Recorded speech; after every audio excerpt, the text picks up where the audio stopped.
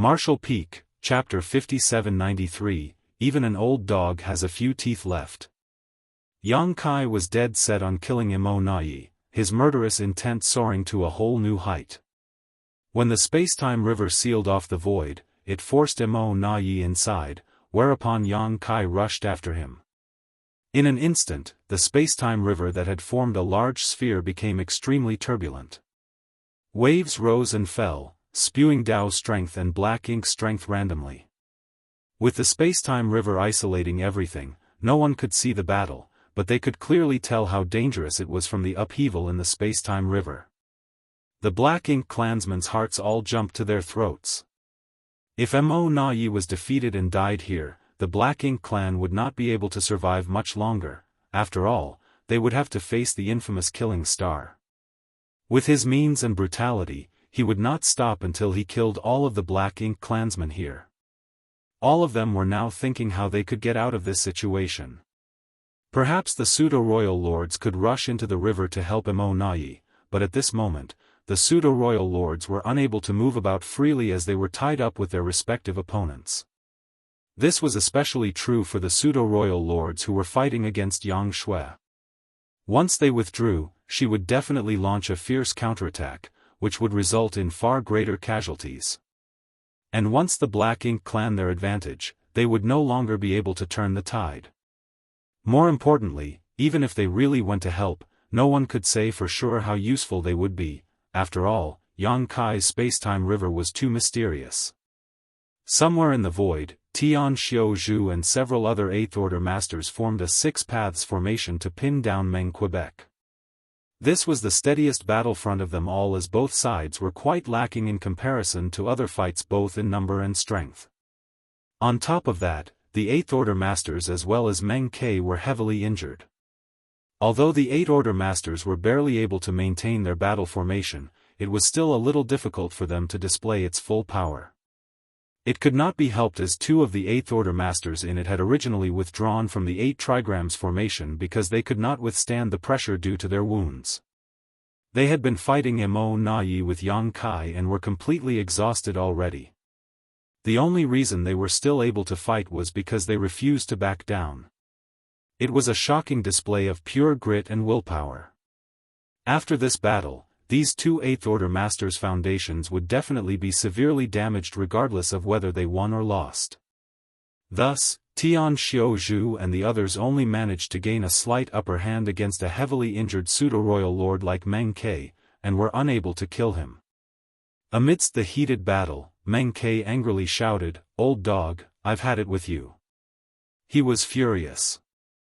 Usually, even if a group of old, weak, and injured people like them assumed a Six Paths formation, they would not be able to do anything to him, but he too was not in a good condition, allowing him to be suppressed by the enemy.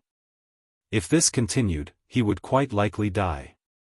2 pseudo-royal lords had already perished in this battle, both of them at Yang Kai's hands.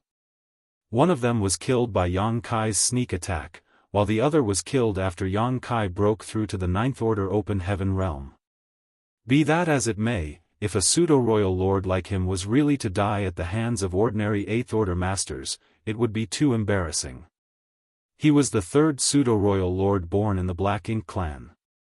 If not for the unlucky timing, he would have become famous throughout the 3,000 worlds, standing on equal footing with Imo Nai. For someone like Meng Ke, even if he died, he wanted to die at the hands of famous figures like Yang Kai or Xianxia. He would never allow himself to die at the hands of these nameless ants. Meng Ke's attacks became fiercer, fueled by his anger.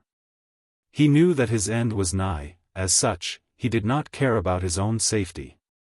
"Old dog?"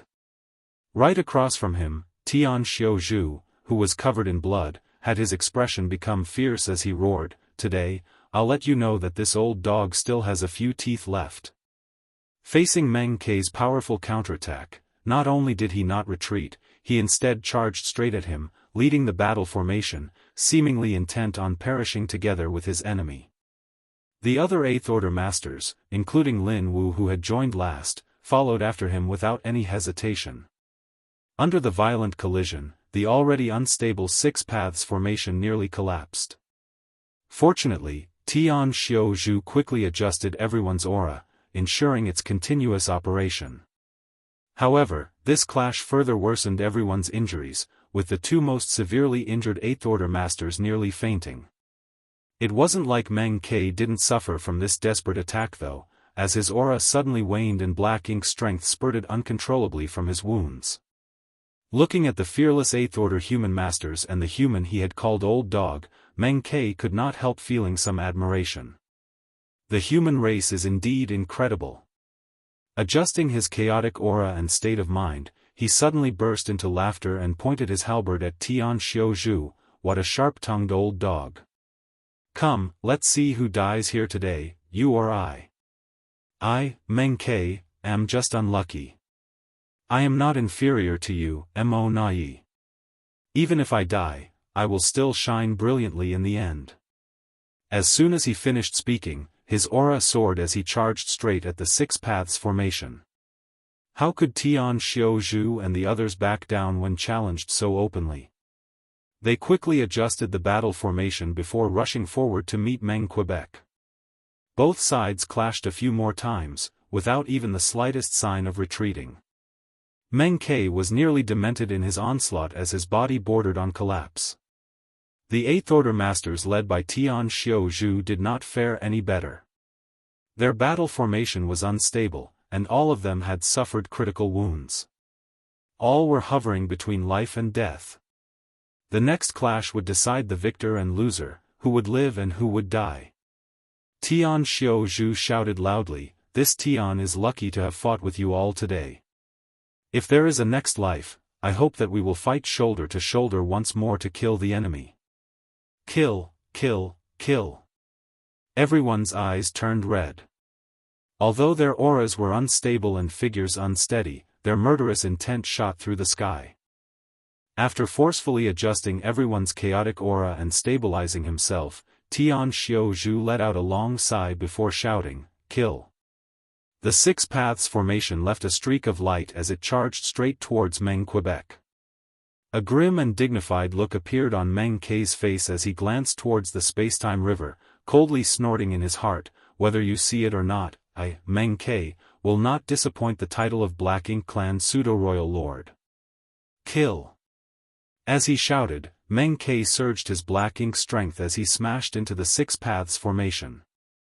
In this stretch of the void, where violent shockwaves appeared everywhere, the collision between 6 8th Order Masters and 1 Pseudo-Royal Lord was far from spectacular, but it was the last glimmering of both sides who were willing to lay down their lives for their convictions. When the two streaks of light, one bright and one dark, crashed into each other, the entire world seemed to have frozen for a moment before 7 figures were sent flying in different directions. Immediately after, small universes collapsed and world force dissipated as someone's vitality began to wane. Of the 6 8th Order Masters who formed the Six Paths formation, 3 of them died on the spot. Meng Ke's vitality had also become dismal and his strength started to dissipate. At this moment, he didn't even have the strength to lift a finger. Furthermore, there were no allies around him on this battlefront who could save him. As he lay there dying, he could not help but glance over at the spacetime river and mock himself silently. He was the 3rd Pseudo-Royal Lord to be created, but he had never imagined that he would become the 3rd Pseudo-Royal Lord to die today. It was truly ironic. When humans die in battle, their names are engraved on the monument of heroes for future generations to remember their sacrifices, but what about the Black Ink Clan? What do we gain from sacrificing our lives? The spacetime river was still full of upheavals, naturally due to the clash between 2 top masters. Every time a wave rose, everyone could hear a faint dragon roar. Suddenly, a fearsome blast of energy blew up a part of the spacetime river off, opening a hole in the already unstable flow.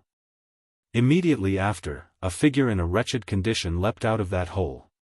Surprisingly, it was Mo Nai. At this moment, Mo Nai was in an extremely sorry state. There was a huge gaping hole that went from the front of his chest to the back. The black ink strength in his body was surging and fear was written on his face. Xianxia had gone mad and resorted to every means possible to kill him as quickly as possible. Mo Na-yi was simply no match for Yang Kai in the spacetime river. All Yang Kai needed to do was fight steadily while controlling his spacetime river, and Mo Na-yi would certainly have perished. However, Yang Kai didn't choose this route. After gaining a bit of upper hand, he directly summoned his dragon bead. Yang Kai was no longer a 99,999-meter-long ancient dragon. After his three selves merged, and his source had fused with them, he immediately became a divine dragon. With the strengthening of his dragon vein, Yang Kai's dragon bead received a significant boost in power. Using their dragon bead to launch an attack was the final trump of a dragon clansman, one they would not resort to unless it was absolutely necessary. Yang Kai had once used this method in the past to great effect each time. He was currently many times stronger than before, so how could the heavily injured Mo Na-yi resist the dragon bead's attack? The hole in his chest was the result, and this injury was more than enough to push Mo Na-yi half into the grave. However, the dragon bead's fearsome attack also allowed Mo Na-yi to escape. The battle between the two top masters had already made the spacetime river unstable, and the flow of Dao strengths inside chaotic. The dragon bead's attack had not only severely injured Mo Na-yi, but it also blew open a hole in the spacetime river. Yang Kai had already expected this, but he had no choice but to do it. Only such an attack could quickly kill Mo Na-yi. When Mo Na-yi escaped, Yang Kai followed close behind, but the turbulence in the spacetime river caused his Dao strengths to become unstable, making it difficult for him to gather his strength. As such, he had no choice but to stabilize his Dao strengths first. Right then, an indignant roar suddenly reverberated across the void. Mo Na-yi, this old master won't submit to you, I'll never bow to someone like you. It was Meng Ke, who was also just a moment away from dying. Why is it that you have always been in charge of the Black Ink clan? Why is it that the Sir Royal Lord never gave me a chance? Why must I hide in the no-return pass all this time just because you became the pseudo-royal lord before me? If I, Meng Ke, could wield greater authority, I would not have been any worse than you. With this roar, Meng Ke used all his remaining strength to rush towards Mo Na-yi. No one knew what he wanted to do, and even Mo Na-yi was stunned for a moment before a heavy sigh escaped his lips. Others might not have any idea what Meng Ke was about to do, but he did. Mo Na-yi never thought that in the critical moment between life and death, it would be Meng Ke, whom he had always looked down upon, who would come to his aid. Martial Peak, Chapter 5794, What's Going On? Meng Ke was on the verge of death, his entire body was covered in wounds and his vitality was fading. Even if no one did anything to him, he would not last more than the time it takes to drink a cup of tea.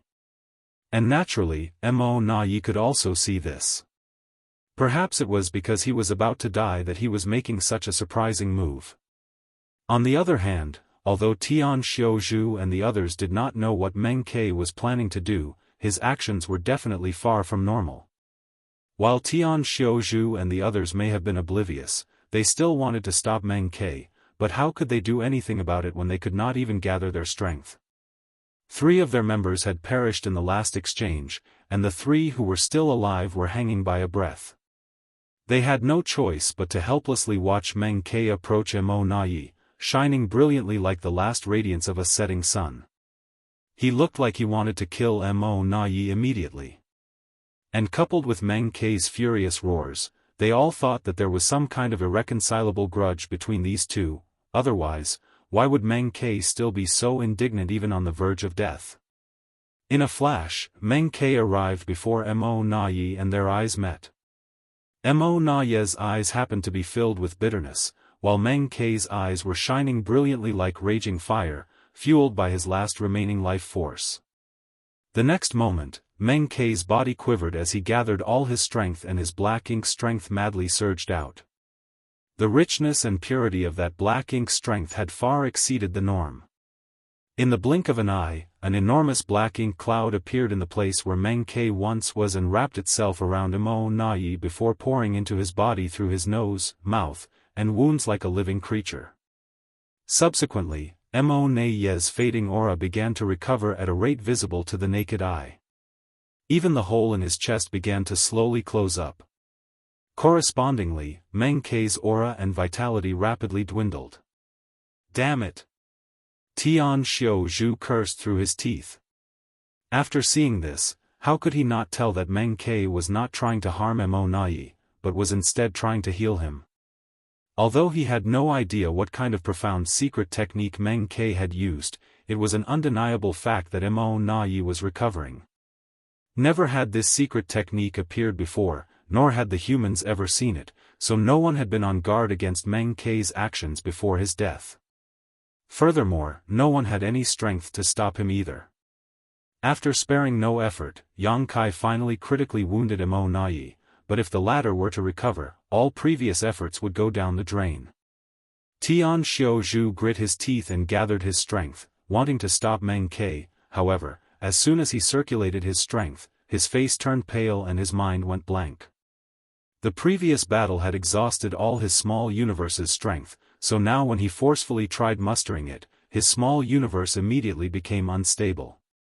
At this moment, Tian Xiaozhu no longer had any strength left to fight, and the other two 8th Order Masters were in even more precarious states. After all, the foundation of a veteran 8th Order Master like Tian Xiaozhu was still sturdier than that of the new generation 8th Order Masters.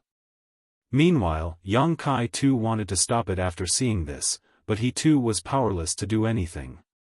His Dao strength was left in extreme disarray after his dragon bead attack had blown open a hole in the spacetime river. As such, he needed to quickly stabilize it.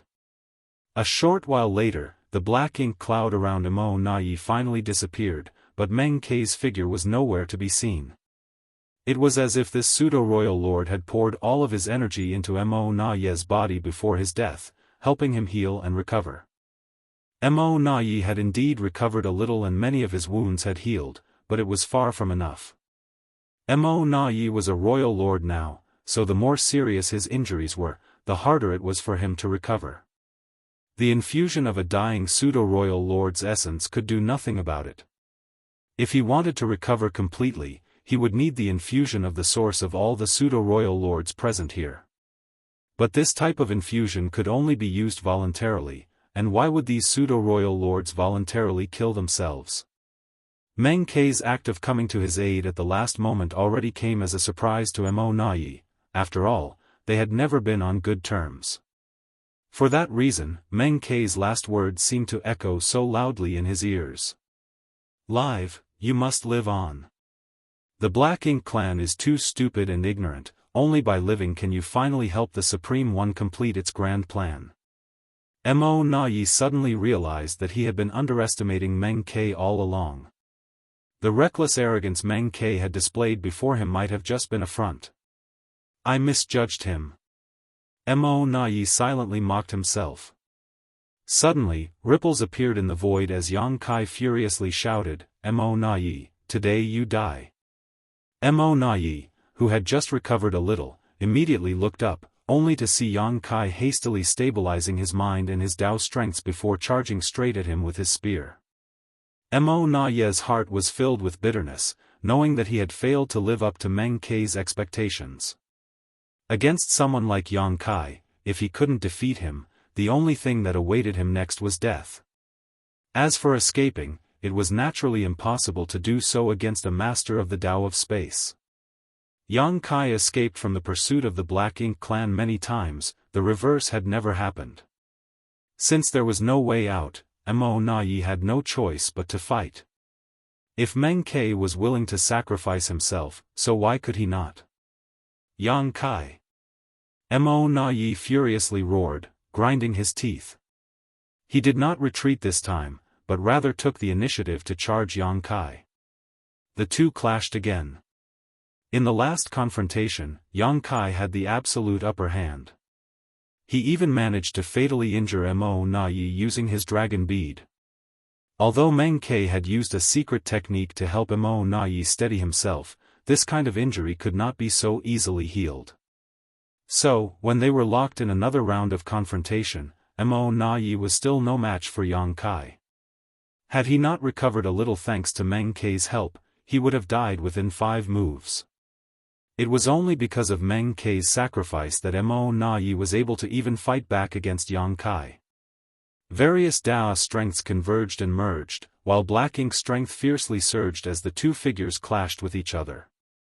They flew around the void, attacking each other with deadly intent. Every clash would leave them injured, splashing their golden and black blood everywhere. After an extremely fierce collision, the two figures respectively flew backward. Yang Kai quickly came to a stop and stood completely still. His face kept distorting with various expressions as if something was terribly wrong. Mo Na Yi, on the other hand, flew far away, tumbling many times through the void. After he somehow stabilized himself, he spurted a mouthful of black blood. Immediately afterwards, he looked in Yang Kai's direction, seemingly sensing something. He did not know whether it was all an illusion, but he felt that Yang Kai's strength was unstable at the moment. Regardless of whether it was an illusion or not, the fact was that Mo Na Yi was on the verge of dying again. Regardless of what happened to Yang Kai, he would definitely end up dead if the fight continued. Meng Kei's last words once again echoed in his ears. "Live, you must live on." It was indeed difficult to escape before someone proficient in the Tao of space, but how would he know if he didn't even try? He wasn't someone who was afraid of death, but how could he be willing to die when the Black Ink clan's great task of unifying the 3,000 worlds was still not complete? He wanted to live not for himself, but for the Black Ink clan's grand ambition. Having made his mind, Mo Na Yi instantly turned around and fled. "You want to run? In your dreams." Yang Kai grit his teeth and shouted when he saw Mo Na Yi flee. He promptly activated his space secret technique to chase after him. But right then, the entire universe furnace world suddenly started quaking as another Grand Tao evolution took place. The Grand Tao of the universe furnace had evolved many times already, and with each evolution, the chaotic shattered Tao essence that filled the universe furnace world disappeared, replaced by order and stability. At the same time the Grand Tao started evolving, everything suddenly went blurry before Yang Kai, making it impossible for him to pursue Mo Na Yi. It was only after a short while that he could finally see clearly again. The Grand Tao evolution had also come to an end by then. However, Yang Kai still appeared to be in a daze. He stood in his place, looking around, exclaiming, "What's going on?" This question left members of both the human race and the Black Ink clan confused. Yang Lai even more anxiously shouted, "Quickly kill Mo Na Yi." This was a rare opportunity. If they let Mo Na Yi escape this time, it would be difficult to find him again. Right now, Mo Na Yi was not just an intelligent commander of the Black Ink clan, but also a true royal lord. He was a massive threat to the human race. What was Yang Kai hesitating about? This was a good opportunity to cut weeds and pull out roots. Yang Kai remained dazed for a moment before immediately releasing his divine sense. After sensing the direction of Mo Na Yi's escape, he promptly gave chase. Yang Lai finally breathed a sigh of relief. However, Yang Kai soon returned with the Azure Dragon Spear in hand, and a helpless look on his face. He kept moving his joints from time to time, raising his arms and legs as if he were very uncomfortable. "Is he dead?" Yang Lai hurriedly asked, finding it very strange that he had not sensed Mo Na Yi's fall. Even if he had escaped far away, it was still impossible for a royal lord to die without any sound or disturbance. "I couldn't catch up." Yang Kai angrily lashed out. "Couldn't catch up?" Yang Lai simply thought that he heard it wrong. "How could you not catch up? How could anyone escape from you? What the hell is wrong?" Yang Lai tightly furrowed his brow. He instinctively felt that something was off. If he was not so familiar with Yang Kai, he would have thought someone was pretending to be him. But after carefully observing him, he felt that the current Yang Kai was indeed a little different from the one he was familiar with. As for what was different about him, he could not put his finger on it. In any case, he did not have much time to think about it now, so Yang Lai just shouted, then let's kill this one. It was a pity Mo Na-yi had escaped, but another royal lord was still present. Killing him would also be a big haul. Thanks to the appearance of the universe furnace, the Black Ink clan had managed to gain 2 royal lords. One of them might have escaped with serious injuries, but they could not let the other one run away as well. Fine, fine. Yang Kai lifted his azure dragon spear and waddled towards the battlefield like a penguin. Something's wrong. Elsewhere, Yang Xiao, who was leading a 6 paths formation to fight a pseudo-royal lord, had also noticed this. Although he had not spent much time with Yang Kai, the latter was still his adoptive father. As such, Yang Xiao was quite familiar with him. At this moment, his adoptive father gave him a very strange feeling, as if he was a completely different person. What's wrong? Blood Crow asked casually. I think that's not my adoptive father. Yang Xiao frowned. Blood Crow sneered, if that's not your adoptive father, who else could it be? His 9th Order Open Heaven Realm aura was unmistakable. How could anyone pretend to be Yang Kai down to the most minute details and even carry the Azure Dragon Spear? If someone could imitate another to the point that he was absolutely indistinguishable from the original, it would be truly shocking. Martial Peak, Chapter 5795, Death of a Royal Lord. While Yang Xiao and Blood Crow were secretly communicating, Yang Kai broke one of the 4 symbols formation formed by the 4 territory lords with his spear. After engaging in a fierce battle, although both Yang Kai and Mo Na-yi were dead tired, a starving camel was still bigger than a horse. In any case, he was a divine dragon, and a 9th Order Open Heaven Realm Master, so how could 4 mere territory lords resist him? In addition, Yang Kai's infamy also made the territory lords extremely fearful. Seeing Yang Kai charging towards them, whether it was the territory lords or Xiaoyu, who was fighting Ouyang Lai, all of them became fearful. Under such circumstances, how could a 4 symbols formation stop Yang Kai's rampage charge?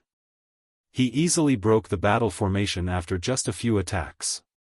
Without the support of the battle formation, the 4 territory lords were quickly slaughtered by Yang Kai one after another. But suddenly, Yang Kai frowned and stowed the Azure Dragon Spear back in his small universe, all while muttering, "Annoying."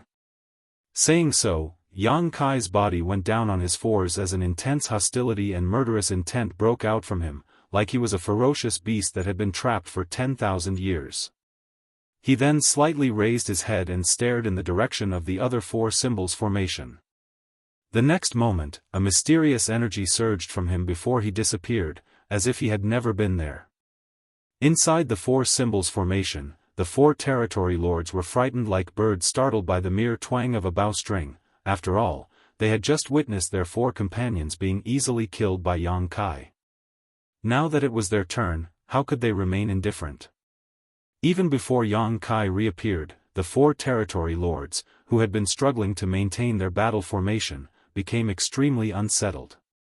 Suddenly, a flash of lightning appeared before Yang Kai's figure emerged behind a territory lord out of thin air, his hand suddenly thrusting towards the territory lord like a beast's claw.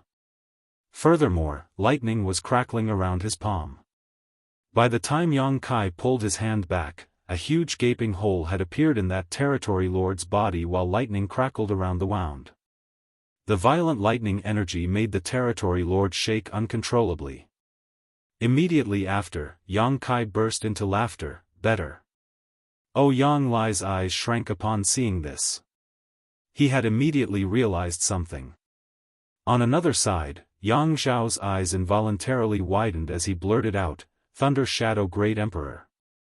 That strange offensive stance, the brutal way of killing his enemies, even the concealing divine ability and those violent thunder principles were exactly the same as Thunder Shadow Great Emperor whom Yang Kai had taken into his small universe.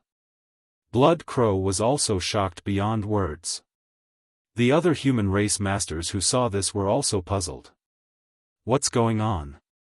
How did Yang Kai suddenly become Thunder Shadow Great Emperor? Was he possessed? At the same time, they also finally understood why Yang Kai had failed to kill Mo Na-yi. Indeed, It was meaningless to flee before someone proficient in the Tao of space, but what if Thunder Shadow Great Emperor had occupied Yang Kai's body? He was not proficient in the Tao of space, so if Mo Na Yi wanted to escape, he could be helpless. While everyone was still in shock, Thunder Shadow had already killed all 4 remaining territory lords, cutting them down like vegetables. After that, he had concealed himself once more, and thanks to Yang Kai's Ninth Order foundation, Thunder Shadow's concealment became even more mysterious and unpredictable. Even Ouyang Lai could not find any trace of him. As for Xiaoyu, he was incomparably depressed. Originally, he was seriously injured by Yang Shui's sneak attack and was already having a hard time fighting Ouyang Lai. The only reason he had been able to hold on until now was thanks to the 8 territory lords who were assisting him, but now that they had been killed by Yang Kai, he would definitely not be able to hold on anymore. The only reason he was still alive was because Ouyang Lai was somewhat dazed and confused. However, with a powerful enemy like Yang Kai lurking nearby, ready to attack at any moment, Xiaoyu's heart was firmly lodged in his throat. He didn't feel safe at all even when he was on full alert. Thunder Shadow, what happened to Yang Kai? Ouyang Lai grit his teeth and shouted, not letting down his guard just because the Thunder Shadow had killed the 8 territory lords. He knew about the 3-self source reconstitution art, and that the union of 3 selves was the key to Yang Kai's breakthrough to the Ninth Order Open Heaven realm, but by the looks of it, something had gone wrong with the 3-self source reconstitution art which resulted in Thunder Shadow occupying Yang Kai's body. Of course, Thunder Shadow was also part of Yang Kai, but he was not Yang Kai, so Ouyang Lai had no choice but to ask. Suddenly, Yang Kai's figure appeared with a flash of lightning as he ruthlessly clawed towards Xiaoyu's head. Xiaoyu had been on guard the entire time, so when he sensed danger, he promptly turned around and threw a punch, barely managing to resolve the crisis. But taking advantage of this opportunity, Ouyang Lai also attacked Xiaoyu, and his attack managed to land. Thunder Shadow couldn't help but click his tongue before he once again concealed himself while sending divine sense transmission to Ouyang Lai. Big Brother's Tao strength became unstable in the last battle. Also, he was too exhausted after suffering repeated serious injuries. He's currently in a deep sleep, but don't worry, he should recover after a while. After a momentary pause, he added, "Stop wasting your breath, let's get this over with first." Ouyang Lai nodded lightly in agreement. Long story short, Yang Kai's problem wasn't very big, but there was a big problem with the 3-self source reconstitution art. Regardless, it was not the time to mull over such matters. Whether Yang Kai would suffer a mishap or not remained to be seen. The most important thing right now was to deal with the remaining Black Ink clan. Immediately, Ouyang Lai straightened his thoughts and attacked again with renewed focus. With Ouyang Lai suppressing Xiaoyu and creating opportunities, it became much easier for Thunder Shadow to launch sneak attacks. Every time Xiaoyu was caught off guard, Thunder Shadow would suddenly appear and fiercely attack before going into hiding again. Every strike put Xiaoyu in agony, gradually worsening his injuries further. From the start, Xiaoyu was not Ouyang Lai's opponent because of his grave injuries, so when an expert like Thunder Shadow was hiding in the dark nearby, attacking him at every opportunity, it became impossible for Xiaoyu to survive. Compared to Ouyang Lai, the hidden Thunder Shadow posed a much greater threat to Xiaoyu. We lost. The Black Ink clan completely lost this time. At first, the Black Ink clan had the advantage, but things took a turn for the worse when Yang Kai suddenly advanced to the Ninth Order. The straw that broke the camel's back was Mo Na Ye's escape at the last moment, which ruined the Black Ink clan's last hope of victory. Nonetheless, Xiaoyu also knew that if Mo Na Ye had not run, he would have been the first to die. At that time, escaping was the only option for Mo Na Ye. As such, although Xiaoyu held some resentment towards Mo Na Ye, he did not hate him. If he was in Mo Na Ye's position, he would have made the same choice. Now that he was being targeted by 2 Ninth Order Open Heaven Realm Masters though, Xiaoyu knew his death was assured, so his mindset changed as he became determined to make the most of the time he had left. There were many Black Ink clansmen on the battlefield. Xiaoyu could not let them all die. Withdraw and escape. Xiaoyu suddenly shouted to the Black Ink clan troops who were besieging the human race's defensive line. The moment he gave this order, the Black Ink clansmen scattered without a moment of hesitation, as if they had been waiting for those exact words all along. The tides were already not in their favor, which anyone could see. Mo Na-yi had already fled, and it was difficult to tell whether Xiaoyu would survive or not. If the remaining territory lords and pseudo-royal lords didn't run now, when Xiaoyu was killed and the two Ninth Order masters became free to act, none of them would be able to escape. Previously, they had not fled because they didn't dare to, but now that Xiaoyu had given them the order, how could they hesitate? All the Black Ink clansmen fled, and the human race masters, who were originally having a hard time, were freed all of a sudden. Yang Shui let out a cold snort and stared at a pseudo-royal lord, before giving chase. She also knew that it was impossible to eliminate all of the Black Ink clan troops, so she decided to target the pseudo-royal lords, who were stronger than the others, and eliminate as many as possible. Pursue them! Xianxia shouted. Having been an army commander for millennia, he was well versed in the art of war. In battle, the best time to get results was when chasing a fleeing enemy. At least half of all kills were generally obtained during this time, while it was extremely hard to eliminate an opponent when two armies were confronting each other head-on. So naturally, when the Black Ink clan started fleeing in every direction, it was a good opportunity for the humans to chase and slaughter them. As for how many they could kill, that would depend on luck and methods. The faster Black Ink clansmen fled into the distance in the blink of an eye, while the slower ones suffered. The humans had been suppressed since the beginning of this battle, so after having gone through so much hardship, they had a lot of anger and resentment bottled up in their hearts, which they finally got a chance to vent. Suddenly, small battles broke out all across the void, with the sound of territory lords falling occurring frequently. Seeing this, Yang Lai shouted anxiously, "Finish him quickly." As long as Xiaoyu was alive, he and Thunder Shadow would be tied down with him. They had to kill Xiaoyu as soon as possible so that they could join the pursuit of the other Black Ink clansmen. This was a rare opportunity. If they could kill even half of the Black Ink clan masters present here, it would definitely lift a lot of pressure from the human race in the near future. With two Ninth Order masters acting together, one in the open and one in the dark, it was impossible for the injured Xiaoyu to survive even if he was a true royal lord. Under the repeated sneak attacks of the Thunder Shadow, Xiaoyu's injuries slowly piled up, but he still went all out to hold on as long as possible, just to buy more time for the other Black Ink clansmen to escape. However, there was still a limit. Thunder Shadow, controlling Yang Kai's body, suddenly reappeared behind Xiaoyu and punched out. Lightning flashed and the power of thunder exploded, almost blowing his head off on the spot. Surrounded by lightning, Xiaoyu violently convulsed and lost all control over his body. At that exact moment, he saw Yang Lai's long blade swinging towards him, but he was unable to defend himself. Die! Yang Lai roared as he used all his strength to cut Xiaoyu in half. The aura of a royal lord suddenly flared up before vanishing. The next moment, Black Ink strength along with pitch-black blood gushed out from Xiaoyu's two halves. In response, Yang Lai did nothing. He just stood there with his saber, letting the black blood stain his body as he shouted, "Good!" Thousands of years had passed since the devastating war in the Barren Territory, and this was the first time a royal lord had been killed since then, and he was killed by Yang Lai. It was a glorious moment. The next instant, Yang Kai, who was moving like a beast the entire time, also appeared nearby.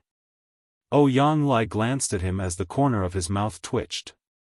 He could not help but wonder what kind of expression Yang Kai would make when he recalled this scene after regaining consciousness. However, Thunder Shadow could not be blamed for this either. Thunder Shadow had always lived in the myriad monster world, cultivating the primal art and tempering his monster core. He had never taken on human form, nor did he have the ability to do so.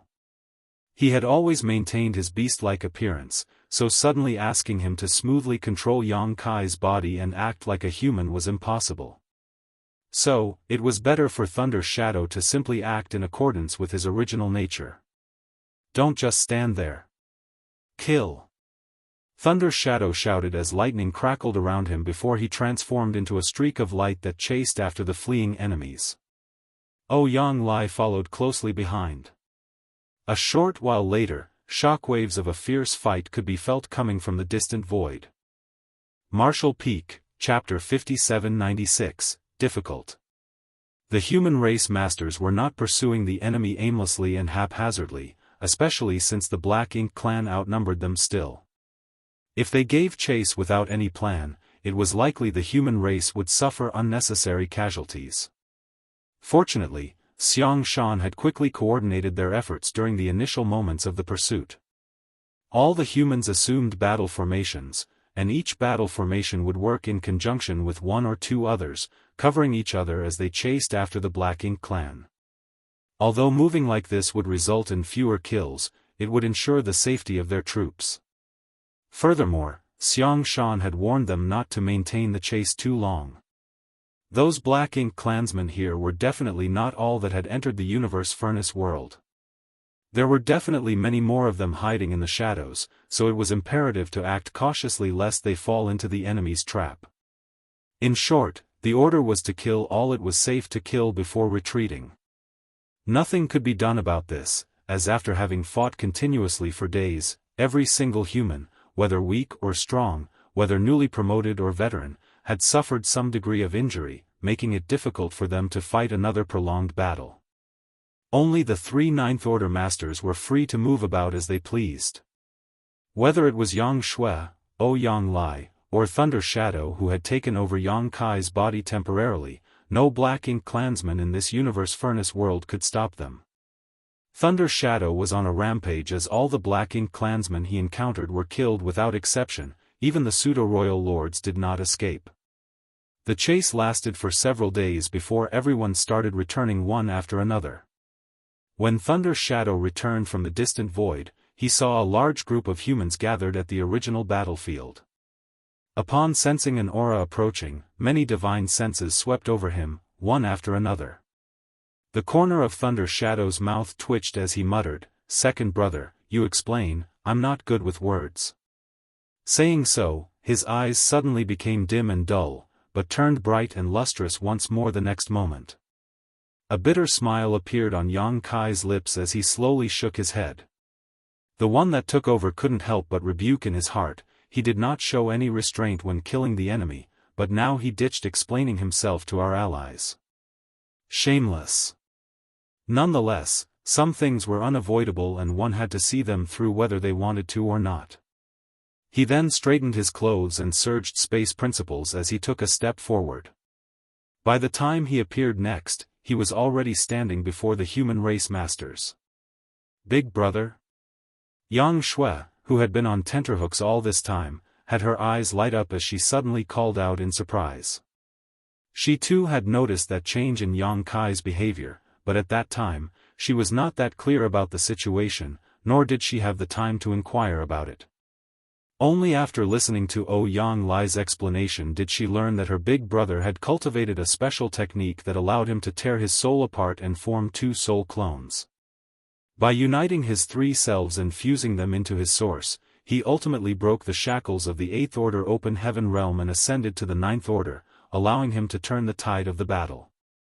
Unfortunately, something had gone wrong with this technique, which caused Yang Kai's consciousness to fall into a deep sleep and allowed Thunder Shadow Great Emperor's consciousness to take over his body.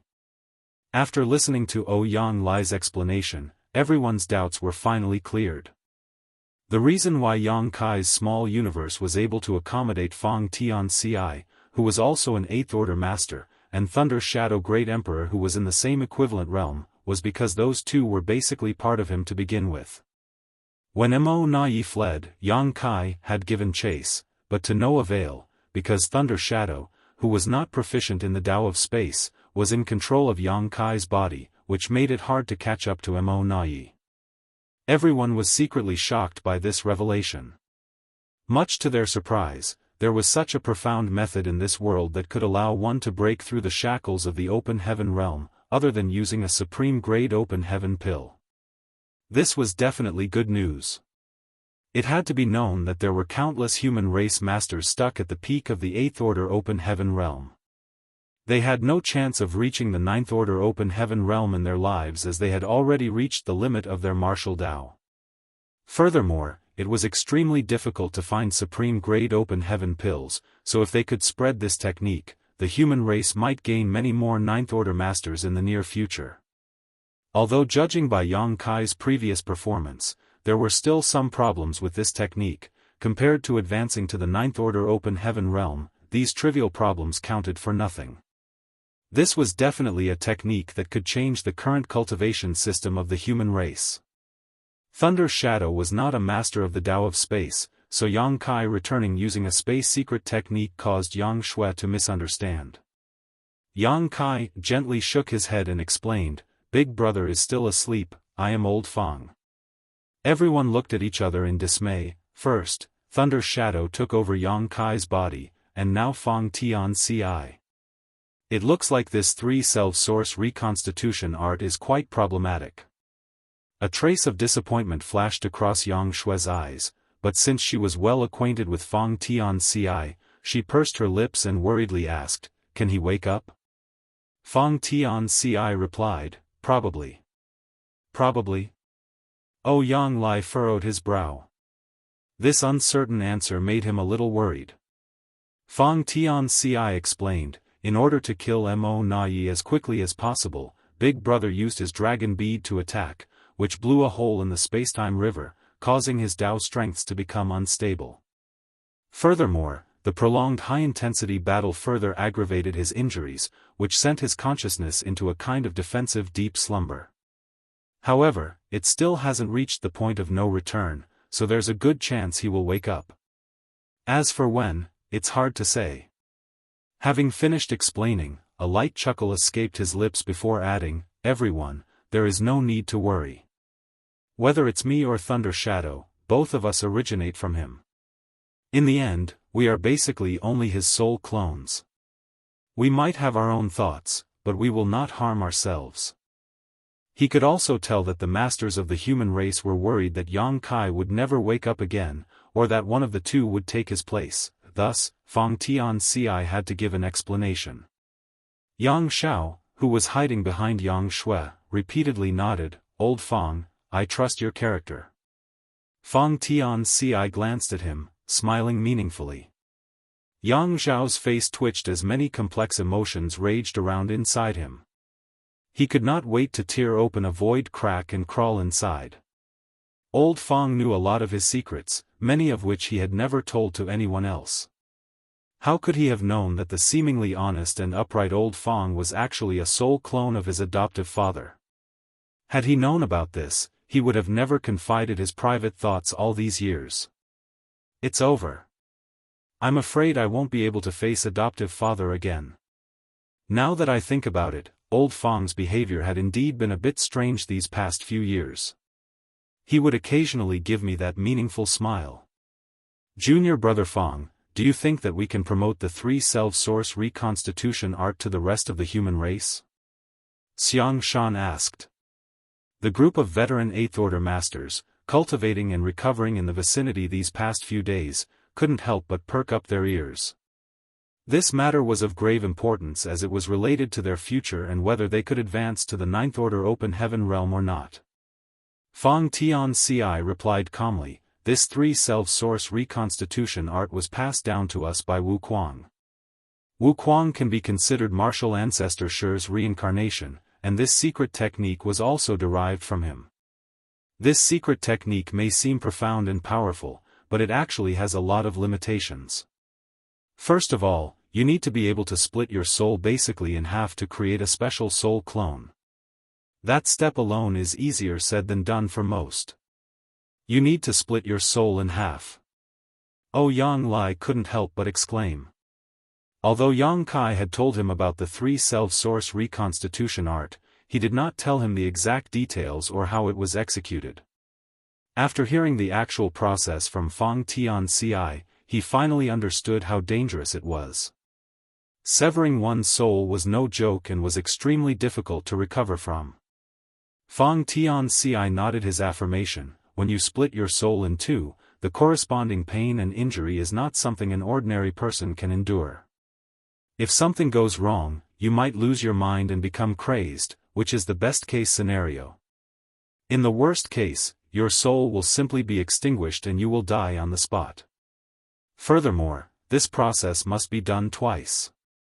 To cultivate two clones, one naturally had to split their soul twice, so the risk of dying was also doubled. The reason why Big Brother was able to bear this pain is because he has often used soul-rending thorns over the years to fight the Black Ink clan, so he is somewhat used to the pain of his soul being torn apart. Moreover, he also has the soul-warming lotus that can nourish and protect his soul, so even if his soul is split into two, he can recover. Of course, the soul-warming lotus can be lent out, so if someone is willing to try it, I think Big Brother won't mind. Realization immediately dawned upon Yang Lai. No wonder Yang Kai had to enter retreat for many years. Every once in a while, it turns out that he was recuperating. That's also why there was such a large gap between your and Thunder Shadow's first appearance. Fang Tianci nodded. First, Big Brother nurtured me in his small universe, then after repairing his soul, he nurtured Thunder Shadow. In addition, severing one's soul isn't the most difficult part. Comparatively speaking, there is another problem that the current humans cannot solve. What's that? Xianxia asked. Fang Tianci explained, the three-self source reconstitution art requires one to have a divine spirit self, monster self, and human self. Only by combining these three selves can one break through the shackles of the open heaven realm. As a human, the human self is naturally available, and it's not difficult to obtain a monster self either. There are many monster beasts in the myriad monster world now, so it's easy to find a newborn monster beast cub that would otherwise die if left alone, but where can one find a divine spirit to create a divine spirit self? The current era was not the primordial era when the divine spirits ruled the universe and could be found anywhere. As the universe changed and evolved, the divine spirits' population dwindled. Many divine spirits and their respective bloodlines vanished in the river of time. Although there were still a few divine spirits remaining, most had already reached the point where it was difficult to pass down their bloodline, leading them to the brink of extinction. The divine spirits that had the greatest number was the Dragon Clan, but even they had 200 members at most. A monster self could be cultivated by going to the myriad monster world and nurturing a monster beast cub, but what about a divine spirit self? Could they ask a divine spirit for their descendants? Who would dare to do that? Who could even be successful? The divine spirits would definitely not agree, and forcefully doing so would only enrage the divine spirits. The cons heavily outweighed the pros. The difficulty of tearing apart one's soul and the difficulty of cultivating a divine spirit self were huge obstacles in using the three-self source reconstitution art. Yang Lai heaved a heavy sigh. Although he had expected this, he still couldn't hide his disappointment. It really isn't that easy. If it was easy, or if there was even a bit of hope, with Yang Kai's character, he would have never kept this method to himself. He would have disseminated it ages ago before anyone even asked him to. Martial Peak, Chapter 5797, Who Said I Failed?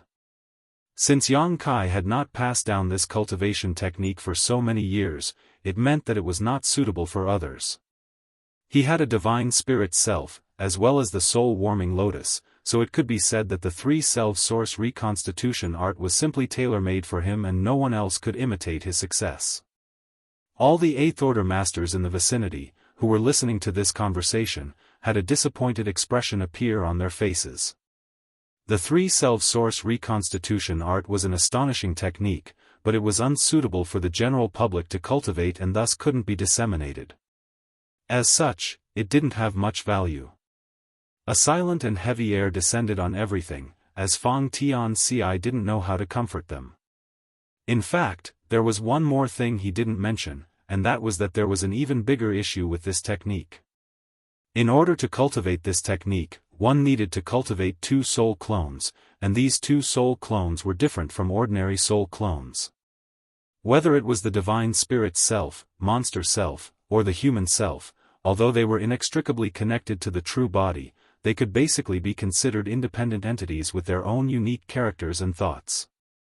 It was also because of this reason that after the union of 3 selves, the consciousnesses of the 2 soul clones were not actually lost, which led to the coexistence of these soul clones with the true body. During the battle, Yang Kai's consciousness had suddenly fallen into a comatose state as his Dao strengths had become unstable, allowing his monster self and human self to emerge. Although Yang Kai was now a 9th Order Open Heaven Realm Master, his body contained 3 different consciousnesses, which was a big hidden danger. Perhaps one day, during a great battle, his original consciousness would fall into a coma again, transferring the possession of the body to Thunder Shadow or Fang Tian Ci. However, neither of them could bring out Yang Kai's true strength. This was a grave concern. Now that Yang Kai was a 9th Order Master, his future opponents would definitely be masters like Royal Lords or Black Ink Giant Spirit Gods. In a fight with such a powerful opponent, the slightest mistake could lead to eternal damnation. Fang Tian Ci couldn't help but be a little worried about it, but he had no idea how to resolve this issue. In his and Thunder Shadow's original plan, when the 3 selves united, his and Thunder Shadow's consciousness would also fuse back into the main body. At that time, Fang Tian Ci and Thunder Shadow would no longer exist in this world. However, things didn't go as they had envisioned. Yang Kai's consciousness suddenly fell into deep slumber, and Thunder Shadow's consciousness woke up. After he was left in charge of the original's body, even Thunder Shadow took some time to adapt. After a moment of silence, Fang Tian Ci changed the subject. "What are our casualties this time?" Yang Lai heaved a sigh as he replied, "Everyone is injured and needs to rest, and over 100 fell in battle." The fallen ones he was talking about were not 6th Order or 7th Order Open Heaven Realm Masters, but 8th Order Masters. More than 100 8th Order Masters had died in this battle alone. The number of 8th Order Masters gathered here in the last battle was only a few hundred in total, and about 20% of them had died. Such losses were not insignificant. The fall of so many 8th Order Masters was mainly because of 2 reasons. First, because the human race had lost the protection of their warships, and second, because Mo Na-Yi had ordered the Black Ink clan to kill at all costs. The human race hadn't suffered many casualties during the early stages of the battle. At that time, Xianxia was refining the Open Heaven pill's medicinal efficacies and trying to break through to the 9th Order Open Heaven realm. Mo Na-Yi had hidden his trump card and was waiting for Yang Kai to appear, so naturally he wouldn't force the human race too hard. Furthermore, the human race's warships were still displaying their full power at that time. After Yang Kai advanced to the 9th Order, both sides began to suffer massive casualties. Although the human race had Yang Shui's assistance, she was still just one person. The best she could do was defend one side of the defense line. She was unable to deal with the combined attacks of the Black Ink clan army. After the last battle of the Barren Territory War, there had never been a fight in which the human race had lost so many masters in thousands of years. We might have suffered significant losses, but the results of the battle were also great. The Black Ink clan definitely lost more, Yang Lai encouraged, after seeing everyone become low-spirited. While the human race had lost over 100 8th Order Masters, the Black Ink clan had lost at least 500 territory lords and a few pseudo-royal lords. Most of these casualties were wrought during the final pursuit, when the territory lords fled like stray dogs. Basically, not a single Black Ink clansman who was caught survived. As such, this was still a huge victory. Not to mention, the human race now had 3 more 9th Order Open Heaven Masters. Including Xiao Xiao, Wu Qing, Luo Tinghe, and Wei Junyang, the human race already had as many as 7 9th Order Open Heaven Realm Masters. This was definitely an inspiring force. Although Mo Na-Yi had become a royal lord and had escaped, he was just one man. The human race had also produced many newly advanced 8th Order Open Heaven Realm Masters and harvested many ordinary grade Open Heaven pills. If these ordinary grade Open Heaven pills were to be distributed, the human race would gain even more new 8th Order Masters. It could be said that the human race had a great harvest with the appearance of the universe furnace. Unfortunately, we were too careless and caused Big Head Xiang to fail his breakthrough. Yang Lai glanced at Xianxia and indignantly sighed. Had he been on guard and quickly caught the hidden black ink disciples, Xianxia would probably be a 9th Order Master right now, but during that kind of battle, who would have expected for a black ink disciple to be hiding amongst the 8th Order Masters? When the 3 8th Order Black Ink disciples started rampaging at 2 battlefronts, not only did they cause Xianxia to fail in his breakthrough, but they also broke Yang Kai's 8 trigrams battle formation, severely injuring him in the process. Everyone was befuddled and had really fallen into despair. Fortunately, they managed to turn things around and turn defeat into victory. There's nothing to be sorry about. Xianxia, on the other hand, looked completely calm. In that situation, not realizing the Black Ink Disciple's existence was a good thing. If we had caught Black Ink Disciple earlier, the consequences would have been unimaginable. The Black Ink clan actually had the absolute upper hand before Yang Kai's appearance, but Mo Na-yi had been holding back and hadn't displayed his true strength as he wanted to engage in a long-drawn battle with the 6 Paths formation led by Yang Xiao. Judging by the strength Mo Na-yi displayed later on, he was completely capable of quickly defeating Yang Xiao, even with the 6 Paths formation at a cost, but he didn't, because he was waiting. If they really disrupted Mo Na-ye's plans, they would have only forced him to act in advance. At that time, Yang Shui was fully occupied with the Chaos Spirit King, so there was only one 9th Order Master on the human race side, Yang Lai, who was preoccupied with Xiao Yu and the territory lords led by him. So, who could stop Mo Na-yi? Breaking Mo Na-ye's arrangements would only force him to go on a killing spree, which would definitely have ended tragically. Hearing Xiangshan's words, Yang Lai pondered for a moment before agreeing with him. You're right. This was the perfect example of the popular adage, man proposes but heaven disposes. Mo Na-yi thought he had everything under control, but unforeseen events kept throwing his plans off. For instance, had the Chaos Spirit King not suddenly appeared, eyeing Xiangshan's supreme grade open heaven pill, Mo Na-ye's plan would have failed from the start. The appearance of the Chaos Spirit King was equivalent to the Black Ink clan finding a helper for free. This was also the main reason why the human race was in such a difficult situation. Not to mention, Xiangshan suddenly smiled. Who said I failed my breakthrough? Everyone was taken aback for a moment and Yang Lai couldn't help but size up Xiangshan a few times, his divine sense constantly scanning him as he muttered curiously, "You're not a 9th Order Master."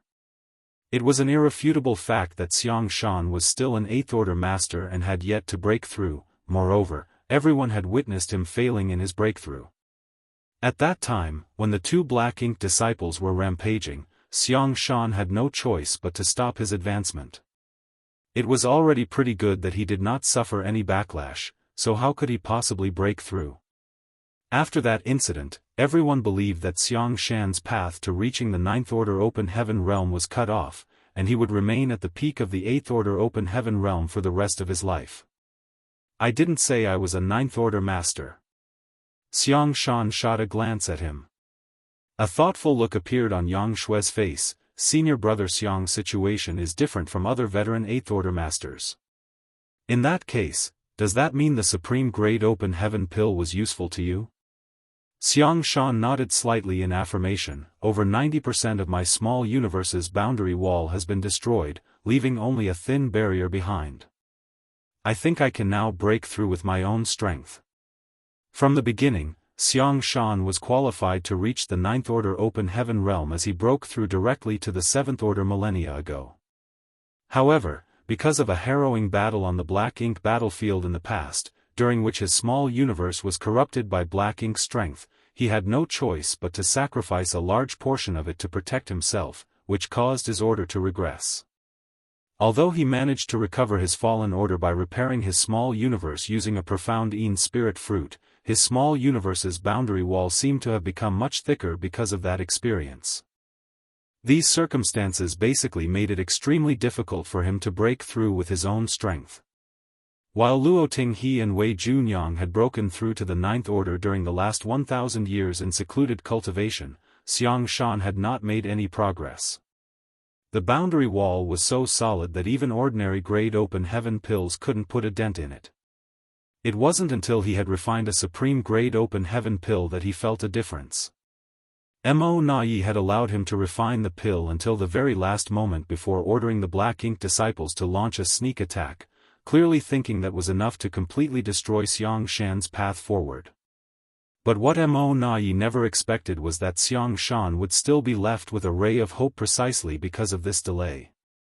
Currently, the boundary wall in Xianxia's small universe was no longer as thick and solid as it used to be, rather, it was even thinner than an average peak 8th Order Master. Such a boundary wall could not stop him. Although he had not tried yet, Xianxia was completely confident. Xianxia could actually break through to the Ninth Order. Everyone was overjoyed by this news. Yangkai was a symbol of the human race among the trillions of humans, but so was Xianxia. Yangkai had already advanced to the Ninth Order Open Heaven realm, but there were some problems with his cultivation because of the mysterious technique he used. If Xianxia could also break through to the Ninth Order, it would greatly boost the morale of the human race's soldiers. Although Ouyang Lai had always had a kind of rivalry with Big Head Xiang, at this moment, he was genuinely happy and broke into a hearty laughter. So you're saying that the effects of the Supreme Grade Open Heaven pill haven't been wasted? Mo Nai's plan was also in vain. Previously, in order to lure the Chaos Spirit King away, Yang Kai had thrown out a Supreme Grade Open Heaven pill, which was enough to make one's heart ache. That was a chance to gain another Ninth Order Master. If Xianxia couldn't break through, it would be tantamount to losing another Supreme Grade Open Heaven pill. The human race had only managed to obtain a total of 4 such pills this time, that's all. Losing half of them one after another would be hard for anyone to accept. But by the looks of it, the only pill they had lost was the one Yang Kai had thrown away, while the one Xianxia had refined still played its role.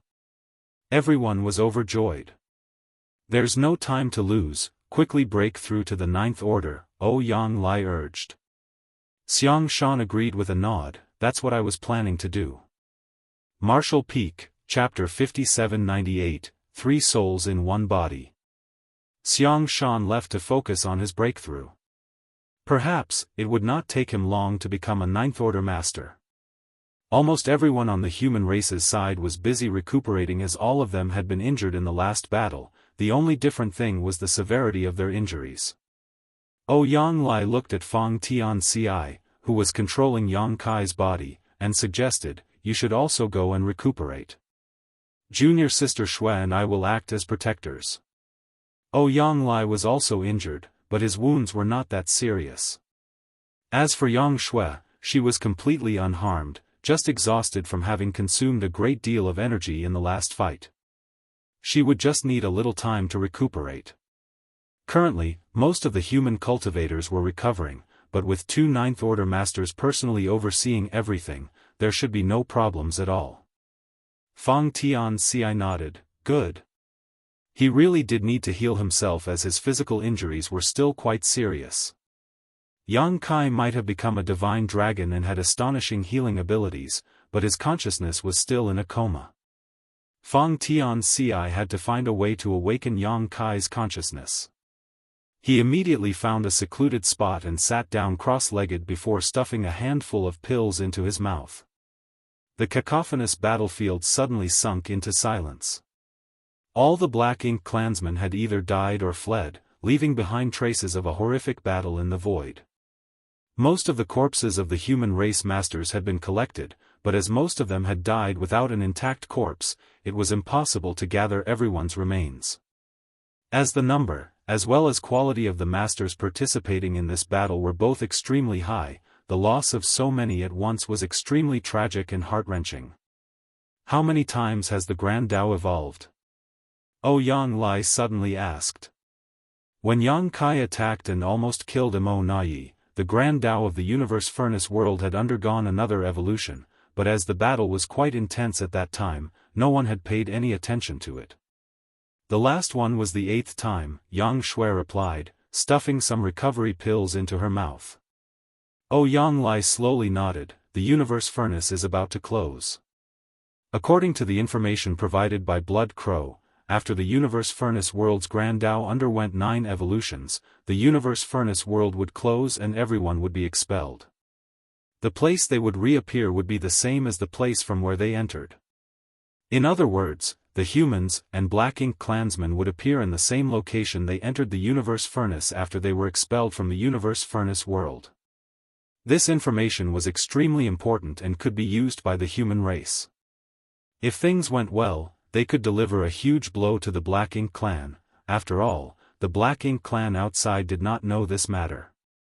They knew that Black Ink disciples couldn't keep any secrets, but even if the Black Ink clansmen inside the Universe Furnace world now knew, so what? The appearance of the Universe Furnace had suddenly triggered wars across various great territory battlefields.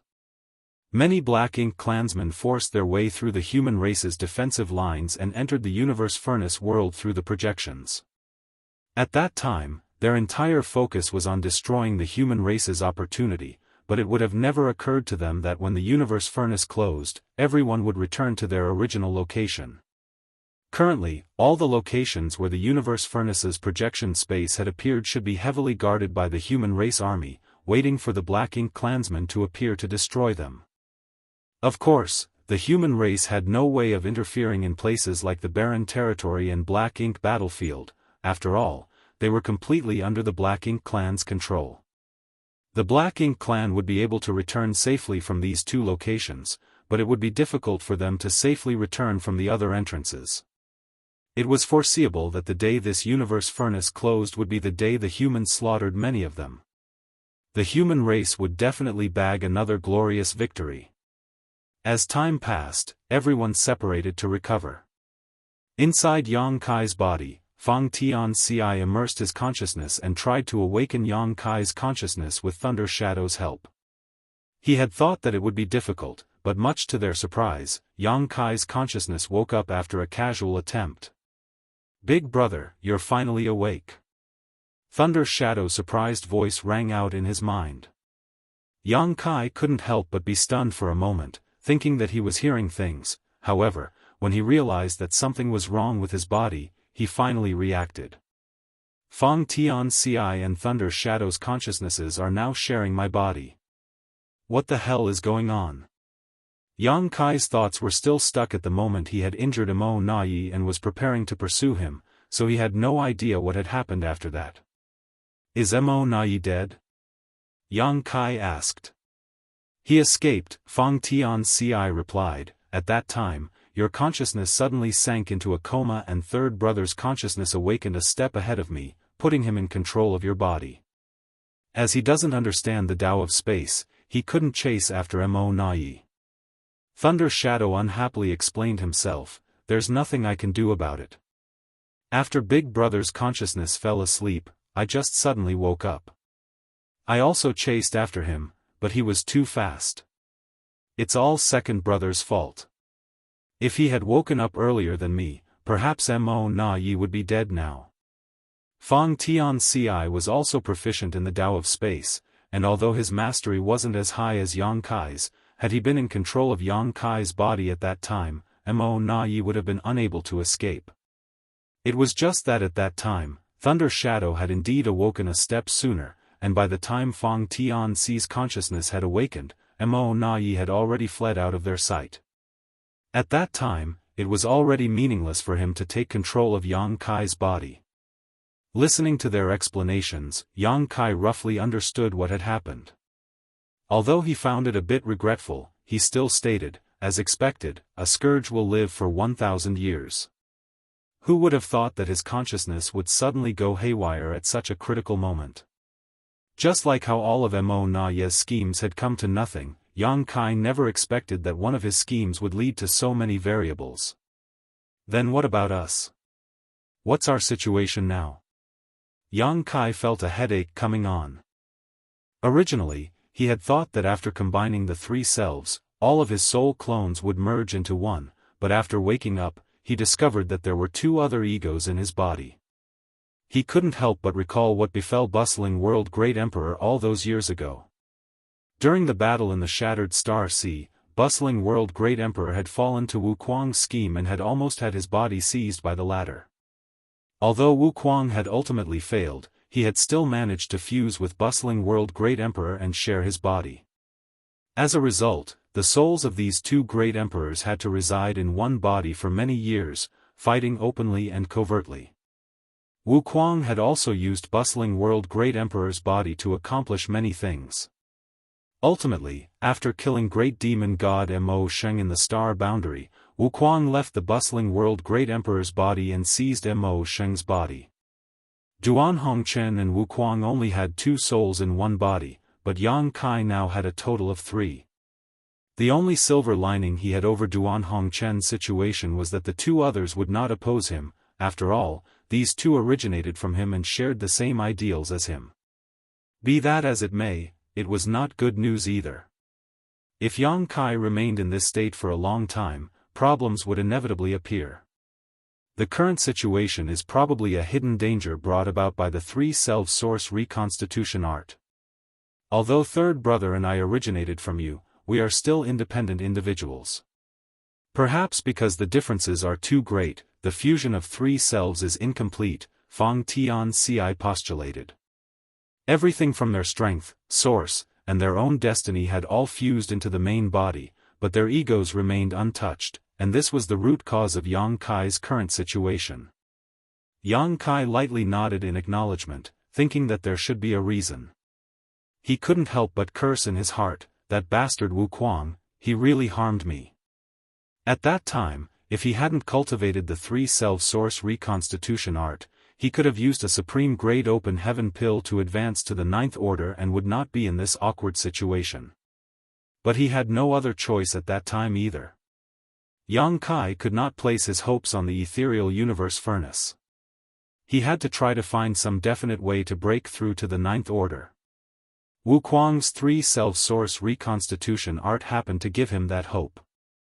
Actually, this problem shouldn't be difficult to overcome, Fang Tianci suddenly stated. Third brother and I are basically complete entities, so as long as you cut off a portion of your soul that contains our essence, third brother and I will just need to find suitable physical bodies. The best option would be an infant who has just been born or is about to be born. This was equivalent to cultivating from the start again, but the goal this time was not the fusion of three selves. Yang Kai had done this before, so it shouldn't be difficult for him to do it again.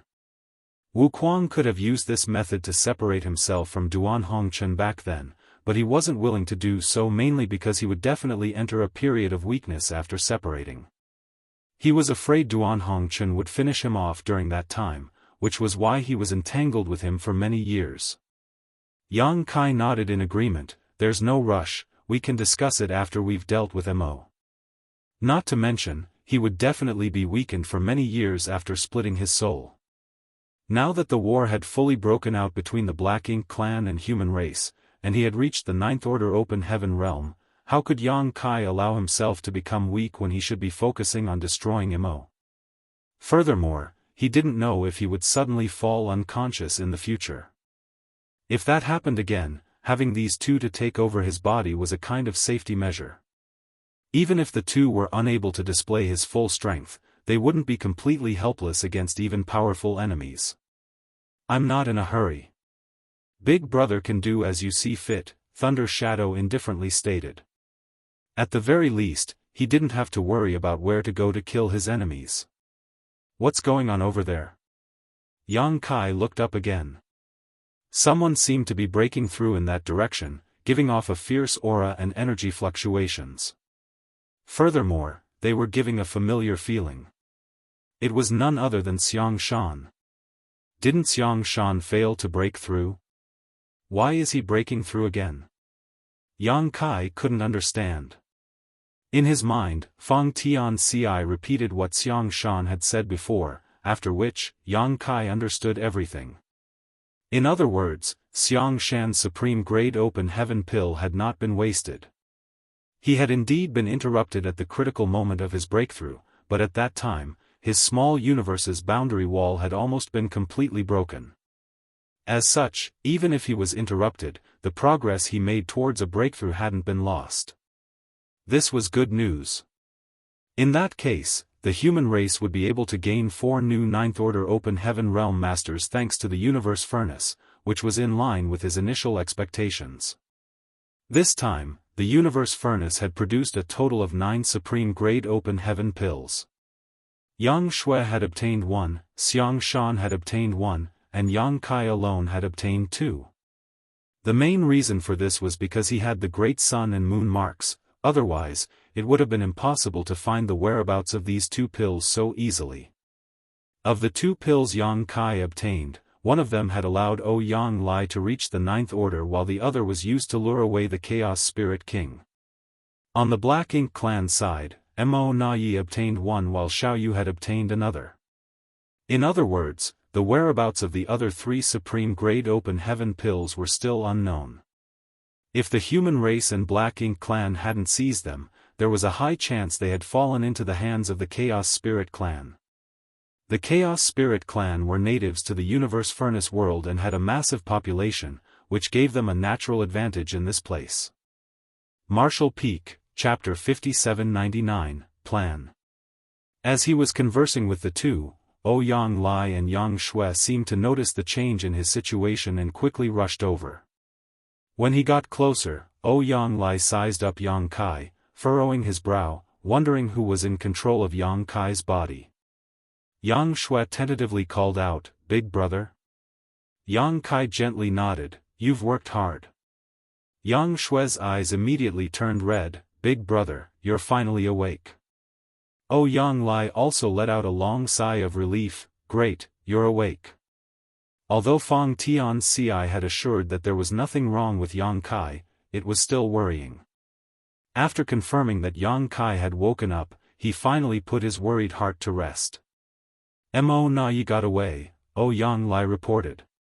Yang Kai nodded, "I'm aware, but there is still a chance."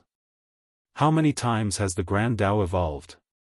In fact, he had been keeping track of the number of times the Grand Dao had evolved, but because he had entered the infinite river to comprehend the mysteries of the 10,000 Grand Daos, he was unable to perceive the evolutions during that time. So, he had no idea how many times the Grand Dao in this Universe Furnace world had evolved. Yang Lai succinctly replied, 8. Yang Kai nodded his acknowledgement before declaring, "We still have some time. When the Universe Furnace closes, and Mo Na Yi and I leave this place, we should appear at the same location. His current injuries must have reduced his strength. I should be able to kill him at that time."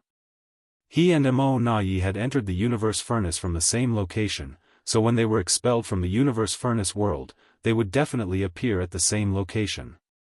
At that time, the heavily injured Mo Na Yi would be completely at Yang Kai's mercy. All he could do was helplessly wait for his death. Yang Lai added as his face turned serious, "That guy is indeed difficult to deal with. As long as he is alive, he will remain as a hidden danger." This time, Mo Na Yi had nearly predicted all the turns of events of the battle between the human race and the Black Ink clan. Thinking back now, Yang Lai still felt some lingering fear. Had Yang Shui not timely rushed over to support him, severely injuring Xiao Yu and restricting the Chaos Spirit King, and had Yang Kai not turned the tide after breaking through, it would have been hard to say how many of the hundreds of 8th Order human masters would have survived. Even a 9th Order master like him would not have been able to escape this disaster. In the past, Yang Kai had sent a message to the Supreme Headquarters to warn the human race to be wary of Mo Na Yi, but at that time, the latter wasn't that strong, at most only a pseudo-royal lord, and with Mi Jingluan overseeing the war, Mo Na Yi was not able to display much of his strength. This time, however, everyone present had witnessed just how terrifying he was. The danger of Mo Na Yi was not from his power alone, but rather from his shrewd schemes. Now that he had become a royal lord and his strength had greatly increased, he was like a tiger with wings. Such an enemy should naturally be killed as soon as possible to put everyone's heart at ease. Fortunately, they still had one more chance. The moment the universe furnace closed, Mo Na Yi would undoubtedly die. While they were talking, Xianxia's breakthrough had reached its final juncture. His aura had already soared to its limit and was violently fluctuating. His small universe's illusory phantom had almost materialized, floating behind him. Along with the fluctuations of world force, Xianxia's aura, which had reached its limit, suddenly increased by a tremendous amount. Correspondingly, the illusory small universe also seemed to have greatly expanded in an instant. Today, the human race's 8th Ninth Order Open Heaven Realm Master was born. Yang Lai looked in his direction before a sigh filled with emotions escaped his lips. He really had it hard. It truly wasn't easy. Xianxia was just like the current Yang Kai of his era, a peerless talent who had the chance to reach the Ninth Order Open Heaven Realm and possess strength to outclass his peers. It was also because he had shown too much of his abilities that he was targeted by the Black Ink clan and fallen prey to an insidious ambush. When he was fighting the Black Ink clan, he was corrupted by Black Ink's strength and forced to discard a large portion of his small universe to protect himself. This led to the fall of his order, and he had to lie low for thousands of years. Although he somehow recovered his lost cultivation, it was extremely difficult for him to advance to the Ninth Order Open Heaven Realm. Xianxia's luck turned around when he came to the Universe Furnace world, where he got his hand on a supreme-grade Open Heaven pill. But once again, some unforeseen events threw his plans off as his breakthrough was interrupted by the Black Ink clan at the last moment, forcing him to give up on it. In comparison, Yang Lai felt that he was both lucky and blessed. Before entering the Universe Furnace, he had never thought that he would one day be able to advance to the Ninth Order Open Heaven Realm. He was a hot-tempered and straightforward man, and many years of fighting against the Black Ink clan had left him with numerous hidden injuries, causing his strength to drop from its peak.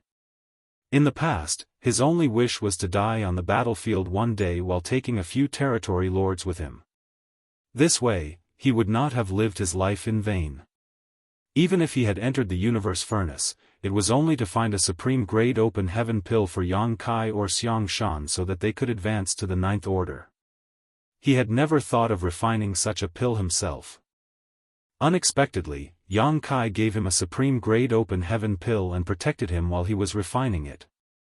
Although there were some twists and turns in the process of his breakthrough, it was still smooth sailing overall. Yang Lai had somehow managed to reach the Ninth Order Open Heaven Realm without much difficulty. When comparing like this, Yang Lai felt sorry for Xianxia. The road to happiness is strewn with setbacks. Yang Kai chuckled as he observed Xianxia for a while, making sure that his breakthrough was completed. Nonetheless, Xianxia's cultivation would be a bit unstable due to the recent expansion of his small universe, so he would need to consolidate his foundation for some time. Shui, what about you? Yang Kai turned to look at Yang Shui. How did you reach the Ninth Order Open Heaven Realm? In truth, when he had rushed over from the Infinite River and noticed that Yang Shui was a Ninth Order Master, he had thought he was mistaken. While he, the big brother, hadn't even broken through to the Ninth Order Open Heaven Realm, his little sister had already reached that step. This made Yang Kai feel a little embarrassed. Fortunately, he had also successfully broken through and was barely able to maintain his prestige and status as the older sibling. Yang Shui replied, smiling, it was just luck. A few days after she entered the Universe Furnace world with Yang Xiao, the latter suddenly noticed something. Following the Great Sun and Moon Mark's guidance, they found a supreme-grade Open Heaven pill. After hearing this, Yang Kai understood that Yang Shui also obtained the pill thanks to some luck in his helping hand. If it weren't for the fact that he had left behind some hidden means in the 9 pills, how could Yang Xiao have sensed it?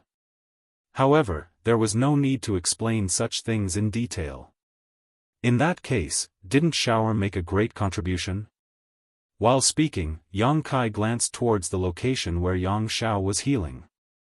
Yang Xiao, who happened to be secretly looking around, quickly closed his eyes and sat up straight.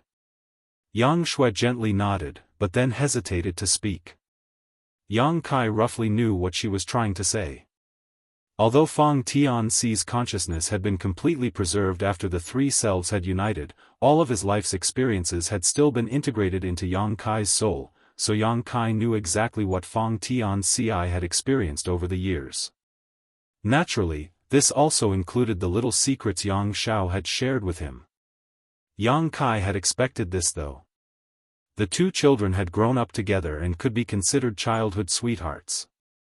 The two cultivated for thousands of years together, never separating from one another, so how could they not have feelings for each other?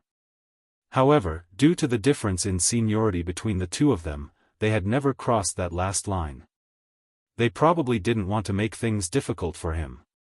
If it weren't for this, Yang Xiao would have never told Feng Tianxi about these things either. It was mainly because he had been suppressing the bitter feelings in his heart. It was rare to have a friend who shared the same ideals as him, so he often came to talk to him. However, not even in Yang Xiao's wildest dreams did he expect the secrets he had been hiding for so many years would be exposed in such an outrageous manner. In the past, Yang Xiao and Yang Kai were extremely close. Whenever Yang Kai appeared, Yang Xiao would always fly around him. But now, Yang Xiao couldn't wait to be as far away from his adoptive father as possible, hiding from him and quietly healing his injuries. He was obviously feeling guilty. Yang Kai withdrew his gaze as a smile appeared on his lips. His dragon vein is already quite pure, so let him quickly break through to become a divine dragon. If he has any doubts, he can ask Senior Fu Guang. Since both of them belong to the same clan, he won't refuse to help if he can. Yang Shui nodded faintly in agreement. Yang Kai then turned to her and advised, if nothing happens after the universe furnace closes, you should return to the primordial heaven source grand restriction. Now that you're a ninth order master, you must assist Senior Fu Guang in guarding the grand restriction. Also, tell Wu Kuang that the Black Ink clan inside the Great Restriction may show some unusual movements. He needs to be extra vigilant. Yang Shui nodded more firmly, yes. Yang Lai solemnly asked, what may happen at the primordial heaven source grand restriction? Yang Kai shook his head, I'm just preparing for any contingency. The war between the human race and Black Ink clan has entered a new phase.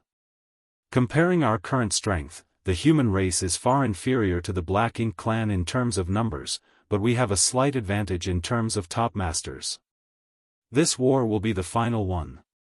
If we win, the human race won't have to worry for the rest of their lives, but if we lose, the Black Ink clan will rule the universe, and no human will be left alive. With such stakes, the Black Ink clan in the primordial heaven source grand restriction will definitely take action, so we must be on guard against their internal and external forces coordinating with each other. It will be extremely difficult for us to win this battle, but no matter how difficult it is, we must persevere. To win, the human race would not only have to eradicate the Black Ink clan that had invaded 3,000 worlds, but they would also have to find a way to deal with the ones inside the primordial heaven source grand restriction, as well as Mo. This was especially true for Mo, which was suspected to have reached the creation realm. Yang Kai still hadn't found a way to deal with it. In the past, Tsang and the others had chosen to seal it within the primordial heaven source grand restriction, but unless Mo was eliminated, it would still remain a hidden danger. Perhaps after 100,000 years or 200,000 years, another Black Ink clan disaster would engulf the entire world, and this cycle would continue on, endlessly. Yang Kai then turned to Yang Lai, senior brother Yang, you'll be in charge of the 3,000 worlds after the universe furnace closes. I will rush back to join you as soon as possible. Yang Lai nodded his acknowledgement. As a human, I am duty-bound. Pausing for a moment, he asked, Junior brother, what are you planning to do next? I'll go take a look around. Yang Kai slowly stood up. There's still some time before the universe furnace closes. I don't know where the Chaos Spirit King, who took my pill, went, but I want to see if I can get it back. Also, I have some doubts and want to find an answer. Previously, Yang Kai had no choice but to throw away the Supreme Grade Open Heaven pill to lure the Chaos Spirit King away. Now that the crisis had been resolved, Yang Kai naturally wanted to get it back. Furthermore, there were still 3 pills in this universe furnace world whose locations remained unknown. He could still try to find them. Of course, if he ran into Mo Nai, that would be even better. He could kill him along the way. However, Mo Nai wasn't a fool and would surely be hiding somewhere, silently licking his wounds at this moment. It would not be that easy to find him. Martial Peak, Chapter 5800, ran. Junior brother can move freely, junior sister Xue and I will take care of things here, Yang Lai stated. Many human race masters happened to be recovering from their injuries and needed someone to look after them. Even so, not everyone had to remain. Since Yang Kai had some plans, it was naturally better for him to set off immediately. If he could recover the pill taken away by the Chaos Spirit King, that would be a good thing. Yang Kai nodded, I'll be going then. Bidding goodbye, Yang Kai took a step forward and in the next moment, space principles undulated as his figure disappeared. As a matter of fact, he still had not recovered from his injuries, but as he didn't have much time on his hands, Yang Kai didn't want to waste any on healing. Not to mention, his injuries didn't impede his movements. Furthermore, now that he was a 9th Order Open Heaven Realm Master, even if he were to encounter a Chaos Spirit King, he could still put up a fight. Just after he left, a figure suddenly appeared beside Yang Xue. Impressively, it was none other than Yang Xiao, who had been pretending to be healing. Yang Xiao's face was slightly pale. He had consumed a great deal of energy in the previous battle and had suffered some heavy injuries. Be that as it may, he was still a member of Dragon Clan. He had a powerful physique and possessed outstanding recovery abilities, so he could heal several times faster than an ordinary 8th Order Master. Staring in the direction Yang Kai had left, Yang Xiao nervously asked, Little Aunt, what did adoptive father say just now?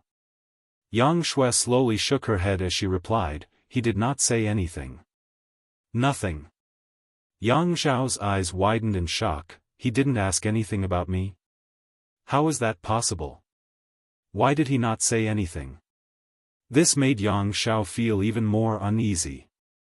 Yang Xue thought for a moment before replying, Big brother wants you to become a divine dragon as soon as possible.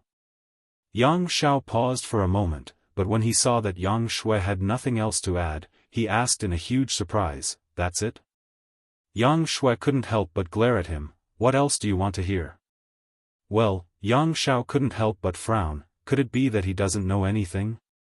Impossible, Old Fong was his sole clone, and now that his selves have united, he should know everything by now, shouldn't he? Yang Xiao wore a distressed expression and thought for a moment before his eyes suddenly lit up and he broke into a loud laugh, I understand. Yang Xue tilted her head and looked at him with a dumbfounded look. What do you understand? Yang Xiao then shouted towards the direction Yang Kai had left, Don't worry, adoptive father. The day I become the divine dragon will be the day I go to the Yang family to ask for Yang Xue's hand in marriage. Yang Xue's face turned red as she stomped her foot, What the hell are you spouting?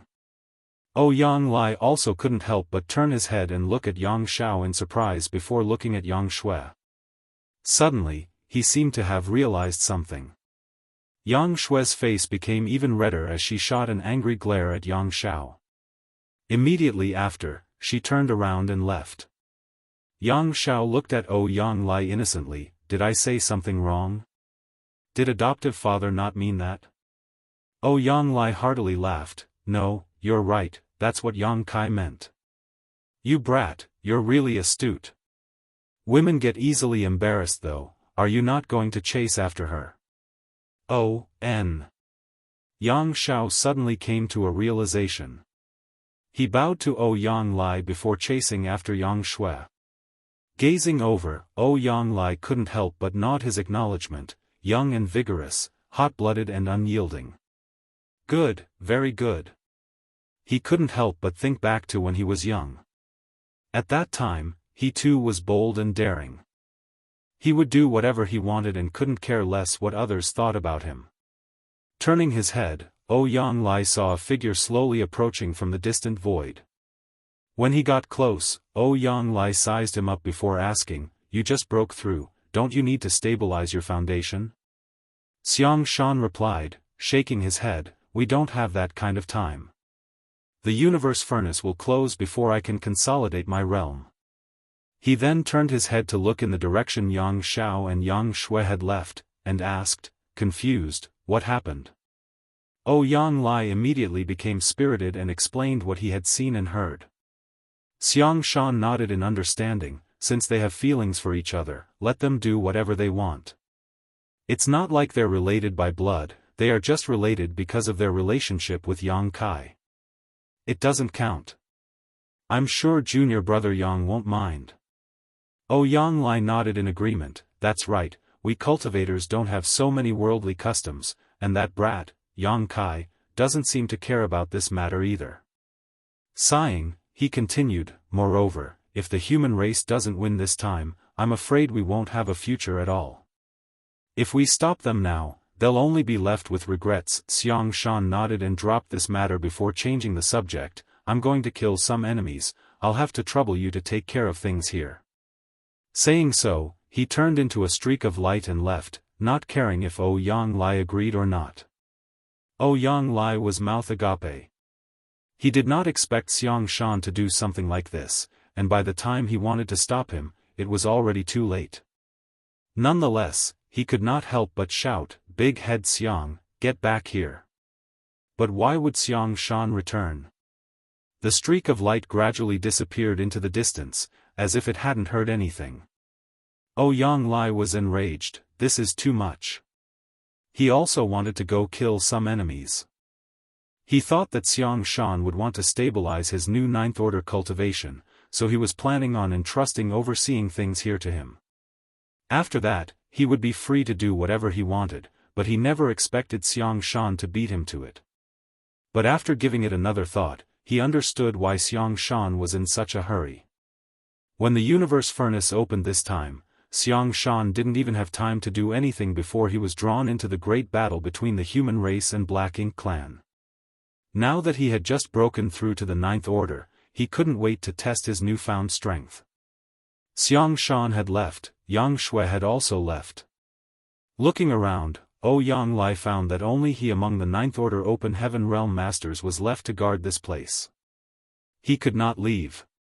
With so many eighth order masters recovering here, they would need someone to protect them. Miserable. Yang Lai cursed in his heart, when the universe furnace closes, I will definitely make Big Head Xiang pay for this. Although the battle between the human race and the Black Ink clan here ended with the human race's victory this time, the war was far from over. Not to mention that the number of Black Ink clansmen who had entered the universe furnace was not limited to the ones who had appeared before, and many even managed to escape at the last moment. With 2 royal lords, one dead and one seriously injured, and the pseudo-royal lords who had managed to escape all wounded, the Black Ink clan was at a significant disadvantage at the moment. As such, this was the perfect opportunity to slaughter them. If they missed the current opportunity, the human race would have to wait for the universe furnace to close before they got another chance. If they could eliminate some of the Black Ink clan forces in advance, the pressure on the human race would decrease by some degree once the universe furnace closed. Perhaps they could also kill some of the Black Ink clansmen who had entered the universe furnace from the Black Ink battlefield and the barren territory.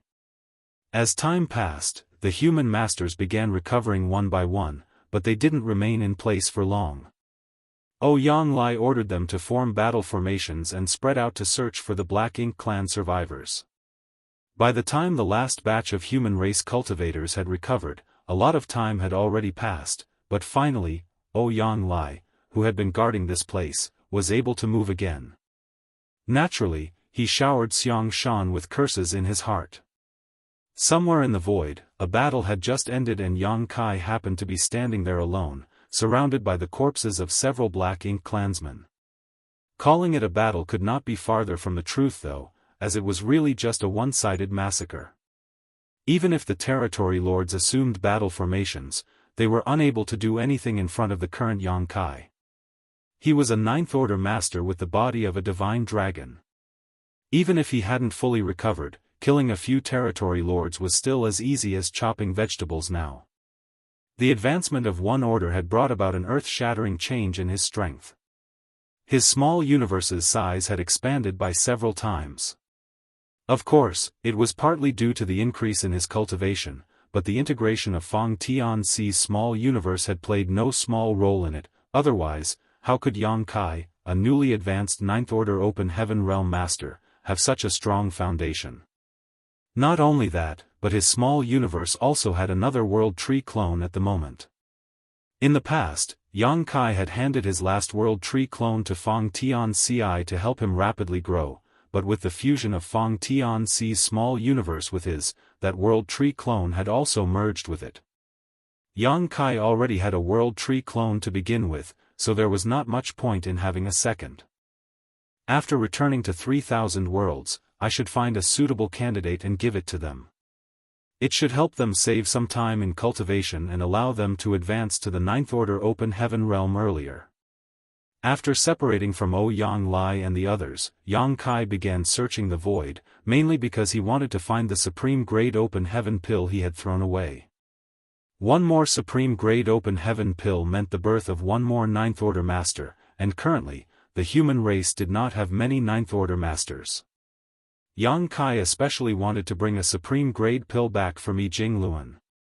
The war would definitely become more intense and fierce in the future. Mi Jingluan, who was the supreme commander of the human race armies, might not be able to control the overall situation if he remained in the rear, and his Eighth Order Open Heaven Realm cultivation would make it risky for him to stand on the front lines. If he could break through to the Ninth Order, however, it would be much better for the human race. Unfortunately, Yang Kai failed to find anything even after searching for so long, but that did not mean that his search was without harvest. He ran into some Black Ink clansmen along the way, so naturally he finished them all off. Thunder Shadow's voice rang out in his mind, "Big brother, isn't my innate divine ability quite useful?" Although Yang Kai's strength was great and he had always been unrivaled among his peers, he was not proficient in stealth and assassination. Under normal circumstances, when he ran into enemies, he would usually just fight them head-on. But after merging with his monster self, Thunder Shadow's exceptional mastery over the Tao of Thunder and Tao of Concealment also became available to Yang Kai. Just now, he had given Thunder Shadow's innate divine ability a try and hit himself. When he suddenly attacked the Territory Lords, they did not even have the chance to react. It could be said that they had no idea who had killed them. Yang Kai lightly chuckled. There is some truth as to why great monsters ran rampant in the early ancient era. The different types of monster race had different innate divine abilities. Thunder Shadow was a member of the Shadow Leopard race and was innately proficient in the Tao of Concealment, which was one of the reasons Yang Kai chose him as his monster self. At that time, Yang Kai had to go into a retreat to recuperate, so he didn't have much time to take care of his monster self. Choosing Thunder Shadow would give the latter more opportunities to survive. As for the Tao of Thunder, that was something that Thunder Shadow had cultivated on his own, so it was not an innate divine ability. As for the title Thunder Shadow, it was also the title he had obtained as a great emperor, not his race. In any case, I'm more useful than second brother, Thunder Shadow proudly proclaimed. Feng Tianxi was the human self Yang Kai had cultivated in his small universe, and the grand Daos he cultivated were basically inherited from Yang Kai. It could be said that everything he was proficient at was the same as Yang Kai, while the one he wasn't proficient at, Yang Kai was proficient at. So, naturally, there was nothing Yang Kai could take advantage of.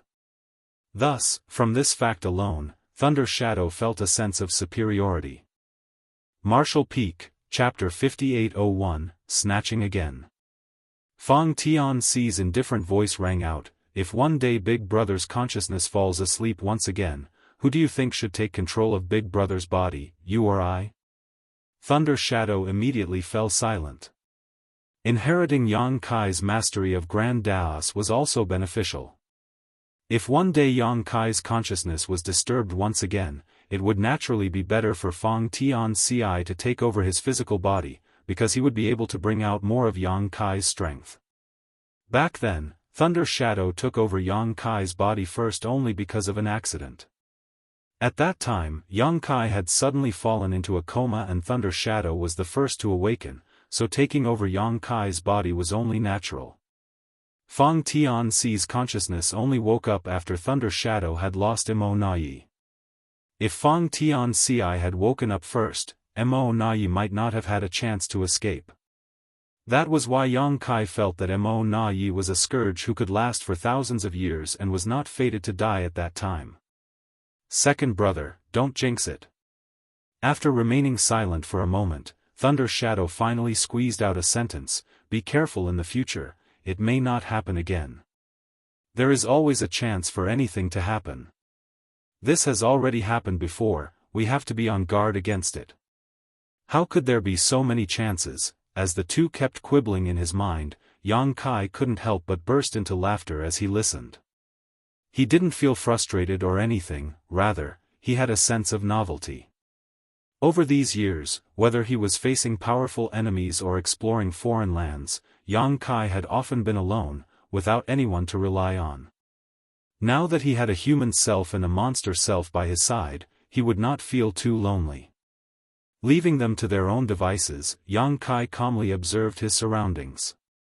When he first stepped into the universe furnace world, he found that this place was extremely rich in shattered Tao essence. The amalgamation of shattered Tao essence gave birth to all kinds of terrains and even condensed into the infinite river.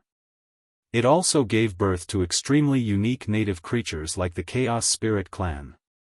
However, after the Grand Tao had undergone several evolutions, the omnipresent shattered Tao essence had become extremely thin, and was replaced by order and stability. At this moment, the environment of the universe furnace world was only slightly different from the 3000 worlds. Why does the Grand Tao evolve inside the universe furnace? What does the evolution of the Grand Tao mean? When he first received information from the human race cultivators about this phenomenon, Xianxia began to ponder the issue. Every time the Grand Tao evolved, he would carefully perceive the changes in his surroundings, hoping to find some kind of rule behind it, but unfortunately, he had not been able to gain anything. It wasn't until he went deep into the infinite river and comprehended the mysteries of the evolution from chaos to the 10,000 Grand Daoists that he finally had some guesses, but it was extremely hard to verify them. The universe furnace lived up to its name as the most supreme treasure. Just the supreme grade open heaven pills it produced were a fantastic opportunity. The universe furnace world was a world of its own, and the Chaos Spirit clan bred inside it was an extremely large and diverse group, while the Chaos Spirit King's strengths were not inferior to that of a Ninth Order Master or Royal Lord.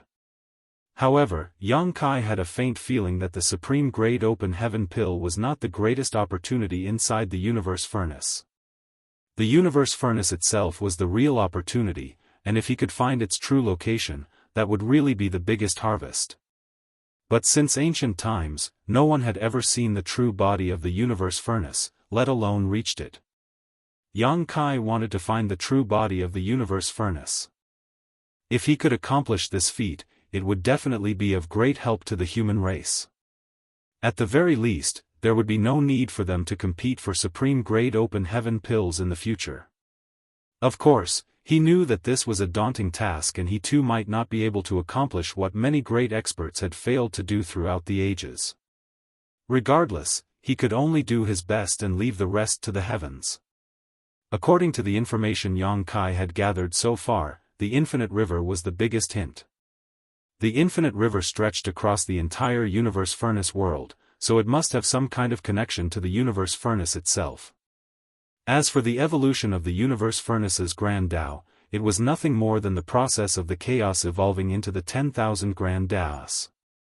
It was just that the profound process was divided into 9 steps by the universe furnace, allowing one to feel it more clearly and intuitively.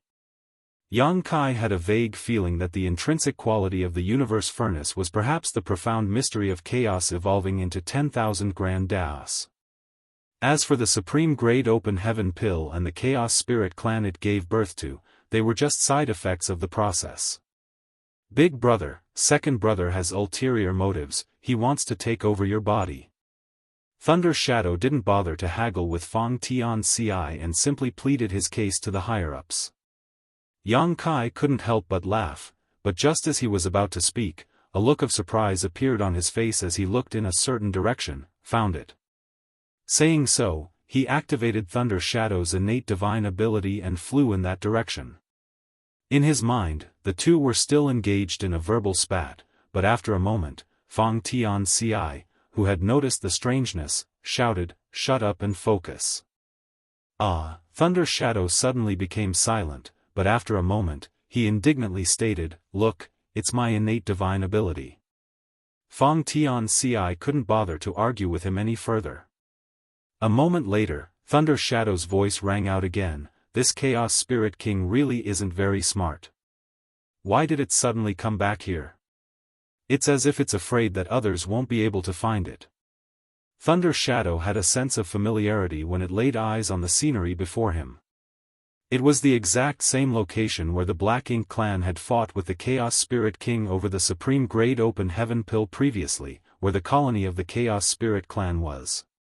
At that time, Xiaoyu had pinned down the Chaos Spirit King while he tasked a pseudo-royal lord to snatch the pill, but Yang Kai and Thunder Shadow beat them to it, leading to a chase. As Yang Kai was seriously injured after, he had no choice but to escape into the infinite river with Thunder Shadow. When Yang Kai re-emerged, he used the Open Heaven Pill to lure away the Chaos Spirit King in order to alleviate the human race's crisis. Afterwards, the human race and Black Ink clan engaged in a horrific battle and no one paid any attention to the whereabouts of the Chaos Spirit King.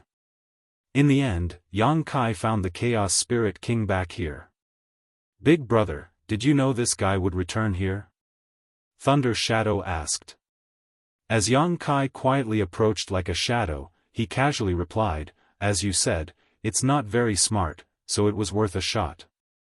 As they were communicating inside Yang Kai's head, leaving no traces, no one outside could hear and detect them. Although he had said so, Yang Kai was actually quite confident in his hypothesis, otherwise, he wouldn't have come straight here. The intelligence of the Chaos Spirit clan was truly dismaying, even the strongest Chaos Spirit Kings were no exception. At this moment, a large number of Chaos entities were gathered as the colony of the Chaos Spirit clan spread as far as the eye could see. There was also a smaller number of Chaos Spirit clan members who had already taken on physical forms. These Chaos Spirit clan members happened to be gathered around in a large sphere with a certain Chaos entity at their center. Furthermore, one could vaguely make out the Supreme Grade Open Heaven Pill within that flowing mass of chaotic force. In addition, the Chaos Spirit King happened to be standing nearby.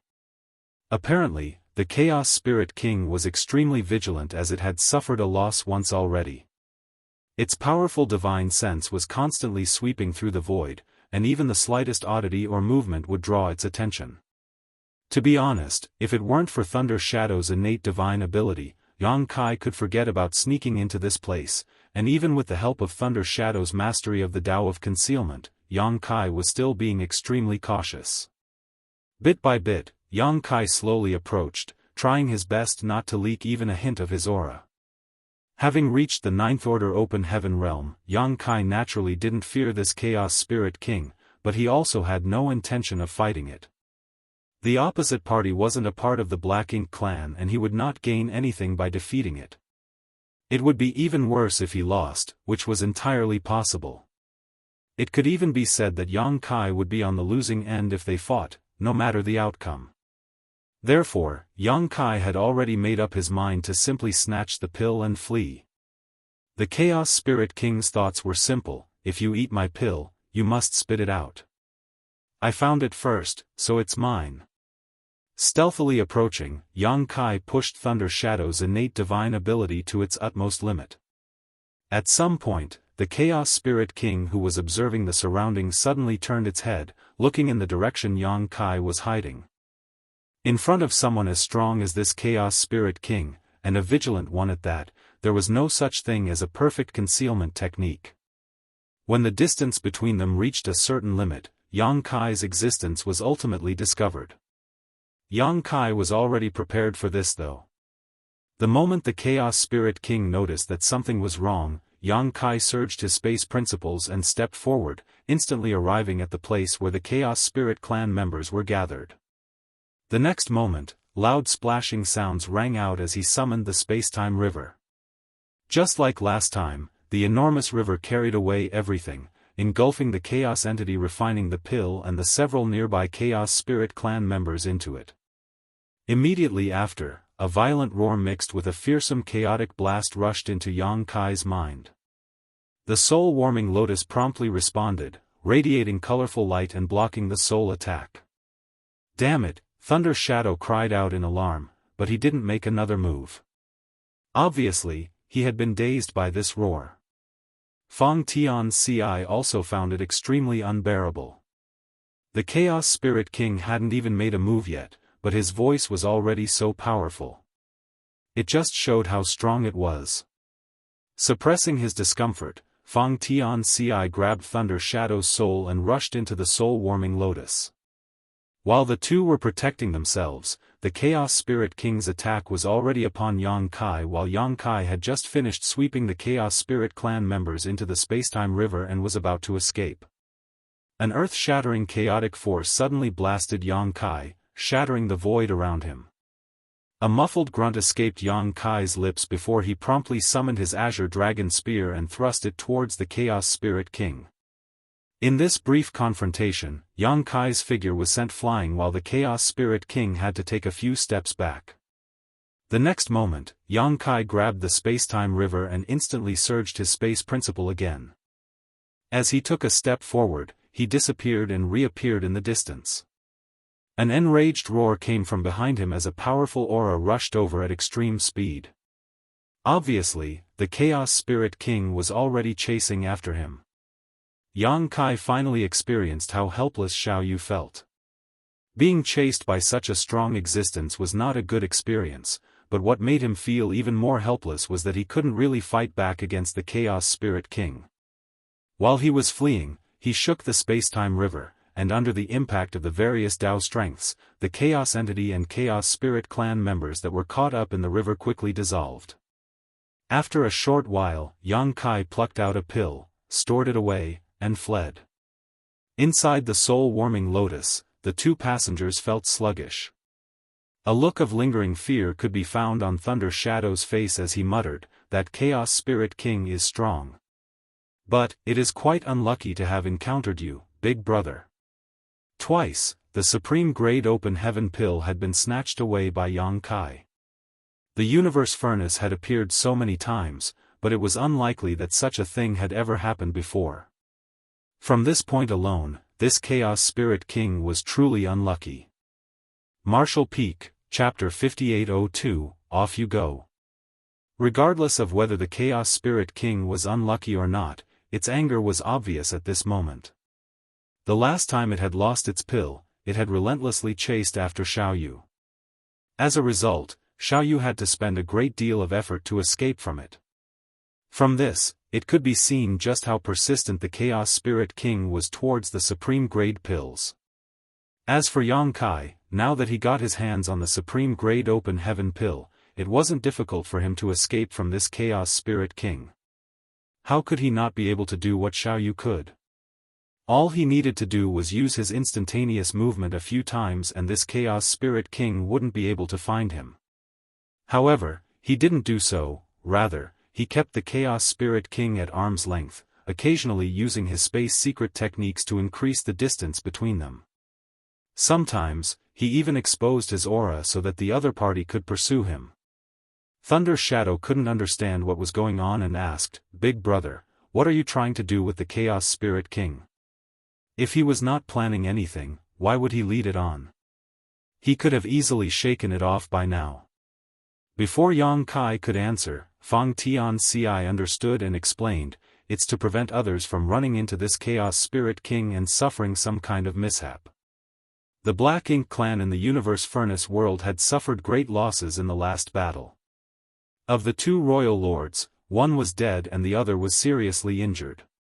Even the pseudo-royal lords who managed to escape were mostly heavily wounded.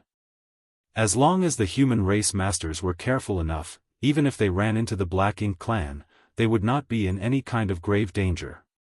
The only ones that could pose a serious threat to the human race were beings like this Chaos Spirit King, especially the one who was chasing after Xianxia. This Chaos Spirit King happened to be enraged, so if Xianxia were to shake it off now, and if any other human were to encounter it, they would be doomed. That was why Xianxia stayed within the range of its senses so that it wouldn't escape his control. This was also a form of protection for other humans. So long as it was within his power, Xianxia would naturally do it. In any case, it wouldn't hinder him from doing other things. After listening to Feng Tianxi's explanation, Thunder Shadow finally understood, Big Brother is very thoughtful. He couldn't help but mutter, "You humans are really prudent." Most monster race on Myriad Monster World were bold and vicious. They only had one principle when they encountered a crisis: overcome it by any means necessary. If they got into an argument, they would immediately resort to their teeth and claws, so, how could they have such deep and complex thoughts? No wonder the early ancient era monster race met with a downfall and the human race had gradually risen. Ignoring this criticism, Feng Tianxi suddenly asked, "Big Brother, did you notice something strange?"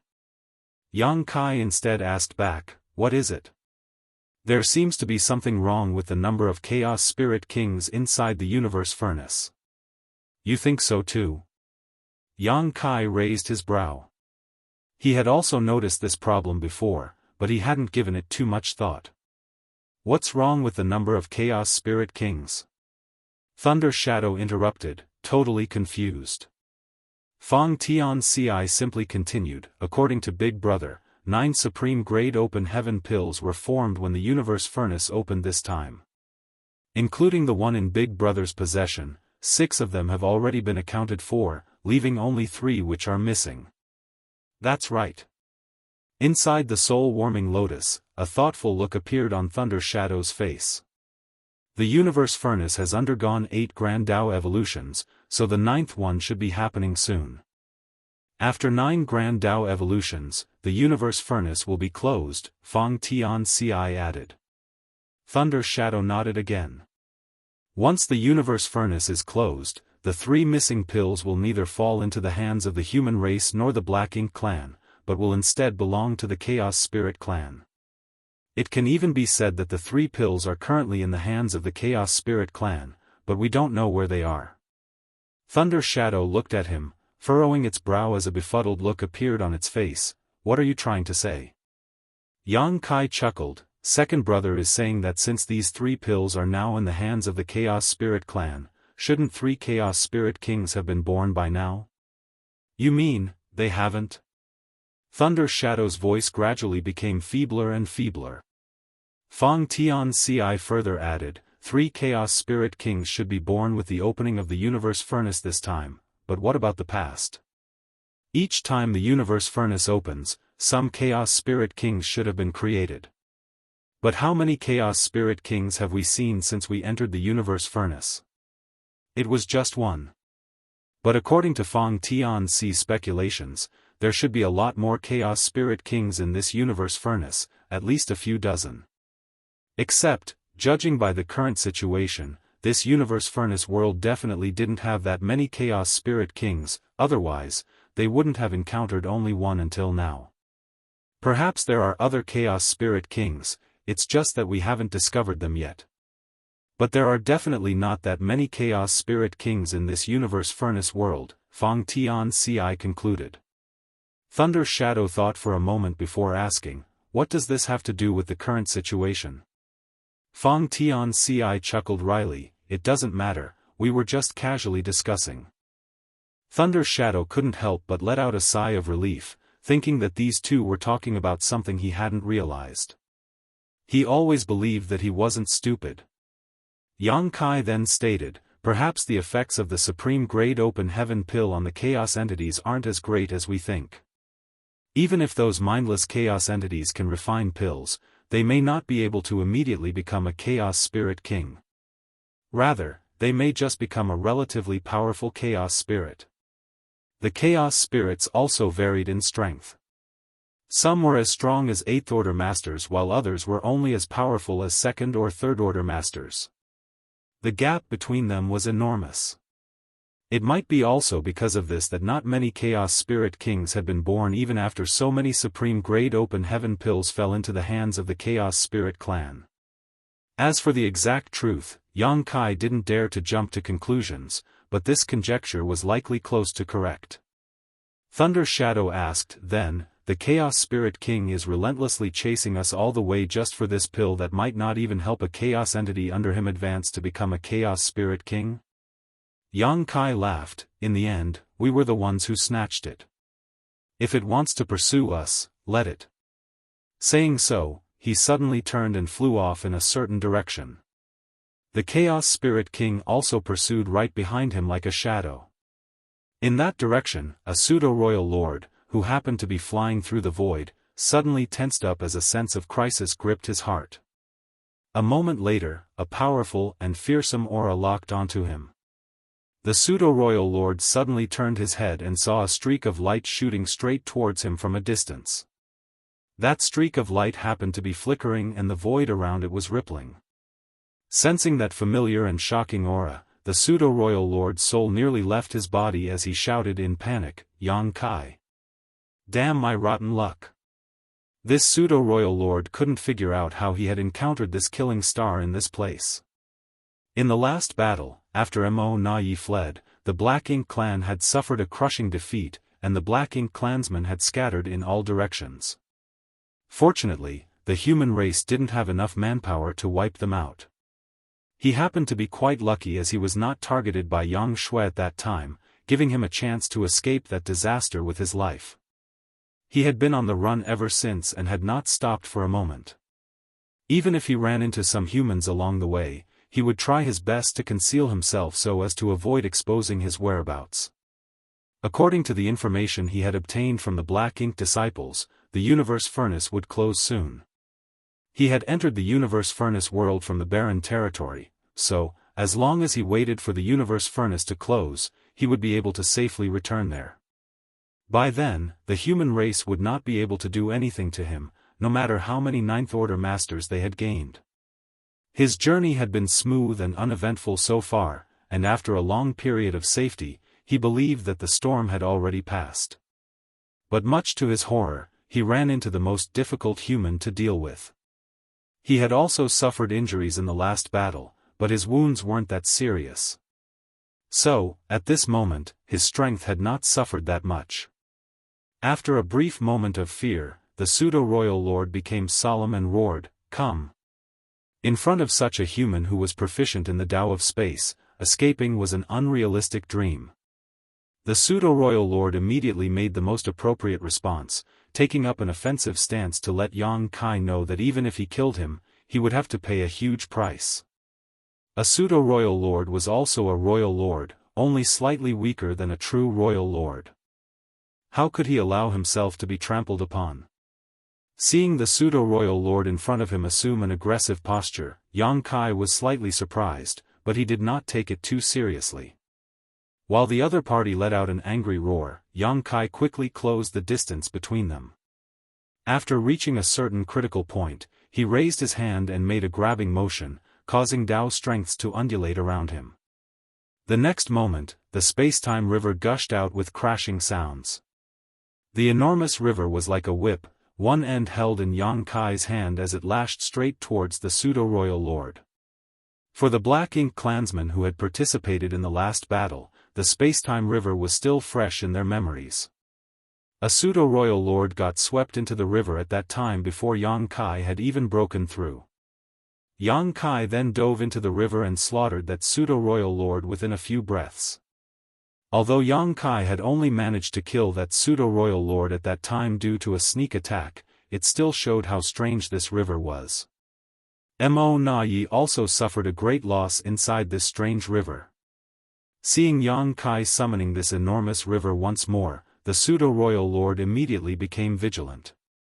He let out a furious roar as Black Ink's strength surged around him before he punched straight towards the river. The great river was shaken and monstrous waves rose and fell one after another. The impact almost blew the river in half. The pseudo-royal lord's face lit up with joy, but the next moment, his expression took a turn for the worse, because although it looked like that river was about to snap in half, it ultimately didn't. The river was like a whip, it bent a few times before ruthlessly lashing out at him again. Dao strength surged violently as the Grand Daoist evolved and developed. The pseudo-royal lord was struck so hard that it knocked the senses out of him. In an instant, he lost his consciousness as a whip-like river wrapped around him. Caught off guard, the pseudo-royal lord was engulfed by the space-time river. The enormous river seemed to contain an extremely strange power while destabilizing his mind and perception. He immediately understood why his companion had been killed by Xianxia, who had yet to break through at that time. After having fallen in this strange river, his strength must have been greatly suppressed, making it difficult for him to display his full power. He wanted to struggle his way out, but an irresistible force swept over and dragged him along. "Off you go!" Xianxia shouted, and with a flick of his wrist, the pseudo-royal lord who was bound by the whip-like river was sent flying. Afterwards, Xianxia flew off at an extremely high speed without even looking back even once. In the rear, the pseudo-royal lord looked completely dumbfounded. He was unable to understand what had just happened. Did Xianxia come here just to humiliate him? If not, why had he not killed him? Martial Peak, Chapter 5803, Ninth Evolution. In that kind of situation, he knew that there was no way he could escape from Xianxia's hands. Perhaps if he fought to the death, he could make Xianxia pay a price, but it definitely wouldn't be too high. Unexpectedly, this killing star only teased me a little and quickly fled, but why? The next moment, he understood. As soon as he stabilized himself, he felt an extremely sharp and ferocious aura rapidly closing in on him from behind. Furthermore, this aura happened to be even stronger than the Ninth Order Xianxia. The pseudo-royal lord hurriedly looked back, and instantly saw a figure charging towards him. He had felt this aura and had also seen who it belonged to from a distance in the past. Now that he came face to face with it, it was even more terrifying. The Chaos Spirit King. He was struck with panic. In the blink of an eye, the Chaos Spirit King was already upon him. The Chaos Spirit King's anger was as fierce as an erupting volcano, but it didn't pay any attention to this pseudo-royal lord who was blocking his path. It just casually threw a light punch at him as if it was pushing aside a blockade. It then brushed past him and went chasing after the killing star. Pooh! The pseudo-royal lord's figure doubled over and he spurted out a mouthful of black blood. At the same time, his aura fiercely declined as black ink strength started uncontrollably dissipating. Even though it was just a casual punch, the power behind an enraged Chaos Spirit King's attack could still not be underestimated. In addition, the pseudo-royal lord had just been dazed by Xianxia's whip and was not able to defend himself properly. He was caught off guard and seriously injured in one blow. When he looked up, he saw the Chaos Spirit King's figure gradually disappear from his sight. He was delighted at the sight of this and could not help but laugh, taking pleasure in his enemy's misfortune despite the tremendous pain he was in. Xianxia is being chased by the Chaos Spirit King. No wonder he didn't have time to pay attention to me. At this moment, an old saying of the human race flashed in his mind: the wicked will be punished by the wicked. Xianxia, aren't you amazing? Haven't you already broken through to the Ninth Order? So what if you're strong? In the face of that damn Chaos Spirit King, all you can do is flee. He immediately prayed in his heart that the Chaos Spirit King could put in some more effort and kill Xianxia. However, a smile had just bloomed on his lips when it suddenly froze. Ripples suddenly appeared one after another in the void right before him, just like when a stone is thrown into a calm lake. As these ripples spread outward, a figure materialized out of thin air. In just one step, the figure was standing right before him. The pseudo-royal lord's expression suddenly changed for the worse. At this moment, he realized he had made a mistake. You seem quite happy. Xianxia, who had just returned, looked at the pseudo-royal lord with curiosity. The other party didn't answer, he just quickly turned around and fled. Had he fought Xianxia to the death when they just met, he would have been able to bite off a piece of his flesh before dying. But now that he had been seriously injured by the Chaos Spirit King, this notion had already been quashed. He was not this killing star's opponent even at his peak, so how could he resist when he was seriously injured? He did it on purpose. This killing star definitely did this on purpose. He used the Chaos Spirit King to weaken me so he could circle back using his space secret technique to easily finish me off. He never had any intention of letting me live. Where do you think you're going? Yang Kai shouted impatiently. The Chaos Spirit King had noticed his aura and had already changed directions to chase after him. If he didn't want to fight with the Chaos Spirit King, he had to end this battle quickly. As soon as Yang Kai spoke, he manipulated space principles, causing the surrounding void to become viscous, like a swamp, making it difficult for the pseudo-royal lord to move. Yang Kai already had his spear in hand, which he fiercely thrust towards the pseudo-royal lord. The next moment, a ferocious aura shot straight towards the pseudo-royal lord from behind, forcing him to turn around and face it head-on. The last thing that entered his eyes was a rapidly expanding spear tip. Pitch-black blood splashed out as the pseudo-royal lord's head blew apart. The two figures brushed past each other, but Yang Kai didn't stop even for a moment and continued moving ahead, leaving the pseudo-royal lord's corpse behind him that still maintained a defensive posture. A few breaths later, the pursuing Chaos Spirit King once again passed by this place and casually waved its fist. The corpse blocking its path blew into smithereens. Inside the soul-warming lotus, Thunder Shadow muttered to Fang Tianxia, "Big brother is too sinister." Fang Tianxia earnestly stated, "In battle, there's no such thing as being too sinister." It wouldn't be difficult for Yang Kai to kill a pseudo-royal lord with his current strength, but he would still need to fight for a while to achieve that. A pseudo-royal lord could barely be considered an existence on par with a royal lord, but because they were made using a Black Ink clan source fusion technique and were not true royal lords, it was difficult for them to display the full might of a royal lord. With an existence like the Chaos Spirit King chasing after him, it was naturally not wise to fight with a pseudo-royal lord. On the other hand, Yang Kai could easily eliminate his opponent after weakening the pseudo-royal lord by using the Chaos Spirit King, then circling back to eliminate him. This was an example of lifting a heavy weight using borrowed strength. The chaser had unknowingly become Yang Kai's accomplice, and if Yang Kai got the chance to kill a pseudo-royal lord without any effort, why should he not take it? Of course, it was only because the Chaos Spirit King's intelligence was not high enough that this was possible. If it was any other master with normal intelligence, Yang Kai's plan would not have worked at all. Just like before, the chase continued. Their chase flipped the universe furnace world upside down. Yang Kai didn't have a set direction.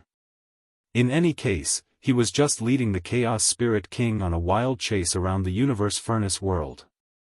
If he ran into someone from the Black Ink clan, he would kill them right away, but if he encountered a human, he would take a detour and warn them in advance, lest they get caught up in this storm.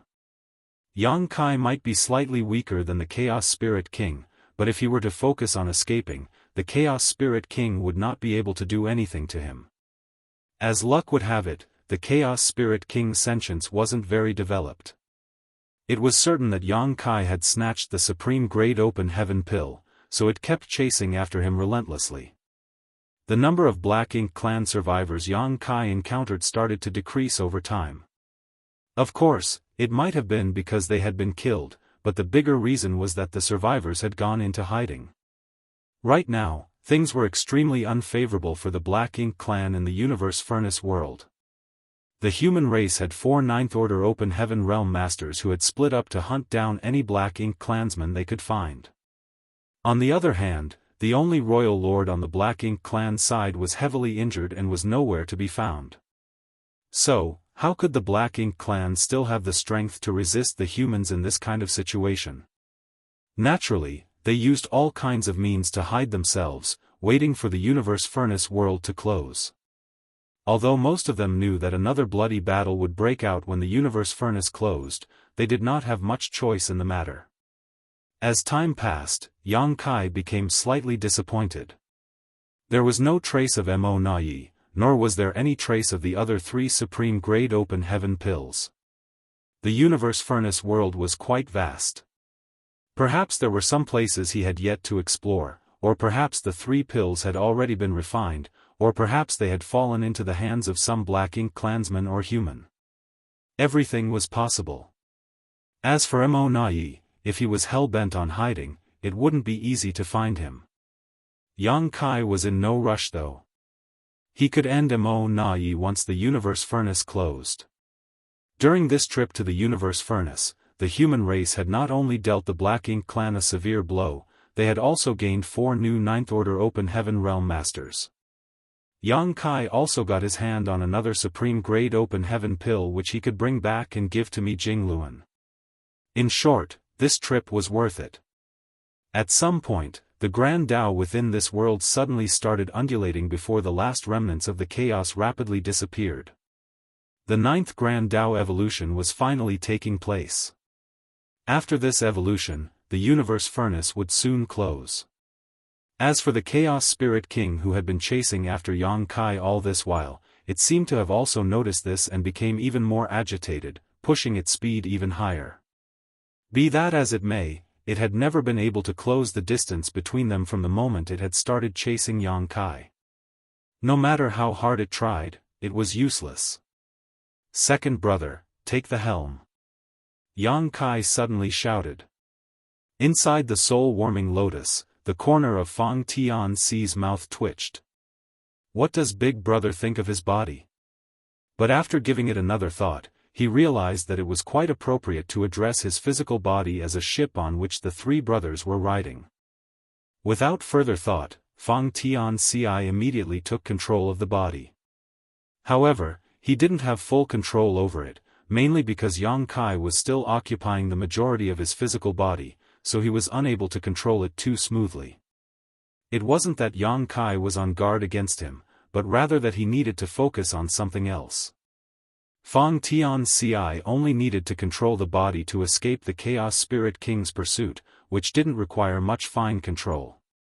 The handover between them was extremely smooth. From an outsider's point of view, it was impossible to spot any change in Xianxia. He was still fleeing, and the Chaos Spirit King chasing after him was completely helpless. But at this moment, Xianxia was completely focused on sensing the changes in the surroundings. When the universe furnace world underwent its 9th Grand Tao evolution, the Grand Taos in this world started undulating as the chaos completely evolved into 10,000 Grand Taos. After the 9th evolution, the universe furnace world would finally reach perfection. At this moment, Xianxia also summoned his own spacetime river and urged his Tao strengths, churning them and studying the endless mysteries that appeared. Inside the small spacetime river, all Tao strengths converged, and under Xianxia's control, various Tao strengths constantly blended and fused, devouring and evolving before finally transforming into 5 elements Tao strengths. The 5 elements Tao strengths mutually restrained and supported each other, rapidly transforming into Yin and Yang. As Yin and Yang circled around each other, time and space became twisted and ultimately evolved into chaos. All Tao strengths converged into one, and ultimately became chaos. This was a mysterious process Xianxia had comprehended from the infinite river, and at this moment, he had thoroughly confirmed this point using his own Tao strength's evolution. At this moment, the space-time river circling around him was no longer the space-time river, but a chaos river. The moment this chaos river completely stabilized, a sudden change occurred. As if a drop of water had been poured into a sizzling oil, the Tao strengths of the entire universe furnace world began to violently undulate, and the infinite river that ran through the world also began to violently surge, sending waves as high as the sky everywhere, sweeping across everything. Martial Peak, Chapter 5804, Branch. While the Grand Tao of the universe furnace world started evolving for the 9th and final time, whether it was the humans who were searching for the traces of the Black Ink clan or the Black Ink clan who were hiding themselves, everyone had already gotten used to it. After all, this kind of thing had already happened 8 times before. Besides the first time when there was some surprise and confusion, everyone completely disregarded it from the second time on. This was the profound mystery of the universe furnace, there was no need to pay too much attention to it. Except, this ninth evolution appeared to be different from any of the previous ones. Under the surging Grand Daoist, the entire universe furnace world was shaking. At this moment it was as if something was changing, but no one could see it clearly, nor could they explain it.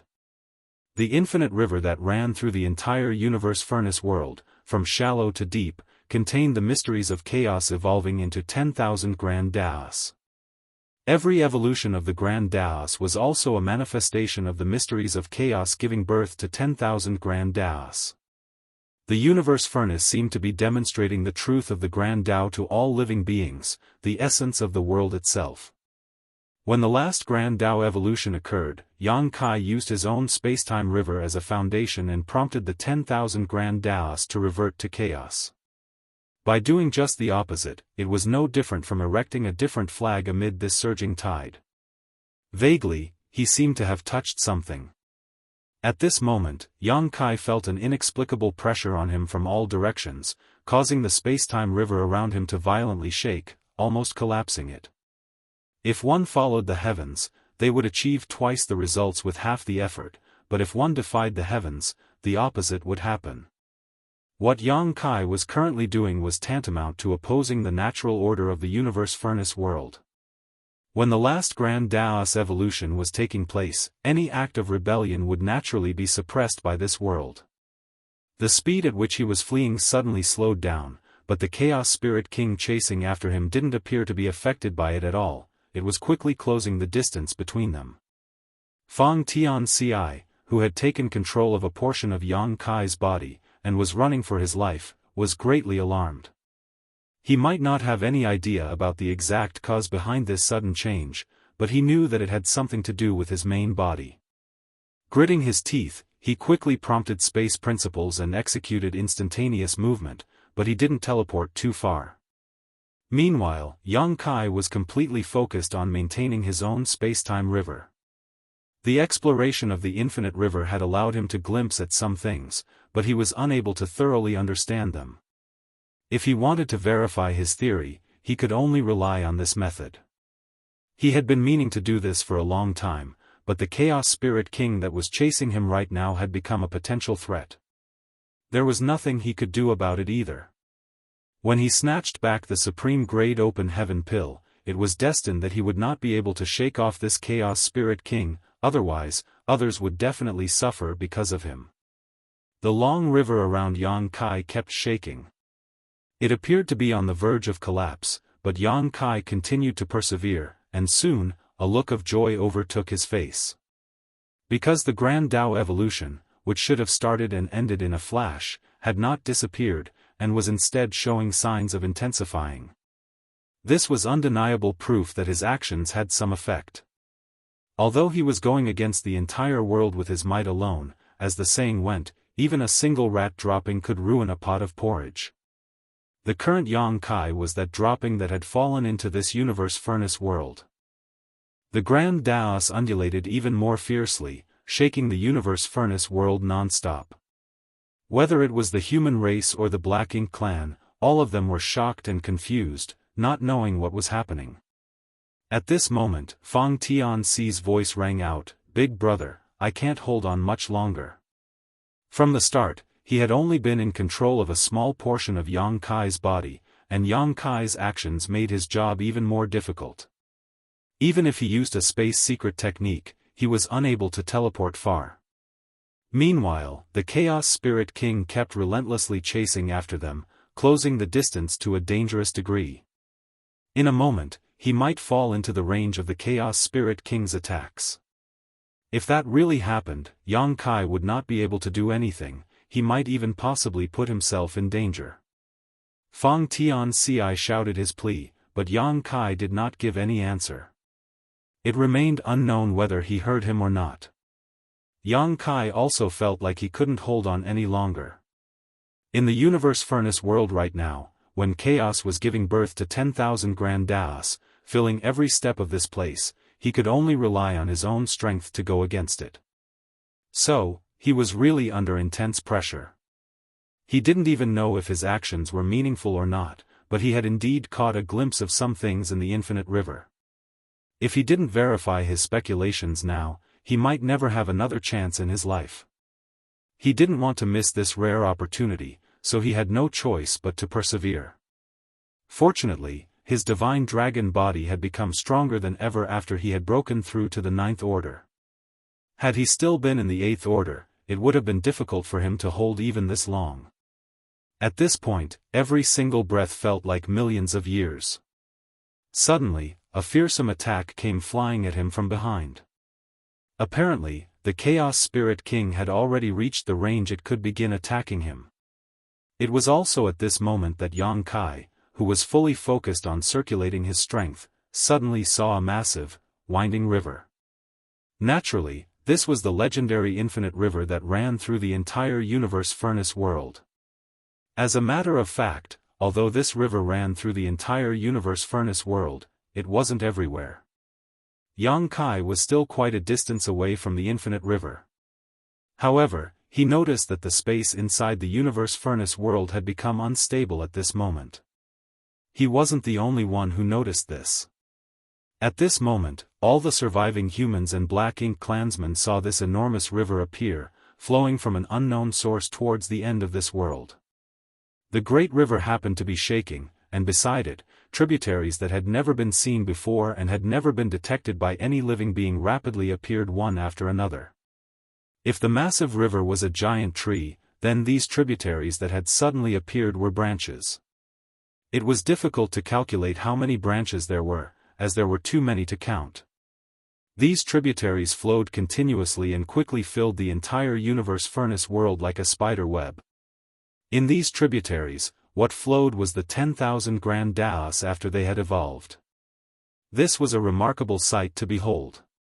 All the humans and Black Ink clansmen stared at this sudden sight in a daze. Some of them even reached out to touch a tributary close at hand, but their hands went right through it as if they were touching something illusory. There was no resistance at all. The universe furnace world had undergone momentous change, but no one knew the cause behind it. At this moment, Xianxia, the architect behind this chaos, was coughing up blood. The Chaos Spirit King's attack was extremely powerful and even he was unable to withstand it. However, no anger could be seen in his eyes, rather they were shining brightly. The moment these tributaries appeared, he knew that his previous speculations were correct. The universe furnace truly existed and was hidden somewhere in this world. Its profoundness lay in its ability to derive all the grand Daoists from chaos. Whether it was the 9 grand Dao evolutions, or the existence of the infinite river, they were the undeniable proof. Finding the true body of the universe furnace, on the other hand, was a whole other problem. Since ancient times, every appearance of the universe furnace drove generations of great experts to enter it. Did they not think of searching for the real body of the universe furnace? Of course, they did. But no one had ever found it. Xianxia also was not sure if he could find it, but all he could do was give it a try. If he found it, it would naturally be a reason to rejoice, but if he couldn't find it, he wouldn't suffer any losses either. The only problem hindering him was the Chaos Spirit King that was chasing after him. It was a nuisance. Fortunately, now that his strength had dramatically increased, it wasn't that troublesome. Now the only issue before Xianxia was how to go about his search. Since he had managed to glimpse the mystery of how the universe furnace derived all the grand Daoists from chaos, he figured he should do the opposite to create a kind of interference that would hopefully reveal some clues he could trace. With this plan in his mind, Xianxia let himself loose. No one had ever done such a thing before, or even mastered so many grand Daoists like him. As the saying went, when in doubt, it's better to take a step back. Who knows, you might see the situation clearly. Going against the tide of the entire universe furnace world was equal to going against the heaven's will, but it also allowed one to see more clearly. When the tributaries appeared, the space-time river around Xianxia's body started shaking. To others, the enormous infinite river might seem like an illusory river, but it looked completely different to Xianxia, who was surrounded by his own space-time river. Flowing in these tributaries were the 10,000 grand Daoists that were born from chaos. Whereas his current spacetime river was the amalgamation of 10,000 grand Daoists returning to chaos. The two were completely opposite to each other. If these tributaries were like closed doors, then the spacetime river was the key to opening them. The next moment, the spacetime river surged before it carried Xianxia into the nearest tributary. Right then, another fearsome attack shot towards Xianxia. The Chaos Spirit King had already caught up to him, and naturally, when it saw Xianxia rush into the tributary, it refused to give up. However, no matter what it did, it was unable to harm Xianxia in the slightest, and it couldn't even enter the tributary either. All it could do was helplessly watch Xianxia rapidly drift away following the tributary's flow. The Chaos Spirit King chased after him for a while longer before finally losing sight of Xianxia. Boundless anger surged within it as it let out a long roar, unable to contain its rage. Inside the tributary, Xianxia, who was protected by the spacetime river, seemed to have transformed into an undercurrent, drifting along the flow, surrounded by extremely rich Dao strengths. However, Xianxia wasn't in the mood to refine and absorb them at this moment, mainly because he had obtained ample benefits from the infinite river. Refining and absorbing them now wouldn't have much effect. Furthermore, he even had a large amount of Dao strength sealed in his small universe, ready to be refined by him or others. He had no idea where he was going, but if his guess was right, then the end or source of the tributary should be the location of the universe furnace. Also, it was completely unrealistic to go against the current as the resistance was too high. He had no choice but to follow the flow. Just as Xianxia entered the tributary, the universe furnace world suddenly underwent a great change, folding the various spaces and stacking them upon each other. The humans who went searching for traces of the Black Ink clan, and the Black Ink clan who were hiding in the shadows, no matter who it was, all of them could feel that the surroundings had changed. After a short while, every surviving outsider felt as if they had entered an independent void. Even if they had companions nearby, they found it extremely hard to approach them. It was as if the opposite party was in a totally different space. The universe furnace is about to close. Somewhere in the void, Blood Crow immediately frowned and warned when the Six Paths formation he was part of collapsed for no reason. He had experienced this before, so after noticing the changes in his surroundings, he immediately understood what was about to happen. Marshall Peak, Chapter 5805, Projection Reappears. Hearing Blood Crow's words, the veteran 8th Order Masters were puzzled. Didn't you say that we'll still have some time after the 9th evolution? Blood Crow shook his head. It was like that last time, but it's a little different this time. Perhaps it is different every time. He had participated in the appearance of the universe furnace only once, so how could he know if there was any kind of pattern? Judging by the current situation, the universe furnace would indeed be closing very soon. At that time, all the outsiders would be expelled from this independent world and returned to their respective entrance points. When that time came, another war would break out, and this time, the human race had already made preparations. They would definitely inflict heavy losses on the Black Ink clan. After the last battle, once the group of 6 had finished recuperating, they started hunting around in a battle formation. During this time, they had some modest gains. Originally, they thought that there was still some time before the universe furnace closed, and that they would be able to make more progress, but at this moment, they decided not to ruminate too much on it.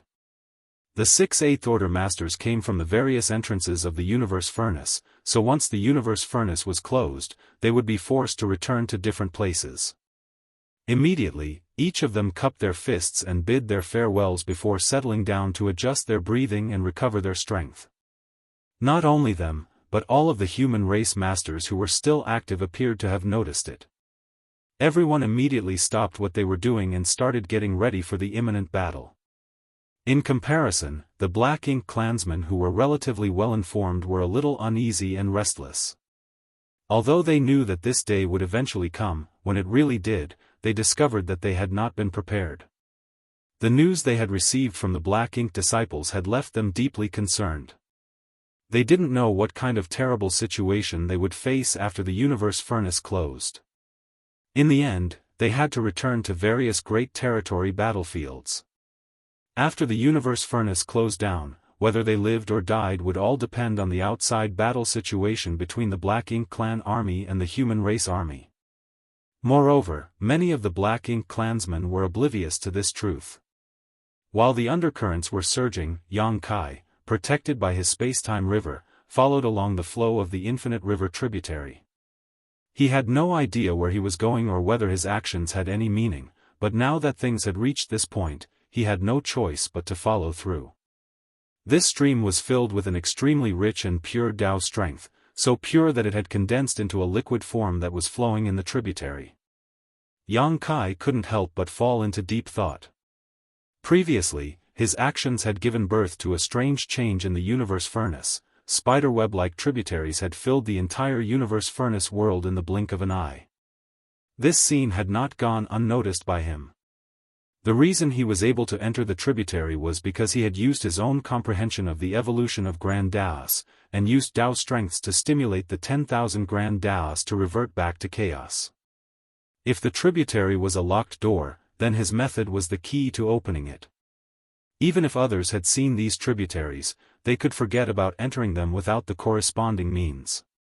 Although Yang Kai had used this opportunity to escape the pursuit of the Chaos Spirit King, he had no idea what would transpire next. Left with no other options, all he could do was focus on sensing the changes in his surroundings with rapt attention. The flow of Dao strengths was extremely fast, but when it came to the tributary, its flow was billowing and the currents violent. Being in such a tributary, whether it was time or space, everything had become extremely chaotic. Although the surroundings were filled with extremely rich Dao strengths, one's vision was filled with impossible sights. Yang Kai instantly understood that the universe furnace was about to close. According to Blood Crow, the universe furnace would close soon after the 9th evolution, but this period seems to be a lot shorter. Could it be because of me? At this moment, Yang Kai couldn't be bothered to think about these things.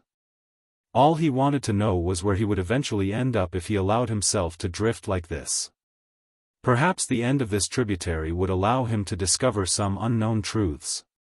Time and space became even more chaotic. Yang Kai found it difficult to even calculate how long he had been inside this stream.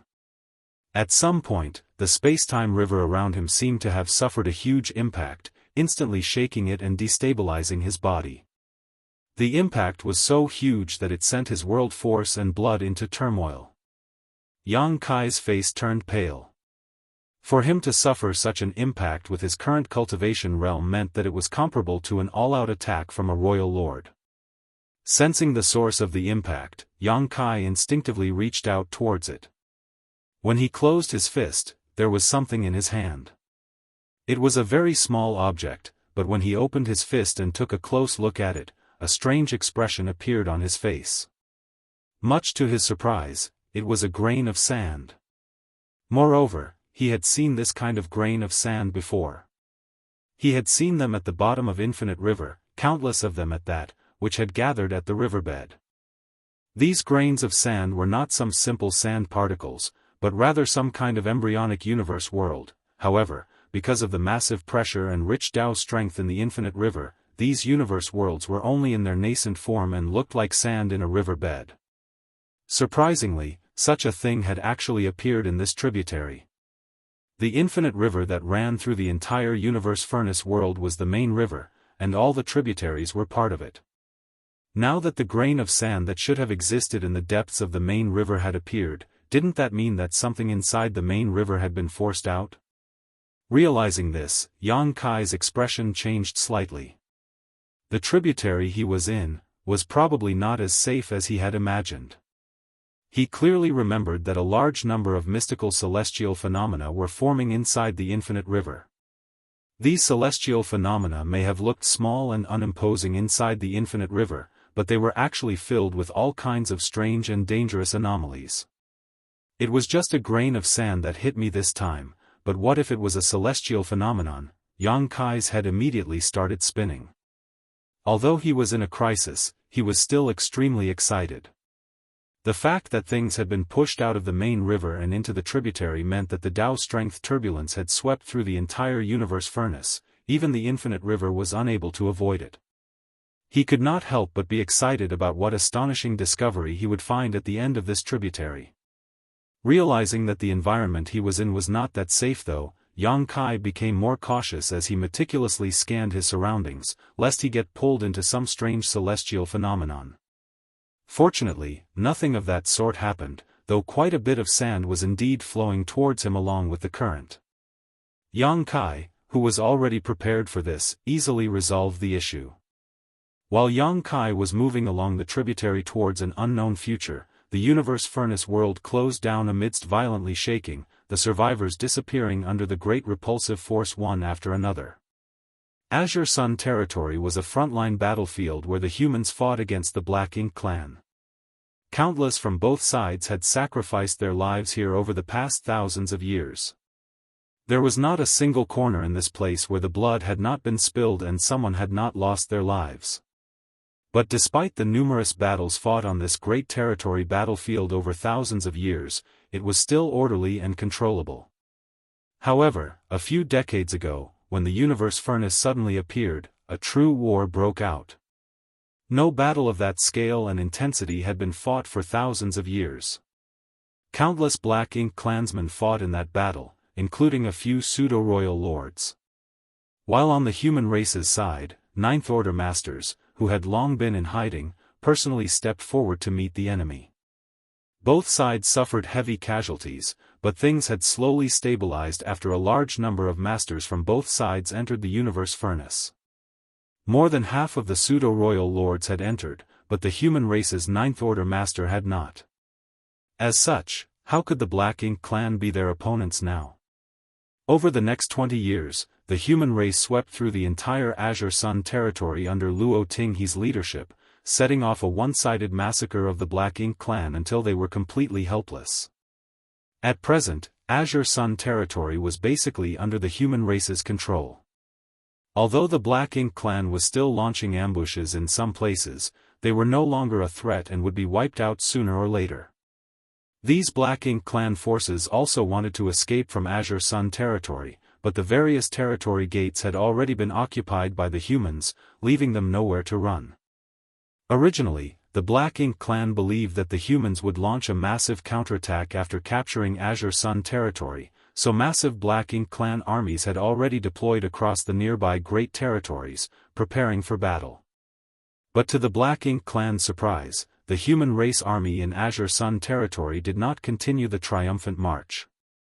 Even the Ninth Order master, Luo Tinghe, showed no intention of leaving Azure Sun territory. She simply stood guard there, her thoughts a mystery. Unable to guess the enemy's intentions, the Black Ink clan became a little ill at ease. Not only was Azure Sun territory like this, but most of the other Great Territory battlefields were in similar situations. In Wolf Fang territory, Wei Junyang, leading the human race army, basically purged the Black Ink clan before stopping.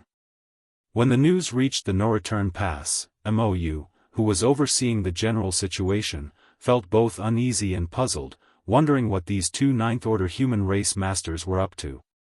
At that moment he really missed Mou.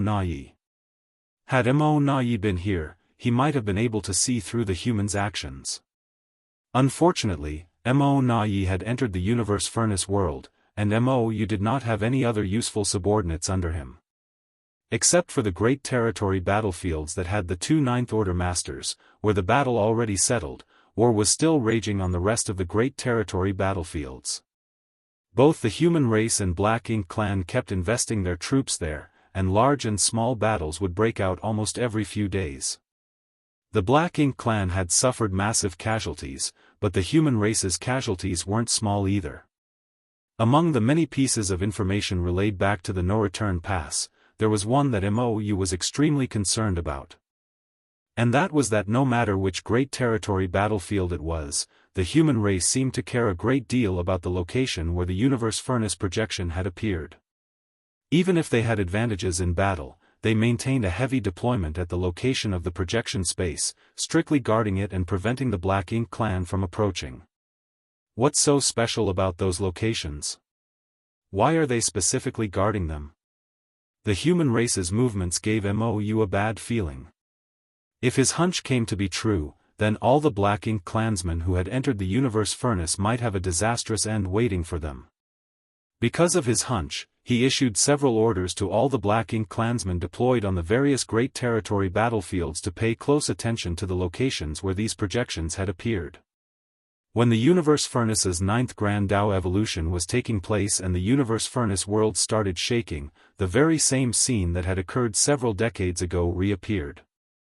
The space that was heavily guarded by the humans suddenly became distorted and chaotic before a massive illusory phantom of the Universe Furnace manifested. The projection of the Universe Furnace had appeared once more. Marshall Peak, Chapter 5806, Return. After a few decades, by the time the Universe Furnace's projection appeared once more, the human race masters on the dozen or so Great Territory battlefields were already finished making their preparations.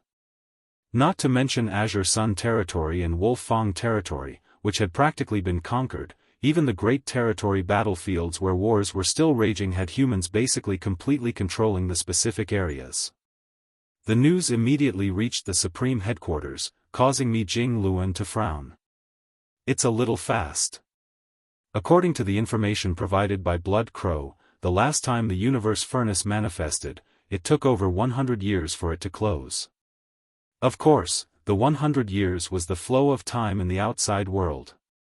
If one was really inside the Universe Furnace, they wouldn't feel that so much time had passed, because time and space seemed to be extremely wrapped and chaotic at the very beginning, making it difficult to determine how long they had spent inside. But it didn't matter.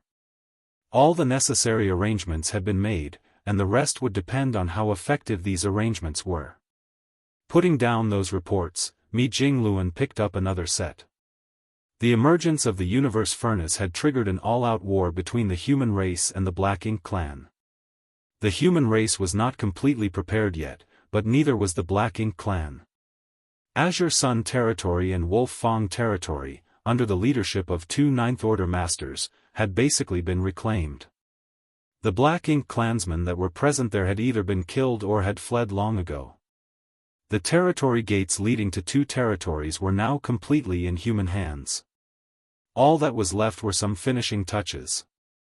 Several other Great Territory battlefields were now dominated by the human race. Let alone other Great Territory battlefields, just Azure Sun Territory and Wolfang Territory allowed the human race to push forward, but Mi Jingluan did not give the order to do so. The Black Ink clan army terribly outnumbered the human race army still, and the same was true when it came to top masters. If they continued pushing on, they might not be able to achieve much while sacrificing a lot. Once the front line was stretched too far, it would be rather detrimental for the human race. If the human race wanted to reclaim the 3,000 worlds, they would have to take a steady approach.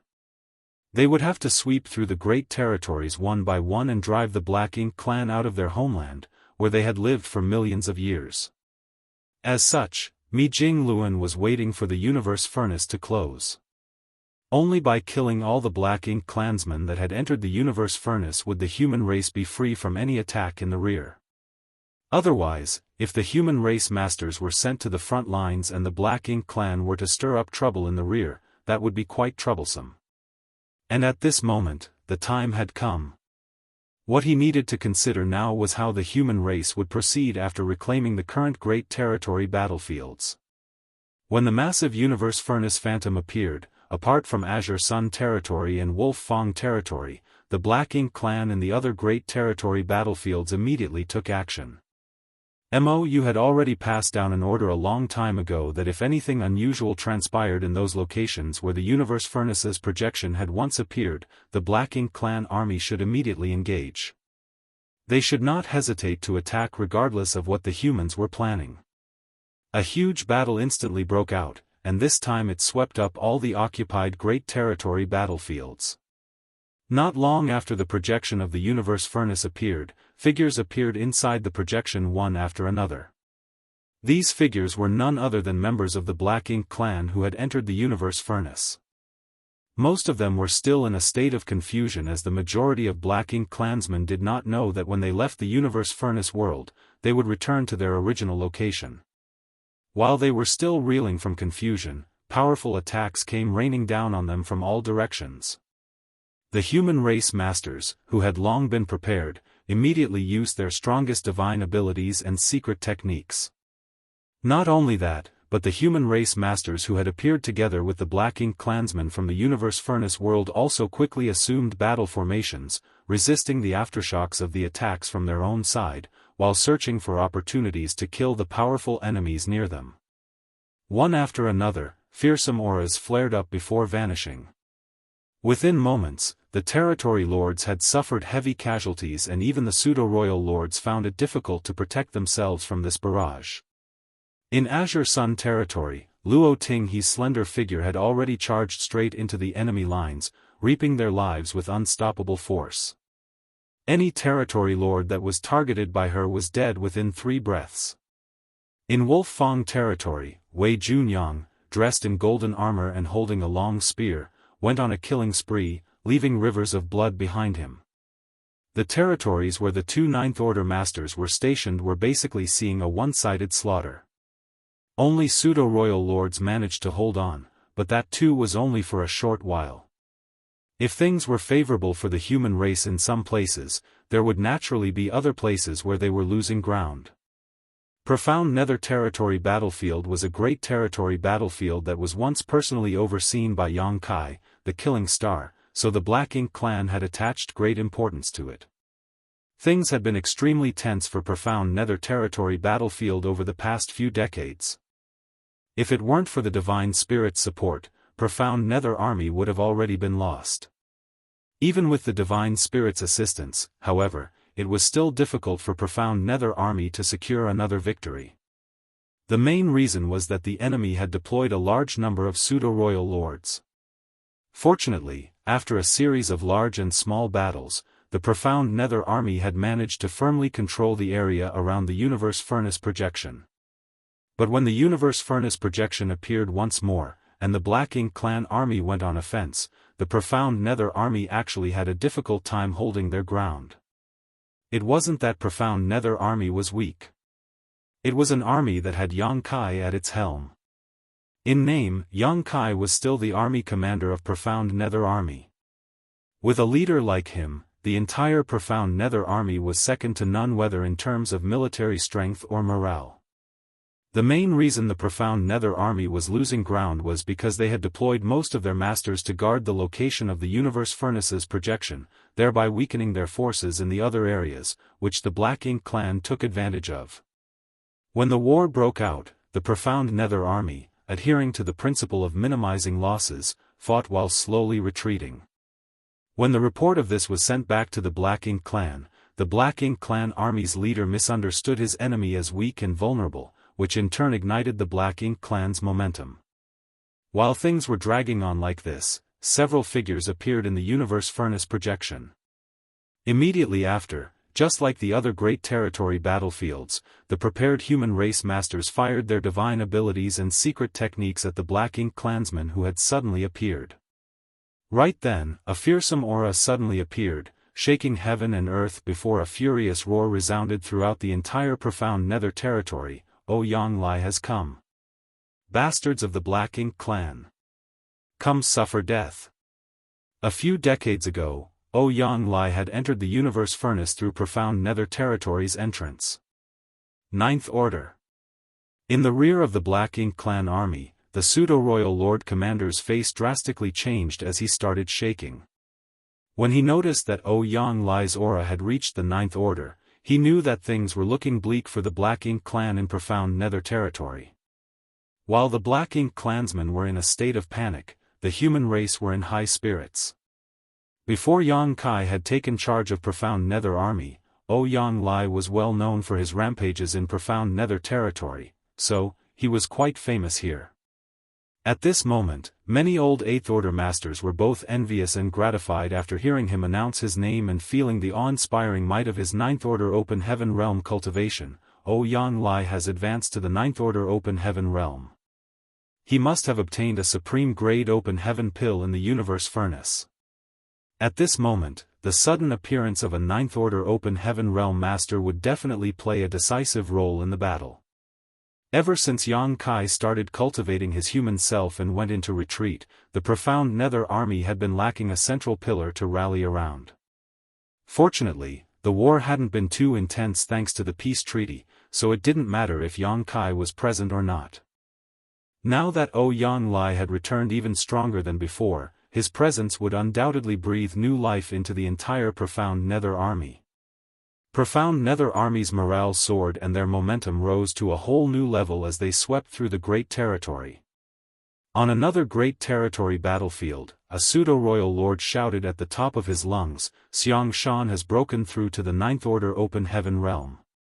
Right across him stood Xianxia with a gaping wound on his body and blood all over, but he still had a stoic look on his face as he sent a punch towards the pseudo-royal lord who had been seriously injured by him, coldly snorting, "You talk too much."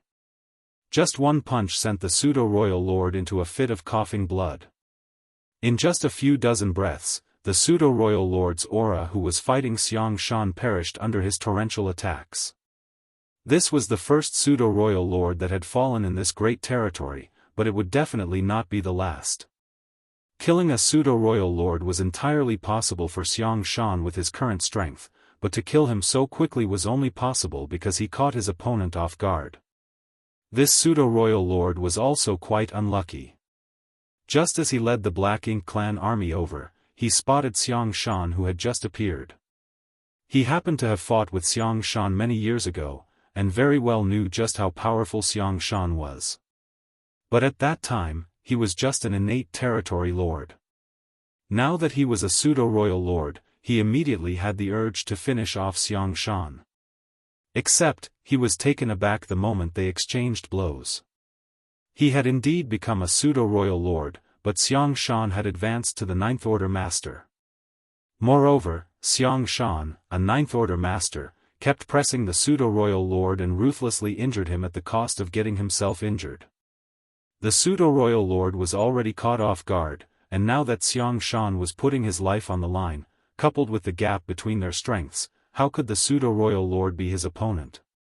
Xianxia did not stop after killing this pseudo-royal lord and instead charged at the second pseudo-royal lord. The sight of Xianxia coming straight at him scared the hell out of the pseudo-royal lord. He immediately turned tail and fled, not caring if this action would affect the morale of his army. The sudden appearance of two Ninth Order Masters and their act of eliminating the strongest enemies right off the bat had stabilized the situation of the two great territories. It was quite foreseeable that these two great territories would come under the human race's complete control very soon, and the Black Ink clansmen present in these territories would either be killed or driven away. Aside from the great territories under these four Ninth Order Masters, neither side had any obvious advantages or disadvantages in others. Even if one side had a slight edge, it was not able to affect the overall situation. But as time passed, this situation quickly changed. With the universe furnace closed, the humans and Black Ink clansmen returned to the entrance they entered from, and when they did, the humans, who had obviously made preparations for this a long time ago, caught them off guard and attacked the returning members of the Black Ink clan. This led to the end of many territory lords and even some pseudo-royal lords. Additionally, the humans in every great territory saw the return of a large number of Eighth Order Masters. Many of these Eighth Order Masters had only been Seventh Order Masters when they had entered the universe furnace, but when they appeared today, they had advanced to the Eighth Order Open Heaven realm. It was all thanks to the ordinary grade open heaven pills which were relatively easy to find inside the universe furnace compared to supreme grade open heaven pills. Thanks to these ordinary grade open heaven pills, nearly 90% of the Seventh Order Masters that entered and survived had advanced to the Eighth Order Open Heaven realm. As for those who failed to advance, it was because of their lacking foundation. Many territory lords fell in quick succession, while many Eighth Order Masters joined the human army's ranks. Owing to these conditions, the scales of victory and defeat were slowly tilting in the human race's favor. Marshall Peak, Chapter 5807, Outside the Great Barrier. Wars broke out on all the great territory battlefields and raged like a wildfire. Elsewhere, a large number of Black Ink clansmen returned to the barren territory. As it had always been under the Black Ink clan's complete control, the humans couldn't intervene. As such, there were no ambushes here. But compared to the number of members who had entered the universe furnace through the barren territory, the number of Black Ink clansmen who had returned was undoubtedly quite low. A huge army of millions of Black Ink clansmen had entered the universe furnace from the barren territory back then, with many territory lords and pseudo-royal lords among them. But now less than 1 million had managed to return, that was all. It was a catastrophic loss. The main reason was that after the great battle in the universe furnace, the human race had searched every nook and cranny for them, killing any Black Ink clansmen they came across. Those who were lucky enough to survive had been hiding all this while until today. Outside the no-return pass, figures similarly appeared one after another at a certain location in the void. One of them was none other than Imo, whom Yang Kai had failed to find. He had fled right after the battle, and no one knew where he had gone or where he was hiding. The moment he appeared, he instantly surged his Black Ink strength and activated some secret technique, transforming into a Black Ink cloud and quickly escaping. Some territory lords called him out from behind, but he paid no heed to their calls. After running for a while, he felt a little puzzled, wondering where Yang Kai was. He didn't spot him anywhere. According to Xiao Yu's report, when the universe furnace closed, all outsiders who entered it would return to their original positions. In other words, they would return to the very same spot from where they had entered the universe furnace. Although he had been hiding well these past few days and hadn't exposed his whereabouts, Mo Na-yi had been constantly preparing and was always on guard because Yang Kai had entered the universe furnace from the same location as him. In other words, once it was closed, whether he wanted to or not, he would definitely meet Yang Kai again. Yang Kai had already reached the 9th order and his strength was no longer the same. Although Mo Na-yi had also become a royal lord, he had suffered serious injuries in their last battle and only managed to survive thanks to luck. It was extremely difficult for him to recover in the universe furnace world, and once he met Yang Kai, it would not end well for him. As such, he fled the moment he emerged from the universe furnace, fearing that he would fall into Yang Kai's hands.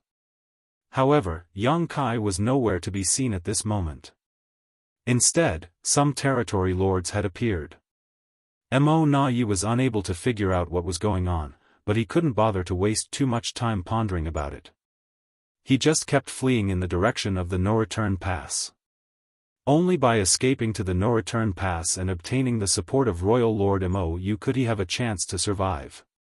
He did not know why Yang Kai wasn't here, but he was thankful all the same. Meanwhile, another war had broken out outside the primordial heaven's source Grand Restriction. Thousands of suppressing Black Ink army soldiers stood on the suppressing Black Ink fortress, fending off the Black Ink clan's attacks again and again, using the power of their artifacts and the defenses of the suppressing Black Ink fortress. Be that as it may, some Black Ink clansmen would get close enough to cause some chaos from time to time. Fortunately, Divine Dragon Fu Guang was still here. He was even stronger than an ordinary 9th Order master, and thanks to him personally overseeing things, plus the powerful support of the suppressing Black Ink army, the Black Ink clan in the primordial heaven's source Grand Restriction was having a hard time breaking through their defenses.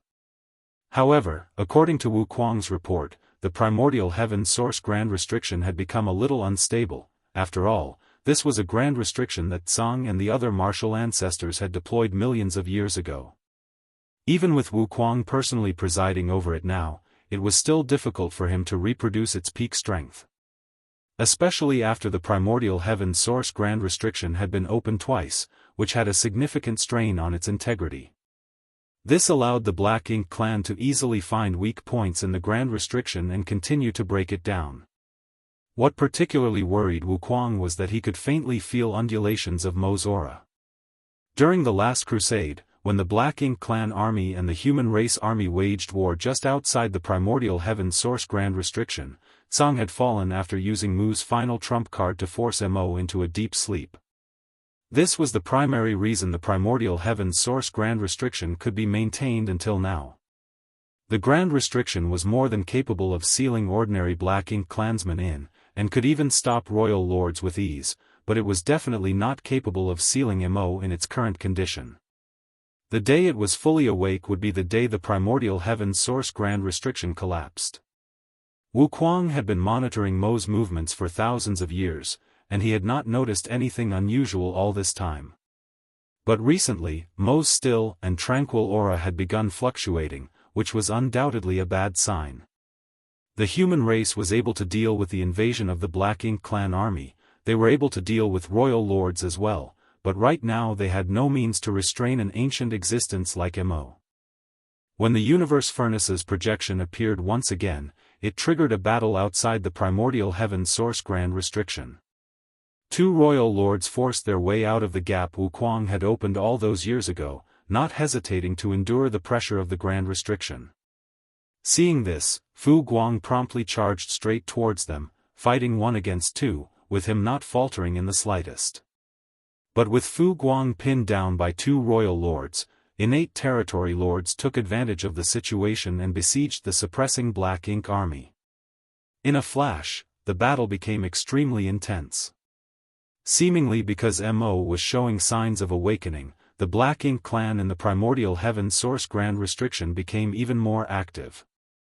Over the past few years, their attacks had become more and more frequent, so the suppressing Black Ink army had no choice but to constantly fight. This high intensity and prolonged battle had left all extremely exhausted, but none of them had the time to rest. While everyone was locked in a heated battle, a number of powerful figures appeared from the projection of the universe furnace one after another.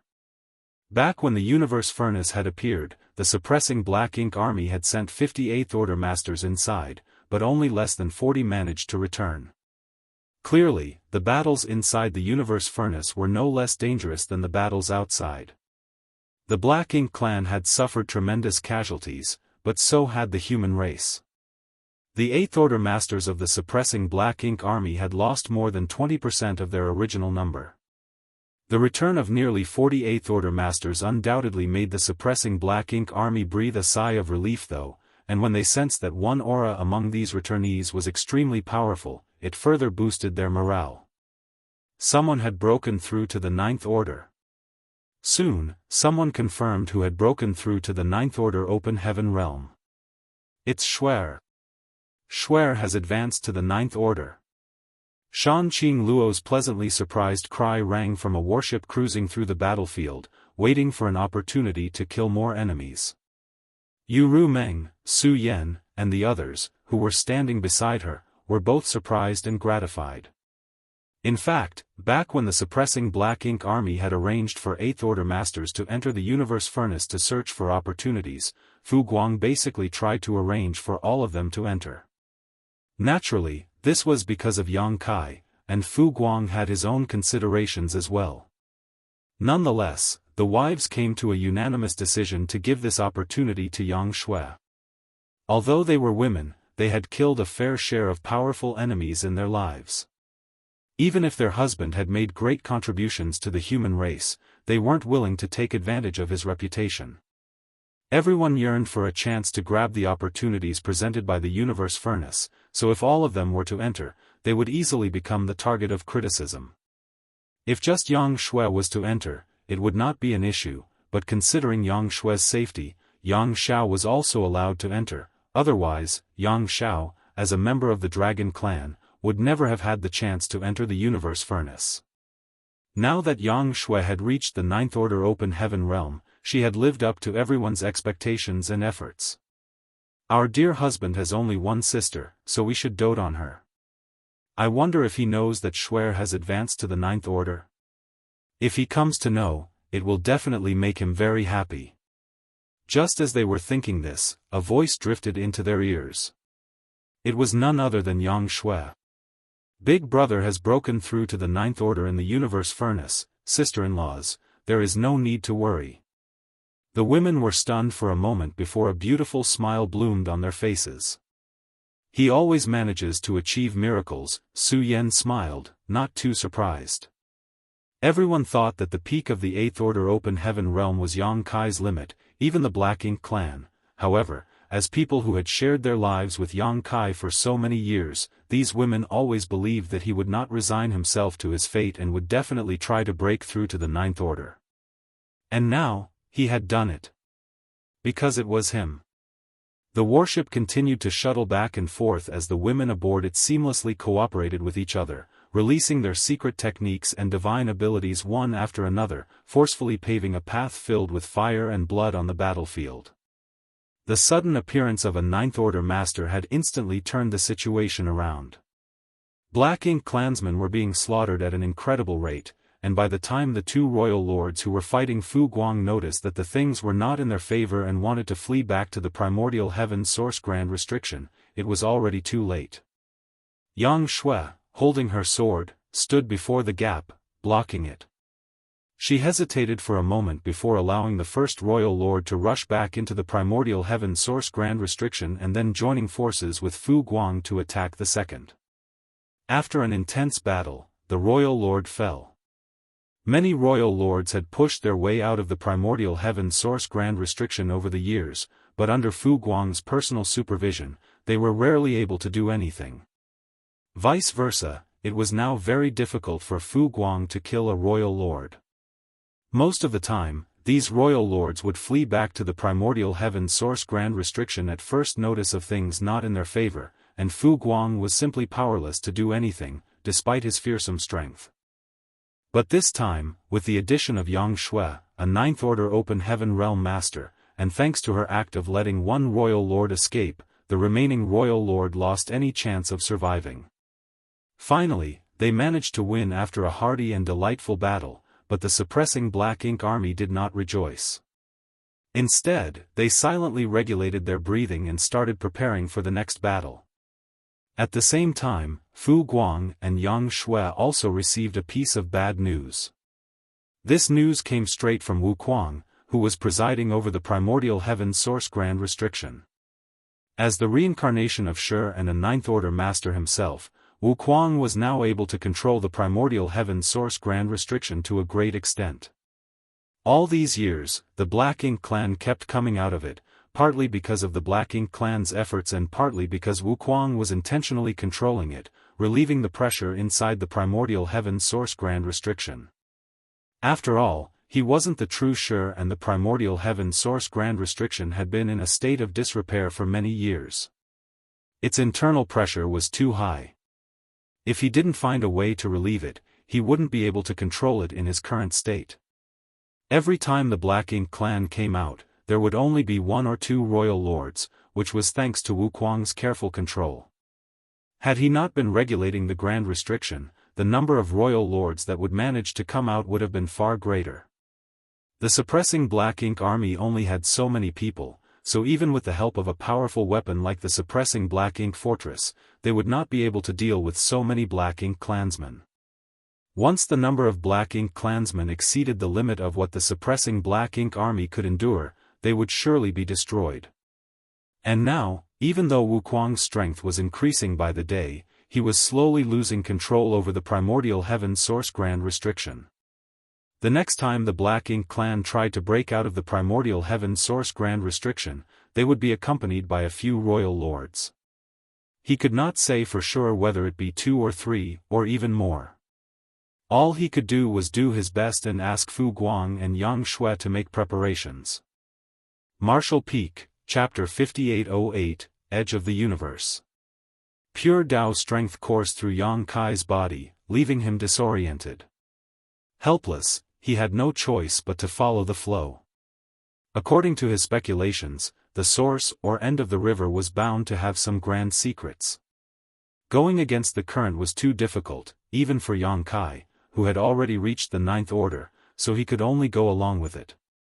It was a strange feeling, as if he was really in a real river, flowing into the distant unknown, sometimes calm and sometimes surging. After an unknown period, Yang Kai felt the flow around him become faster, like a river flowing down a slope. Moreover, the size of the tributary suddenly increased and the Dao strength around him became even denser. He immediately understood that the tributary he was in had merged with the other tributaries. After a while, it merged with a few more tributaries, and the flow of the river became even faster. As he continued to merge with the other tributaries, the tributary became bigger and stronger, forcing Yang Kai to use his spacetime river to protect himself from external forces. At one point, Yang Kai was hit with a sense of weightlessness, as if he was falling from a waterfall. Fierce water was swirling around him, and no matter how hard he tried, he could not maintain his balance. Amid the intense Dao strength fluctuations, Yang Kai found it difficult to even maintain the spacetime river around him. Then, at some point, he felt like he was spewed out from somewhere. This kind of feeling was quite odd. By the time he somehow managed to stabilize himself, the tributary was nowhere to be seen. Without any external forces acting on him, Yang Kai stood quietly in place, furrowing his brow. Is this the end of the tributary? Where am I? He turned his head and started looking around, but the next moment, he froze and gawked in a daze. In his sight was a massive furnace, rapidly disappearing into the distance.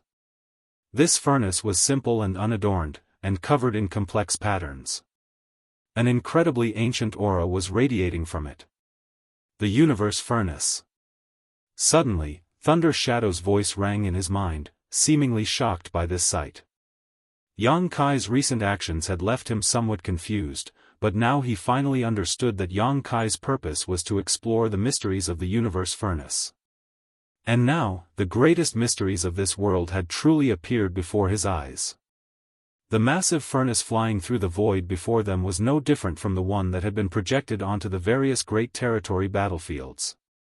If it wasn't a universe furnace, what was it? The only difference was that the projection was illusory, while the one in front of them was real and tangible. Yang Kai was awoken from his daze by Thunder Shadow's cry of surprise, and just when he was about to chase after the furnace, dazzling colorful rays spewed out from the furnace's mouth. As soon as these colorful rays appeared, they scattered in all directions. Many sand-like particles suddenly expanded, transforming into the embryonic form of universe worlds. A strange celestial phenomenon suddenly expanded and occupied a vast space as rich and pure grand Daoist surged out of the universe furnace, filling this stretch of the void that was originally filled with chaos. Right then, a grain of sand came flying straight at Yang Kai. Without the pressure from the universe furnace, this grain of sand finally revealed its true form. As the distance between Yang Kai and the grain of sand shortened, it quickly transformed into the embryonic form of a universe world that was no smaller than the star boundary. Yang Kai hurriedly used instantaneous movement to dodge. When he was exploring the depths of the infinite river, Yang Kai had seen these grains of sand and knew that they were not ordinary. Now that they had left the universe furnace, they had finally revealed their true appearance. As they were just the embryonic forms of the universe world, they were barren and devoid of vitality, but as long as the conditions were right, they would gradually become complete and give rise to living creatures in the future. The universe furnace was still rapidly advancing as more colorful rays continuously shot out of its mouth. Yang Kai finally understood how he happened to have arrived at this place. Apparently, he was spat out by the universe furnace after he entered the tributary and followed it back to its source. The flow of the tributary was only because the universe furnace was erupting. This was not the 3,000 worlds, nor was it Black Ink Battlefield, but a place he had never set foot in before. Having lived and cultivated for so many years, Yang Kai could be considered an experienced and knowledgeable man, but what he was seeing right now was far beyond anything he had ever imagined. After having calmed himself down, Yang Kai continued chasing after the universe furnace, occasionally avoiding the suddenly expanding celestial bodies and celestial phenomena that came flying at him. Since he reached the outer universe, Yang Kai had always had a nagging doubt in his mind. How did the great territories, universe worlds, and strange yet magnificent celestial phenomena come to be? Rumor had it that when chaos was first split into heaven and earth, it gave birth to many great territories and universe worlds, but who or what could have possessed such great power to accomplish such a feat? Even if the world itself evolved, it should still have a source. The exploration of the infinite river had allowed Yang Kai to witness the sand-grain-like embryonic forms of the universe worlds, as well as the exquisite celestial phenomena in their nascent state. Although he had gained some insights, they were vague and incomplete. But at this moment, everything became clear. The source of everything was here, the universe furnace. The 3,000 worlds, the universe worlds, and even the remnants of the celestial phenomena on the black ink battlefield, they all originated from the universe furnace, brought about by its eruption since the dawn of existence. What he was seeing right now was the true process of how heaven and earth split apart. It was an awe-inspiring sight. In his mind, Fang Tianxia and Thunder Shadow were also staring fixedly at this scene. Even the usually noisy Thunder Shadow had stopped talking. It was a scene that no ordinary person would ever see in their lifetime. Perhaps, since ancient times, no one at all had ever witnessed this. What Yang Kai was currently feeling was hard to describe. He wasn't excited about being able to see the true nature of this world, but rather, he was at a loss. The Chaos Spirit King. Thunder Shadow's shout suddenly rang in his mind. Yang Kai immediately activated Thunder Shadow's innate divine ability to conceal his figure and aura. The next moment, a fearsome aura emerged all of a sudden, gushing out along with dense Dao strengths. Surprisingly, it was a Chaos Spirit King. And it was not just a Chaos Spirit King, many other Chaos Spirit clan members also came gushing out of the universe furnace, arriving at this void. Yang Kai had thought it was the Chaos Spirit King who had a grudge with him, but when he took a closer look, he found that it was not the case. Whether it was the appearance or figure of this Chaos Spirit King, Yang Kai had never seen it before. Its aura was still not as firm and stable as the previous one, and its physique even bore some resemblance to the Black Ink clan. This should be a newly born Chaos Spirit King, Fang Tianxia stated. For this opening of the universe furnace, 3 supreme grade open heaven pills were still unaccounted for. There was a high chance they had fallen into the hands of the Chaos Spirit clan, so it wasn't surprising for a new Chaos Spirit King to be born. This should be the newly born Chaos Spirit King. Seeing this Chaos Spirit King appear here, Yang Kai roughly understood how it had been spat out. The other party seemed to be a little unaccustomed to the outside world, but after a brief pause, it quickly flew off into the distance and soon disappeared from Yang Kai's sight. A large number of Chaos Spirit clan members followed after it. Meanwhile, Yang Kai continued chasing after the universe furnace while concealing himself. More and more embryonic universe worlds and celestial phenomena appeared, with occasional Chaos Spirit clansmen and Chaos Spirit Kings among them. Yang Kai even saw the one who had a grudge against him, but thanks to Thunder Shadow's innate divine ability, the other party didn't notice him. Like the first Chaos Spirit King, this Chaos Spirit King also quickly fled in a seemingly random certain direction and soon disappeared. So that's how it is, Thunder Shadow's voice rang out in his mind, no wonder we didn't see many Chaos Spirit Kings inside the universe furnace. It seems our previous speculations were wrong. It's not that the supreme grade open heaven pills can't create Chaos Spirit Kings rapidly, but that most of these Chaos Spirit Kings were spat out and not in the universe furnace. That should be the case, Fang Tianxia also agreed with him. Previously, when they were discussing the number of Chaos Spirit Kings inside the universe furnace with Yang Kai, they had some doubts. Logically speaking, since the universe furnace had opened so many times, there should have been many Chaos Spirit Kings inside, dozens of them at least. But from beginning to end, they had only seen one Chaos Spirit King. At the time, Yang Kai had speculated that the supreme grade open heaven pills might not be completely effective for the Chaos Spirit clan and could not create Chaos Spirit Kings right away, only slightly stronger Chaos Spirit clan members. But by the looks of it, his speculation was incorrect. A supreme grade open heaven pill had a high chance of producing a Chaos Spirit King. It just turned out that when the universe furnace closed, sand grain-like universe worlds, as well as the celestial phenomena and even Chaos Spirit clansmen were spewed out by it. This was equivalent to a purge. The one who had formed a grudge with Yang Kai was probably one of the survivors from the last Great Purge.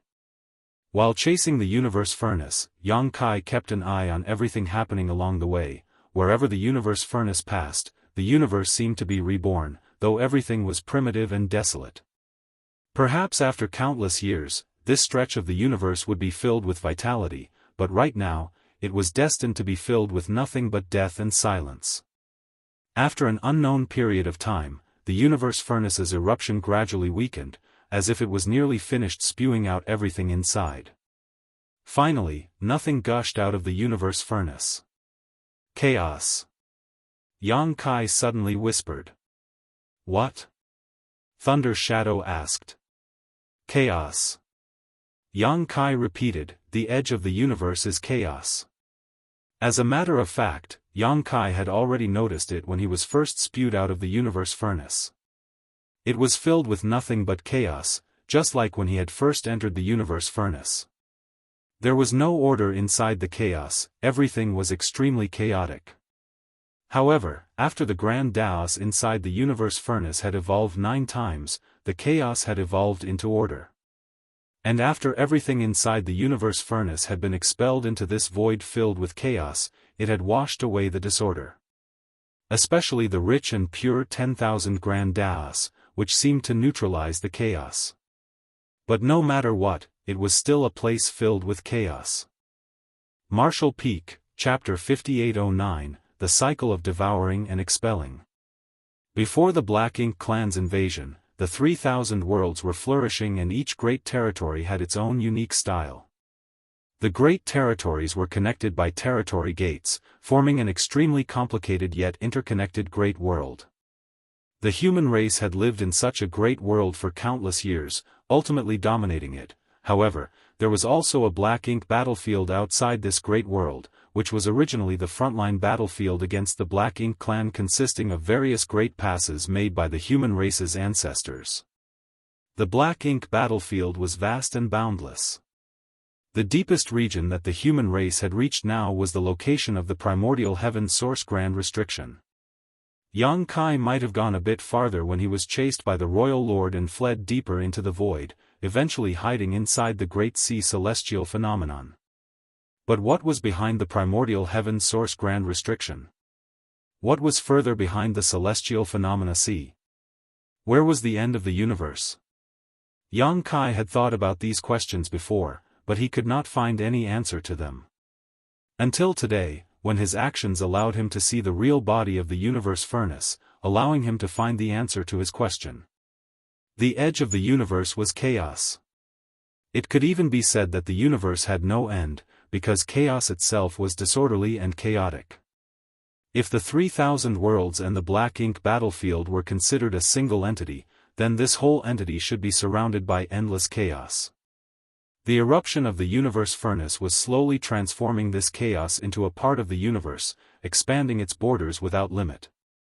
Realizing this, Yang Kai failed to stop his laughter. No wonder no one has been able to find the true body of the universe furnace all these years. It does exist, but it is at the very edge of the universe. Who would have even thought of coming here to search for it? And so what if I found it? Yang Kai had previously considered whether he would have a chance to refine the universe furnace if he could find its true body, but looking at it now, he understood that this idea was completely impossible. Such a treasure was not something the human race could control. It was the source of the universe, of everything. Trying to refine it would be akin to trying to refine the universe itself. Compared to such an endeavor, finding a way to kill Mo would be child's play. Just as Yang Kai's thoughts were racing, the universe furnace that was flying through the void underwent another change. All of a sudden, a powerful suction came from the furnace, devouring the chaos in the nearby void in a flash. The massive and majestic universe furnace seemed to have transformed into a bottomless pit. It only seemed to draw in chaos, however, while whatever it had spewed out, whether it was the embryonic universe worlds, various celestial phenomena, or even the invisible and formless Tao strengths, they were completely unaffected.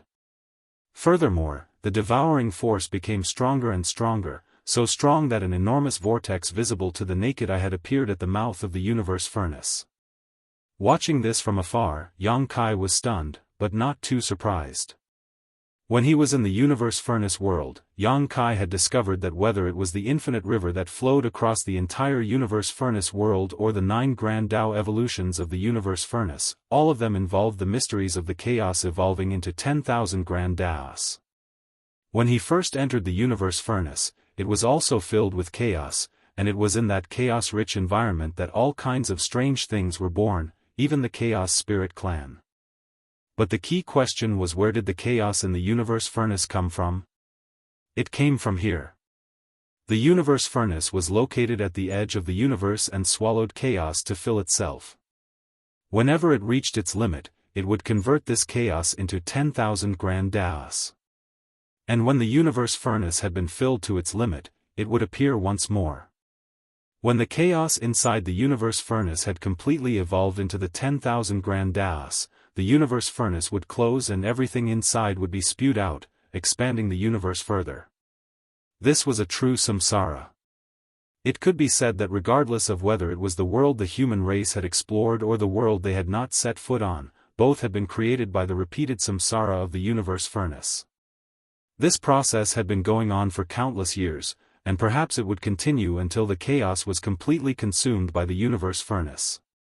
It was like a painting that was being painted from ancient times to the present, grand and magnificent.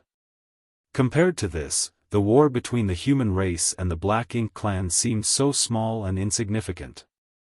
Xianxia followed the universe furnace, staring at it in a daze, his heart rapidly beating until finally, after a long time, he suddenly stopped.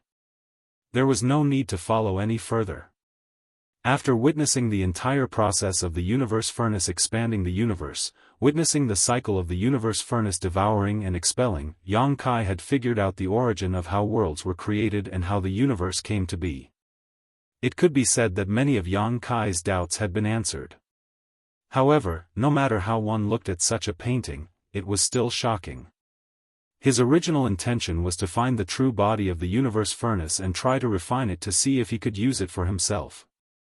Xianxia had indeed found the real body of the universe furnace, but he no longer had any thoughts about refining it, because after witnessing everything, he knew that was nothing but a fool's dream.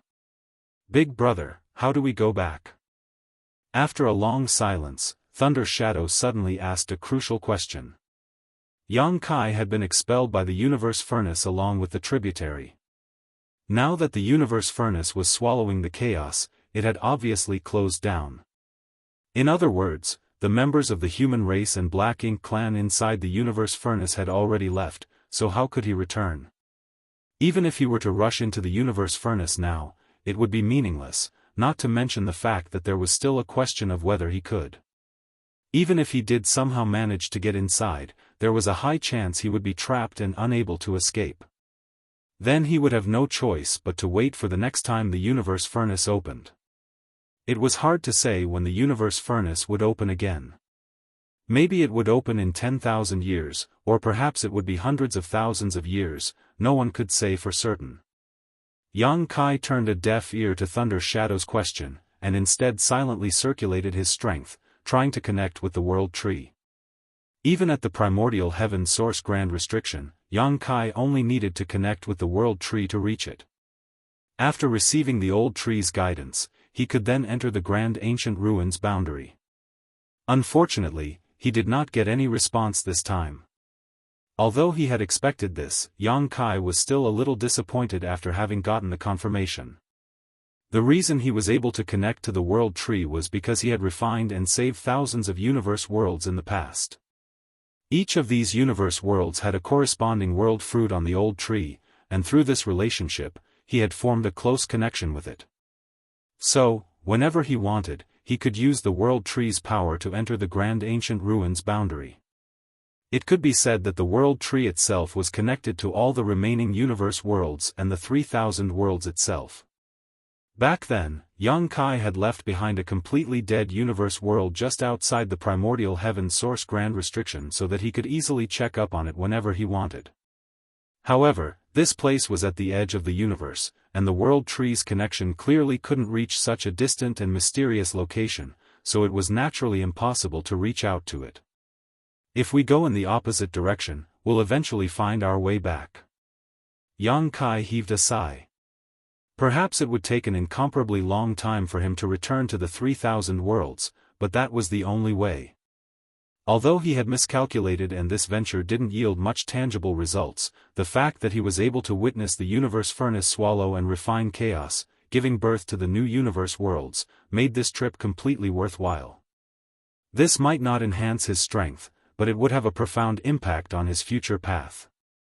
After taking one last deep look at the rapidly departing universe furnace, Yang Kai turned around and set off. In his mind, Feng Tianxia heaved a sigh. Mo Na Yi really got it easy. Thunder Shadow was stunned for a moment before quickly responding, right, that guy's luck is too good. Originally, if everything had gone as usual and nothing unexpected happened, Yang Kai and Mo Na Yi would have appeared at the same location when the universe furnace closed. With Yang Kai's current strength, the heavily injured Mo Na Yi, who had not been able to recover, would not have been his opponent. Most probably, Yang Kai would have killed him on the spot, thereby eliminating a strong enemy of the human race. However, Yang Kai's actions gave Mo Na Yi a chance to survive. The universe furnace was already closed and Mo Na Yi had most likely escaped back to the no-return pass. Yang Kai had no idea how long it would take for him to return, but by the time he did, Mo Na Yi might have already recovered from his wounds. By then, it really would not be that easy for Yang Kai to kill him. Nonetheless, it was useless to mull over what had already happened. So long as he was strong enough, he would have a chance to kill Mo Na Yi. Hurrying along and gazing towards the horizon, Yang Kai calmed himself. When the universe furnace appeared, it triggered a war between the human race and the Black Ink clan, one that should be in full swing right now.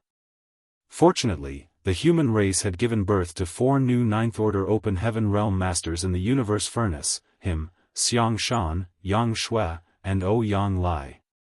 Yang Shui should have returned to the primordial heaven source grand restriction so she could not partake in the war in the 3,000 worlds for now. Xianxia and Yang Lai, on the other hand, could lead an army to fight the Black Ink clan. Counting Luo Tinghe and Wei Junyang, who had just advanced to the Ninth Order, the human race now had 4 Ninth Order Masters to rely on. As long as they did not make any rash moves, taking care of the Black Ink clan shouldn't be a problem. Rather, Yang Kai was slightly worried about old ancestor Xiao and Wuxing's side. These two had been suppressing the Black Ink giant spirit god in Wind Mist territory. When the war broke out between the two sides, the Black Ink giant spirit god would definitely not sit by and watch. There was a high chance that it would make a move. If it insisted on escaping, there was nothing the 2 Ninth Order Masters could do. Fortunately, Yang Kai had left a trump card with old ancestor Xiao in the past. So, even if the Black Ink giant spirit god managed to escape, the human race would still be able to contain it. Hopefully, by the time he returned, things had not become too bad. Thinking so, Yang Kai ordered Feng Tianxia, second brother, you take the helm. Feng Tianxia promptly agreed and took control of his body, teleporting forward using space principles. Had anyone else been stranded at the edge of the universe, even if it was a Ninth Order Master, it would have taken them an incredibly long time to make it back, but Yang Kai was proficient in the Tao of space. Even if he was at the edge of the universe, he would still be able to return after some time. Furthermore, he had Feng Tianxia to assist him. At this moment, while Feng Tianxia had taken over a part of his body, Yang Kai focused on digesting the gains he had obtained from the universe furnace. Martial Peak, Chapter 58-10, The Black Ink Clan's Capital. On the day the universe furnace closed, the members of the human race and the Black Ink clan inside returned to the dozen or so great territory battlefields. The human race, which had been preparing for this a long time, dealt a heavy blow to the Black Ink clan.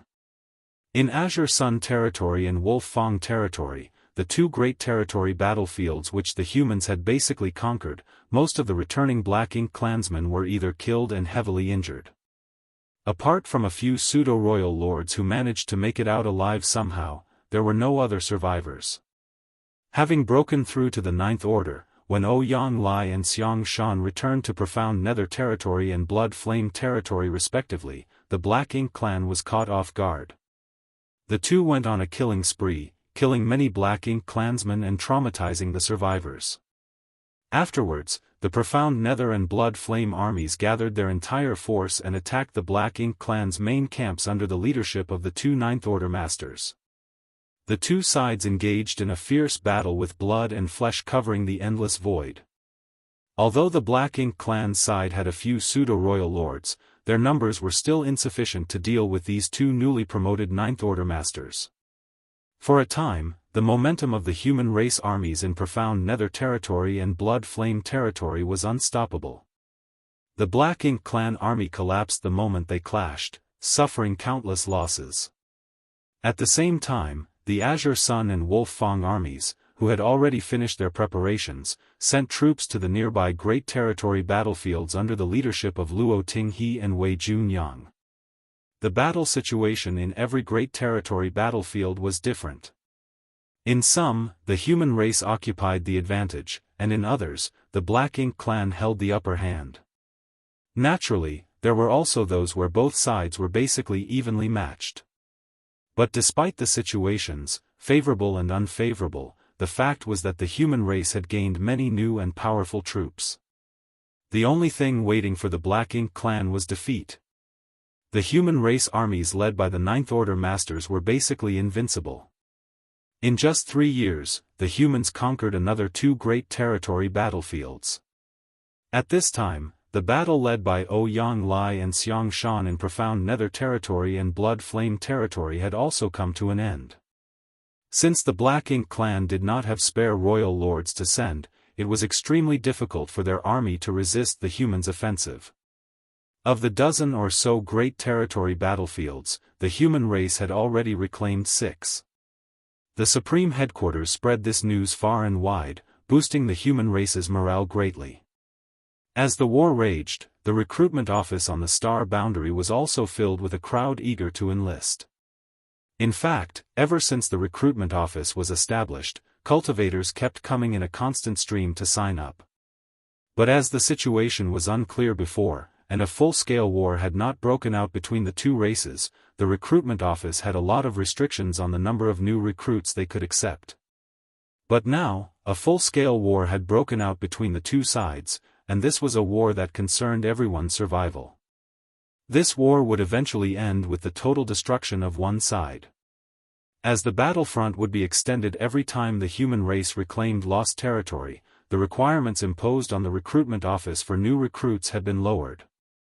A large number of newcomers constantly passed through this place and were sent to various battlefields to fill up the numbers. After thousands of years of accumulation, the human race had indeed created many masters, especially the Star Boundary and Myriad Monster World. Many talented individuals had been born on these 2 universe worlds thanks to the World Tree clones' feedback. The newly promoted 5th Order and 6th Order masters might not be able to do anything against the Black Ink clan alone, but if they were gathered into an army of tens of thousands, the power they could display would be unimaginable.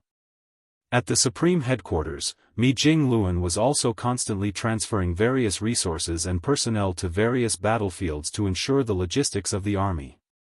Fortunately, the human race had got their hands on quite a lot of spoils of war when they had recaptured those great territories. Although the human race was still lacking in resources, it was not to the point where they were starving. After recapturing the 6 Great Territory battlefields, the 6 armies split up and moved closer to the remaining battlefields where war was still raging. They converged with the original human race armies of those Great Territory battlefields, assisting them in resisting the Black Ink clan. The battle became extremely fierce and the Black Ink clan found it difficult to resist the humans at the beginning, but soon, the Black Ink clan responded with appropriate countermeasures. The primary reason the human race held the initial advantage was the presence of several Ninth Order masters leading the armies. It was difficult for the Black Ink clan to compete with them. Although there were some territory lords who had the potential to become royal lords, they still needed time and could not be counted on for now, but the Black Ink clan had pseudo-royal lords. Moreover, creating a pseudo-royal lord didn't require much time. It only required a large number of innate territory lords and a high-rank black ink nest. Back when the universe furnace had appeared, MOU passed an order to gather all the uninjured innate territory lords at the no-return pass with a heavy heart, using them to create a few dozen pseudo-royal lords in order to destroy any opportunities the humans might get. At that time, the Black Ink clan had suffered a huge loss of manpower. It could be said that almost all of the innate territory lords who had come out of the primordial heaven source grand restriction at the beginning of the war were wiped out. Nonetheless, it was worth it. The few dozen pseudo-royal lords had indeed posed a huge threat and caused a lot of trouble to the human race. Now, however, less than 20 pseudo-royal lords were left. It was difficult for them to contend with the human race with just these pseudo-royal lords. The Black Ink clan needed even more pseudo-royal lords. Fortunately, the Black Ink clan had such capital. The primordial heaven source grand restriction was breached years back, and around 2008 territory lords had escaped from it. These innate territory lords had suffered heavy injuries while escaping and were unable to do anything for a while. After Xianxia came to learn of this, he began hunting and took out many of these innate territory lords. Mo Nai even tried to set a trap for Xianxia using these heavily injured innate territory lords as bait, but the Black Ink clan ultimately failed and had lost many of these innate territory lords. Nonetheless, many innate territory lords still managed to escape with their lives and had been recuperating at the no-return pass all these years. The Black Ink clan was not lacking in resources either, and thanks to this abundance, most of these innate territory lords had already recovered from their injuries after decades of rest and recuperation. The loss of 6 great territory battlefields had sent MOU into a rage, and he once again decided to create pseudo-royal lords. Today, at the no-return pass, one innate territory lord after another walked into the Black Ink nests under MOU's orders before their fearsome auras vanished. Be that as it may, death was not the final outcome. The sacrifice of life was for that moment of rebirth. The next moment, high-rank grade Black Ink nests started violently shaking before collapsing one by one.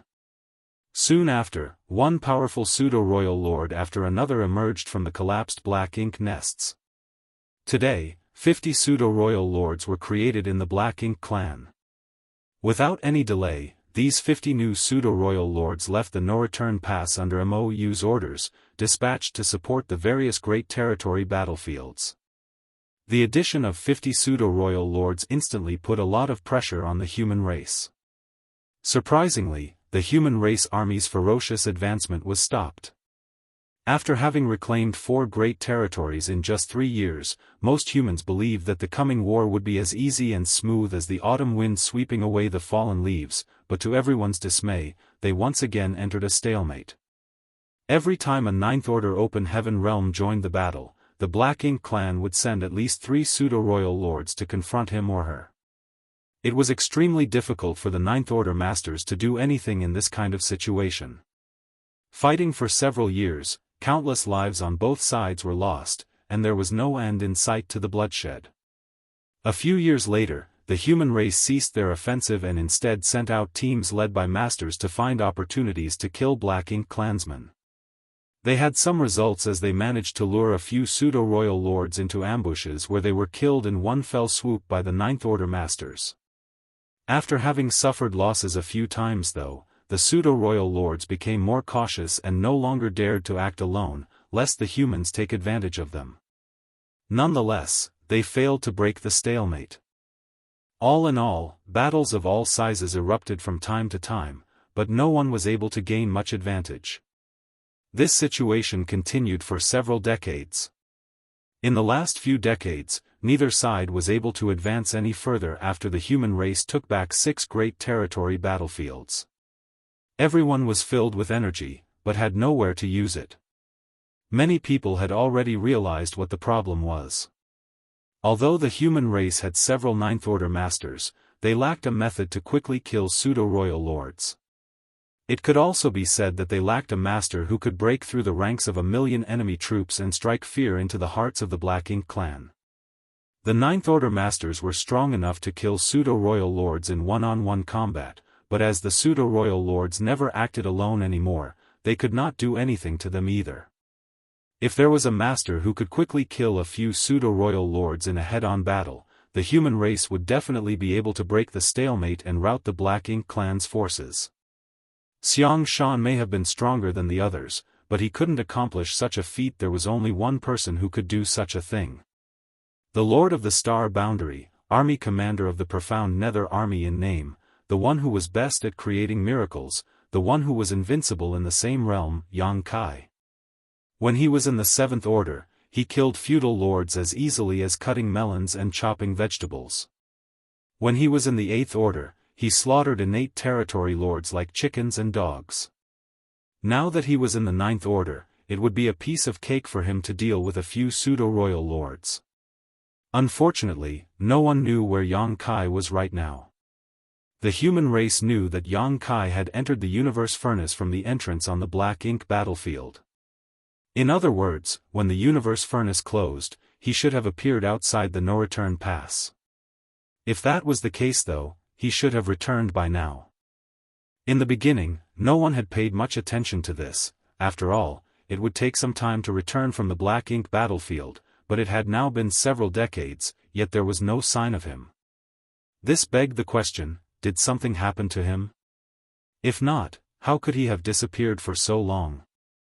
Did the Black Ink clan make preparations and set up an ambush near the projection space when he returned from the universe furnace, perhaps catching him off guard? But the Black Ink clan knew nothing about this. So, how could they have set up an ambush in advance? Furthermore, even if the Black Ink clan had set up an ambush, they would have been able to kill him now that he had reached the Ninth Order Open Heaven realm. On top of that, the human race was certain that Yang Kai had not been ambushed. At the very least, he had not died at the hands of the Black Ink clan. For thousands of years, Yang Kai's name was a beacon of hope to the human race, a symbol of faith, but to the Black Ink clan, it was synonymous with disaster, an existence they greatly hated. If Yang Kai really died at the hands of the Black Ink clan, they would never have kept it a secret. They would have definitely made a big fuss about it and publicized it to attack the morale of the human race army. Marshall Peak, Chapter 5811, Conversation. Since the Black Ink clan had spread nothing about Yang Kai, it meant that he could not have died at their hands. But the question was if Yang Kai was alive or not. If he was alive, where was he? It was something the upper echelons of the human race urgently needed to investigate. Mi Jingluan had also summoned many human race masters who had returned from the universe furnace to inquire about Yang Kai. According to the investigation, the last person to speak with Yang Kai was Ouyang Lai. After the huge battle in the universe furnace world that dragged in the majority of the members from both the human race and the Black Ink clan, Yang Kai left after recovering from his injuries. Before leaving, he had a brief conversation with Ouyang Lai, informing the latter that he wanted to find the remaining supreme grade open heaven pills, and try to find the answers to his doubts while he was at it. What his doubts were, Ouyang Lai did not ask, and Yang Kai did not tell. Since then, Ouyang Lai did not see Yang Kai again. After all, the universe furnace world was massive, so it was normal for them to not meet each other. On the other hand, some Eighth Order masters had vaguely sensed Yang Kai's aura fleeting past them, but Yang Kai was being chased by the Chaos Spirit King at that time, so none of them dared to approach him. Yang Kai simply flew past them, luring the Chaos Spirit King away with him.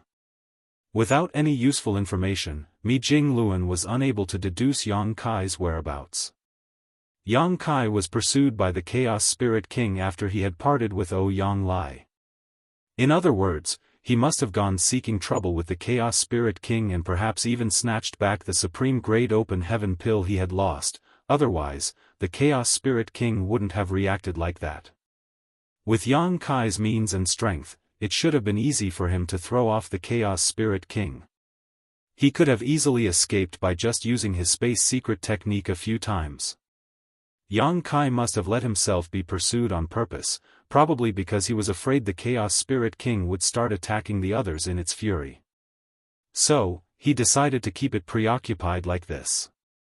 Even so, he wouldn't have been killed by the Chaos Spirit King. In the end, the information he had was too little.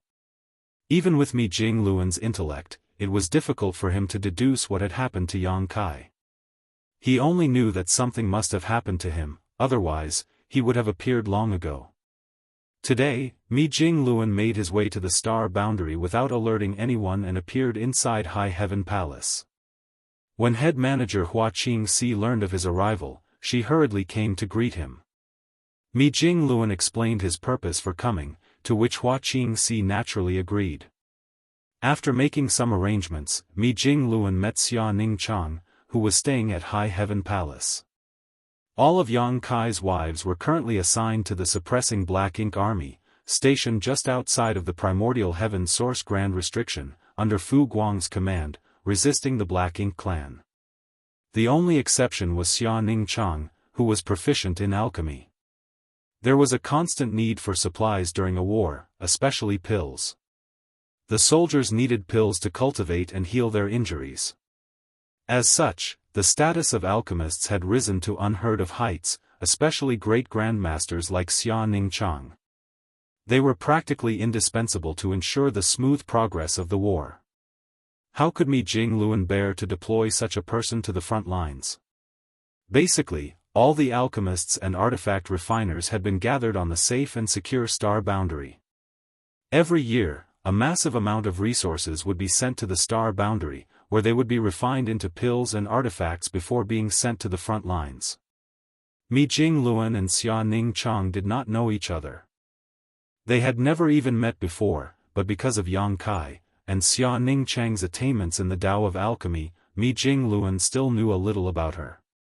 The reason he had come to Xianxia was because she was the one who was most familiar with Yang Kai. Inside High Heaven Palace's reception hall, Mi Jingluan, after waiting for a short while, saw Xianxia arrive. Although it was difficult to see her countenance because of her veil, a hint of fatigue could be seen in her eyes, which should have been bright and clear. Mi Jingluan could smell an extremely strong medicinal fragrance wafting from her, and also noticed that although Xianxia had specially combed her hair, it was still a little messy. How could he not know that she had constantly remained inside her pill room? She probably had not rested for many years. Women always paid attention to their appearance, so if it wasn't for the fact that she didn't have the time and could not bother to care about it, why would she not take good care of herself? Greetings, Supreme Commander Mi. Xianxia elegantly bowed to Mi Jinglung. She had naturally heard of him, the one running the Supreme Headquarters and directing the overall situation of the war, commanding the various armies in the battle against the Black Ink clan. She also admired him very much.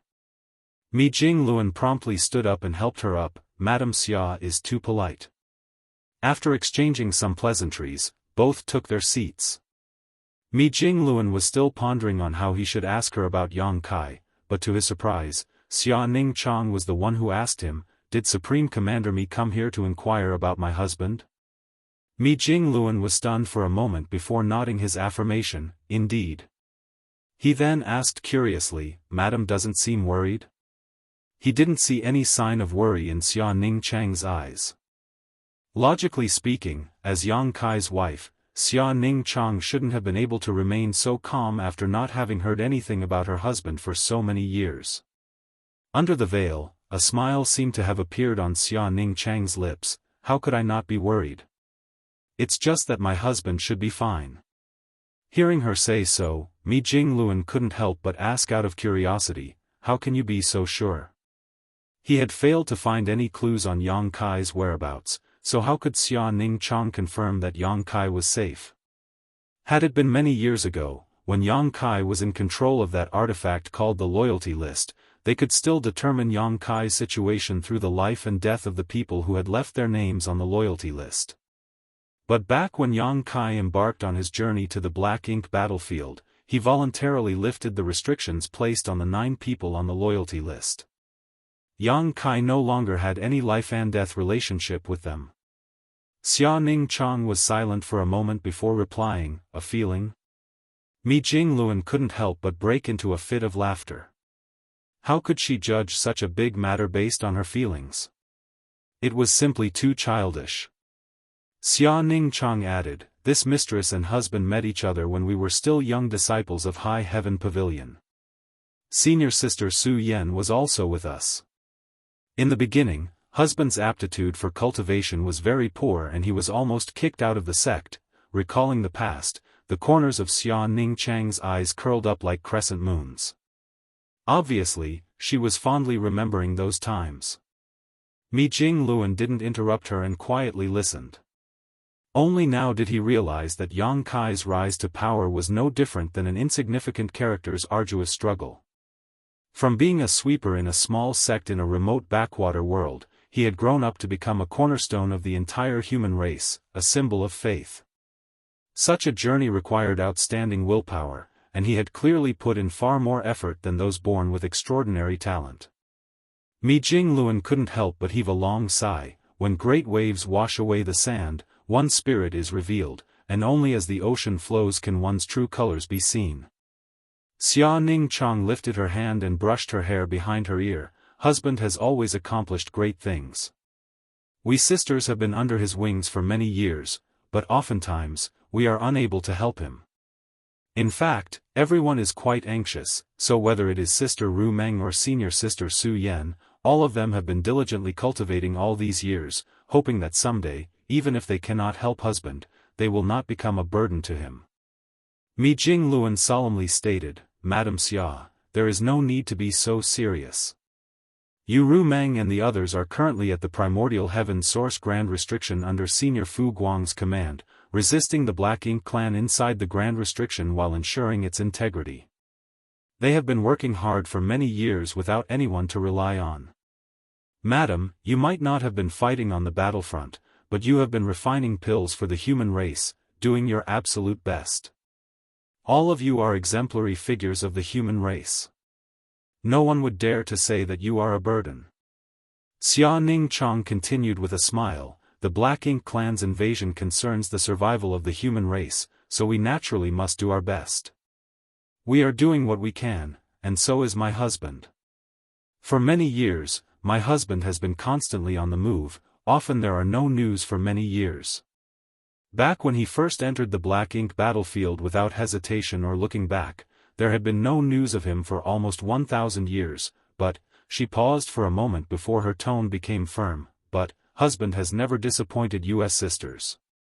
We just need to wait, and no matter where husband is, no matter what happens, he will return to us someday. This was the reason why she felt that Yang Kai was fine, because many people were waiting for him. And he had never disappointed those who had been waiting for him. Mi Jingluan remained silent. After a while, Xianxia stood up and left. Mi Jingluan also left High Heaven Palace with Hua Qingxi and flew out of the star boundary. In the void, Mi Jingluan suddenly stopped, glancing back. Although he had come here looking for answers, he had not gained anything factual. Xianxia was undoubtedly unaware of whether Yang Kai was alive or dead. She simply expressed her absolute confidence and hope in him. She believed that Yang Kai would return safely one day, just like how he had suddenly killed his way back from the depths of the Black Ink battlefield, quelling the war in profound nether territory in one fell swoop. It could be said that Madame Xia had blind faith in this man, but there was nothing wrong with that. However, as the supreme commander of the human race's armies, planning the movement of every soldier, Mi Jingluan couldn't afford to have any delusions. He had to be prepared for the worst. What would he do if Yang Kai had really met with a mishap and died in some unexplored place?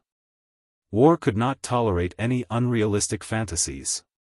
The human race was not made up of just one man, it consisted of every human being. Yang Kai had done more than enough for the human race. It was because of his actions that the human race had been able to steadily develop for thousands of years and build up their current strength. If the human race failed to defeat the Black Ink clan even after this, it would be because the human race had lacked in effort. As the favored children of this era, they had to bear the responsibility alongside the fortune. If they couldn't survive this crisis, they were destined to be abandoned by this era. In the end, this era still belonged to the human race. Somewhere in the void, a figure was rapidly moving across. The figure was surrounded by deathly and desolate universe worlds, as well as all kinds of magnificent celestial phenomena filled with unknown dangers. Thunder Shadow's voice rang out, "Second brother, are you lost?" Fong Tianci gloomily stated, "Big brother said to go in the opposite direction, and that's where I'm going. This is the literal edge of the universe. It should be quite far from the 3,000 worlds. Don't be impatient. Why don't I take the helm for a while?" Thunder Shadow suggested, mainly because he had been idling for too long and wanted to come out and stretch. "You don't understand the Tao of space, so giving the helm to you will only slow things down." Fine, you continue. Martial Peak, Chapter 58-12, Mo Nai exits. The war between the human race and Black Ink clans suddenly became even more intense. Large and small battles frequently broke out on the raging battlefields, often lasting months before ending. In such high-intensity battles, both the human race or the Black Ink clan suffered huge casualties, especially the Black Ink clan. Although they far outnumbered the humans, it was precisely because of their numbers that their casualties in each battle were so horrific. Nonetheless, the upper echelons of the Black Ink clan would never feel distressed about this. The Black Ink clan was different from the human race. The human race needed a lot of time and resources to cultivate even one open heaven realm master, but the Black Ink clansmen were all spawned from Black Ink nests. So long as they had enough resources, they could endlessly raise more troops. Essentially all the Black Ink clansmen below feudal lord rank were cannon fodder. In any battle, they were often the first to be dispatched to exhaust the strength of the human race. A war had broken out in Great Storm territory. A fleet of numerous human race warships split on the battlefield, outflanking the Black Ink clan army. Meanwhile, the battle on the main front raged like a wildfire. Furthermore, the higher-ups of the both sides had also established a battlefield away from the main battlefield where the 8th Order Masters fought with the Territory Lords, and the 9th Order Masters faced the Pseudo-Royal Lords. To a certain extent, the battle between the top masters from both sides would directly affect the outcome of the battle on the main battlefield, because once the powerhouses of one side gained the upper hand, they would be able to suppress the enemy on the main battlefield. In Great Storm territory, two human race armies happened to be fighting against the Black Ink clan army. One was the Azure Sun army under Luo Tinghe's command, while the other was the original Great Storm army of Great Storm territory. After reclaiming Azure Sun territory, the Azure Sun army had converged with the army of this territory, greatly bolstering their strength. Originally, it would not have been difficult to reclaim Great Storm territory, but with the birth of a large number of pseudo-royal lords and their addition to the Black Ink clan army, it made the war far less predictable. A mere pseudo-royal lord was indeed no match for a 9th Order master, but there were far too many pseudo-royal lords. This was not the first time the two sides were fighting. Both the human race and the Black Ink clan had clashed with each other multiple times over the past few years, enough to already become familiar with each other. But this time, something different and unexpected happened. When the battle started, a fearsome aura suddenly appeared out of thin air somewhere on the battlefield, and immediately after, they could sense the death of a pseudo-royal lord from that direction. This sudden turn of events left many of the Black Ink clansmen bewildered, thinking that another 9th Order master had been born. However, when they recognized that it was none other than Xianxia, they actually felt relieved. No new 9th Order master had been born in the human race, Xianxia had simply come to lend support. The Black Ink clan wasn't completely unprepared for this. The Black Ink clan master, who was commanding the Black Ink clan army this time, instantly dispatched several pseudo-royal lords to intercept Xianxia, while also passing on this news up the chain of command. Xianxia's appearance in Great Storm territory meant that the Great Territory battlefield he was originally in charge of had no 9th Order master at this moment. This happened to be a good opportunity for the Black Ink clan, perhaps they could use it to deal a heavy blow to the human race. The Black Ink clan had suffered a huge loss in this battle. Furthermore, with Xianxia and Luo Tinghe teaming up, the lives of the pseudo-royal lords were hanging by a thread. But in the end, it still amounted to nothing. Ultimately, Xianxia could not stay for too long. He immediately returned to the Great Territory battlefield where the Blood Flame army was stationed after the battle had come to an end. A battle had also broken out there, and without a Ninth Order master overseeing the situation, things were definitely not good for the Blood Flame army. The same tactic was continuously used in other Great Territory battlefields as well. The armies of both sides fought back and forth, reducing every Great Territory into a meat grinder. Although the human race's fierce offensive had failed to recover their lost territory, it had caused unimaginable losses to the Black Ink clan. Not to mention anything else, just the amount of cannon fodder on Black Ink clan's side had decreased a lot by the next battle. If nothing unexpected happened, this dire situation would likely continue for many years until one side was no longer capable of continuing. Unfortunately, something unexpected happened, the awakening of a royal lord. At the No-Return Pass, Mo Nai, who had returned from the Universe Furnace world and was slumbering inside a Black Ink nest, had finally recovered after nearly 100 years. The first thing he did was pay a visit to Royal Lord Mou and inquire about the current battle situation. After learning that the human race had already reclaimed 6 great territories and was currently going toe-to-toe with the Black Ink clan in the remaining Great Territory battlefields, Mo Nai was slightly taken aback. When they were in the Universe Furnace, 4 new Ninth Order Open Heaven Realm Masters had emerged in the human race, along with quite a lot of 8th Order Open Heaven Realm Masters. As the human race's strength had greatly increased, it was not surprising for them to achieve such results in the battle.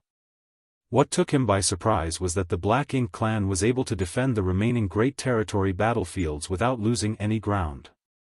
Originally, he had thought that the Black Ink clan would have lost all the Great Territory battlefields by now. "Sir, which battlefield is Xianxia on?" Mo Nai asked. Although he had already become a royal lord, he still considered himself a subordinate before Mou. He had no intention of competing with Mou for power because the latter was still stronger.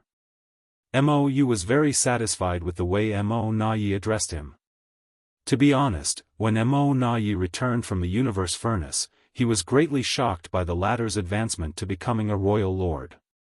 Although he looked extremely wretched and miserable at that time, it was an undeniable fact that he had become a true royal lord.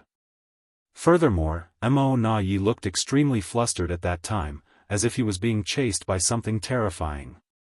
He later came to know that Mo Nai was running from Xianxia. When Mo Nai inquired about the killing star, a furrow appeared on Mou's face as he replied, "Funny you asked, I've also ordered others to investigate Xianxia's whereabouts after your return, but they failed to find anything. Furthermore, we haven't seen any trace of him all these years. It seems that the humans are also looking for him." According to some information obtained from Black Ink disciples, Xianxia went missing after the Universe Furnace closed. Missing? Mo Nai was extremely astounded. How did he go missing? Mou's face turned gloomy. "Are you questioning me?"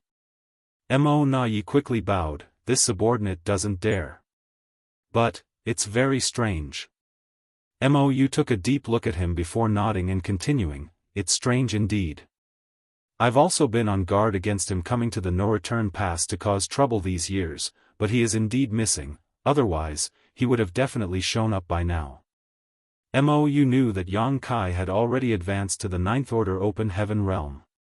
When he had first heard this news, he had also been nervous. After all, Xianxia was quite difficult to deal with. When Xianxia was just an 8th Order master, he could already cause a great ruckus in the No-Return Pass. Xianxia had killed many innate territory lords and destroyed many high-rank Black Ink nests right under Mo Nai's nose back then. Now that this killing star had reached the Ninth Order, it would be even more difficult to deal with him. If he really showed up at the No-Return Pass and kicked up a storm, Mou wouldn't be surprised. Just because of this, Mou had made a lot of preparations, but none of them had been used yet. Standing below in the Grand Hall, Mo Nai had an extremely bewildered look on his face, as if he had just heard some unbelievable news. The very man who had pushed him to the brink of death, had actually gone missing? Ha ha ha, Mo Na couldn't help but break into laughter. He finally understood why the Black Ink clan was still able to defend those great territory battlefields. It turned out that Yang Kai had not appeared. If he had, the pseudo-royal lords in those great territory battlefields would have been completely useless, no matter how many of them there were. Yang Kai would have found an opportunity to ambush and slaughter them long ago. The universe furnace is filled with danger. Could he have encountered some kind of unpredictable crisis inside and died there? Mou asked. Mo Na denied, shaking his head. With his current strength, he can't die, but there are indeed many inexplicable mysteries in the universe furnace. Perhaps, he is trapped? He could not say anything with absolute certainty. Nonetheless, it was extremely strange that he had not seen Yang Kai after returning from the universe furnace. However, he was in a hurry to escape at that time, so he could not bother to give it too much thought. And after returning to the no-return pass, he had immediately entered the Black Ink nest to rest and recover. By the looks of it, Yang Kai is most likely trapped inside the universe furnace, unable to escape, otherwise, it would have been impossible for him to not appear all these years. Mou stated, whether he is dead or trapped, it's a good thing. The Black Ink clan will have one less nemesis to worry about. Mo Na, I know everything you have faced in the universe furnace, but you don't need to be afraid of him now. You are a royal lord, so even if you run into him, you'll still have the strength to fight back. Mo Na respectfully replied, You're absolutely right, sir. Mo Na recalled his battle with Yang Kai in the universe furnace. At that time, he was already not at his peak. Although Yang Kai had just broken through, his injuries were much more severe than Yang Kai's, and that was the reason Yang Kai had the upper hand, otherwise, he would not have lost so miserably. But it was an undeniable fact that Yang Kai's strength was formidable. Mo Na was certain that even if both of them were at the peak of their strength, he still would not be a match for Yang Kai. On the other hand, Yang Kai could not kill him that easily either. Since you've come out of seclusion, I'll leave all the affairs of the Black Ink clan to you, just like in the past. Back then, you were just a pseudo-royal lord, but now that you are a royal lord, you have the qualifications to command the entire Black Ink clan army, including this king. Mou's voice was firm and decisive. Mo Na's expression changed slightly. It could not have been easy for Mou to say something like that. Mou might not have much talent in military strategy, but he did have one advantage, and that was that he knew how to use people well. He had been using Mo Na all these years, and that was the best proof in itself. From the start, Mo Na had never intended to compete with him for power, and after hearing this, there was not even the slightest bit of dissent in his heart. He immediately bowed, Many thanks for trusting me, sir. Mou slowly said, Everything is for the Supreme One's will. Black Ink Eternal. Mo Na also solemnly shouted, Black Ink Eternal. Very soon, he summoned all the personnel responsible for collecting information from everywhere and spent several days collecting and sorting information in the Black Ink clan's hand. 2 days after sorting everything, he visited Royal Lord Mou and told him about his plan. Mou was slightly startled by Mo Na's plan and marveled Mo Na's boldness, but after giving it a careful thought, he found Mo Na's proposal reasonable. Furthermore, the fact that he had come to ask for his opinion before taking action also pleased Mou and made him feel that he had not misjudged Mo Na. He immediately nodded his agreement, Since you think so, then you can do as you wish. Consequently, Great Storm territory was finally recaptured by the combined forces of the Azure Sun Army and the Great Storm Army after a fierce month-long battle. The Black Ink clan army, on the other hand, carried on fighting while retreating, leaving countless corpses across the void as they retreated from Great Storm territory. When its news reached the Supreme Headquarters and Mi Jingluan received this piece of glorious news, there was no joy on his face. Rather, a sigh escaped his lips. He knew that Mo Na had most likely come out of seclusion. Martial Peak, Chapter 58-13, consecutive victories. Mo Nai is probably out of seclusion, stated Mi Jingluan, standing in front of a giant universe chart inside the Supreme Headquarters main conference hall. The universe chart was specially created by the human race and was used to simulate the situation of the various great territories. This universe chart included all the great territories known to the human race. Even the black ink battlefield was presented to everyone in a translucent manner. Nearly 99% of the display was dyed black, representing the area occupied by the Black Ink clan. Only a few locations were not dyed in black. These were the great territories currently under the human race's control, including the few great territory battlefields that they had recently been reclaimed. While speaking, Mi Jingluan raised his hand and circulated his strength. Immediately after, the universe chart started to change a little before everyone's eyes as the pitch-black darkness blanketing one of the great territories began to fade. Everyone could clearly see that it was the location of Great Storm territory. Those gathered here were the brightest of the brightest gathered from all over to serve under Mi Jingluan. They formed the think tank of the human race. The cultivation of these people ranged from low to high. Some were 8th order masters, while others were only in the 4th order. They might not have fought on the battlefield, but it was an irrefutable fact that they had played a huge role in the human race resisting the Black Ink clan's invasion all these years. Every single military order sent to various great territories was meticulously discussed between them and Mi Jingluan. Seeing Mi Jingluan's action, someone exclaimed in surprise, "Great Storm has been reclaimed?" Mi Jingluan would only make changes to the universe chart like this when a great territory was recovered. Mi Jingluan nodded his affirmation as he passed a Jade slip. "This is the battle report I've just received from the front lines. The Azure Sun Army and Great Storm Army jointly captured the Black Ink clan's main camp 3 days ago and seized control of Great Storm territory." Everyone immediately gathered around and began reading the Jade slip one by one. A look of joy appeared on the faces of many, but there were also some with tight furrows on their brow. They faintly felt that something was wrong. Nearly 100 years ago, when the projection of the universe furnace reappeared, the human race, which was already prepared, gave the Black Ink clan a good beating and killed a lot of their masters. Furthermore, with Xianxia and Ouyang Lai returning as 9th Order masters, the Blood Flame and Profound Nether armies reclaimed their respective great territories just a few years later under their leadership.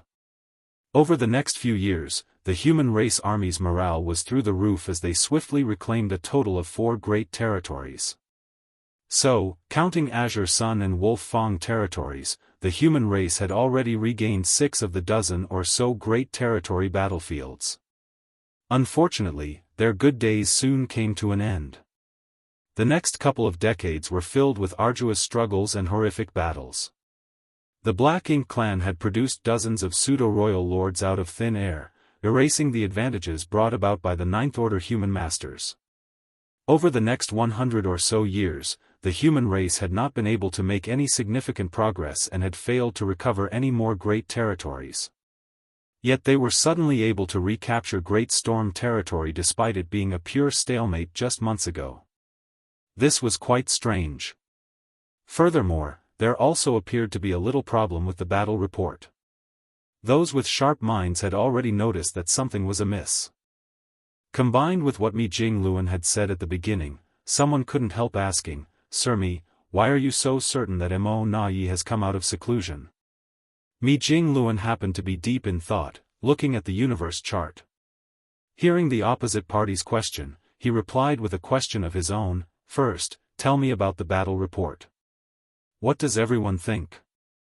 The person who had spoken just now replied, "At first glance, there doesn't appear to be any problem. It looks like the human race won a momentous victory and killed countless enemies, but upon closer inspection, the Black Ink clan's casualties aren't significant. Also, not a single pseudo-royal lord was killed." Many nodded in agreement, and those who had not realized the problem had also come to catch on at this moment. It was a battle that concerned total control over a great territory, so it stood to reason that the Black Ink clan would have gone all out. But if that really was the case, they should not have suffered so few casualties. In every single battle that had reclaimed a great territory, one or two pseudo-royal lords had always been killed. This time though, not a single one of them had fallen. A simple Three Fortunes formation formed by pseudo-royal lords could fight evenly with a Ninth-Order master or several Six Paths formations formed by Eighth-Order human race masters. Did the Black Ink clan give up the territory? Someone shouted. Mi Jingluan replied with a nod, rubbing his forehead. By the looks of it, the Black Ink clan should have decided to withdraw from Great Storm territory long ago, and have just taken advantage of the human race's attack to carry out their retreat. If I'm not mistaken, the other great territories should also be recovered very soon. Recovering the lost territory was a cause for celebration. After all, the human race had been working hard all these years to achieve this very goal. Retaking the lost territories would give meaning to the sacrifices of countless soldiers. However, the current situation was not what the human race wanted to see. Retreating instead of defending to enlarge the battlefront. It really does smell like Emo Nai, a voice came from the corner.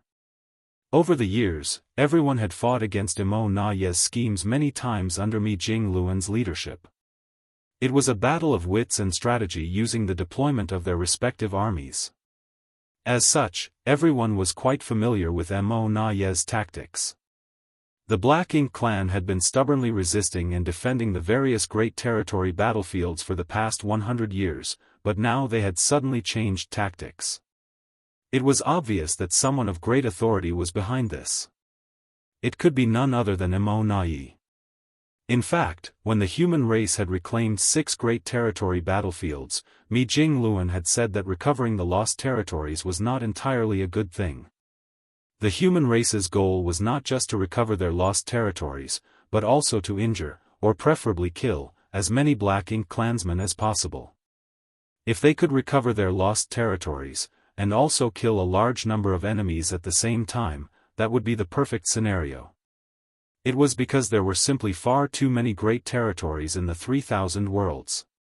The Black Ink clan may have lost a great territory, but they could still retreat to another. So long as they had not lost too many soldiers, losing a great territory could not be considered a significant loss for the Black Ink clan. The only difference for them was a change of battlefield. In contrast, things were very different for the human race. Every time they reclaimed a great territory, it would extend the front lines further. This would not only create problems with logistics, but once the front line was stretched too thin, it would most likely isolate the armies at the forefront, allowing the Black Ink clan to counterattack. The best option would have naturally been to maintain the current situation. The human race could continuously thin out the Black Ink clan's forces until the enemy no longer had the strength to resist. By then, it would be a piece of cake for the human race armies to reclaim the 3,000 worlds and completely eradicate the Black Ink clan in one fell swoop.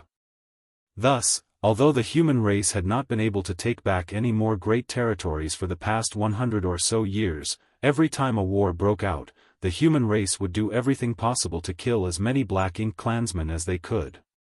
The human race was more than happy to see the Black Ink clan fighting to the death in the various great territory battlefields. But now, the Black Ink clan had suddenly adopted the exact opposite strategy. This was quite unfortunate. It has been almost 100 years since the universe furnace closed. That is ample time for Mo Nai to fully recover from his injuries. So, it's not that surprising for him to come out of his seclusion now. Furthermore, he already has experience in commanding the Black Ink clan. You will value him even more now that he has become a royal lord. Mi Jingluan's heart was filled with regret. If Yang Kai hadn't met with some unknown mishap, he would have definitely eliminated Mo Nai and they would have nothing to worry about. According to the information they had gathered, Yang Kai and Mo Nai entered the universe furnace from the same location. After the universe furnace closed, they should have appeared at the same time and at the same place. Mo Nai was seriously injured at that time, so how could he be Yang Kai's opponent? Unfortunately, Yang Kai disappeared after that earth-shattering battle in the universe furnace, which gave Mo Nai a chance to escape with his life. By the looks of it, Xianxia did not appear with Mo Nai when the universe furnace closed. Could it be that he was trapped inside the universe furnace? If that was the case, who knows how long it would take for him to escape? Supreme Commander Mi, how should we respond to the Black Ink clan's strategy? Someone asked. Mi Jingluan bitterly smiled. This is open intrigue, an obvious trap, but we have no choice but to swallow the bait thrown by the Black Ink clan. Great Storm territory had been reclaimed already, so why would they not want it? This was true for the other great territories as well. It was very easy to predict that the human race would definitely reap successive victories in the coming years, reclaiming numerous great territories in succession. With every great territory reclaimed though, the front lines would extend further and move farther away. The human race would have to leave behind some troops to defend the great territories they had reclaimed, which would weaken the army's strength with every new great territory seized. Once the front line was stretched enough, and the Black Ink clan was confident of easily resisting the human race, they would launch their counterattack. This was another battle of wits and courage. As Mi Jingluan had expected, the Supreme Headquarters kept receiving news of success from the different battlefronts over the next few months. Divine Wind territory had been reclaimed by the combined forces of the Twin Poles Army and Divine Wind Army, with the Black Ink clan's main camp being swiftly occupied. Purple Feather territory had been reclaimed by the combined forces of the Purple Feather Army and Profound Nether Army, killing countless enemies. The Cloud Sword territory had been reclaimed. The Brahma territory was taken back. Reports came in one after another. After a year, the dozen or so great territory battlefields where the human race and the Black Ink clan had been fighting for thousands of years had all fallen into the hands of the human race. The human race armies were triumphantly marching forward in high spirits. As the news of this spread to the star boundary, myriad monster world, and the universe worlds in the new great territory, all living there celebrated in jubilation. Ever since the Black Ink clan invaded the 3,000 worlds, gloom and darkness had shrouded the human race. But today, everyone finally saw the light and a glimmer of victory in the pitch-black darkness.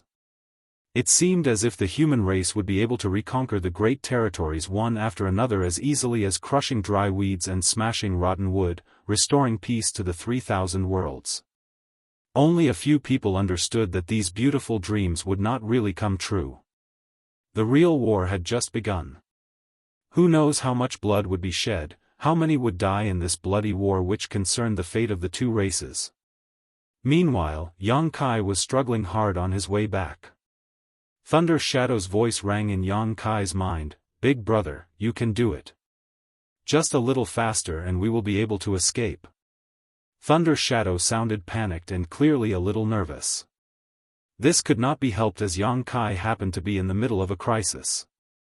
Originally, he believed that after advancing to the Ninth Order, he would be able to roam the universe without any worry.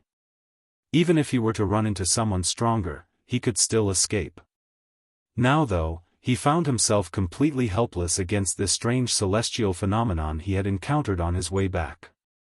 Along the way, he was patiently digesting the insights he had gained in the universe furnace, leaving Fang Tianci to pilot his physical body. Under normal circumstances, he would have steered clear of any celestial phenomenon he encountered. However, the celestial phenomenon he ran into this time caught him completely by surprise. Martial Peak, Chapter 58:14, Only One. At the edge of the universe lay chaos which the universe furnace continuously devoured before spewing out the evolved 10,000 grand Daoist, causing the world to expand endlessly. Each universe world's birth originated from the universe furnace, and each grand and majestic celestial phenomenon also stemmed from it. On the way back, countless celestial phenomena of different shapes and sizes appeared, each harboring immense danger. Fang Tianci, who controlled Xianxia's body, avoided them as much as possible as he dared not approach them easily. However, there came a moment of carelessness. This celestial phenomenon was similar to a black hole. Its size was not particularly large, seemingly only slightly larger than a regular universe world, but it was discreet enough to go unnoticed. Fang Tianci was caught off guard, causing him to be involuntarily drawn towards this celestial phenomenon, and by the time he realized what was happening, it was already too late.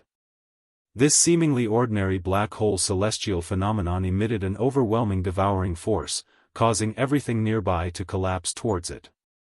Despite trying several times to manipulate space principles to escape, Fang Tianxia was unable to do so, and even after Yang Kai took over, he could not break free.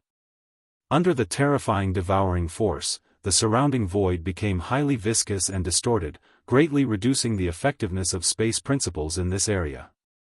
Now, Yang Kai was like a fallen leaf caught in a vortex in the middle of a vast sea, constantly revolving around the black hole, getting closer and closer to it with each orbit. No one knew what dangers lay within the black hole celestial phenomenon, but it was undeniable that once one had fallen into it, they would surely meet a terrible end. Unable to break free, Yang Kai could only go with the flow and travel at full speed in the direction pulled by the devouring force, hoping to escape the grasp of the black hole celestial phenomenon and snatch life from the gates of death. Round after round, the pull of the black hole celestial phenomenon, combined with Yang Kai's own actions, caused him to speed up, already far surpassing Yang Kai's physical limit. Moving at such a terrifying speed put a massive strain on the body, and if it were not for Yang Kai's strong physique, he would have already been torn to shreds. Fortunately, he now possessed the body of the divine dragon with a powerful dragon vein, so despite feeling immense pressure, he could still barely persist. Thunder Shadow constantly cheered him on. It would still be a worthy death if he were to die fighting against royal lords, but to die in a place like this would simply be unacceptable. After circling countless times, picking up speed the entire time, Yang Kai felt himself reach a critical point, followed by him suddenly feeling his body loosen. Then, as the gravitational force from the black hole celestial phenomenon could no longer bind him, he channeled all the force he could and propelled himself in a great arc and swiftly escaped from the black hole celestial phenomenon, leaving it far behind. Thunder Shadow cheered, and Fang Tianxia, tense the whole time, finally breathed a sigh of relief. It wasn't until they were very far away from the black hole celestial phenomenon and could no longer feel its pull that Yang Kai slowly lowered his speed and looked around. Then, he stopped Fang Tianxia from taking control of his body. Years of comprehension had allowed him to fully digest his gains in the universe furnace. These celestial phenomena are truly unpredictable and difficult to defend against, Thunder Shadow said. We're lucky that Big Brother is quick-witted, or we three brothers might have been done for. Second brother, you should learn from him. Fang Tianxia remained silent, feeling that they were both soul clones of the original, so praising him was the same as boasting about themselves. But on this journey, they really had seen too many celestial phenomena, all grand and mysterious, yet unpredictable. These natural creations were truly beyond human strength to resist. Perhaps only by reaching the creation realm could one unravel the mysteries within, but what kind of wondrous realm was the creation realm? Big Brother, did we go the wrong way? We've been traveling for so long yet still haven't found our way home, Thunder Shadow asked again. Yang Kai shook his head. The location of the universe furnace is at the edge of the universe. Since this universe was created by the universe furnace, going in the opposite direction should be correct. It just means that the universe is far more vast than we thought. It's been about 100 years, hasn't it? Yes. Although it was impossible to calculate the exact time spent in this void, judging from the passage of time in Yang Kai's small universe, it had indeed been over 100 years since they left the universe furnace. During these 100 years, while Fang Tianxia had been driving, Yang Kai had also tried to connect with the world tree from time to see if he could establish contact with the old tree, but unfortunately, he made no progress. It had to be noted that when he rushed back from the Great Sea celestial phenomenon back then, it only took him a few years. At this moment, the position where they were located was undoubtedly in the farthest reaches of the universe.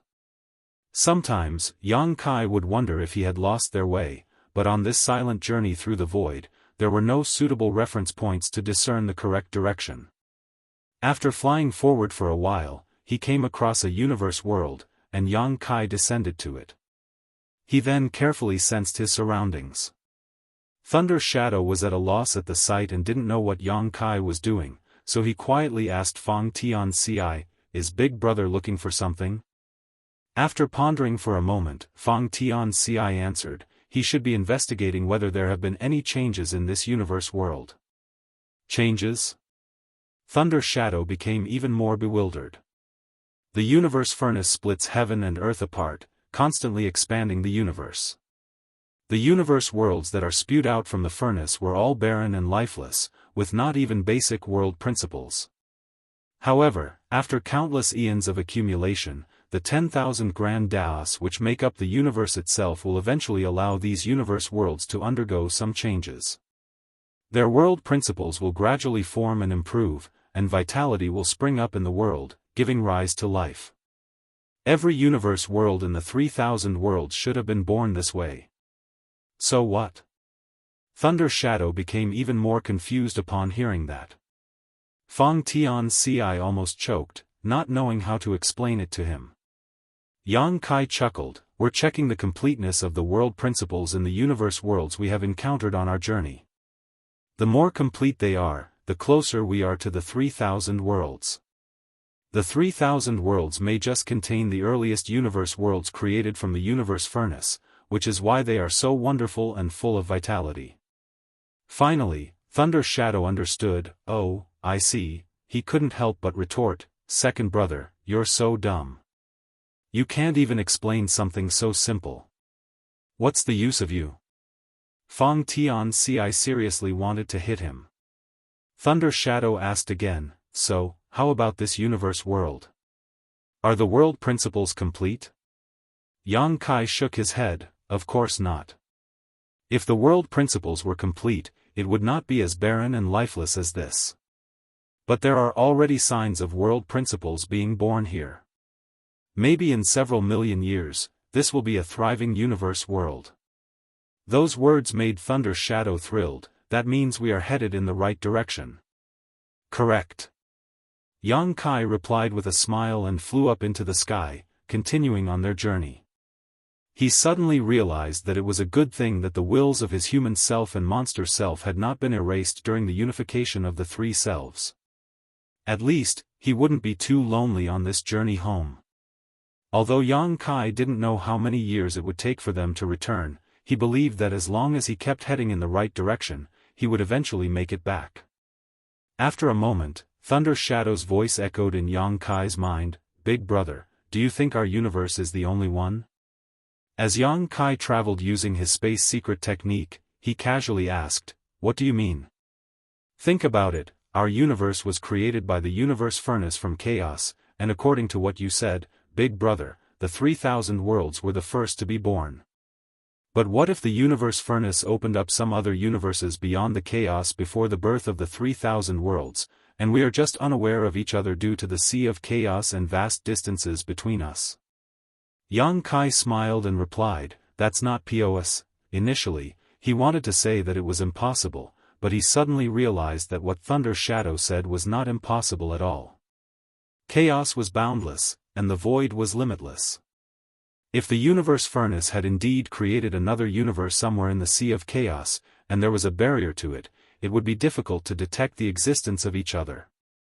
Just like when they were in the star boundary, they assumed it was their entire universe until they went beyond it and discovered a wider world.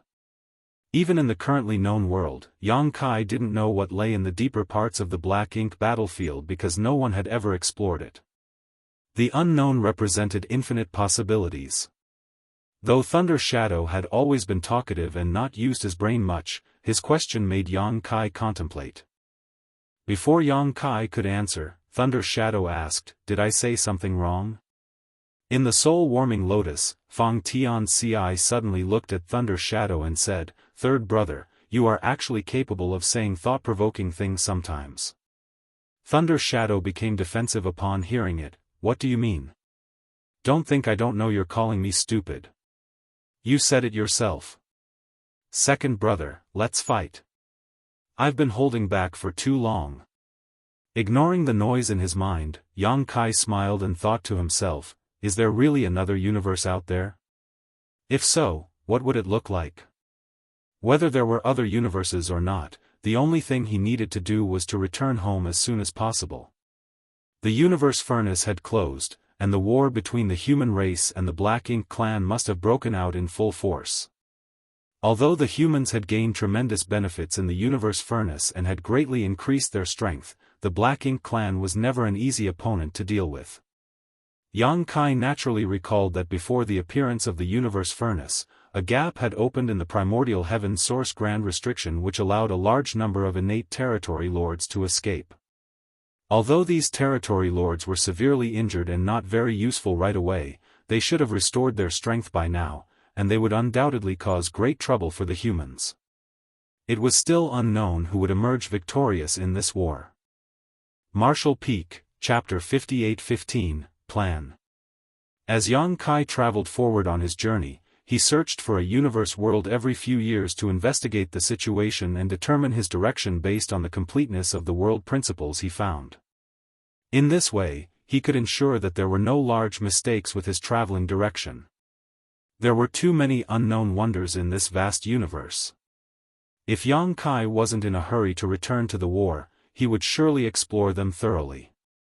After 100 years went by, Xianxia figured he should be getting closer to the 3,000 worlds as the world principles he observed in the universe worlds along the way were gradually being perfected. Perhaps one day, when a universe world was found with truly perfect world principles, he would be close to the 3,000 worlds. Since the appearance of the universe furnace and the outbreak of the two races' full-scale war, it had been almost 300 years, during which time one great territory after another had been successfully recovered by the humans. The rapid progress of the humans could be attributed to the huge heritage accumulated over thousands of years and also to the Black Ink clan's active avoidance.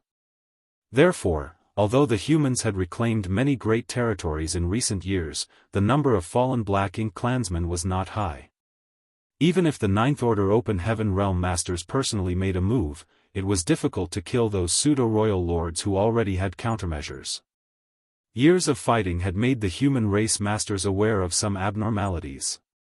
The Black Ink clan was deliberately making them lengthen their battle lines, using the reclaimed great territories to weaken the strength of the human race army while looking for opportunities to make a breakthrough. But as Mi Jingluan said in the Supreme Headquarters, this was open intrigue. The Black Ink clan had thrown out their bait, and the humans had to swallow it. The 3,000 worlds and the vast great territories were originally the humans, so faced with those victories that were easily within reach, the human race could not remain indifferent. After all, the ultimate goal of this war for the humans was to expel these invaders. To this end, the humans had prepared many countermeasures. First of all, every time a great territory was recovered, the humans would block the territory gates, leaving only one necessary passage. The great territories were connected by territory gates, and most great territories had several of them leading to other great territories, with the exception of a few great territories with only one territory gate. Although these territory gates could ensure communication with the outside world, they could also become breakthrough points for the Black Ink clan. In order to prevent this from happening, the human race had no choice but to completely seal off the extra territory gates. Fortunately, there were still many masters who were proficient in the Tao of space, all of whom were from the Void Tao Temple and inherited Xianxia's legacy. With the help of the Phoenix clan, it was not difficult to seal off these territory gates, though some time and resources were required.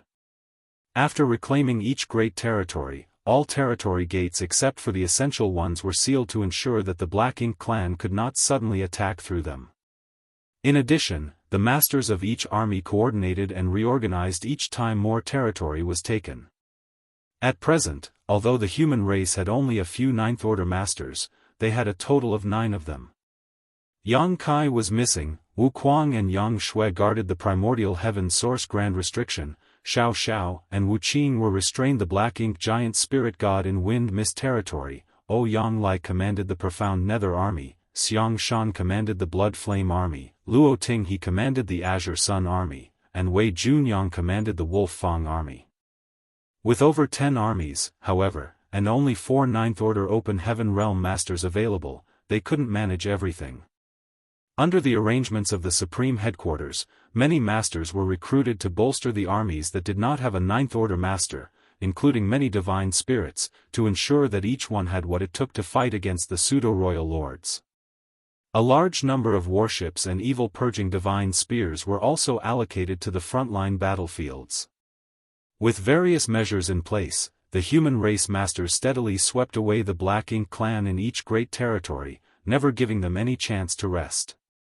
However, as more and more great territories were reclaimed, the military strength of the human race's army that went to war constantly weakened. To guard those reclaimed great territories, it was inevitable that they had to divide their forces. At present, there were not a lot of reclaimed great territories, so the humans could still bear the burden, but there would always be a limit. Once the limit was surpassed, no matter how the humans responded, there would unavoidably be gaps on the extended front line. In fact, solving this problem was actually quite simple, they just needed enough troops. With enough soldiers, no matter how divided they would have what it took to fight against the Black Ink clan. These troops came from the second-class or third-class forces. Many years ago, the upper echelons of the human race were already aware of this impending problem. During the Great Evacuation, too many masters of the human race perished in the war, including some ancient inheritances, sects, and even more humans simply living in the various universe worlds. All were slaughtered by the Black Ink clan. These cultivators were weak, and even if they were transformed into Black Ink disciples, they were of little use, so the Black Ink clan would naturally not show mercy. It could be said that during that great evacuation, the number of the humans in the entire 3,000 worlds was reduced by as much as 80%. Those who were still alive today were mostly just luckier. If the human race's population was larger, there would be more masters to support the army. Therefore, after realizing this problem, the Supreme Headquarters began to comprehensively encourage human reproduction, hoping to give birth to more people. Even if this generation lacked the aptitude to cultivate, there would surely be some talented individuals in the next generation or the one after. Over the years, there had been some effects, especially in the star boundary. It was common for an ordinary family to have 5 or 6 children, and many families became prosperous thanks to the Supreme Headquarters policy. The star boundary had high heaven palace, Dao temples of various cave heavens and paradises, and the nourishment of the world tree clone. Hence, the impact of the war that swept across the 3,000 worlds on the star boundary was not significant. Instead, the outbreak of the war brought more attention and resources to the star boundary. On the other hand, the families and sects that migrated from different great territories were not as lucky. During the war, nobody had the mood to set up and expand their families. Before the new great territory was fully opened, these migrants were living in fear and uncertainty. They could only survive on universe fragments floating in the void, unable to see hope for the future. It wasn't until the new great territory was opened that these people migrated to universe worlds there and the situation improved slightly. Nowadays, to supplement the human army's strength, the Supreme Headquarters had issued orders once again to encourage more people to reproduce, even going so far as to offer rewards. For every newborn, they would receive corresponding military merits. If the newborn had an aptitude to cultivate and reached different realms, they would receive more military merits. During the war, military merits were unquestionably valuable. Some had even calculated that if a child in a family or sect could cultivate to the Emperor realm, they would receive enough military merits to exchange for a set of fifth-order materials. Such rewards were incredibly generous and were enough to make many small families and sects tempted. As a result, many babies had been born into the human race in recent decades, and the number of humans had been greatly supplemented. In many universe worlds, even ordinary men from common families were able to have multiple wives and concubines, daily feasting on sumptuous meals while having a weak and depleted body. There was no right or wrong with the Supreme Headquarters implementing such measures, as it was simply out of necessity. This war could last for countless years, and if they wanted to increase the army's strength, they had to increase their population base. In short, the humans had already prepared to fight this war for thousands, even tens of thousands of years. The biggest problem that arose from this was the supply of resources. The humans had limited resources available, just as it was when they defended over a dozen or so great territory battlefields in the earlier years, and the situation had not improved much now. Fortunately, after reclaiming many great territories, they could exploit the resources left by the Black Ink clan, and when fighting against the Black Ink clan armies, they could also seize some of their resources. The collecting or mining of resources in the new great territory had never stopped, barely supplying the needs of the large army and rear lines. However, in these years of fighting, the two royal lords of the Black Ink clan had never appeared on the battlefield. When the Black Ink clan only had one royal lord in the earlier years, it was normal for him not to participate in any battles. The No-Return Pass was the Black Ink clan's main camp, and injured Black Ink clansmen would return there to heal in hibernation. The materials gathered from the Black Ink battlefield would also be concentrated at the No-Return Pass. Besides, there was a large number of Black Ink nests there. Mo did not dare to leave easily. Under various constraints, he could only guard the No-Return Pass all year round to prevent human race masters from causing trouble, especially Xianxia. Currently, even though the Black Ink clan had two royal lords, they still dared not leave the No-Return Pass easily. The reason was that several decades ago, the humans had gathered the power of 4 Ninth Order masters and executed a beheading plan. At that time, the 4 Ninth Order masters located on 4 different battlefields joined forces to invade the No-Return Pass to kill Mo Na Yi or Mou. That battle made the void in the No-Return Pass tremble and turned the universe upside down. However, in the end, the attack failed. Neither Mo Na Yi nor Mou was easy to kill, and it seemed that the Black Ink clan had anticipated such an attempt and had set up an ambush with more than 10 pseudo-royal lords at the No-Return Pass. 3 pseudo-royal lords could contend against 1 Ninth Order master. Since the humans only had 4 Ninth Order masters, it was difficult to gain the upper hand. The result of that battle was that the aftermath destroyed several high-rank Black Ink nests, which was considered a small gain. Seeing that they could not succeed in this kind of direct approach, the 4 Ninth Order masters could only temporarily withdraw. They couldn't keep entangling with the Black Ink clan, as without them present, the Black Ink clan would definitely attack the front lines. Since then, the humans had temporarily given up the idea of killing Mo Na Yi or Mou. Under the various arrangements of the Supreme Headquarters, they proceeded steadily, recovering more great territory step by step. Marshall Peak, Chapter 58-16, Rare Guest. The void was silent as the once bustling great territory had long become a lifeless wasteland. There used to be several universe worlds nearby, but the Black Ink clan armies invaded and destroyed them, reducing them to scattered universe fragments. For years, no one had visited this place except for occasional Black Ink clansmen who came to check on the situation, but even they refused to stay for long. Wind Mist Territory. Since the brutal Barren Territory War, the only 2 surviving veteran Ninth Order masters had been guarding Wind Mist Territory for some 5,000 years. Before Xiao and Wuxia stood a magnificent and spectacular arm, extending from barren territory and breaking the boundary wall between 2 great territories, creating a passage that connected the 2 domains. It was through this passage that the Black Ink clan army bypassed the defenses of the human race army and invaded the 3,000 worlds. It was also since the arm pierced through the boundary wall that the 3,000 worlds fell into chaos. At this moment, thick chains wrapped around the arm, binding it tightly. These chains were the joint secret technique of the 2 Ninth Order masters, used to restrict the Black Ink giant spirit god that resided in the barren territory. In terms of strength, a Black Ink giant spirit god was not something that 2 Ninth Order masters could contend with, but during the war that year, this one had been severely injured. Moreover, with one arm stuck between 2 great territories, it was difficult to fully utilize his strength. While the 2 Ninth Order masters were no match for the Black Ink giant spirit god in a frontal confrontation, they were able to restrain it and prevent it from escaping, given its weakened state and the restriction on one of its arms. However, as time passed, even this simple restraint became increasingly difficult. After thousands of years, the Black Ink Giant Spirit God's strength had been mostly restored and the two Ninth Order Masters could clearly feel the difficulty in binding him.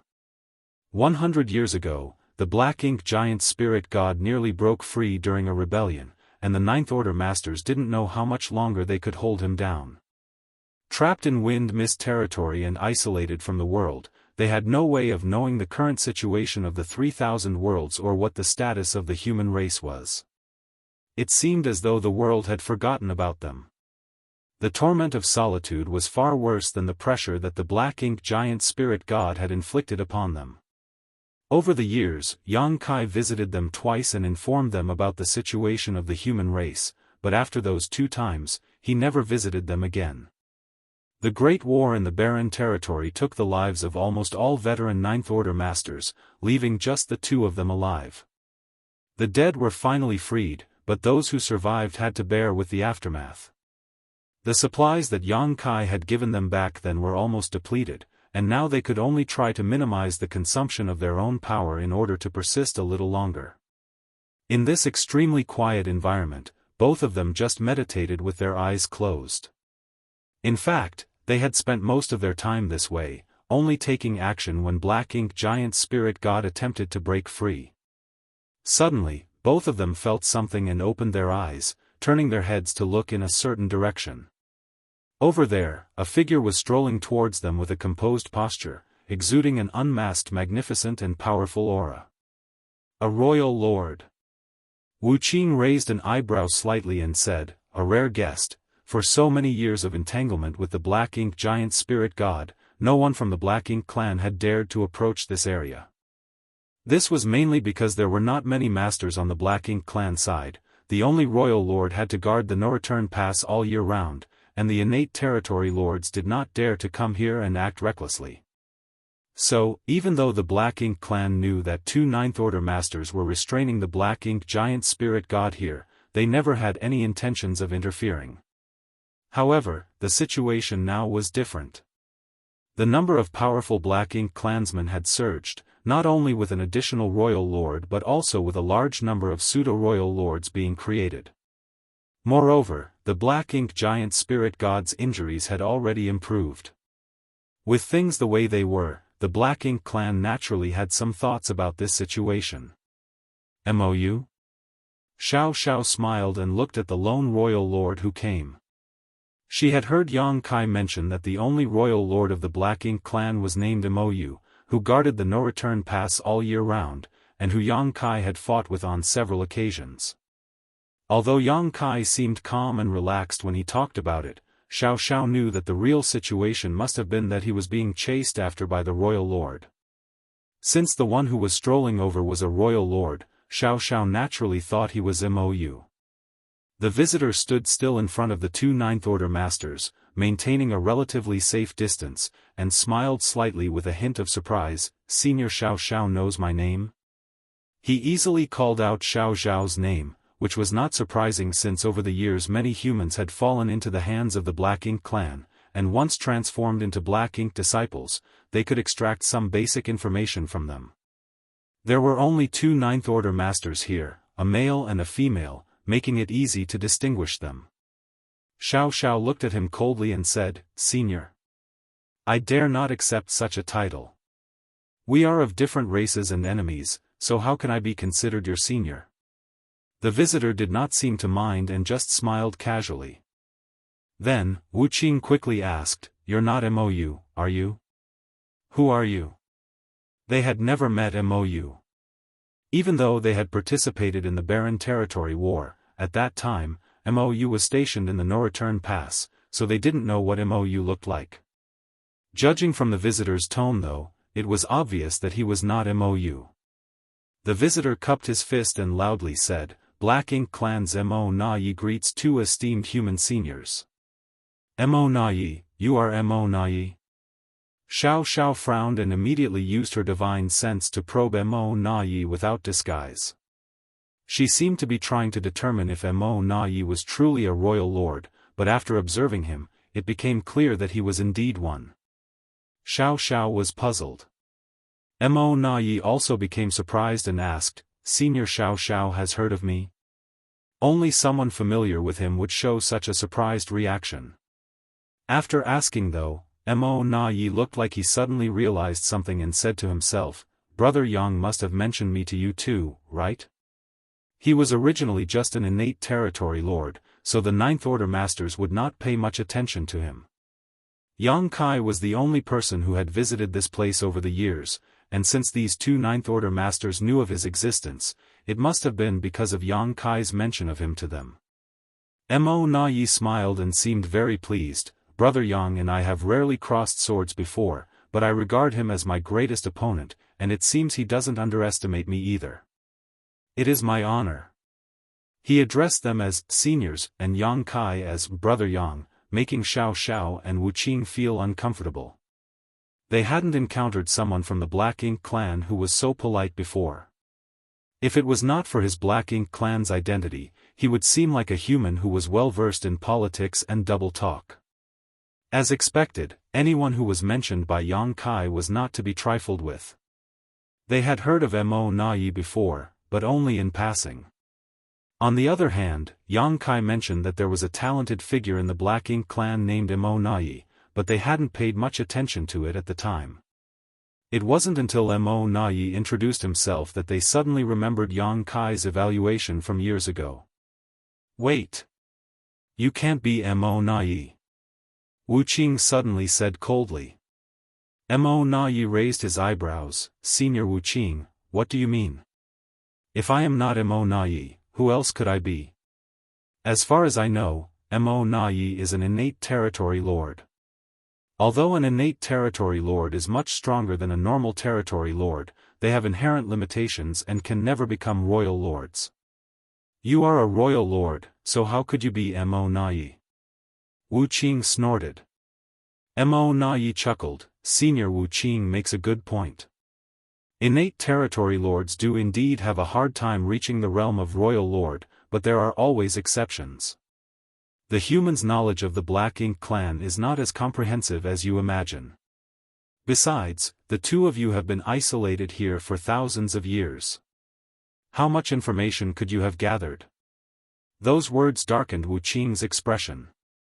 The fact that innate territory lords could not become royal lords was common knowledge among the human race for many years. However, if this knowledge was incorrect, the situation would be dire since the Black Ink clan had quite a few innate territory lords. Mo Na Yi continued with a proud expression, I don't need to impersonate anyone. I will always be myself. Of course, my identity is not important. What's important is why I am here. I see, the universe furnace. Xiao suddenly interrupted before Mo Na Yi could finish his sentence. Mo Na Yi choked on his words, and a flash of surprise and shock passed through his eyes. He had not expected Xiao to be so sharp, instantly seeing through the situation. On the other hand, Xiao stared into Mo Na Yi's eyes after uttering the words universe furnace. Although the hint of surprise in his eyes quickly disappeared, she still caught it. So that's how it is. 300 years ago, there was a commotion in the barren territory. Did the universe furnace emerge? Xiao asked. Wuqing also fell into deep thought. Mo Na Yi smiled as he remained silent while feeling extremely annoyed deep down that the humans were indeed not easy to deal with. He had originally wanted to use words to attack the two Ninth Order masters' minds, hoping to shake their resolve. However, even the tiniest bit of information he had let leak to confuse them had been seen through and allowed them to grasp the true situation.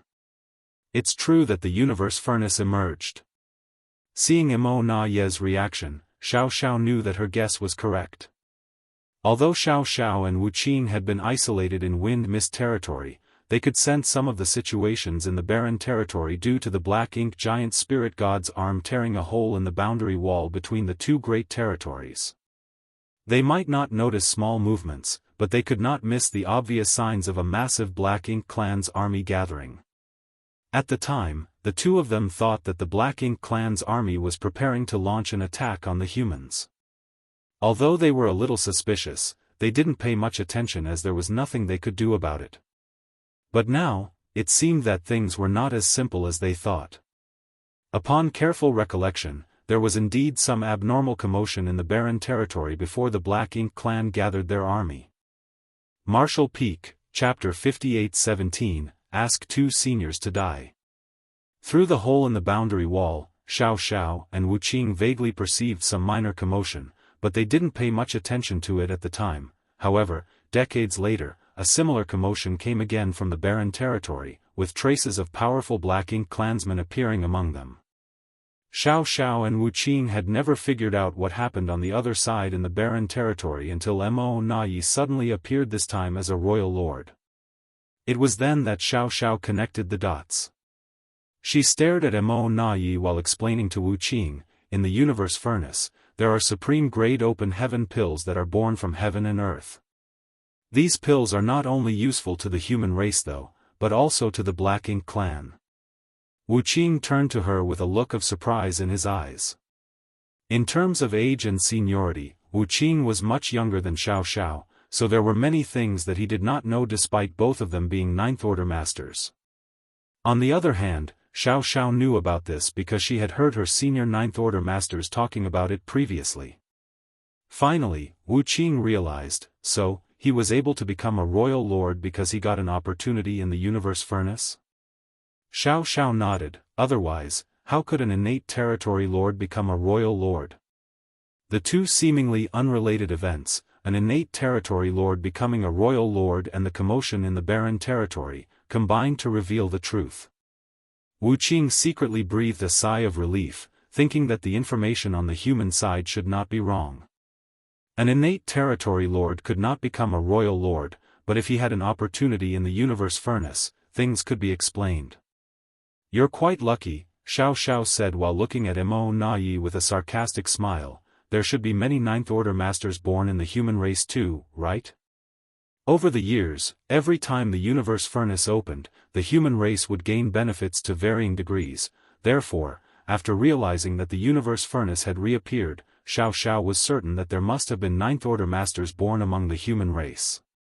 Upon hearing her words, Mo Na's smile disappeared, and he replied after a moment of silence, a total of 4 Ninth Order masters rose inside the universe furnace.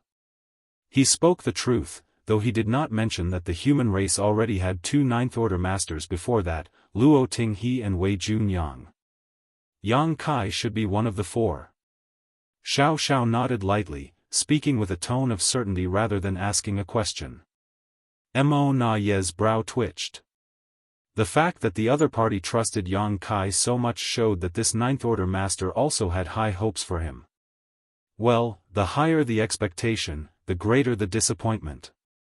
After collecting himself, Mo Na laughed lightly. Brother Yang is truly a genius of the ages.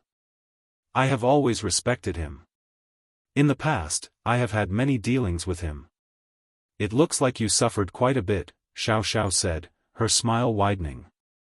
Mo Na ignored her taunting and continued, perhaps you don't know, but Brother Yang ascended to the Ninth Order not by relying on a supreme-grade open heaven pill, but by cultivating an extremely marvelous secret technique. In the universe furnace, my Black Ink clan had a strong army and was fully prepared, with ambushes and traps set up, waiting for him to fall into the pit. However, Brother Yang, being himself, was able to turn the tide even in such dire circumstances, breaking through on the spot and in very short order. Not only did he ruin my plans, but he also killed one of our new royal lords in the process. In that battle, my Black Ink clan suffered heavy casualties. After that battle, the Black Ink clan in the universe furnace was powerless to resist, so the survivors had to run and hide, not daring to show their faces. I felt tormented, knowing that my time was running out. Since Senior Xiao knows some secrets about the universe furnace, you should know that if people enter the universe furnace from the same entrance, they will return to the same place. And on that day, Brother Yang and I entered the universe furnace from the same entrance. He described the confrontation in the universe furnace from top to bottom, not hesitating to praise and show his admiration for Yang Kai, which made Xiao and Wuqing frown while feeling that something was amiss. Though they heard that Yang Kai had mastered a miraculous secret technique, which allowed him to break through to the Ninth Order open heaven realm and had even killed a royal lord, there was no great joy in that news.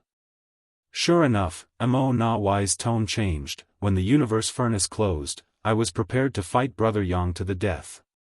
If I died at his hands, it would not be unjust, but can two seniors guess what happened later? Xiao and Wuxia remained silent. Since Mo Na Yi did not die, it meant that Yang Kai had not been able to kill him at that time. There must have been some unexpected event, but there was no need to play along with Mo Na Yi's intentionally tantalizing remark. After seeing the two old ancestors remain silent, Mo Na Yi continued, when the universe furnace closed, I returned, but saw no signs of Brother Yang. I was fortunate enough to survive and restore myself after 100 years of cultivation. Of course, that's not the point. The point is, there has been no news of Brother Yang till today. On the day the universe furnace closed, I found it strange that I did not see Brother Yang. At that time, I did not pay too much attention because my Black Ink clan did not know much about the universe furnace. However, after so many years, it is strange there's still no signs of Brother Yang. Xiao's expression darkened. What are you trying to say? Mo Na Yi smiled and stared into Xiao's eyes. Brother Yang is probably trapped somewhere in the universe furnace and has no way to escape. So? Xiao stared back at him with cold eyes. It did not matter whether Mo Na Yi's words were true. Even if it was, why would it matter? Mo Na Yi sighed softly. Nothing, it's just that someone like Brother Yang being trapped in the universe furnace is a pity. This is not something I can talk about on a regular day, but I've said more than I should in front of you too. Please forgive me. You're not just here to talk, are you? Wuxia spoke while looking around. Since he began speaking, there had been some movement in the surroundings. Powerful auras were faintly visible, and it was clear that the Black Ink clan was making some preparations. He immediately understood that the day was here. The Black Ink clan was going to help the Black Ink giant spirit god escape. He and Xiao had always known that this day would come. Of course not. Mo Na Yi's expression became solemn. The human race will be destroyed, only the Black Ink clan will be eternal. I don't have much time, so I only came here for one purpose.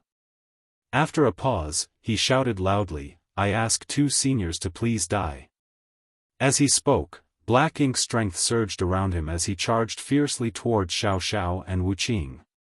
At the same time, more than 10 pseudo-royal lords appeared from all directions, forming battle formations and using their own secret techniques to surround and attack them.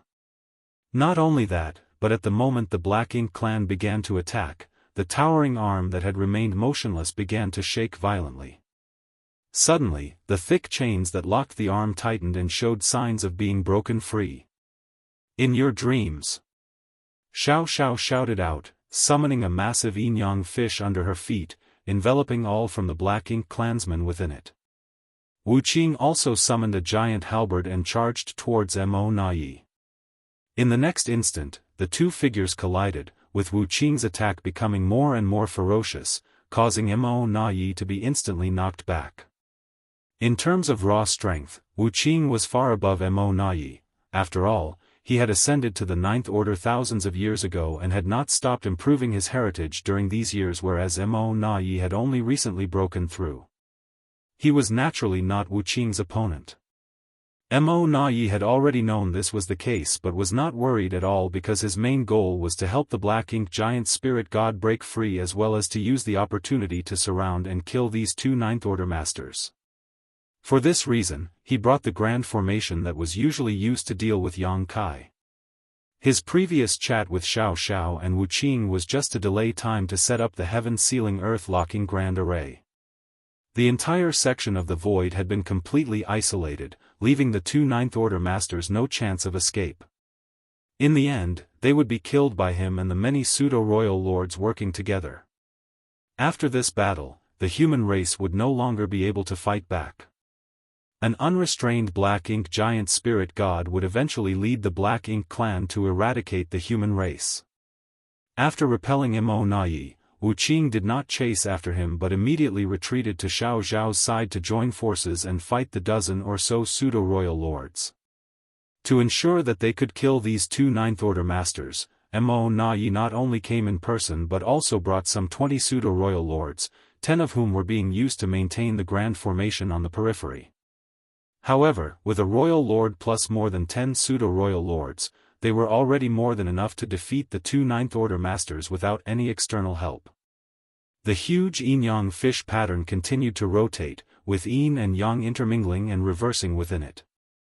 Dao strength pervaded while Xiao and Wuqing each stood on one side of the yin-yang fish, making it difficult for the pseudo-royal lords trapped inside to break through the protection even with their battle formation. Mo Na Yi rushed over and warned through clenched teeth, "I told you, your time is up. Stop being so stubborn, seniors." It was a big risk leading so many pseudo-royal lords here. Removing so many top masters from the front lines could not be hidden, so there was a chance the 4 other Ninth Order Masters would join forces again and attack the no-return pass once the Black Ink clan's intentions were revealed. If that happened, with the forces available, MOU and the other defenders wouldn't be able to fight back. Therefore, before executing this plan, Mo Na Yi commanded the armies of the Black Ink clan to launch a massive attack against the humans to serve as a distraction to tie down Xianxia and the others. At the moment, Xianxia and the others could not spare much attention to other matters, so the risks were minimized, otherwise, Mo Na Yi wouldn't have made such a bold move. But once this matter succeeded, the benefits would be significant. Not only would it allow the Black Ink giant spirit god to break free, but it would also eliminate 2 Ninth Order Masters, completely turning the tables for the Black Ink clan. Divine sense surged and under the transmission of orders, 6 pseudo-royal lords formed 2-3 fortunes formation and attacked. Xiao and Wuqing grew increasingly pressured.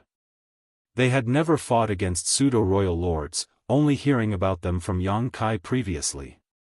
But at that time, there were only 1 or 2 pseudo-royal lords among the Black Ink clan, so the sudden appearance of 20 of them was truly surprising. Each of these pseudo-royal lords were comparable to a royal lord in terms of aura, but they were unable to fully control their full strength. However, facing so many enemies with such a small number of their own, the 2 masters would not be able to hold on for too long. What was even more frustrating was that though they still used a large part of their strength to reinforce the chains, the restraints that had bound the Black Ink giant spirit god's arm for thousands of years were rapidly breaking. Martial Peak, Chapter 58-18, Only Way Out. In Wind Mist territory, Mo Na Yi led the many well-prepared pseudo-royal lords while the Black Ink giant spirit god made its move. Despite Xiao and Wuqing's efforts, they were outnumbered and overwhelmed. Though they were not yet in dire straits, they could no longer restrain the Black Ink giant spirit god in such a situation. Once the Black Ink giant spirit god broke free, the 2 Ninth Order Masters who had held out for thousands of years would have their efforts undone, and the other human race masters would have no chance against such a being. The Black Ink giant spirit god played a vital role in the Black Ink clan's invasion of the 3,000 worlds previously, had it not been awakened from the divine spirit ancestral land and charged into the barren territory, forcibly opening a passage connecting to the Wind Mist territory. The human race armies would have had the ability to hold off the Black Ink clan in the barren territory. However, the breach nullified all of the humans' efforts, leading to a grand final battle where many Ninth Order Masters sacrificed themselves to preserve hope for the future. This was followed by the mass migration of people in the 3,000 worlds. It could be said that the existence of the Black Ink giant spirit god established the current state of affairs, with the Black Ink clan occupying the 3,000 worlds and human race defending only a dozen or so great territory battlefields. If the Black Ink giant spirit god were to break free now, it would bring disastrous consequences to the human race. Xiao and Wuqing had been stationed in Wind Mist territory precisely to prevent such a thing from happening. Previously, the Black Ink clan did not come to bother them because they could not do so as there weren't a lot of top masters on the Black Ink clan's side either. In addition, under the premise that the only royal lord was unable to come forward, innate territory lords were unable to cause any commotion against 2 veteran Ninth Order Masters. Besides, the Black Ink giant spirit god was heavily injured in that great battle thousands of years ago and needed time to restore itself. Now that the Black Ink clan had masters emerging one after another, and the Black Ink giant spirit god's injuries had been mostly restored, the time had finally come. World force surged and Black Ink's strength roiled as they clashed, causing the void to shatter. Along with that, some chains that bound the gigantic arm had also broken. The huge yin-yang fish rotated continuously, and Dao's strength permeated. While struggling to withstand the joint attack of the many pseudo-royal lords, the two Ninth Order masters attempted to continue restraining the Black Ink giant spirit god. However, their strength was limited. How could they hold on in such a situation? Wuxia roared, and Xiao yelled. The two had an overwhelming presence, and they would never compromise even when facing adversity, just like the many human old ancestors who had sacrificed themselves for the greater good in the barren territory years ago. Mo Na Yi only laughed. The situation is as such, why bother struggling? I have always admired the strength of the human race, but my arrival today is just to give you both a dignified death. Meanwhile, in the barren territory, the Black Ink giant spirit god roared in anger, you think you can restrain this supreme one? Break! As the roar echoed, the arm of the Black Ink giant spirit god suddenly expanded, unleashing a violent surge of power. The chains that had been struggling to hold on could no longer bear the immense pressure and shattered into twinkling fragments of light, scattering in all directions. With the secret technique broken, Wuxia and Xiao both grunted, clearly suffering from some backlash. On the other hand, Mo Na Yi stood outside the battle ring, enjoying the despair in the eyes of these two Ninth Order masters. For years, the Black Ink clan had not gained many advantages in their battles against the human race, but after this victory, those humans who continued to resist would finally understand who the true masters of the universe were. Hong Long Long. With a resounding boom, the Black Ink giant spirit god finally broke free after being restrained for thousands of years. To the human race, this was surely a great calamity. The despair in the eyes of Xiao and Wuxia grew even more intense as Mo Na Yi coldly said, don't even think about escaping.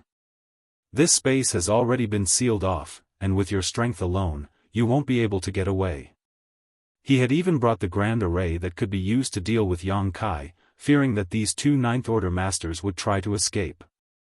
It was difficult to find an opportunity to ambush two Ninth Order masters at once, and if they managed to escape, it would be a huge problem for the Black Ink clan. After Mo Na Yi finished speaking, Wuxia charged at him with his halberd, intending to execute the leader of the enemies to intimidate his troops. However, as soon as he moved, he was stopped by a Three Fortunes formations and became trapped in a bitter battle, unable to escape. Seeing this, Mo Na Yi smirked in mockery. The trap has already been sprung, now it is up to you both to decide what to do next. He thought to himself, hoping that they wouldn't disappoint him. At that moment, Xiao suddenly shouted, let's go. The yin-yang fish suddenly became turbulent and many pseudo-royal lords were violently pushed back by the overwhelming force. Xiao then charged straight up, followed closely behind by Wuxia with his halberd. The direction they were heading was the same as the spot where the Black Ink giant spirit god had retreated, a crack leading to the barren territory. Ha! Mo Na Yi couldn't help but snort, his expression showing no surprise as if he had expected this all along. In fact, he had already anticipated how the two Ninth Order masters would respond to the situation. This strength of void was completely sealed off, and with so many pseudo-royal lords surrounding them and Mo Na Yi himself presiding over the situation, the two Ninth Order masters simply did not have the strength to fight back. Continuing to engage in battle would only result in their inevitable defeat and demise. However, Mo Na Yi was not willing to take on too much risk or suffer heavy losses. He was confident that he could kill the two Ninth Order masters here, but he didn't know how much it would cost him. If the two of them abandoned all hope of survival and fought to achieve mutual destruction, the pseudo-royal lords would surely suffer heavy casualties. Even he might not escape intact. With such concerns in mind, he couldn't force them too hard or else it would be too risky. As someone who had been in charge of the Black Ink clan's military affairs for so many years, Mo Na Yi knew that sometimes giving the enemy hope was the best way to corner them and reduce one's own losses. Although the Black Ink Giant Spirit God had been freed, and the arm that had been chained for thousands of years had been retrieved, the opening in the boundary wall connecting the barren territory and wind mist territory had long stabilized and did not disappear. In this dire situation, the two Ninth Order Masters only had one way out, to charge into the barren territory. Everything is going according to plan. In the barren territory, the Black Ink Giant Spirit God had been fully freed. If the two human masters rashly charged in, there would surely be no good outcome. By that time, Mo Na Yi would lead his pseudo-royal lords to pincer them with the assistance of the Black Ink Giant Spirit God, a way simpler way to take them down rather than fighting to their death here in the Wind Mist territory. The two Ninth Order Masters knew what they were about to face, but under the current circumstances, they did not have another choice. Staying here meant certain death as they would be worn down and killed sooner or later. So, charging into the barren territory was their only chance to snatch life from the gates of death. The arm of the Black Ink Giant Spirit God had already been retrieved, and Xianxia and Wuxia had also charged into the passage and disappeared. The many pseudo-royal lords followed closely behind, ready to charge in, but were suddenly stopped by Mo Na Yi. Wait. The pseudo-royal lords immediately paused their movements. Mo Na Yi remained calm, silently waiting and feeling the intense fluctuations of battle coming from the other end of the passage that was occasionally mixed with the muffled groans of Xianxia and Wuxia. It was clear that they had suffered losses at the Black Ink Giant Spirit God's hands. Mo Na Yi sneered in his heart, so what if you're a Ninth Order Master? You're nothing in the face of our Black Ink Giant Spirit God. Previously, when the Black Ink Giant Spirit God appeared on the battlefield, the human race had needed to mobilize at least 10 Ninth Order Open Heaven Realm Masters to simply contain it. But currently, with only the two of them, how could Xianxia and Wuxia be opponents of the Black Ink Giant Spirit God? Charge! Mo Na Yi commanded his subordinates soon after. The reason the pseudo-royal lords and the others had to wait was to prevent the two Ninth Order Masters from ambushing them on the other side of the passage. If they did, it would be a surprise attack that could deal them serious damage. Now that they had confirmed that the two had fully charged into the barren territory, they didn't need to wait any longer. Besides, Mo Na Yi was also worried that if they followed too late, the two humans might have a chance to escape. Although the barren territory had some defenses in place, there were not enough masters to provide comprehensive coverage. Furthermore, though the Black Ink Giant Spirit God was powerful, it might not be able to stop the two Ninth Order Masters if they were determined to escape. The pseudo-royal lords rushed into the passageway, with Mo Na Yi following behind.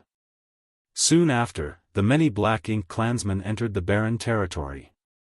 Looking up, Mo Na Yi saw the imposing Black Ink Giant Spirit God standing in place as its two massive hands reached out to grab at the two Ninth Order Masters who were frantically flying around, trying to avoid its grasp. Although the Black Ink Giant Spirit God occasionally threw a punch that didn't land, the shockwaves alone were enough to shatter the void and send the Ninth Order Masters tumbling. Watching this scene quietly, Mo Na Yi ordered, "Set up the array and kill them both." The two Ninth Order Masters were at a dead end. With the Black Ink Giant Spirit God here, along with a Royal Lord and many pseudo-royal lords working together, there was no way they could survive. It was time to reap the rewards of their victory. Suddenly, Mo Na Yi felt a bit disheartened. If the one we were targeting was Yang Kai, what would he do to break out of this situation? He couldn't think of any effective methods to break through such a defense, except to avoid entering the barren territory altogether and to simply fight in the wind mist territory until one side gave in, but that would likely result in losses for his side. It was a shame that the Killing Star was now certainly trapped in the universe furnace. He might have already perished inside, or he might have to wait until the next time the universe furnace opened to escape. However, who knew how many years it would take for the next opening? By then, the entire universe would belong to the Black Ink clan. As Mo Na Yi was lost in thought, his expression suddenly changed as he looked towards Xianxia, who was flying about frantically. Xianxia had suddenly looked towards him too, and when they locked eyes, Xianxia shouted, "Mo Nai, Yang Kai left something for the Black Ink clan as a gift, please accept it." With that, she tossed a round bead towards him. There was no fluctuation of power, and it didn't seem to be an artifact. In fact, it looked like a simple pebble that could be found anywhere in any universe world. But when Xiao threw out that bead, Mo Nai felt a sense of imminent crisis and a chill shot up his spine from the tips of his toes to the top of his head. Martial Peak, Chapter 58-19, Hidden Hand. The assault of the Black Ink Giant Spirit God was simple yet violent, making it difficult for even 2 Ninth-Order Masters to contend with. It was as the saying went, one great force surpasses 10 masters. Amidst the chaos, Xiao threw an object towards the pseudo-royal lords and royal lord. In that instant, Mo Nai felt a sense of danger as he heard the name Yang Kai ringing in his ears. Over the years, he had engaged in many battles with Yang Kai but never gained an advantage. In fact, even when he had the upper hand in their last 2 encounters and was on the verge of killing him, Yang Kai always managed to turn the tables on him. In the previous encounter, the Black Ink clan lost many innate territory lords to Yang Kai, and in their last battle, a true royal lord and several pseudo-royal lords had fallen at his hands. It could be said that Yang Kai had long since become Mo Nai's heart demon. When Mo Nai learned that Yang Kai was trapped in the universe furnace and had no chance of escaping, he felt pity but also joy as he would no longer have to face that killing star. However, he never expected to face a hidden hand left behind by Yang Kai at this critical moment. He didn't know what the bead thrown by Xiao was, but anything related to Yang Kai couldn't be taken lightly. The little round bead thrown by Xiao came at an extremely high speed, almost hitting them before Xiao finished speaking, but was immediately punched furiously by a pseudo-royal lord. "Don't!" Mo Nai roared, but it was too late. Under the violent impact, the bead momentarily froze before quickly breaking through the force impacting it and came flying towards them again. The pseudo-royal lord who had attacked felt something unusual about the bead the moment his Black Ink strength made contact. Though others might not have been able to perceive its mystery, he could feel that Xiao's bead was unexpectedly heavy, and when combined with the mysterious power from a Ninth-Order Master, he was unable to block it with his punch. The next instant, the round bead closed in, and although the pseudo-royal lord heard Mo Nai, he was too focused on the sense of danger that suddenly and inexplicably overwhelmed him. He did not care anymore, so he punched out again with all his strength. With a loud bang, the void shook and the pseudo-royal lord grunted as he was sent flying. At the same time, the bead finally shattered. It was not some sturdy artifact, so it couldn't withstand the full force of a pseudo-royal lord's attack. At the moment when the bead shattered, space principles surged wildly. From the remnants of the shattered bead, large universe fragments appeared and shot in all directions, causing chaos among the Black Ink clan. An entire universe world. Mo Nai exclaimed in a low voice, his eyes full of shock. Only now did he realize that the bead was not some simple stone, but rather a universe world refined into an unremarkable appearance through some profound means. Combined with Xiao's words earlier, Mo Nai immediately thought of Yang Kai. In this world, who else could achieve such a fantastic feat but Yang Kai? Moreover, many years ago, he had heard rumors that a human had refined and saved many universe worlds before the Black Ink clan's army arrived. Many of the universe worlds, which had been lingering in the void for countless years, had disappeared abruptly. Some Black Ink disciples also revealed related information that Yang Kai had the means to refine universe worlds into tiny beads, apparently called sealed world beads or world beads. Putting all the pieces of information together, Mo Nai immediately understood that this was a world bead that Yang Kai had refined. Although the pseudo-royal lord was powerful and could easily shatter a world bead with his strength, he had suffered some injuries, mainly because he had not expected such a small thing to have such tremendous weight behind it. But what could a trivial world bead do to the Black Ink clan? Was this the gift that Yang Kai had left? If so, that was too disappointing. Mo Nai remained tense because he knew that things could not be that simple.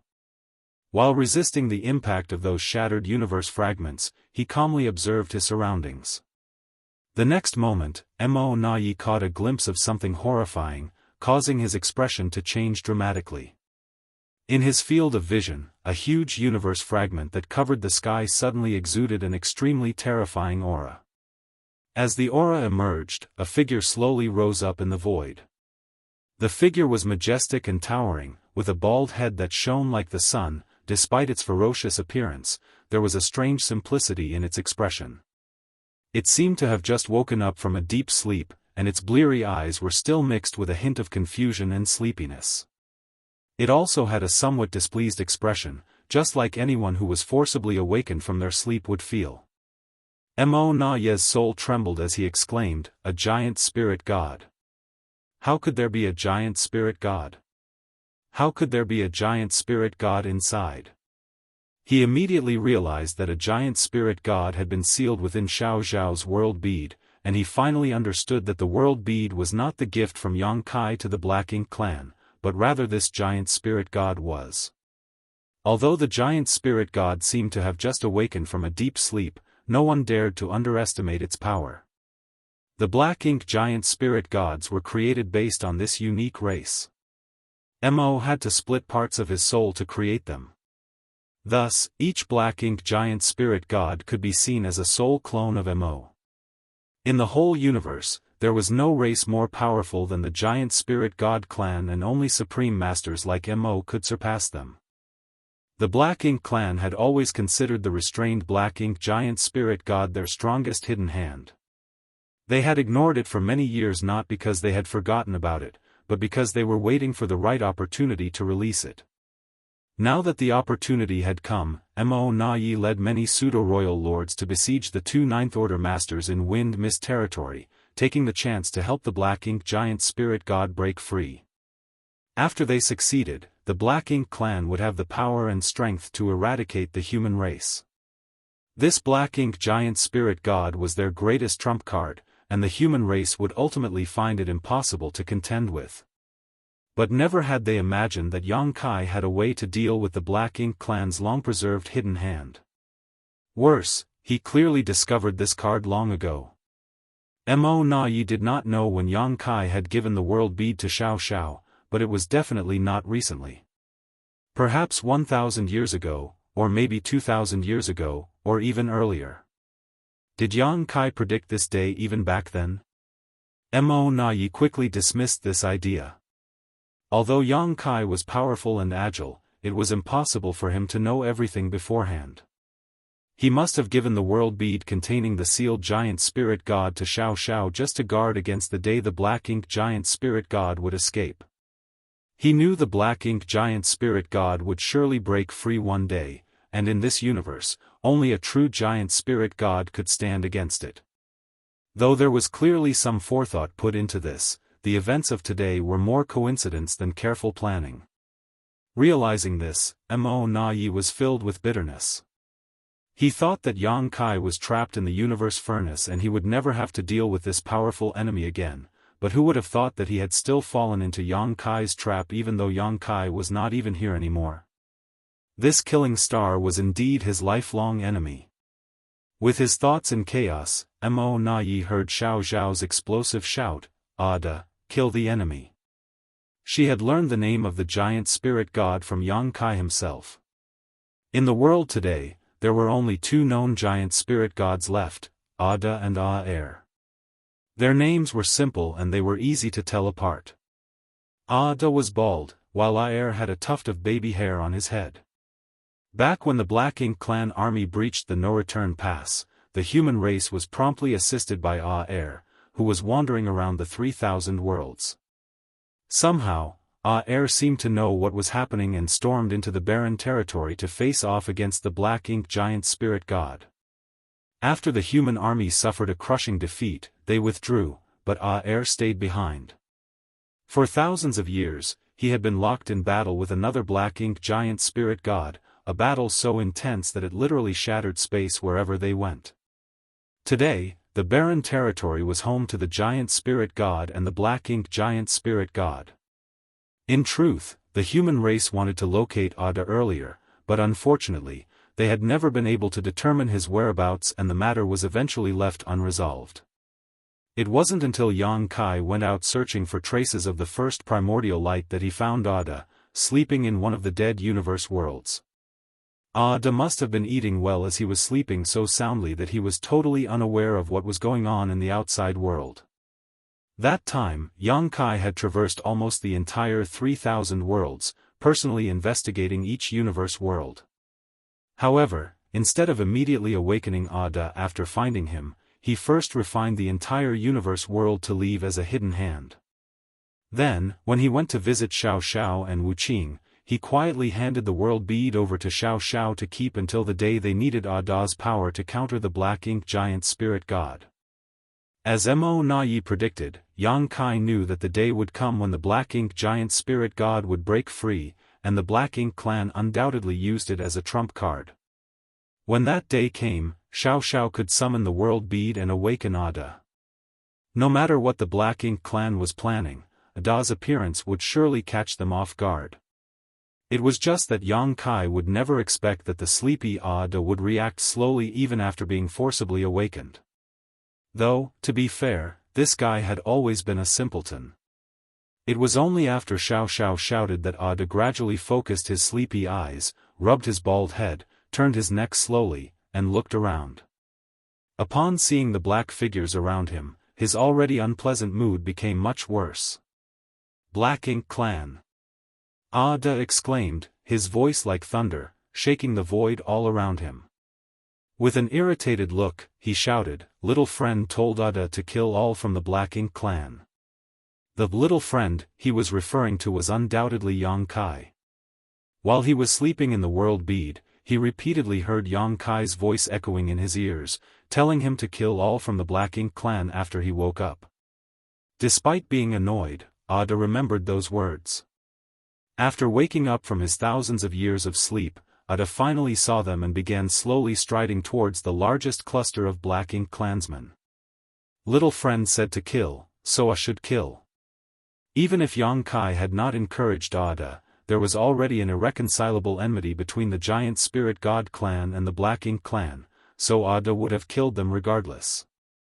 Martial Peak, Chapter 58-20, Nothing related to Yang Kai is ever good. The Giant Spirit God clan had very few clansmen, but each one was incredibly powerful. They were practically the strongest beings in the universe, with even the divine spirits like the dragons and phoenixes not being their match. Fortunately, the Giant Spirit God clan had a gentle, almost childlike nature and never actively sought out trouble. Otherwise, if they were as destructive as the Black Ink clan, the 3,000 worlds would have been destroyed by them long ago.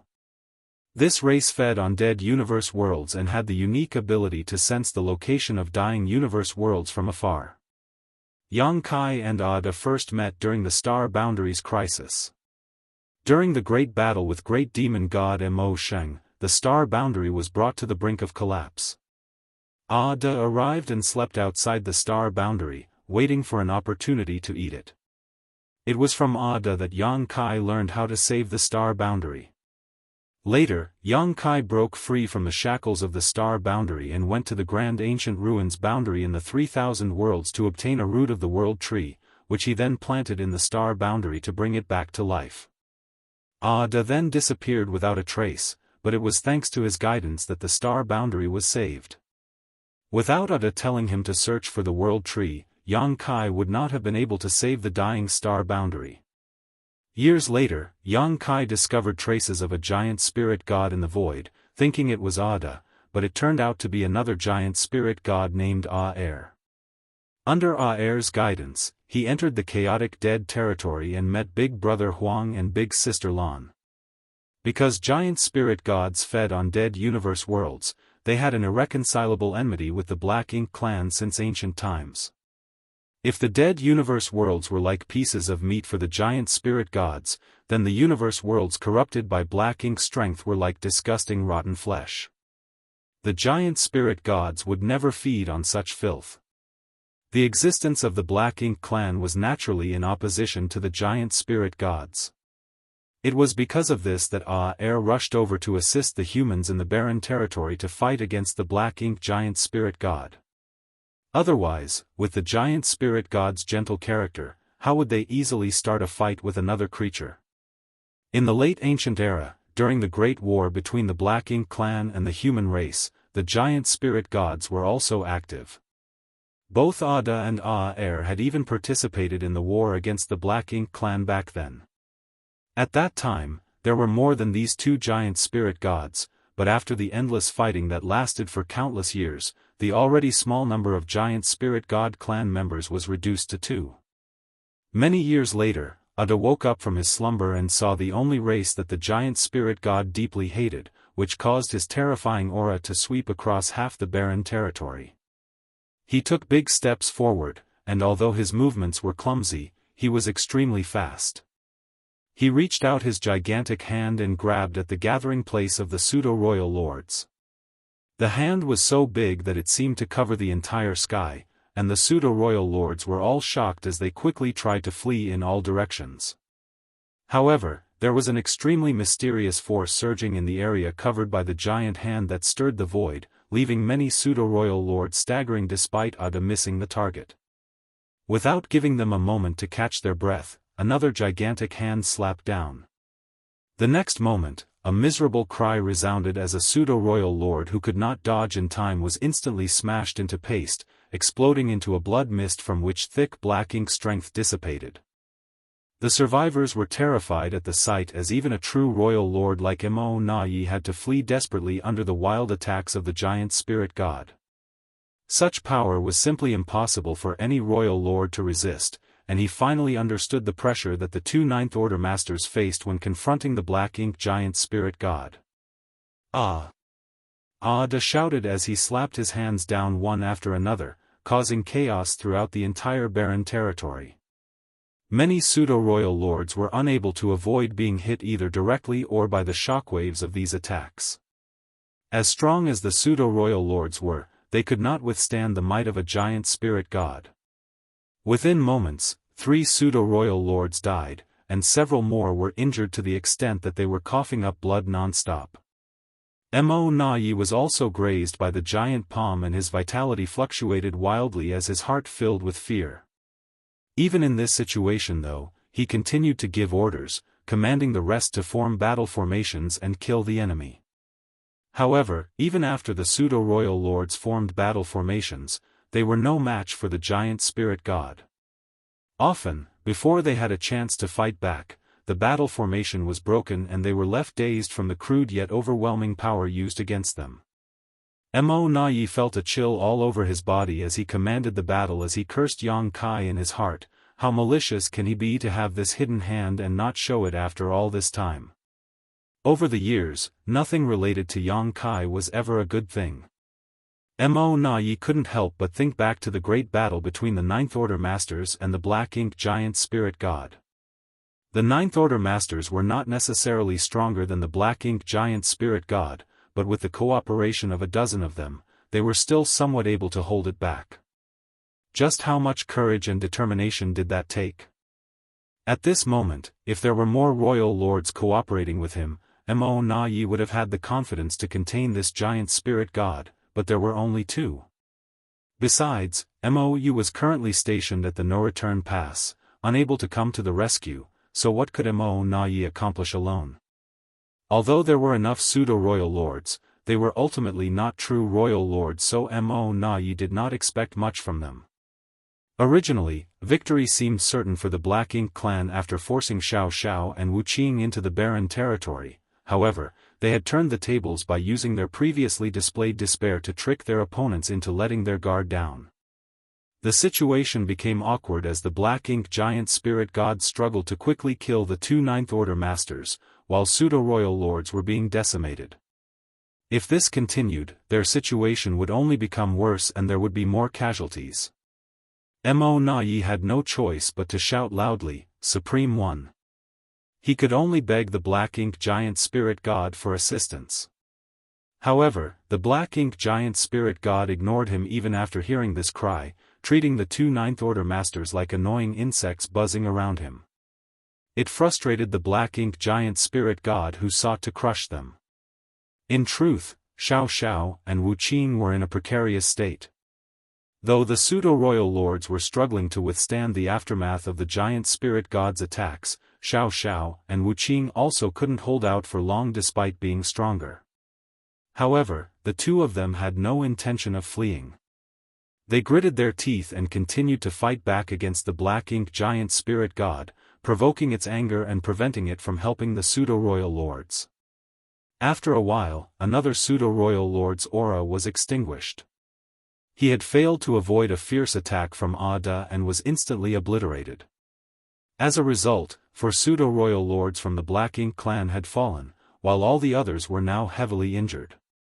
Both the giant spirit god and the Black Ink giant spirit god were enormous and seemingly clumsy in their movements, but every single blow they unleashed contained tremendous power that could destroy the heavens and earth.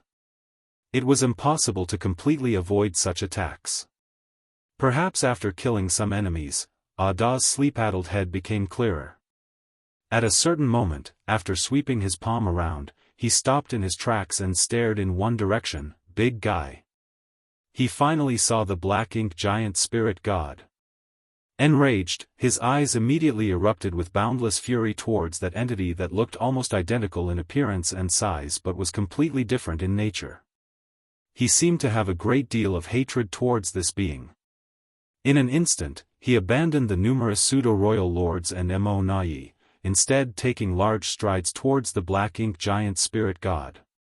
The many pseudo-royal lords, who had been teetering on the edge of life and death, breathed a collective sigh of relief. In that direction, the Black Ink giant spirit god naturally sensed the approaching foe and with a broad wave of his arm sent Xianxia and Wuxia flying before quickly turning around and striding towards Ada. The two colossal creatures charged each other, their identical size and aura making them seem like a mirror reflection in the void, except that one of them was surrounded by Black Ink strength. This was a battle between the most powerful beings in the universe, one in which no one could interfere. On the other side, many pseudo-royal lords wore expressions of relief, glad to have survived that encounter. Fortunately, the giant spirit god discovered the Black Ink clan giant spirit god's presence, otherwise, none of them knew how many more of them would have died. Mo felt extremely bitter. In the end, it wasn't their own strongest master who saved them, but the enemy who drew the Supreme One's attention. In the blink of an eye, the two colossal creatures closed in on each other, seeming to have a telepathic connection as they both threw punches at the same time. When their fists collided, space shattered. The silent collision created visible shockwaves that spread out in all directions from the point of impact. The fallout was so intense and far-reaching that they swept up the injured pseudo-royal lords, causing them to tumble and flip over. Even Mo had a hard time standing his ground. This was not the first time this level of battle was fought in the barren territory. Back then, Air and another Black Ink giant spirit god fought for nearly 1,000 years, with each clash being incredibly terrifying, causing chaos all around them. It wasn't until they grappled each other's limbs, making it impossible for either to move easily, that the 1,000-year-long battle reached a stalemate. Even now, these two giant spirit gods were entangled with each other somewhere in the barren territory's void, and no one knew how long this fight would last. After another violent collision, Mo felt like he could barely stand still as he was too close to the battlefield of these two supreme masters, so the aftermath he suffered was naturally more intense. Suddenly thinking of something, he became alert and muttered, "Where are Xianxia and Wuxia?" Before this, Xianxia and Wuxia were entangled with the Black Ink giant spirit god, but now that the giant spirit god had his eyes on the Black Ink giant spirit god, Xianxia and Wuxia were nowhere to be found. "Watch out for sneak attacks!" Mo hastily shouted, but just as he finished his sentence, a desperate scream came from nearby. He turned his head to see a fleeting figure. It was a pseudo-royal lord falling into a rapidly rotating yin-yang fish, unable to escape as the yin-yang power ground him up. Martial Peak, Chapter 58-21, Complete Defeat. In just a short moment, the pseudo-royal lord trapped in the yin-yang fish lost all vitality and died on the spot. As the attention of the Black Ink clan's many masters was drawn over, Wuqing's figure appeared like a ghost on the other side of the battlefield. With world force surging, he aimed his halberd at a chosen target. The pseudo-royal lord he selected had an unstable aura and was clearly injured. Having barely escaped from the attack of the giant spirit god, this pseudo-royal lord didn't even sense this silent ambush. It wasn't until the danger was upon him that he noticed, but it was already too late. Unable to mount a proper defense, he presented an opportunity that Wuqing seized, and with a single strike, the halberd split him in half. Black blood gushed out, and Black Ink's strength dissipated. The two Ninth Order masters who just escaped were like tigers in a flock of sheep, seeking out targets to slaughter. The powers of Yin and Yang surged, and the long halberd swept out endless sharp edges. Mo Na Yi was furious as he had brought a considerable number of pseudo-royal lords, but he had already lost 6, with 4 killed by the giant spirit god earlier while 2 more were brought down by Xiao and Wuqing in such a short time.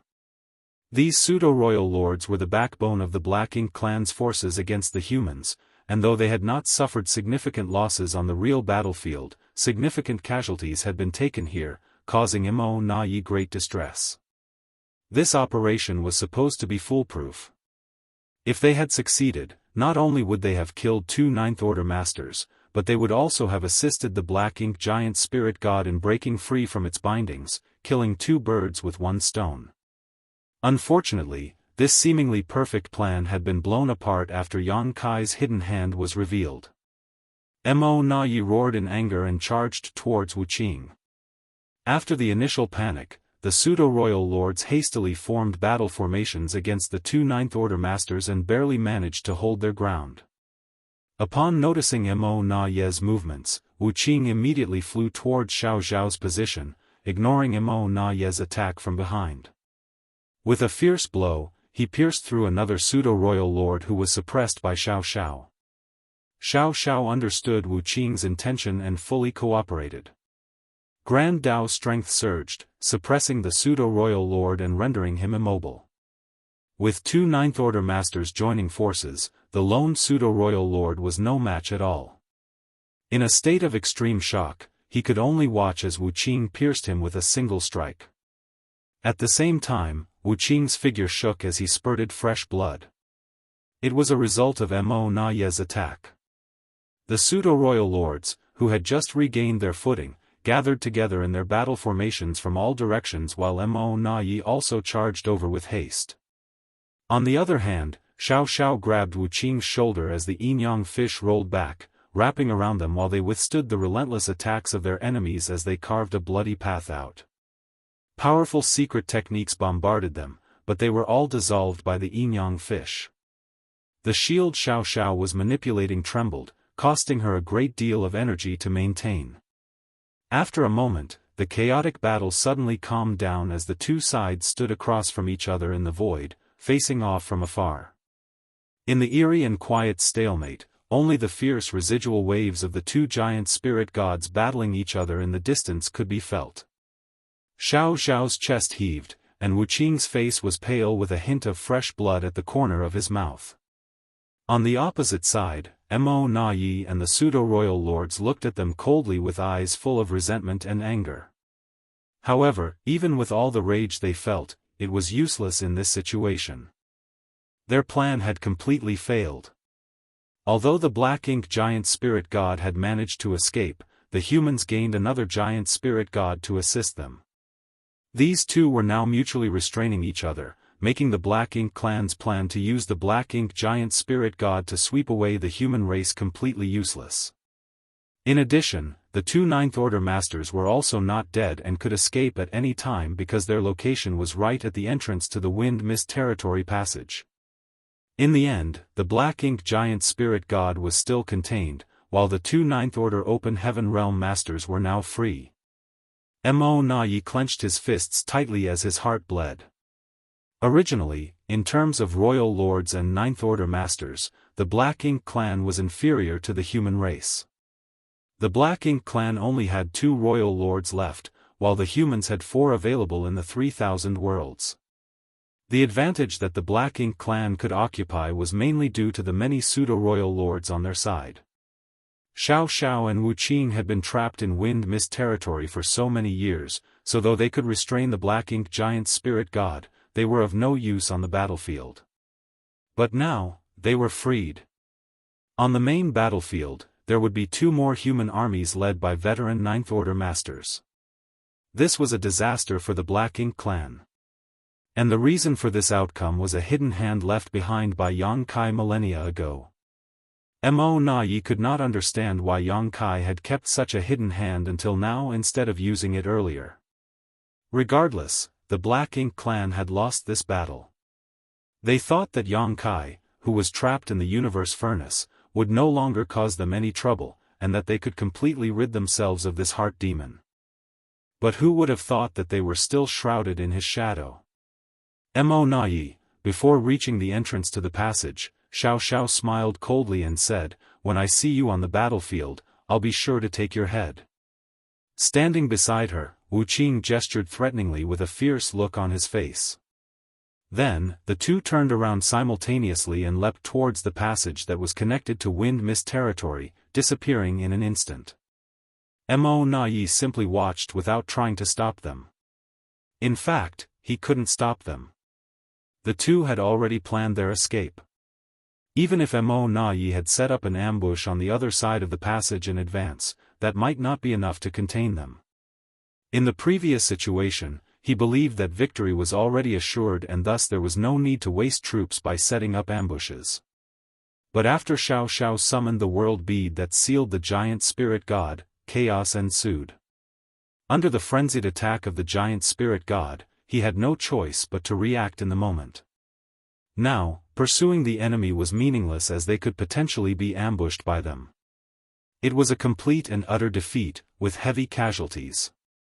7 pseudo-royal lords died while all the others were injured. Mo Na Yi didn't know how to explain this to Mo Yu when he returned. Throughout the years, Mo Yu had trusted him a lot, otherwise, he would not have granted him so much control. But looking back on the various plans he had presided over through the years, it seemed that none had progressed as he had envisioned. In a previous action against Yang Kai before the appearance of the universe furnace, many innate territory lords died. But due to the sudden appearance of the universe furnace, Mo Na Yi had ultimately failed and allowed Yang Kai to escape. During the battle between the human race and Black Ink clan inside the universe furnace, the Black Ink clan suffered the loss of a new royal lord and several pseudo-royal lords. If Mo Na Yi hadn't quickly escaped in the end, he might have also been killed. Initially, he thought he had successfully prevented Xianxia from advancing to the Ninth Order, which was a small consolation, but in the end, Xianxia still succeeded. This time, the plan that was thought to be foolproof resulted in the loss of 7 pseudo-royal lords from the Black Ink clan and allowed the 2 strongest living Ninth Order masters to break free. Mo Na Yi felt discouraged all of a sudden. In the end, the human race is still favored by heaven. Ho! Suddenly, a roar shook the void from deep within, and Mo Na Yi snapped back to attention. He turned his head in the direction of the commotion and saw a massive figure floating in the distance. He understood immediately that it was coming from the 2 giant spirit gods that had been entangled for many years. These 2 giant spirit gods had been locked in combat for almost a millennium, their limbs intertwined like children in a playground scuffle. For years, they remained stuck in this stalemate. Suddenly, there was a commotion, indicating that the fighting had drawn attention. Soon, clashes could be heard from the depths of the void. Mo Na Yi's expression changed as he quickly regained his composure and shouted, "Let's go." The barren territory was vast enough to accommodate 2 giant spirit gods as they wreaked havoc on the battlefield, but if all 4 were to start an all-out fight, there would be no safe place in this entire great territory left. A battle of this level was beyond the ability of mere pseudo-royal lords to interfere with. Even Mo Na Yi himself didn't want to get involved, therefore, as soon as he realized what was about to happen, he decisively led the pseudo-royal lords to retreat. Shortly after they returned to the no-return pass through the territory gate, 2 huge figures finally appeared in the void. They were entangled with each other as they approached that from the side and soon arrived near Ada's battlefield with his opponent. "Brother!" Ada's eyes lit up when he saw Aer's figure while engaged in a fierce battle with his opponent. The giant spirit gods, a unique race, had always been rare, and due to their innate behavior, they spend most of their time either traveling or hibernating, so they rarely cross paths. Ada had clearly not met his clansmen in years, so seeing one now was quite exciting. Soon after though, he became enraged and shouted, "How dare you hit my brother? I'll kill you." With those words, he disregarded his own opponent and charged straight towards Aer. The black-ink giant spirit god, who had been entangled with Aer, was slightly stunned, but quickly gave chase. Though their movements seemed clumsy, every strike shook the heavens and the earth. Meanwhile, Aer faced off against the opponent who had originally belonged to Ada. When Ada threw his opponent aside, the black-ink giant spirit god naturally pursued and joined the chaotic fray. In an instant, the four giant spirit gods began wreaking havoc in the great territory, causing chaos and destruction. With each clash, the great territory was like a pond that had boulders tossed into it, sending ripples outwards in all directions. Wherever the ripples were, space became unstable and countless void cracks tore open. It was as if the entire barren territory was on the verge of collapsing. Several months later, a notice was sent from the Supreme Headquarters to the various frontline battlefields. Xianxia and Wuxia, who had both been stationed in wind mist territory for thousands of years, had returned. The humans gained 2 more Ninth-Order Masters with Xianxia assuming command of the Soaring Cloud Army, while Wuxia led the Purple Feather Army. Furthermore, the humans had an additional giant spirit god as an ally, which restrained the black-ink giant spirit god that was trapped for many years. The news spread and the morale of the humans soared. The boost in momentum allowed them to easily seize several great territories on various fronts. Marshall Peak, Chapter 58-22, Old Tree Blooms. 500 years. It has already been 500 years. Do you know how I managed to make it through these 500 years? The low voice was full of repression, helplessness, and a hint of anger, revealing the speaker's inner unrest. But there was no response. On the soul-warming lotus, Fang Tianci looked at Thunder Shadow as if he was an idiot. Thunder Shadow immediately lost his composure and complained, "You should have replied by asking me how. If you don't ask, how am I supposed to continue?" Childish. Fang Tianci threw out a comment casually. Upon hearing that, Thunder Shadow became deeply hurt and looked helpless. "It's so boring to be with someone like you, surely no woman has ever liked you." Fang Tianci chuckled, "I have many descendants. Big brother, how's this universe world?" Ignoring him, Thunder Shadow turned his head and asked Yang Kai. Soon, Yang Kai's response came, "The world principles here are close to perfection, and there are signs of simple life. This can be considered a newly born universe world. Perhaps in a few years, real living creatures will appear."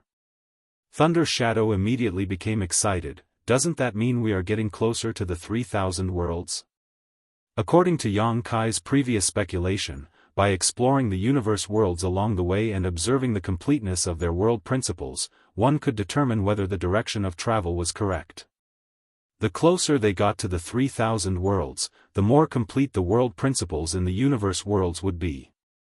Yang Kai had been constantly correcting their direction and rushing forward during these last 500 years. The universe worlds they encountered along the way indeed had more complete world principles as predicted. This universe world had its world principles fully taken shape, and there were now some of the simplest forms of life emerging. If there was life, it meant that this universe world had the conditions for life to exist.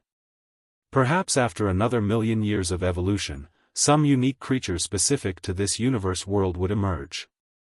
They were heading in the right direction, so all that was left was time. Yang Kai had been returning from the edge of the universe, and it did indeed take a lot of time. It had been 500 years, yet he still couldn't find his way back. 500 years had passed since the universe furnace closed. Since Yang Kai was unsure of the state of the war between the human race and the Black Ink clan, he had to hurry back. Without staying much longer in this universe world, he continued on his journey. 100 years later, when Yang Kai descended to another universe world to investigate the situation, he discovered that there were indeed living creatures in it. Most of the living creatures lived in the vast seas, with few living on land. The entire universe world was covered with green vegetation, giving it a lush appearance. With the emergence of living creatures, it meant that the universe world was now fully alive and had the potential to give rise to sentient creatures like humans in the star boundary. Yang Kai once again attempted to connect with the world tree but to no avail. The various universe worlds in the 3,000 worlds were interdependent with the world tree, with each world fruit on the world tree reflecting the state of each universe world. If one died, its corresponding world fruit would wither away as well. This universe world was vibrant with vitality, but it had no connection to the world tree at all.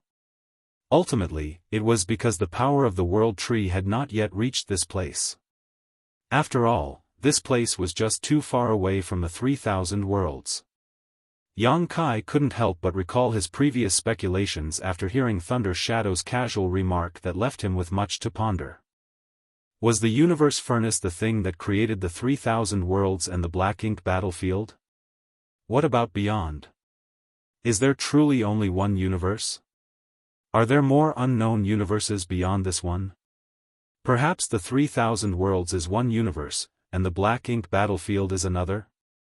At his current location, Yang Kai believed he was in a much deeper part of the Black Ink battlefield, a place that neither the humans nor Black Ink clan had ever set foot in. If it were truly the same universe though, why couldn't the power of the world tree reach this place, where the world principles were already fully established, and living beings had even emerged?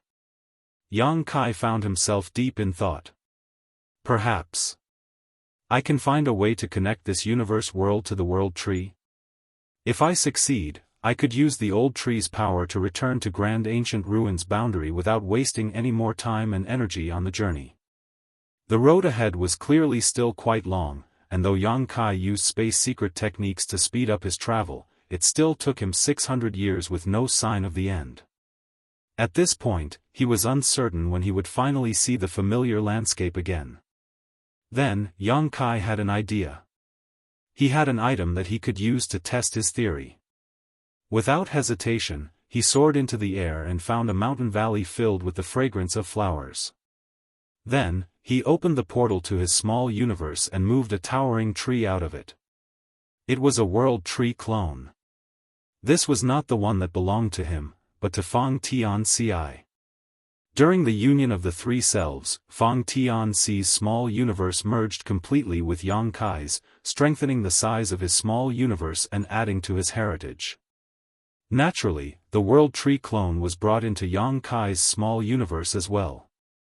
Yang Kai already had one, so a second one was redundant. He had intended to find a suitable person to give it to and help them grow quickly, but he had never expected to be needing to use it in the current situation. Surging his world force, Yang Kai dug a large pit in the mountain valley and planted the world tree clone in it. He wasn't worried about it not surviving as the world tree was a mystical and unparalleled entity. The simple root planted in the star boundary by Yang Kai previously had grown into a towering tree, so a complete tree would naturally thrive. After completing this, Yang Kai did not continue on his journey but instead sat down under the tree and waited quietly. He didn't know if his plan would work, and even if it did, he didn't know how many years it would take. Quietly resigning himself to the possibility of wasting another 100 years, Yang Kai hoped that his plan would bear fruit within that time frame. If it didn't, he would dig up the world tree clone and continue his journey. It would only be 100 years, so it wasn't too bad. Moreover, he wasn't planning to just sit and wait. Although he had advanced to the Ninth Order Open Heaven realm and had even taken a big step forward in his cultivation by merging Fang Tianxi's small universe with his, it did not mean he would be satisfied with that. He still had room for improvement. His future enemies would no longer be limited to the territory lords and royal lords of the Black Ink clan. He might even have to face Mo, who was in the creation realm, so he needed to be stronger. The martial Tao was a long journey of exploration, accumulating strength and experience bit by bit. He had a lot of cultivation materials on hand and could refine them to continuously strengthen his own heritage. As time passed, sets of material turned into dust in Yang Kai's hands. In the grand ancient ruins boundary, the world tree stood majestic and grand as a precious treasure born along with heavens and earth. When the heavens and earth split, it had already come into existence at almost the same time as the first primordial light. Its birth was rooted in the numerous universe worlds of the 3,000 worlds, and its existence was intimately linked with the life or death of those universe worlds. The peak world tree was covered in world fruits, and every branch was bent under the weight of the fruits.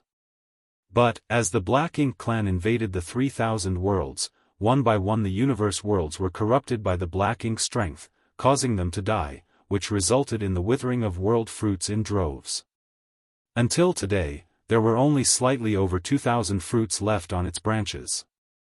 Thankfully, Yang Kai was able to save a large number of universe worlds by refining them in the past, otherwise, the world tree would have already withered away completely.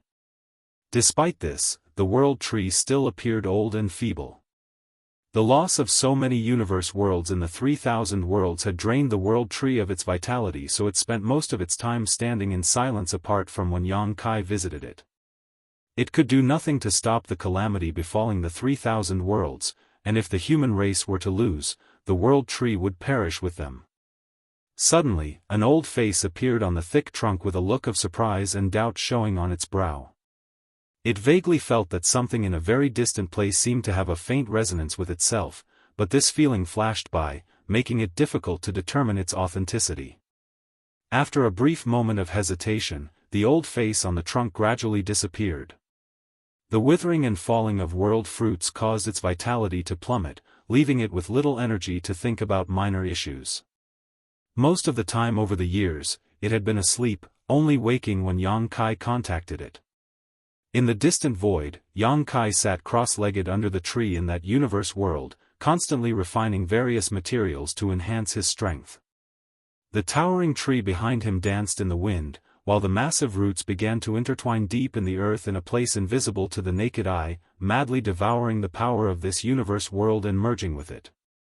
Years later, in the grand ancient ruins boundary, the old tree suddenly woke up from its slumber and the old face appeared once again on its thick trunk. It clearly carried a puzzled look this time, as it felt that something strange had happened to itself, but because it had just awakened, it was difficult to determine what this change was. Only after carefully examining itself did the old tree suddenly realize. A branch trembled and drooped down, and on the trunk, the old face of the old tree showed a look of pleasant surprise and doubt, changing alternatively. This was all because, on that branch, a little flower bud had sprouted. The old tree was shocked. It actually bloomed. This had never happened before. It was born with heaven and earth and had hung with world fruits since its birth, with each world fruit corresponding to a universe world in the 3,000 worlds. But it had never experienced something like blooming, and for a moment, the old tree was a bit confused. Martial Peak, Chapter 58-23, finally back. The blooming of the old tree was an unprecedented event that had never happened before. It wanted to understand what had happened to itself, so after careful examination, it sensed a very distant location through the flower bud. Suddenly, it understood that the sensation that had arisen several years ago was not just a figment of its imagination. Although the sensation was still vague and intermittent, it did actually exist. Why do I have this strange connection with a place so far away? Old Tree was completely baffled. Because of the unusual occurrence, Old Tree remained vigilant and did not fall into a deep sleep in the following years, occasionally investigating the situation of the flower bud. As time passed, the little flower bud gradually bloomed, and with the falling of the petals, a tiny world fruit appeared. Old Tree was completely shocked. For countless years, it had only experienced the withering and falling of its world fruits, and it had never given birth to a new one. Furthermore, it did not understand what caused this sudden change. The only thing it knew was that the birth of this world fruit was not harmful to itself, because, with the birth of this new fruit, a weak vitality was injected into its old body. Several dozen years later, when the world fruit grew to the size of a fist and became completely solidified, it suddenly felt a faint call from it. It had experienced this many times before. It was like when Xianxia needed to borrow its strength to arrive before it. Under the world tree clone in this universe world, Xianxia was overjoyed. He had finally made contact with the old tree, and although it seemed a bit unstable, the current result confirmed his previous speculation. Over the past several dozen years, the world tree clone had undoubtedly grown significantly and had already completely merged with this universe world. After devouring a large amount of world force in this place, the world tree clone began to nourish this land too.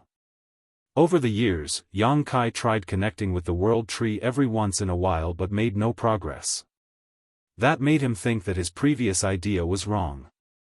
It wasn't until this moment that he finally made contact with the world tree in the faraway Grand Ancient Ruins boundary. This made him feel delighted. In the Grand Ancient Ruins boundary, the old tree understood roughly what was happening. The world tree clone planted was technically also its soul clone. It was not aware of the situation before because the world tree clone had not fully merged with the universe world it was planted on, but now that it had, despite being separated by the endless void, the old tree could vaguely sense the situation through the world tree clone now. It couldn't help but marvel at what was happening as it had never experienced anything like it before. Although their connection was not very clear, Xianxia's intentions were crystal clear to old tree. Over the years, every time Xianxia connected to it, it meant that he needed to enter the Grand Ancient Ruins boundary. So, old tree immediately exerted its power, causing its massive body to start shaking. In the next moment, old tree's aged face suddenly changed. Under the world tree clone in that universe world, Xianxia's figure abruptly disappeared as soon as the old tree began to act. It was as if Xianxia had entered an unpredictable and indescribable space in an instant. He had experienced this many times before, so he was already used to it. However, Xianxia quickly realized that something was wrong. Every time he used the power of the world tree to enter the Grand Ancient Ruins boundary, it was basically an instantaneous thing, but this time, it seemed to be taking a long time. After traveling for a long time in that strange space, Xianxia still hadn't emerged, not to mention, the connection between him and the world tree became very vague, almost to the point of being non-existent. Xianxia was shocked. He was only able to enter the Grand Ancient Ruins boundary by borrowing the power of the world tree because he had saved and refined more than 2,000 universe worlds in the past. Later, he placed these universe worlds on the corresponding world fruits on the old tree. It could be said that these universe worlds and their corresponding world fruits all had his imprint on them.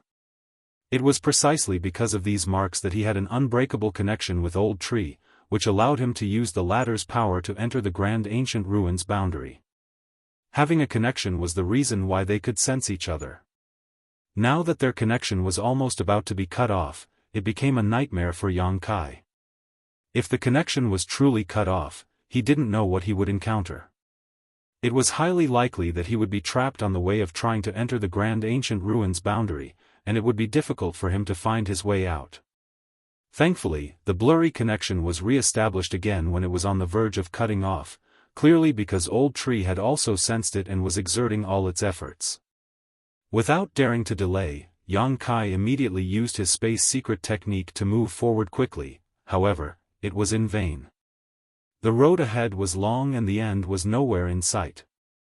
Despite old tree's best efforts, their connection was rapidly weakening again. It made Xianxia frantic, realizing that he was still too far away from the old tree to be easily guided into the Grand Ancient Ruins boundary, even with the old tree's power.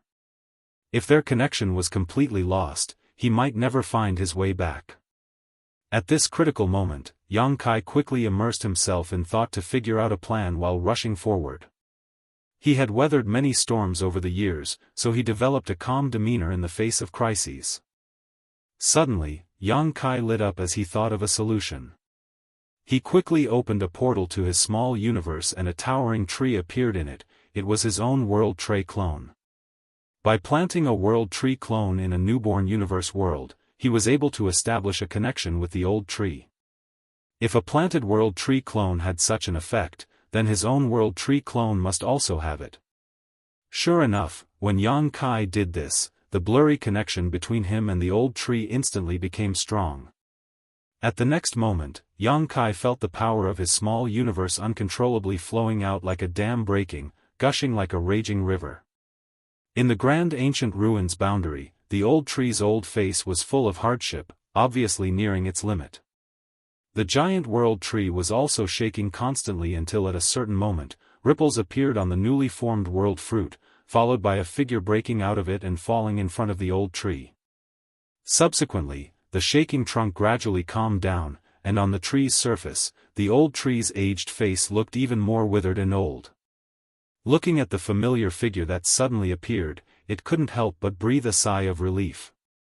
"I've really overexerted myself." Yang Kai was also gasping for breath, half kneeling on the ground, his face slightly pale. He had just gone through a very dangerous journey. If he hadn't thought of using his own World Tree clone at the last moment, he would have had no way to return to the grand ancient ruins boundary. Though he managed to return, the world force in his small universe had been greatly depleted. He was currently at the Ninth Order Open Heaven realm, and the heritage of his small universe was extremely rich. However, this one action had consumed nearly half of his strength. If it weren't for his World Tree clone isolating and protecting his small universe, Void World would have been in turmoil. After calming down a bit, Yang Kai stood up and looked up at the familiar World Tree, feeling joy in his heart. He had finally returned. "Where did you go?" Old Tree suddenly spoke up. He had guided Yang Kai here many times before, and although it did take a toll on it, it was still within an acceptable range. But this time, the guidance had severely damaged its foundation, and almost failed. Old Tree was very curious about where Yang Kai went, as in its perception, its clone had been left in a very, very distant place. Yang Kai sat in front of the old tree and sighed. "It's a long story." He recounted his experiences simply, and upon hearing how the universe furnace created the universe worlds from chaos and how Yang Kai returned from the edge of the universe, even Old Tree, who had existed since ancient times, was flabbergasted. It knew about the universe furnace, but had no idea that universe worlds were created from the sea of chaos beyond the universe. If that were true, then its own birth could also be said to have originated from the universe furnace, as it was the universe furnace that gave birth to the universe worlds, which were symbiotic with the world tree. After telling his story, Yang Kai couldn't help but complain, "Old Tree, why didn't you tell me earlier about the wonders of your clones?" If he had known, he might have been able to return even sooner. But on second thought, even if he did know about it, it would probably be useless. His return this time was already the extreme limit. Even if Yang Kai planted the clone at the furthest reaches of the universe and someone made a connection with the old tree, he might not have been able to use its power to return to the grand ancient ruins boundary. Old Tree fell silent for a moment before saying, "I too had no idea until now." Upon hearing that, Yang Kai was speechless. It made sense though, given the countless ages that passed. Perhaps Old Tree had given away some of its clones before, but all of them had undoubtedly been refined by those masters. No master before Yang Kai was willing to plant the clone in a universe world, as they had all used them for their own purposes. Although Yang Kai had planted World Tree clones in both the Star Boundary and the Myriad Monsters world previously, those two universes world already had world fruits corresponding to the World Tree, thus, the true use of the clones could not be fully realized.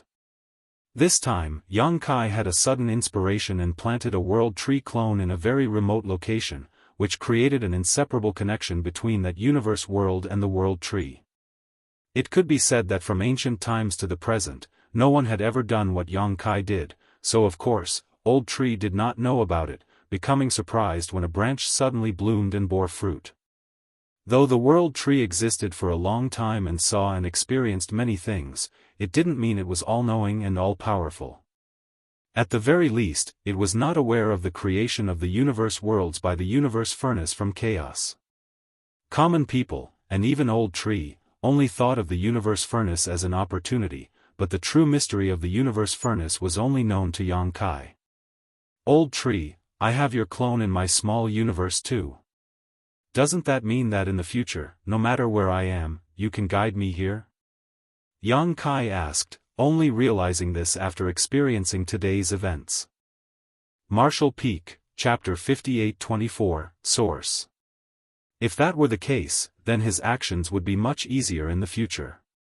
Even if he encountered the same situation as before, he wouldn't have to spend too much time rushing around since he could simply open up his small universe, borrow the connection between his World Tree clone and the World Tree, and return at will when needed.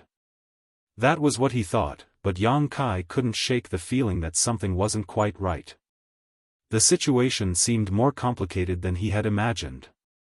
Old Tree didn't directly answer the question, but instead said, think about it. What is the source that helps me to guide you to the grand ancient ruins boundary and the many universe worlds from here? Source? Yang Kai mused. Upon closer inspection, he realized that he was able to enter the grand ancient ruins boundary through the power of the World Tree because he had refined over 2,000 universe worlds in the past. Each of those universe worlds reflected the world fruits on Old Tree's body, creating an inseparable connection between them. Therefore, regardless of where Yang Kai was, he only needed a living universe world as a medium in order to use the power of the Old Tree to enter the grand ancient ruins boundary. It was also for this reason that he specially refined a universe world from the 3,000 worlds and brought it to the primordial heaven source grand restriction so that he could easily investigate the situation there at any time. And every time he left the grand ancient ruins boundary, he needed a world fruit as a medium. For example, if he wanted to go to the star boundary, he needed to find the corresponding world fruit. If he wanted to go to the primordial heaven source grand restriction, he just had to find the world fruit that corresponded to the universe world he had left behind previously. Yang Kai suddenly realized, the source is the world fruit. The face on the trunk of the tree nodded. You can also say it's the still living universe worlds. So, my plan won't work. His small universe didn't have a corresponding world fruit. When he returned just now, he only strengthened the connection between himself and the Old Tree using his World Tree clone. After all, each clone was a part of the Old Tree, and there was an inseparable connection between each clone and the Old Tree. Realizing this, Yang Kai became slightly disappointed. Then, Old Tree suddenly said, I may not be able to guide you to the grand ancient ruins boundary in the future at all. Yang Kai was taken aback as he realized the problem. Was the consumption too great this time? He had just noticed that Old Tree's condition was worse than the last time he saw it. The leaves on the huge tree crown were slightly yellowed and showed signs of withering. Old Tree responded with a grunt, the distance was too great. Although my clone did establish a connection, my power has not completely radiated to that range. I'm afraid I will fall into a deep sleep soon. What can I do to help? Yang Kai asked. With Old Tree sleeping, he would definitely lose a means of quick travel. At the very least, he would not be able to go to the primordial heaven source grand restriction whenever he wanted. Old Tree pondered for a moment and then shook its trunk. You probably can't help much unless there are more universe worlds that can establish a connection with me like this time. However, that was unrealistic. All the remaining universe worlds in the 3,000 worlds had already been corrupted by black ink strength and had died. Where could there be more universe worlds? On Yang Kai's return journey, he did see many newly born universe worlds, but Old Tree's power could not cover such a far distance. Though he could use the World Tree clones, Old Tree could not give him any more of those either. The 3 World Tree clones back then were already Old Tree's limit. It could be said that it might never wake up after this deep sleep. Only when the human race completely defeated the Black Ink clan and after the 3,000 worlds went through generations of recuperation might there be a chance for it to restore its vitality. Yang Kai fell silent. Since he had established a connection with Old Tree years ago and received Old Tree's assistance, he felt quite helpless not being able to provide it with any help this time. Where do you want to go now? Old Tree asked. Before I fall asleep, I can still send you there for the last time. The star boundary, Xianxia slowly stood up, cupped his fist, and looked at Old Tree's aged face on the trunk. Please rest assured and recuperate. I will take care of the matter with the Black Ink clan. When you wake up, it will be after the disaster has passed. Old Tree chuckled, I'll be waiting for that day. Hopefully, that day would come soon. Xianxia nodded, then quickly headed towards the world fruit corresponding to the star boundary. At the same time, Old Tree exerted its last bit of strength. In an instant, the world turned upside down and it rapidly enlarged in Xianxia's vision. In the grand ancient ruins boundary, Old Tree used its last bit of power, and its face slowly dissipated. In the moment of its consciousness falling asleep, it suddenly realized something. This time, Xianxia seemed to have already reached the Ninth Order Open Heaven realm. It was so weak before that it had not noticed it. Somewhere close to the star boundary, Xianxia broke through space and appeared. As always, the moment he showed up, a powerful divine sense probed from somewhere in the star boundary to investigate the situation. This was the master who was in charge of the star boundary, using his divine sense to check the situation. Open Heaven realm masters in general were not so sensitive. Even those who reached the Eighth Order would not have sensed Xianxia while he was concealing himself. However, the great emperors of the star boundary were capable of such feats. As great emperors, they were intimately tied to the star boundary and recognized by its will. With their heart set on it, they could not miss any suspicious situations with their divine sense in the range of the star boundary. With a touch of his divine sense, the other party clearly perceived Xianxia's identity and quickly withdrew it. The next moment, a figure soared into the sky from somewhere in the star boundary, appearing soundlessly and swiftly before Xianxia. Looking at the visitor, Xianxia smiled slightly. Senior Iron Blood, it's been a while. The visitor was none other than Iron Blood Great Emperor, Jianghu. He looked at Xianxia with suspicion before nodding, you're back. When the universe furnace closed and Xianxia disappeared without a trace, not only did the Black Ink clan speculate that he was trapped inside, but some of the high-ranking authority figures of the human race did too. Although they didn't know why Xianxia would be trapped inside, they had no way to rescue him, so they could only let it be. However, a small number of people still firmly believed that even if Xianxia was trapped in the universe furnace, he wouldn't be stuck for too long. They believed that he would break free and return eventually without needing to wait until the next opening of the universe furnace. Therefore, when Jianghu saw Xianxia, he wasn't too surprised since he had watched Xianxia grow up from when he was still a young man. Xianxia could do what ordinary people couldn't, so escaping from the universe furnace shouldn't be anything to him. Are you injured? Xianxia frowned. Jianghu clearly had quite severe injuries on his body. At this moment, his face was pale and his aura was unstable. With his cultivation at the Eighth Order Open Heaven realm, it was evident how intense his war had become. Xianxia, on the other hand, was not surprised that Jianghu had ascended to the Eighth Order, given that the great emperors of the star boundary had all directly broken through to the Sixth Order realm. Additionally, with their unique advantages when cultivating in the star boundary, they had all already advanced to the Eighth Order many years ago. At this moment, Jianghu was already at the peak of the Eighth Order Open Heaven realm, but because of the innate limitations of the Open Heaven realm method, he couldn't make another breakthrough. He did not enter when the universe furnace opened. In fact, Xianxia did not see any masters from the star boundary inside. Jianghu said lightly, I was injured while fighting outside. It's nothing special. If it weren't for his serious injuries, he wouldn't have come back to the star boundary to recuperate. To him, battles were the essence of life. After a moment of silence, Jianghu continued, Ice Feather and Heaven's revelations died. Upon receiving the news, Xianxia's expression trembled as he closed his eyes and sighed. There was never a war with no casualties. In the countless years of battle against the Black Ink clan, there were naturally countless deaths. Whether it was on the Black Ink battlefield or later on the Great Territory battlefields, the reaping of life had become a norm of war. Even Xianxia's own Dawn squad, which he had led back then, had lost several members under his watch. Ice Feather and Heaven's Revelations were great emperors of the Star Boundary, who already ascended to the Eighth Order Open Heaven realm for a long time, but in this catastrophic war that swept across the universe, what use was it being in the Eighth Order? Many times, it was difficult to even protect oneself from the Black Ink clan with such a cultivation. Frankly speaking, Yang Kai was not that familiar with these two great emperors. It was only because they were fellow people from the Star Boundary, which gave him a sense of kinship compared to those masters from the cave heavens and paradises.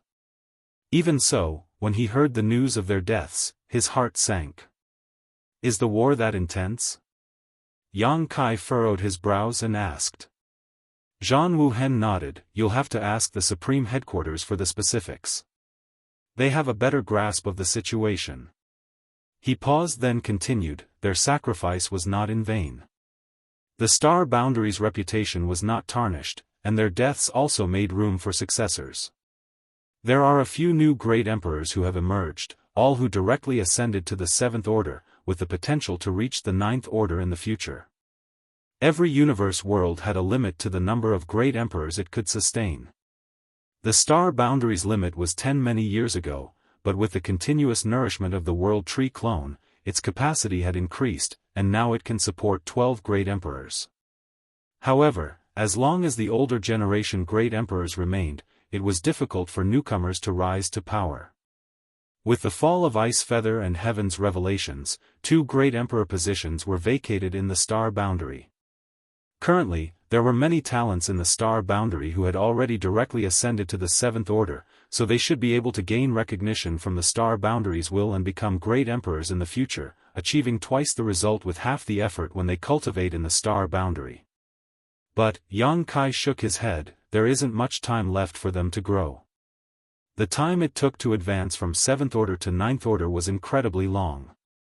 Even if they became great emperors of the Star Boundary, it would take thousands of years for them to fully mature. It was better to rely on the many Eighth Order masters than them at present. The good seedlings who directly advanced to Seventh Order in the first generation were now all Eighth Order Open Heaven Realm masters. Perhaps in a short time, they could advance to the Ninth Order. As for the human race, as long as the first new generation of Ninth Order Open Heaven Realm masters finally arrived, there would be an endless stream of Ninth Order masters emerging. Over the past thousands of years, the accumulation of the human race's power had already reached a point where they were ready to soar. Once a certain critical point was reached, the human race would inevitably produce countless elites. This was the power that the human race could rely on in the future, and it was also due to the Open Heaven Realm cradle, the Star Boundary. As Yang Kai spoke, he connected his mind with Void World and projected it into the Void Dao Temple. Soon, the portal to his small universe opened, and figures poured out of it one after another. Over the years, Void Dao Temple had accumulated a large number of good seedlings who could ascend to the Open Heaven Realm. Martial Peak, Chapter 5825, Return. In Yang Kai's small universe, time flowed at a different pace from the outside world, and this flow rate only increased as his mastery over the Tao of time and his strength grew. At present, with his cultivation at the Ninth Order Open Heaven Realm and his mastery of the Tao of time at the 8th level, the flow rate in his small universe had reached a 10-to-1 ratio compared to the outside world. In other words, while 1 day passed outside, 10 days had already elapsed in his small universe. It had been many years since Yang Kai last brought out talents from the Void Dao Temple. In terms of the passing of time in his small universe, it had been over 10,000 years. Over such a long time, a considerable number of outstanding talents had naturally accumulated in the Void Dao Temple. These people had already reached their limits within the Void Dao Temple and would generally ascend to the Open Heaven Realm shortly after leaving Void World, requiring a master to guide and protect them. However, Yang Kai always left this matter to his head manager to handle, and since Xianxia was not present today, he handed the task to Zhan Wuhen. When all the Emperor Realm Masters gathered, Yang Kai said, I'm entrusting these people to you. Manager Hua knows how to handle them. Zhan Wuhen nodded and asked, are you not going back? Yang Kai looked towards the star boundary and shook his head. No need. He had just returned, and knowing how intense the war had become, he needed to head to the Supreme Headquarters right away. Saying so, he waved his hand and took a step forward, immediately disappearing. The group of disciples who just left the Void Dao Temple didn't understand what was going on and simply watched the Dao Lord disappear far off into the distance. They could only bow and send him off. Meanwhile, in High Heaven Palace's pill room, in front of a huge alchemy furnace, Xia Ningchang, who had her face veiled, was using different techniques to control the furnace's fire and refine spirit pills. The process of refining these spirit pills was not difficult as it was a standard kind of healing pill that was in high demand on the battlefield. With her being an alchemy great grandmaster, she naturally had no difficulty in refining them. Suddenly, Xia Ningchang paused for a moment and looked up at the sky outside. Although thick walls and heavy barriers were blocking her view, her clear eyes seemed to ignore all obstructions and she caught a glimpse of a familiar figure that was already far away. The flames in the furnace of the alchemy furnace flickered slightly. Then, Xia Ningchang quickly focused her mind and controlled the heat, continuing to refine the spirit pills. Her eyes instantly became crescent-shaped as she became extremely happy and joyful upon seeing that figure. Her techniques changed constantly, and the alchemy furnace echoed with the sound of the spirit pills forming, a clear and pleasant sound. Previously when Mi Jingluan came to the High Heaven Palace to talk to her about Yang Kai's disappearance, Xia Ningchang had acted calm and not worried about Yang Kai's safety, but in reality, how could she not be concerned at all? She simply had enough confidence in her husband to one day return. She believed that no matter what difficulties and dangers he faced, no matter where he was, he would definitely come back because this was his home, and there were still people waiting for him there. Now that he had finally returned, Xia Ningchang could finally put down the worry that had been weighing on her heart. Outside of the star boundary, Hua Qingxi urgently led a group of Open Heaven Realm Masters over after receiving Zhan Wuhen's message. When she saw the many Emperor Realm Masters gathered around, she was slightly startled, but quickly realized what was happening and exclaimed in delight, "Palace Master has returned?" This was not the first time she had seen such a scene of many emperors who were about to ascend to the Open Heaven Realm gathered together, and she knew exactly where these Emperor Realm Masters came from. Zhan Wuhen nodded and pointed to those Emperor Realm Masters, saying, "I'll leave this to you." After speaking, he flashed back to the star boundary. He was seriously injured and needed to continue healing. If he had not sensed Yang Kai's aura, he would not have ventured out of seclusion so rashly. Originally, Hua Qingxi wanted to ask more about Yang Kai's condition, but Zhan Wuhen left too quickly, giving her no chance to speak. She was annoyed, but the palace master's return was good news. For years, there had been rumors that their palace master was trapped in the universe furnace, and many people were worried about him. Now that the palace master had returned though, those people should be able to rest assured. Senior. I can't hold on much longer, a weak voice suddenly came from the side. Hua Qingxi turned her head and saw a Dao Temple disciple with a strained expression, his aura fluctuating violently, clearly on the verge of a breakthrough. They had been cultivating in Void Dao Temple for many years and had already reached the limit of their cultivation with their condensed Dao seal and refined element powers, but because of the suppression of Yang Kai's small universe, they were unable to break through.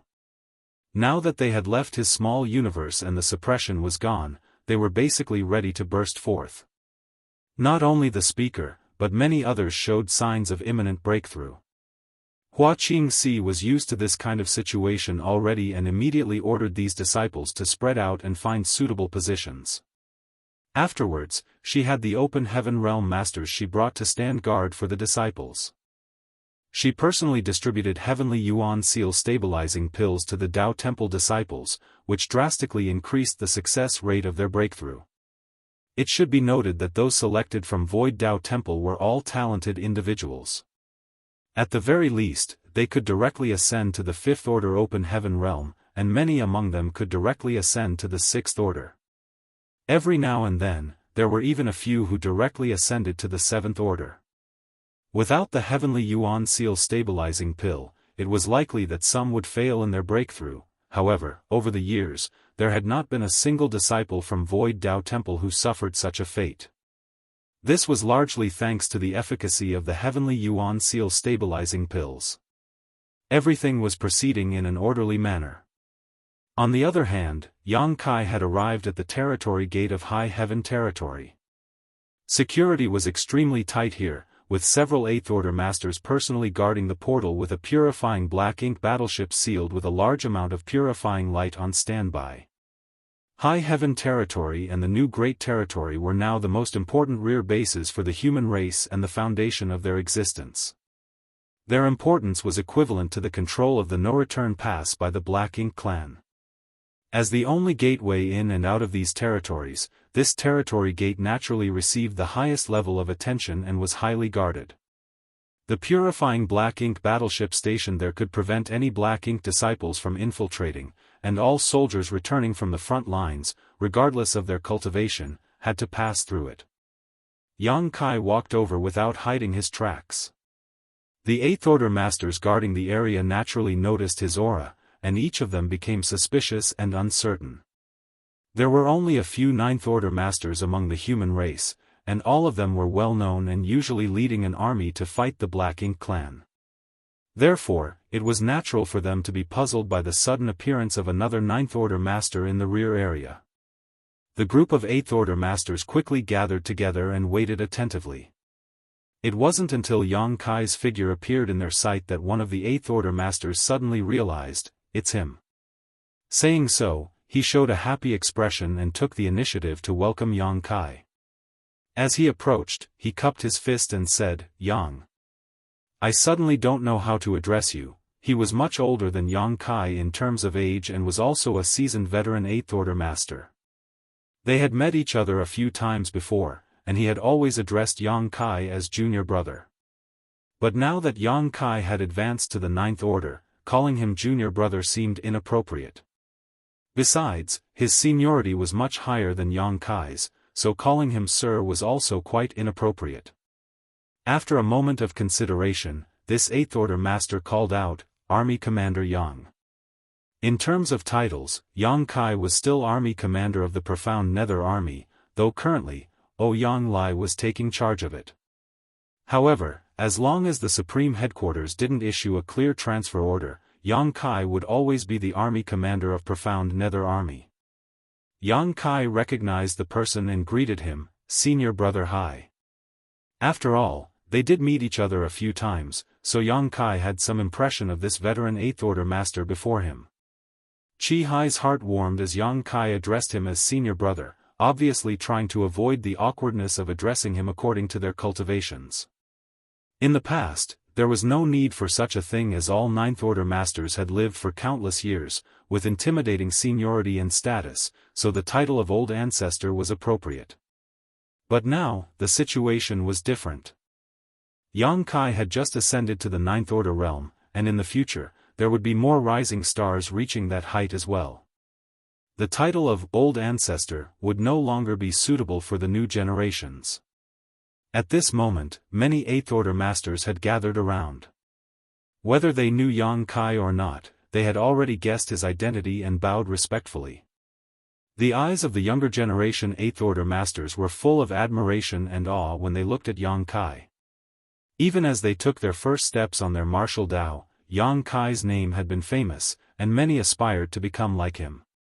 Now, he stood before them as a Ninth Order Open Heaven Realm Master, causing them all to secretly marvel that legends were indeed legends. Yang Kai was just passing through, and he wasn't familiar with the many Eighth Order Masters here, so there wasn't much to talk about. After being routinely questioned by Chi Hai, he quickly departed.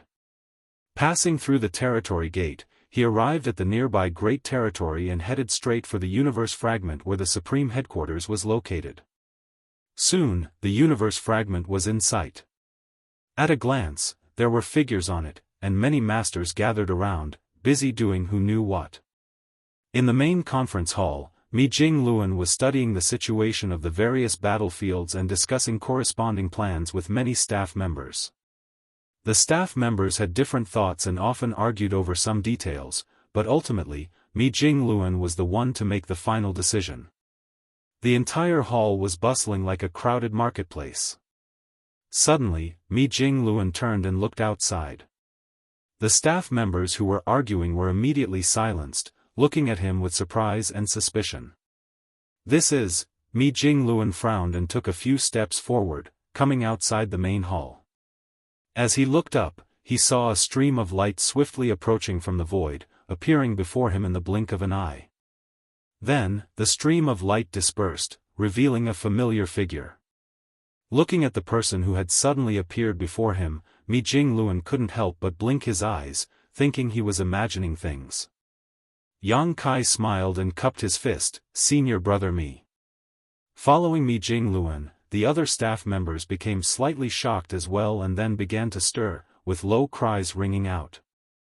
"It's Yang Kai. Senior Yang has returned." Martial Peak, Chapter 58-26, The Situation. Yang Kai was thought to be trapped in the universe furnace and there had been no contact from him for over 600 years, so whether he was alive or dead was unknown. This was undoubtedly a blow to the human race, especially with the ongoing war between them and the Black Ink clan. While there were a few Ninth-Order masters among the human race now, none of them had the total suppressive advantages over the pseudo-royal lords in battles, not even the veterans like Xiao and Wuxia. In Mi Jingluan's understanding, the only one who could possibly achieve this was Yang Kai. Back when the Black Ink clan was holding their ground in the Great Territory battlefields, the war would not have been this difficult if Yang Kai was around. Mi Jingluan originally thought that he might have to wait until the next opening of the universe furnace for Yang Kai to have a chance to escape, but unexpectedly, he appeared before him right at this moment. Mi Jingluan was extremely surprised and couldn't help but ask, "How did you escape from the universe furnace?" "Universe furnace?" Yang Kai was taken aback at first but quickly realized that Mi Jingluan must have misunderstood something. It was understandable since he had been out of contact for so many years, so the logical assumption was that he was trapped in the universe furnace. He couldn't hold back his laughter as he explained, "I wasn't trapped in the universe furnace. Rather, it took me to the edge of the universe, and I had to spend quite some time returning." "The edge of the universe?" Mi Jingluan looked puzzled. "It's a long story." Yang Kai waved his hand, not wanting to talk about it as the war between the two races was the more crucial issue now. Even if others knew the universe furnace created all universe worlds from chaos, it was of no use to them. It could at most broaden their horizons, but hearing about it secondhand was not nearly as shocking as witnessing it personally. Though Mi Jingluan didn't ask any further, he had doubts in his mind. Where exactly was the edge of the universe, and how far away must it have been for Yang Kai to take hundreds of years to return even with his abilities? After composing himself, Mi Jingluan said, "You're back just in time. There are some things that I need you to do." He and many of his staff members were discussing a battle in a certain great territory that was in a worrying state as they didn't have enough manpower to mobilize to support it. As such, Yang Kai's return was quite timely. Yang Kai nodded and said, "Just give me the order, senior brother. Come inside and we'll talk." Mi Jingluan held Yang Kai's arm and led him into the main hall. After a while, everyone took their seats. "Let me tell you about the current war situation," Mi Lingjun spoke. Yang Kai nodded, as he urgently needed to understand what was going on right now. The two sides had been at war since the universe furnace appeared, and it had been over 600 years since its closure. Yang Kai had no idea how the war had progressed during this time, or what the situation was like currently. He did ask Zhan Wuhen before, but the latter's understanding was not comprehensive enough, so they did not talk about it in detail. Naturally, the Supreme Headquarters had the most in-depth understanding of the situation. Mi Jingluan then gave a brief account of the hundreds of years of war. It was only now that Yang Kai learned that the human race had regained not just the dozen or so original Great Territory battlefields, but an additional 200 or so Great Territories. However, Yang Kai immediately felt that something was wrong. Even if the human race had produced several Ninth-Order Masters and many Eighth-Order Masters in the Universe Furnace, increasing their strength greatly, that shouldn't have been sufficient to produce such outstanding results. With his previous understanding of the Black Ink clan's background and forces, Yang Kai initially believed that the battle between the two sides would still be raging on the various Great Territory battlefields. After all, the Black Ink clan must now have dozens of pseudo-royal lords, so it should have been impossible to reclaim so many great territories even though there were quite a number of Ninth-Order Masters in the human race. Yang Kai didn't understand until he heard Mi Jingluan mention Mo Nai. The Black Ink clan retreated to advance, lengthening the human race's battle lines and dispersing their army's strength. Losing 200 or so great territories was not a significant detriment to the Black Ink clan, while the human race army had to leave some troops behind to defend these places in order to prevent the Black Ink clan from reoccupying them and cutting off the front lines from the rear. This was open intrigue by the Black Ink clan, but Mi Jingluan could do nothing even if he saw through their intentions. As a result, he could only try his best to keep the various human race armies steady and not reveal any vulnerabilities. Over the years, the Black Ink clan had taken many actions against the recovered great territories. However, they were mostly minor skirmishes that did not make much of an impact and were ultimately quashed by the stationed soldiers. Mi Jingluan also informed Yang Kai that Xiao and Wuxia were finally freed, and his hidden hand had been played. In the barren territory, 4 giant spirit gods were currently engaged in a brutal deathmatch. This was not surprising to Yang Kai. The Black Ink clan couldn't keep their trapped Black Ink giant spirit god unused. For them, the power that the Black Ink giant spirit god provided was simply too great. So, once the two sides went to war, the Black Ink clan would find a way to release their trapped deity. Xiao and Wuqiang's strength was not enough to restrain a master of that caliber, but the hidden hand that Yang Kai left behind happened to be able to counter it. Speaking of which, the great battle in the barren territory has caused quite a lot of trouble for the Black Ink clan. A grin appeared on Mi Jingluan's face. Since the Black Ink clan captured the No-Return Pass, that place has been their foundation. In the past, the Black Ink clan had a large number of troops and resources transported from the No-Return Pass to the front lines on a near-daily basis, but now that the great battle of 4 giant spirit gods has affected the entire barren territory, the troops passing through that area often suffer losses from the fallout. Although it's not a significant attrition, in recent years, the Black Ink clan has lost at least 20% of their troops in the barren territory, which has eased some of the pressure on us. Yang Kai couldn't help but raise his brow. There's such a fortunate event? He didn't expect this turn of events. Initially, he only wanted to leave Ada to deal with the trapped Black Ink giant spirit god. However, now he realized that he had stumbled into some additional good fortune. It made sense once he thought about it, though. The battle between giant spirit gods was heaven-shaking and earth-destroying, and as the Black Ink clan's army set out from the No-Return Pass, they would inevitably have to pass through the barren territory. Anyone caught in the aftermath of such a battle would definitely not have a good end. It was only natural that the Black Ink clan were troubled by this, but since it was a giant spirit god's battle, it was doubtful anyone could intervene. Now, the human race had 12 main armies, but only 6 of them had a Ninth-Order Master leading them. Luoting he led the Azure Sun Army, Xianxia the Blood Flame Army, Ouyang Lai the Profound Nether Army, Wei Junyang the Langya Army, Xiao the Soaring Cloud Army, and Wuqing the Purple Feather Army.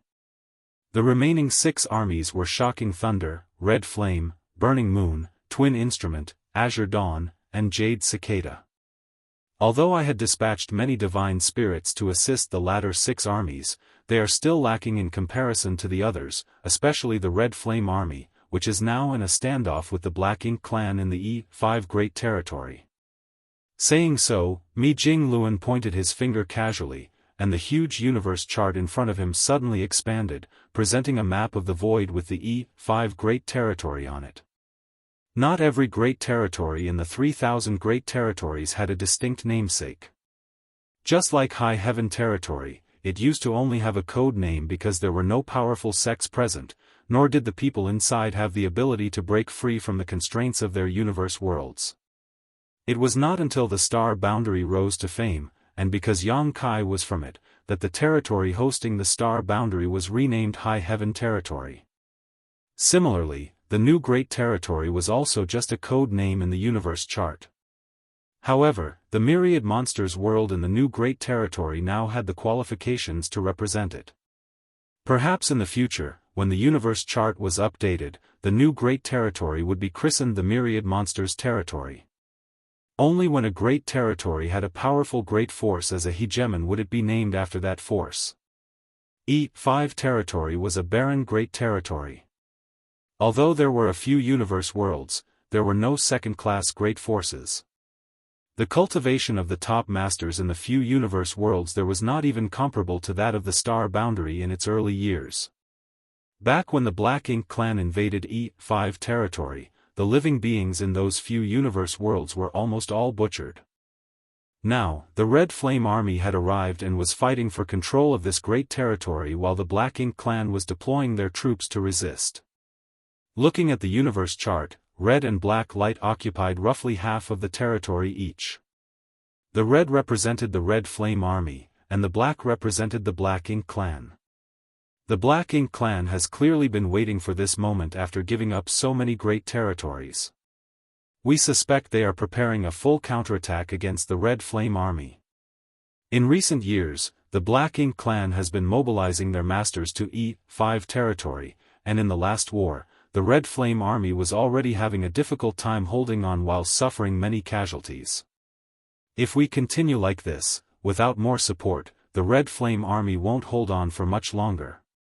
Xianxia nodded lightly and asked, "Senior brother Mi, do you want me to assume command of the Red Flame Army?" Mi Jingluan nodded. Originally, we planned to retreat from E5 and redistribute the Red Flame Army into the other 11 if we couldn't hold on. But since you're back, it would be better to hand the Red Flame Army over to you.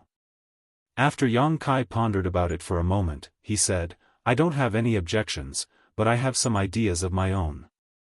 Mi Jingluan gestured for him to continue. "Please share." "When I led Profound Nether and Profound Nether territory, there were no Black Ink clansmen who dared to cause trouble. If I take over the Red Flame Army, obviously the Black Ink clan won't dare to provoke us anymore. In this way, wherever Red Flame goes, the Black Ink clan will surely retreat and avoid it. Even so, if we can't kill more Black Ink clan masters, it would be meaningless to occupy more great territories." Mi Jingluan nodded and responded, "Our goal now is to kill, especially the pseudo-royal lords. The number of pseudo-royal lords is limited, so if we can kill enough of them, they won't have the capital to fight us anymore. If that's the case, it would be better for me to act alone." Mi Jingluan was momentarily taken aback before considering carefully and then nodded, "That's true. Xianxia taking command of the Red Flame Army would undoubtedly allow it to soar like a dragon diving into the sea, leaving the Black Ink clan no room to act recklessly in front of them. However, managing an army would also be a drag on Xianxia. If he acted alone, it would undoubtedly be more convenient. Unlike the other Ninth Order masters, Xianxia was proficient in Tao of space, so even if he traveled from one battlefield to the next, the amount of time spent in transit would actually be quite small. As the two conversed, the rest of the staff sat quietly to the side, listening in amazement. Among the numerous Ninth Order masters, the person in front of them was probably the only one who could laugh and treat the Black Ink clan as if they were insignificant. But, everyone knew that this was not arrogance but extreme self-confidence. Martial Peak, Chapter 58-27, Small Gift. In the main conference hall, Mi Jingluan looked at Xianxia with a hint of apology. "I know it's been tough for you to rush around, but we don't have much time to spare. We're counting on you to take care of the Red Flame Army situation." Xianxia chuckled, "I haven't been in a fight for so many years. It's time to go and stretch my muscles." As he spoke, he stood up and walked out. When he reached the door, he suddenly threw something back that flew straight towards Mi Jingluan. Mi Jingluan caught it as he heard Xianxia say, "I brought a small gift for senior brother. Please accept it." By the time he looked up, Xianxia had already disappeared. Watching Yang Kai leave, the staff members, who had been anxious for a long time, finally breathed a sigh of relief. Since Yang Kai had returned and was headed towards the E5 territory, it was quite likely that things there would soon be under control. On the other hand, the Black Ink clan had no idea that he had returned, and they would surely suffer a big loss once caught off guard. Supreme Commander Mi, since Sir Yang has returned, why not gather all the Ninth Order Masters and directly attack the no-return pass? Someone suggested. The Black Ink clan's advantage lay not only in the number of pseudo-royal lords, but also in the steady stream of troops. As long as they had enough Black Ink nests and supplies, they could continually spawn large armies. If they attacked the no-return pass and destroyed the high-rank Black Ink nests, they could completely cut off the Black Ink clan's supply of troops. Then the pressure on the human race would be greatly reduced. Currently, the Black Ink clan army seemed endless, but without the Black Ink nests, they would eventually be eradicated completely. Roughly 500 years ago, the humans had attempted this, but at that time, there were only 4 Ninth Order Masters and unfortunately, the Black Ink clan was on guard, so the attempt failed. But now, with Yang Kai's return, there were 7 Ninth Order Masters in total, almost twice as many as before. If they made another attempt, there was a high chance of success. Mi Jingluan held the box tightly and shook his head. It's too risky. Even if it succeeds, we may not be able to destroy all the high-rank Black Ink nests. If we can't cut off the roots once and for all, this move would be meaningless and would only put all the armies at unnecessary risk. Today was different from the past. The 12 armies of the human race were all fighting far from the rear lines and from each other, and the Black Ink clan had their own countermeasures in place. If the Ninth Order Masters suddenly disappeared, the Black Ink clan would surely take advantage of the situation. Without the Ninth Order Masters assuming command, the previously evenly matched situation could strongly tilt in the Black Ink clan's favor. By that time, the human race would undoubtedly suffer countless deaths and injuries, and the previously accumulated achievements might all be lost at once. The staff member who spoke thought about it and then nodded lightly. What Supreme Commander Mi said is true. I was thinking too simply. At present, the situation of the two races is such that our human race can only steadily fight while not showing any openings to the Black Ink clan. You must all remember this, Mi Jingluan replied. Yes, everyone responded in unison.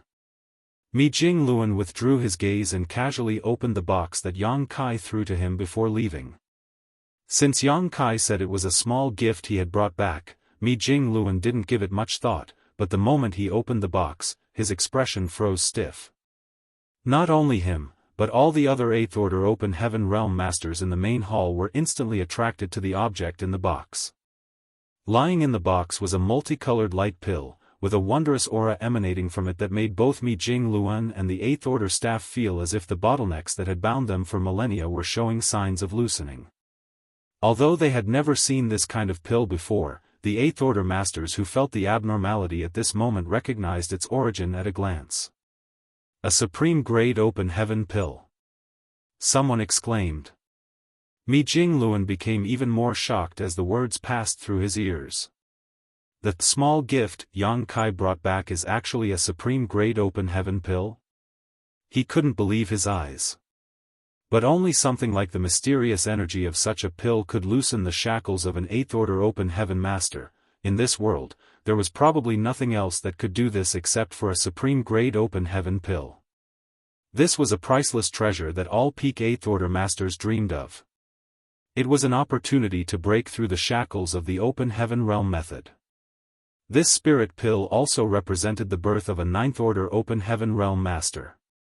With Mi Jingluan's many years of accumulation and heritage, if he were to refine it, he would surely advance to the Ninth Order Open Heaven Realm in short order. Instantly, Mi Jingluan understood.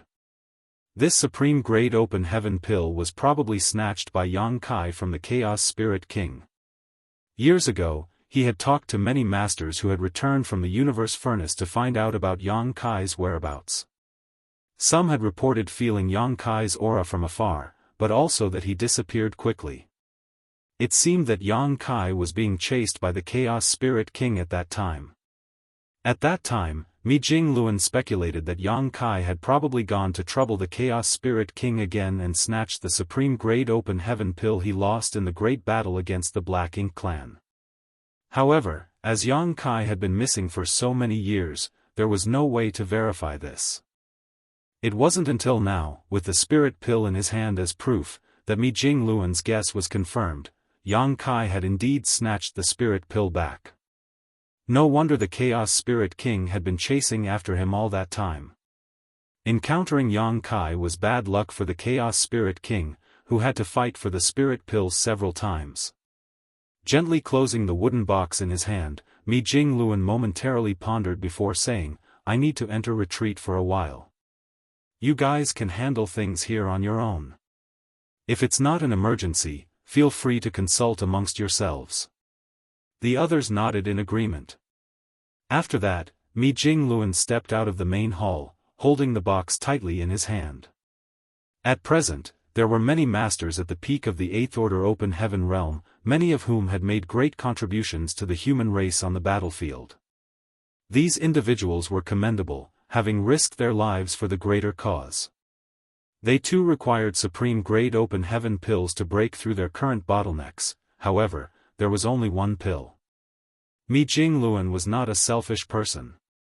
If it were peacetime, he might not have cared about the spirit pill because he was not someone who was obsessed with reaching the Ninth Order. But this was war. He was the supreme commander of the human race's 12 armies. These armies had made continuous progress over the past 600 years, reclaiming more than 200 great territories. However, with such a long and distant front line, it was no longer appropriate to have the supreme headquarters set up in this location. After all, feedback from the front lines couldn't be timely, and would often affect decision-making and responses. Mi Jingluan had also thought about relocating the supreme headquarters to a position closer to the battlefield, but he didn't dare to do so because he was only an Eighth Order Open Heaven Realm Master, and the number of people left behind at the supreme headquarters was not enough to deal with a surprise attack if led by pseudo-royal lords or royal lords. If the Black Ink clan found the location of the supreme headquarters and launched an attack, it would be disastrous. Mi Jingluan's death alone wouldn't matter much, but if the supreme headquarters was wiped out, it would definitely affect the morale of the human race army. Without the central coordination of the supreme headquarters, the various armies would also not be able to coordinate with one another. In terms of information transmission, the humans were not as efficient and fast compared to the Black Ink clan. So, losing the supreme headquarters would be extremely detrimental to the overall situation. Mi Jingluan knew that if he could advance to the Ninth Order Open Heaven realm, all his past plans could be put into action. The supreme headquarters could be deployed towards the direction of the battlefield and receive frontline information in a more timely manner. When he saw the spirit pill, Mi Jingluan hesitated for a moment but ultimately decided to use it to break through to the Ninth Order. After Mi Jingluan left, the group of staff members gradually regained their calm. Although they might never have the chance to reach the Ninth Order, and the supreme Great Open Heaven pill would not be for them, they couldn't help but feel happy that another Ninth Order Master was soon to be born in the human race. An Eighth Order Master spoke in a low voice, "Supreme Commander Mi's breakthrough is classified information and should not be leaked under any circumstances." Everyone nodded in agreement. The Black Ink clan now had a thorough understanding of the human race, with 6 Ninth Order Open Heaven Realm Masters leading 6 armies. Keeping in mind that they were probably unaware of Yang Kai's return, it wouldn't be long before the E5 territory plunged into a reign of terror. If Mi Jingluan were to break through to the Ninth Order realm, the human race would have a total of 8 Ninth Order Masters, so concealing Mi Jingluan's breakthrough could potentially be used to their advantage in the future. Everyone here was smart enough to understand this. It was tacit even if Mi Jingluan did not give any orders about it. The E5 territory was a great territory with a designated code rather than a name. It had always been barren, with only a few universe worlds with martial Daoist even inferior to the star boundary before it flourished. Despite its lack of distinction, there were still quite a number of such great territories in the 3,000 worlds. When the Black Ink clan invaded the 3,000 worlds, they effortlessly took over this great territory, and the living beings on the few universe worlds here had no idea what had happened, falling victim to the disaster. After capturing this great territory, the Black Ink clan did not leave too many forces here, as neither they nor the human race paid much attention to such a great territory. However, 10 years ago, the E5 territory had become the battlefield where the Red Flame Army and the Black Ink clan fought.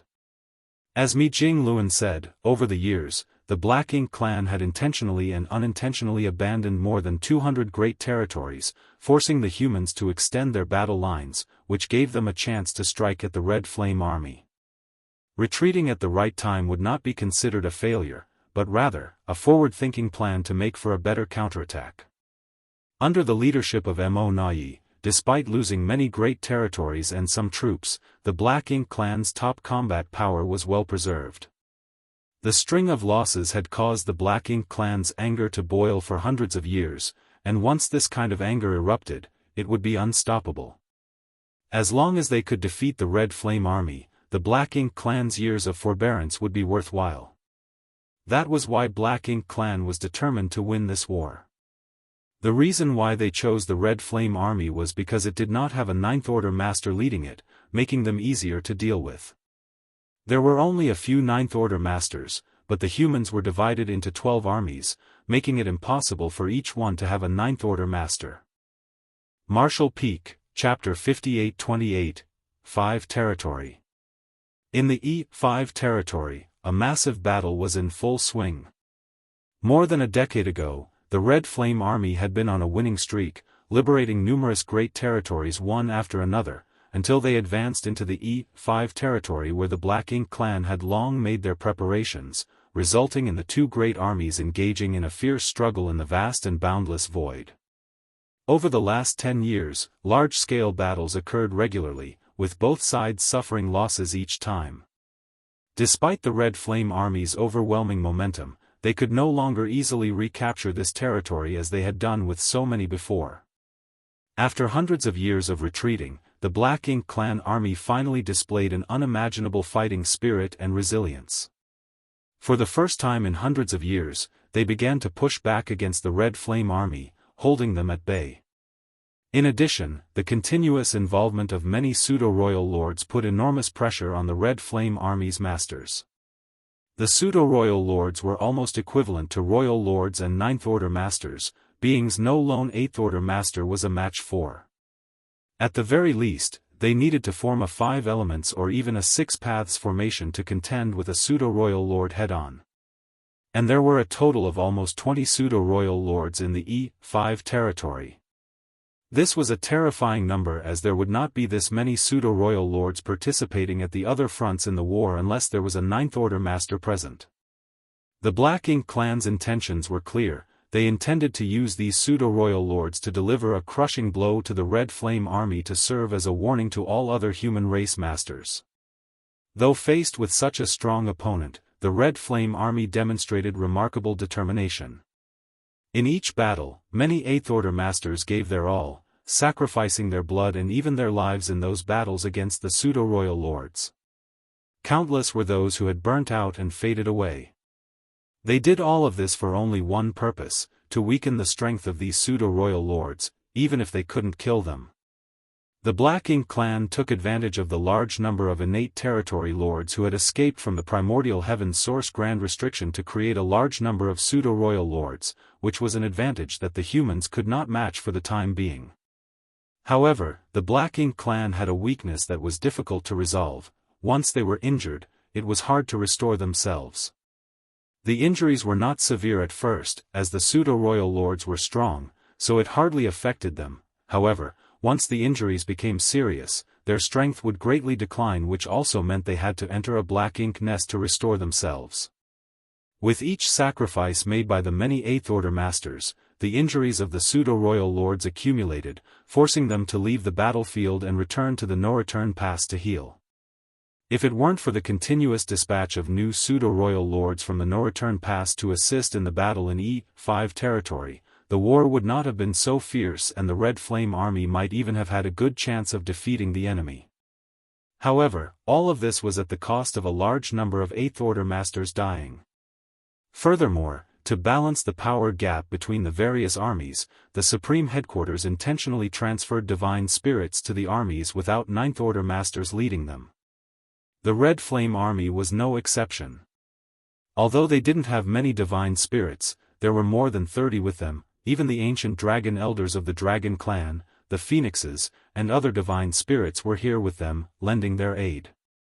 These divine spirits had lived for countless years and were undoubtedly stronger than the average 8th Order Master. Although there was still a power gap between them and the pseudo-royal lords, their unique innate divine abilities made up for this to a large extent. Often, just 2 or 3 divine spirits working together could compete with a pseudo-royal lord. It was precisely because of these factors that the Red Flame Army had been able to persist.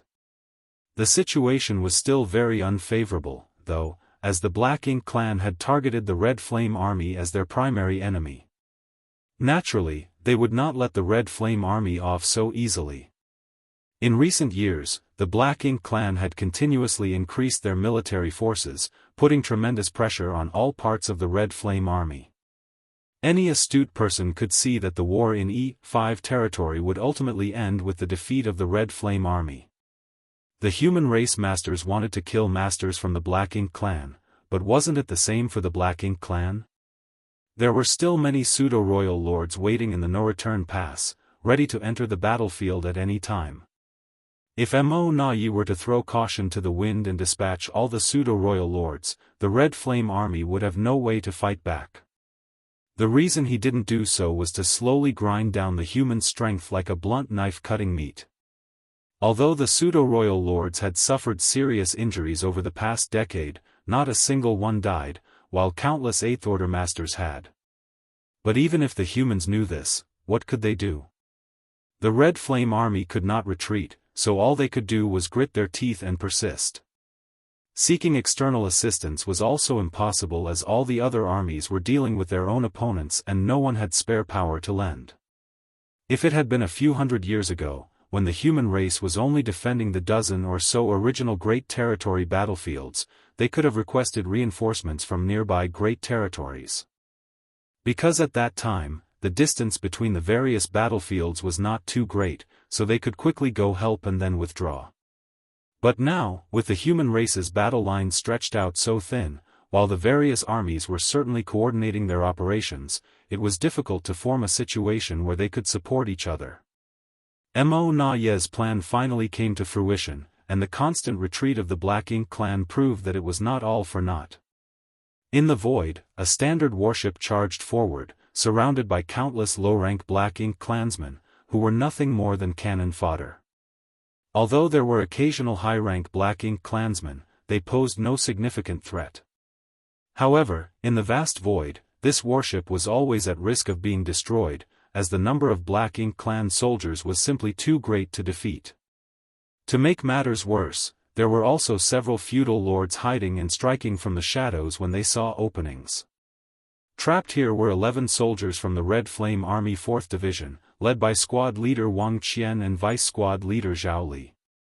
Only one other member was a 7th Order Open Heaven Realm Masters, while the rest were only of the 5th Order or 6th Order. Although the human race now had the Star Boundary and the Myriad Monsters world as Open Heaven Realm cradles, not everyone possessed remarkable aptitude, most had an average talent.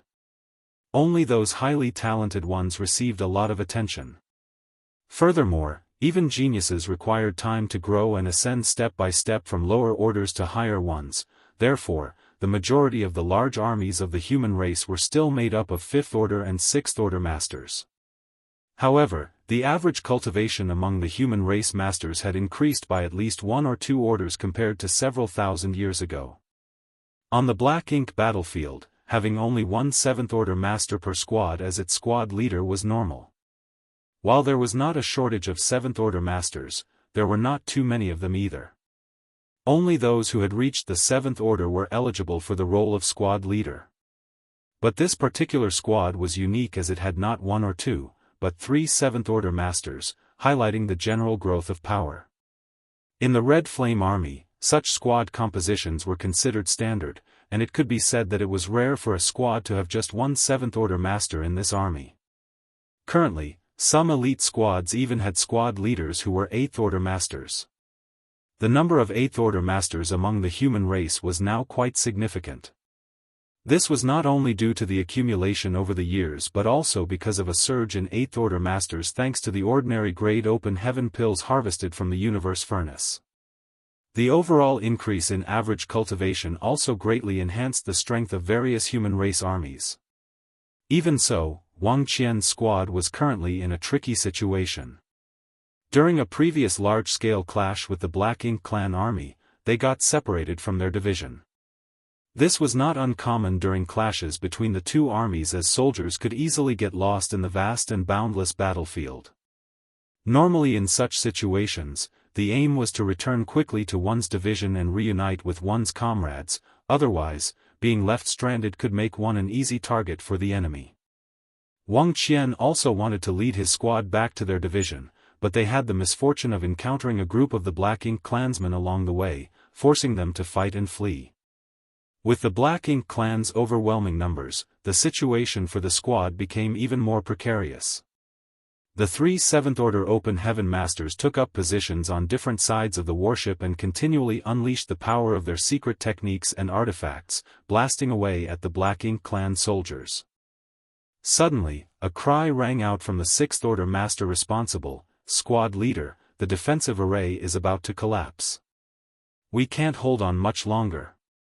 Another team member shouted, "The Tiger Roar cannon is overheating.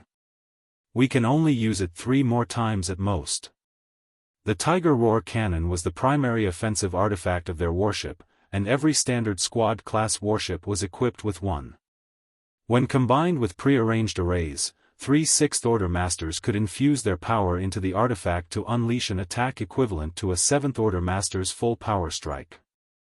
However, artifacts and arrays were ultimately lifeless objects, and using them too frequently in a short period could easily exceed their limits. The warship's primary armament was about to overload, and the defensive shields were on the verge of collapse.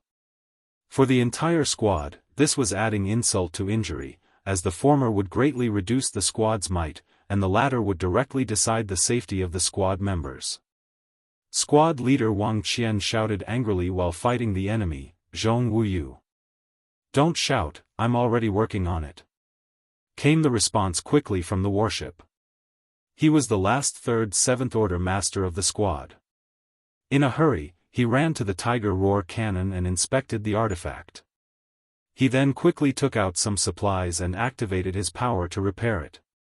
Jianghu was not only a 7th Order Master, but also an artifact refiner. He was no Grandmaster, or even a Great Master, but generally, small damage to the warship did not need to be sent to the logistics department for repair as he could patch it himself. On the other side, Vice Squad Leader Zhao Li had a face painted with fresh blood, looking quite disheveled. He had just charged out into the enemy's lines and killed a lot of them, easing the pressure on the squad. But he had also been injured and was now cursing out loud, "That damn Mi Jing Luan. Are we, the Red Flame Army, their forgotten stepchildren? Why don't we have 9th Order Masters leading us like the Soaring Cloud Army or Purple Feather Army?" As the saying went, unequal distribution of resources is worse than scarcity.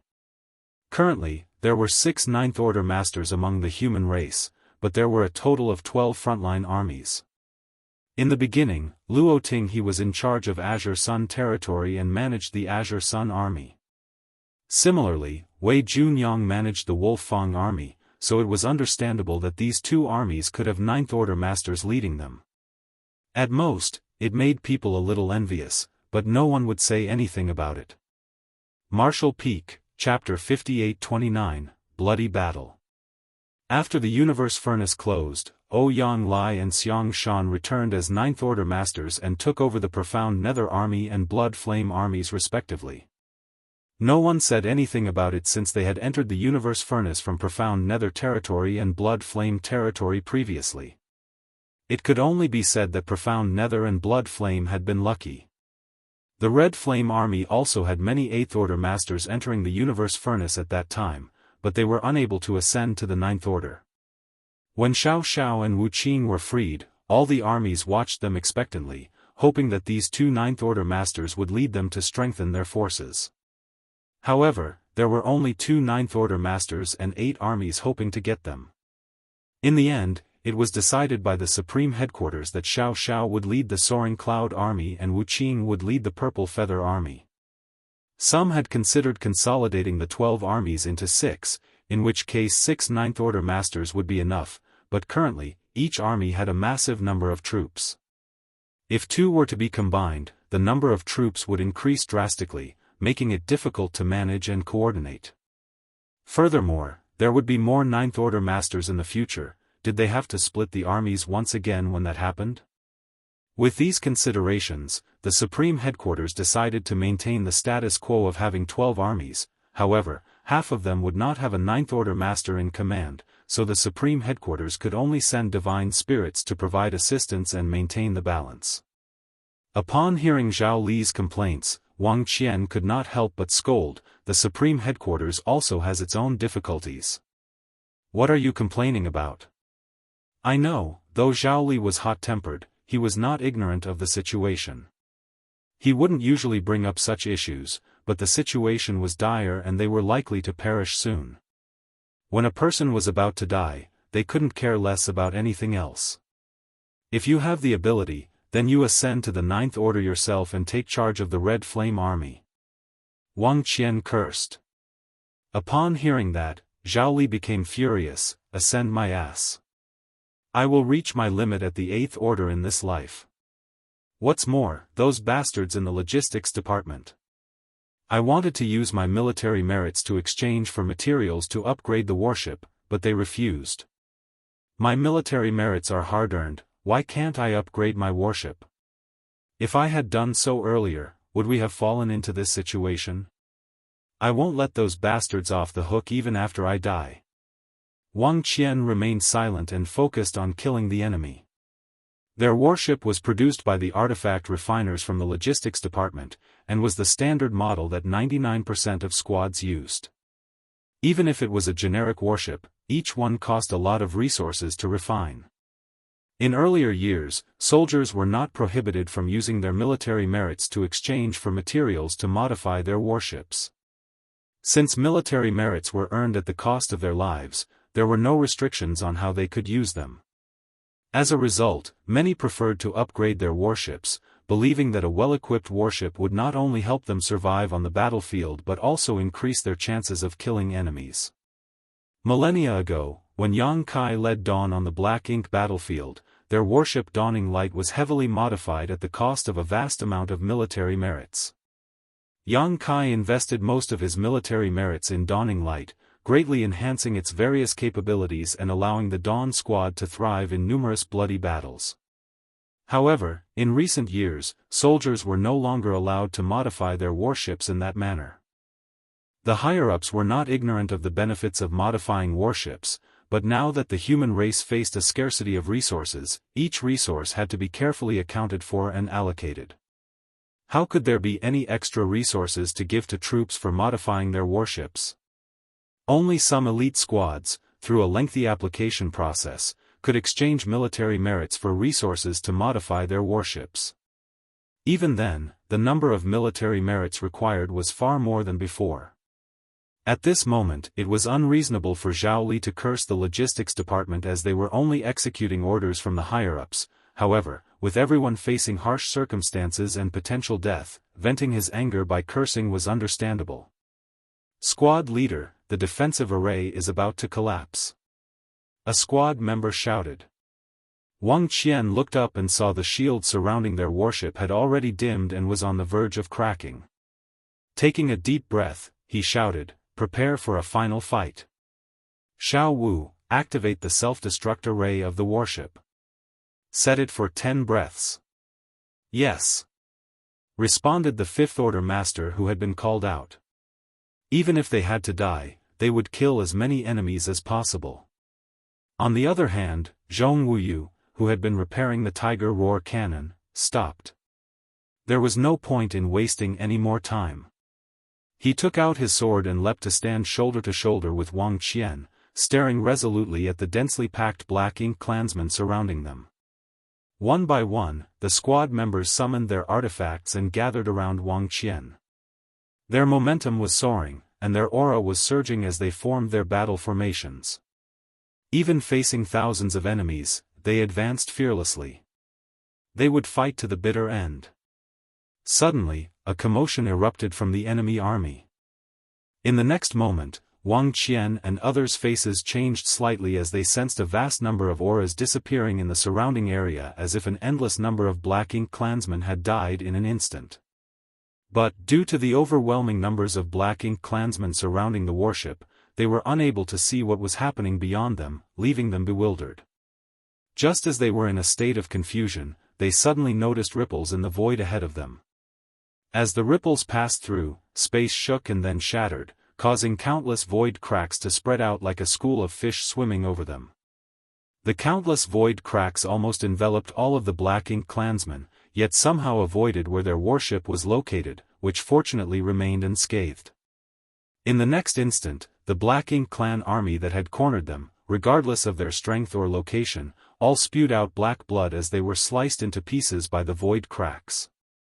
Many of them died with bewildered expressions on their faces, not understanding what just happened. Wang Qian was stunned by the scene. Although he still didn't know exactly what had happened, the only thing he could understand was that a powerful allied master had intervened and instantly killed those black ink clansmen. What incredible power! He didn't even notice any energy fluctuations, just a layer of ripples, followed by the formation of void cracks that enveloped all of the black ink clansmen surrounding their warship, including the feudal lords who had been hiding nearby. The next moment, a figure suddenly appeared in the sea of corpses and blood. That figure locked eyes with Wang Qian and said nothing before nodding lightly as he confirmed that they were safe. Then, he took a step forward and disappeared. Xiao Wu. Wang Qian suddenly snapped out of his trance, turned his head, and shouted, "Stop!" He had just given this squad member the command to activate the self-destruct array after 10 breaths, and he didn't know if he could stop it now. At a glance, Wang Qian breathed a sigh of relief as Xiao Wu seemed to have been stunned by what just happened and was standing there motionless. Squad leader, who was that? The division commander? After a moment of silence, one of the team members spoke up and asked. Division commander? Zhong Wuyu turned his head and glanced at the person, snorting softly. Division commanders don't have that kind of power. What they just witnessed was not something an 8th Order division commander could accomplish. How could they possibly annihilate such a large number of black ink clansmen in an instant, including several powerful feudal lords? Although an 8th Order master could indeed destroy such an enemy force, it would not have been this swift and effortless. Not an 8th Order master? The person who spoke was stunned for a moment, then exclaimed in shock, "Could it be, it's Senior Yang?" Zhao Li's eyes shone brightly. Although Yang Kai had only appeared for a moment, Zhao Li recognized him. Zhao Li had always regarded Senior Yang as his goal to strive for. Previously, he ascended straight to the 6th Order, so the 8th Order realm was the limit of his life, and the 9th Order was out of his reach. However, Senior Yang directly ascended to the 5th Order in the past and was now in the 9th Order open heaven realm, giving many people like Zhao Li hope that he might just still be able to grow to that height one day. Therefore, Zhao Li had done a lot of research on Yang Kai and even personally went to High Heaven Palace to pay homage to his statue. Not only Zhao Li, but Wang Qian also recognized Yang Kai and was full of excitement. He muttered to himself, wasn't Senior Yang trapped in the universe furnace? It wasn't a secret that Yang Kai was trapped in the universe furnace. Anyone who paid attention to him knew about it. How could he disappear for hundreds of years if he wasn't trapped there? So, Wang Qian couldn't figure out how Yang Kai appeared there. Zhao Li chuckled and said, "For that senior, being trapped in the universe furnace is nothing. He must have found a way out on his own." Zhong Wuyu nodded and continued, "Heroes arise in troubled times. With Senior's return, the Black Ink clan is in deep trouble. In any case, we owe him a lot this time. We would have been doomed without his intervention." Everyone nodded in agreement. Haven't you guys thought of something else? Zhao Li smiled. What else?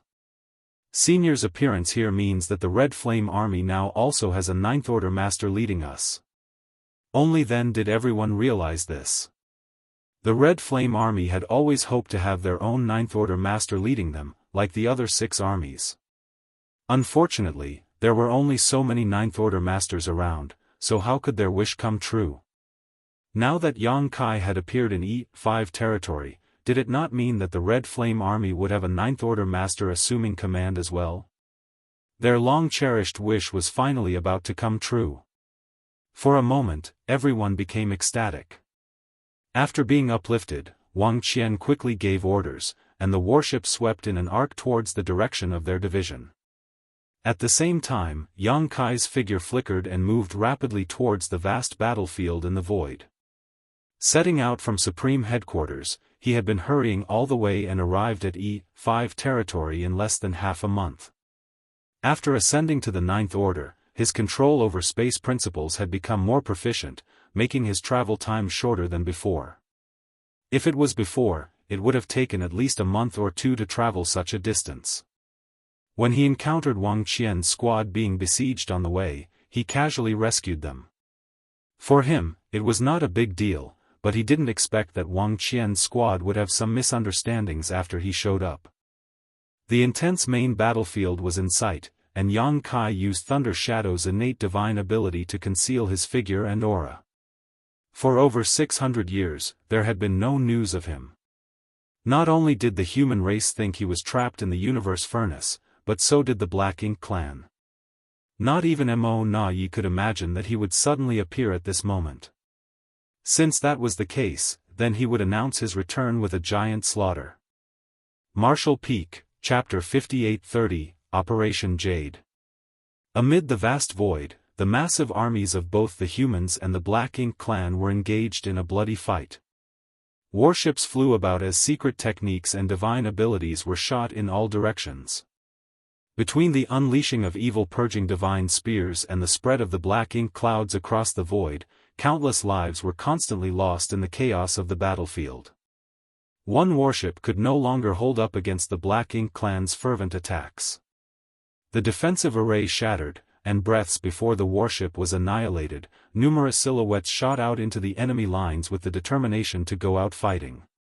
Wherever the Black Ink clan gathered, the human race masters made sure to target the area with the strength of their artifacts, and they managed to carve large swaths into the enemy lines. Ever since the Red Flame Army started sieging E5 territory, brutal battles had broken out countless times. The fighting was most intense on the main battlefield, but outside the main battlefield, many other areas had been turned into smaller battlefields too. This was a feverish battle between the masters from both sides. The Eighth Order Masters, the Divine Spirits, the Territory Lords and the Pseudo-Royal Lords were clashing across the many smaller battlefields as well. Now and then, dragon roars and phoenix cries echoed across the void, the strong, sonorous roars reaching the ears of both allies and enemies alike, shaking the hearts of all. The death toll soared on every single battlefield. The Red Flame Army did not have a Ninth Order Master assuming command, so to face off against the Pseudo-Royal Lords, the Eighth Order Masters had to use battle formations. Most of the time, a single Pseudo-Royal Lord was able to keep 5 or 6 Eighth Order Masters occupied. Even the Divine Spirits formed groups of 2s and 3s to deal with the Pseudo-Royal Lords. Fortunately, the humans had benefited greatly from the Universe Furnace. Many new Eighth Order Masters had emerged over the years already, and the ordinary grade open heaven pills that the humans brought out from the Universe Furnace led to the birth of even more Eighth Order Masters. Had that not been the case, the number of Eighth Order Masters in the Red Flame Army would not have sufficed for them to keep the enemy at bay. Many factors went into deciding the victory of a battle as significant as this. Although the fight had been going on for quite some time now, both parties were still at a stalemate. On some of the battlefields, the humans had the advantage, but on others, the Black Ink clan were in a better position. Achieving victory would depend on which side was able to make the most of their advantage and widen the gap to eventually make it snowball into a decisive win. But, for the time being, both the human race and the Black Ink clan lacked the means to enable them to achieve such an effect. For the past decade, the Red Flame Army had fought similarly intense battles with the enemy numerous times, but they were never able to gain a decisive edge, though they were never on the losing end of the fight either. All in all, the situation remained a stalemate between both sides. However, as time passed and the number of battles increased, the situation began to look bad for the humans. This was because the pseudo-royal lords that the Red Flame Army were up against were far too decisive and ruthless. The Black Ink clan's large numbers of pseudo-royal lords imposed a heavy burden on the Red Flame Army. None of the Eighth Order Masters or the Divine Spirits could face off against the pseudo-royal lords alone after all. Yet, the Black Ink clan had sent nearly 20 pseudo-royal lords to E5 territory, which ended up occupying a sizable portion of the Red Flame Army's top combat power. To hold their ground, the Eighth Order Masters fought valiantly with no regard for their lives as they confronted the pseudo-royal lords. They figured that even if they could not kill the pseudo-royal lords, they were still going to do their best to injure them. As long as the injuries kept mounting, they would have a chance to kill the pseudo-royal lords. Therefore, though the pseudo-royal lords were injured time and time again, many of the Eighth Order Masters had been sacrificed as well. In the last 10 years, nearly 200 Eighth Order Masters had died at the hands of these pseudo-royal lords, but right up till their deaths, these Eighth Order Masters had given their all to inflict wounds that would make it hard for their enemies to recover. 200 Eighth Order Masters was not a number that could be overlooked. Back on the Black Ink battlefield, no great pass would even have 100 Eighth Order Masters in total. The humans were only able to withstand such heavy losses because their heritage had strengthened and more Eighth Order Masters kept rising. While the humans used this method to fight against the pseudo-royal lords, the Black Ink clan's strategy to counter them was just as simple. They sent the pseudo-royal lords who were too injured to fight back to No Return Pass to recuperate and deployed unscathed ones to join the battle. This meant that the pseudo-royal lords the Red Flame Army was dealing with had changed throughout the last 10 years, though the total number on the field remained the same. There was still a large group of pseudo-royal lords hanging around at the No Return Pass. That being said, Mo Nai did not send all of them out. Firstly, it was because there had to be masters standing guard at No Return Pass, and secondly, it was feeding into the strategy he had in mind. This was the best way to consistently deplete the human race's strength.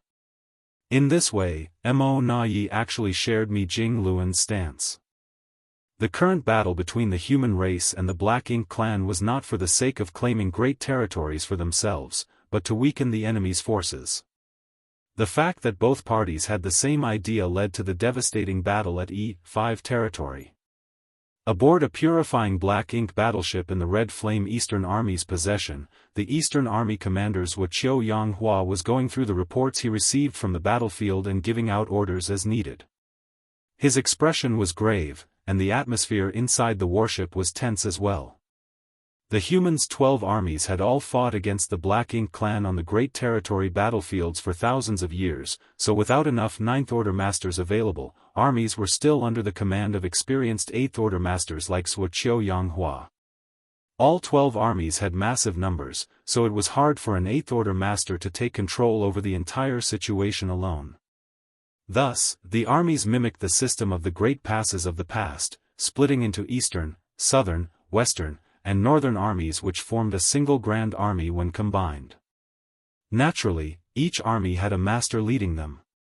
Doing so made things a little more complicated as the 4 army commanders would have disagreements along the way, but there was no other choice.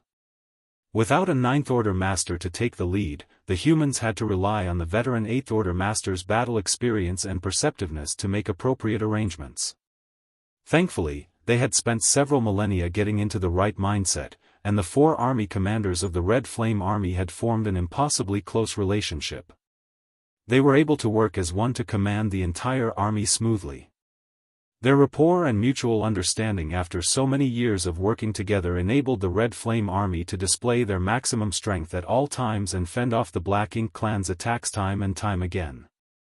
The Black Ink clan failed to gain any upper hand in their fights so far.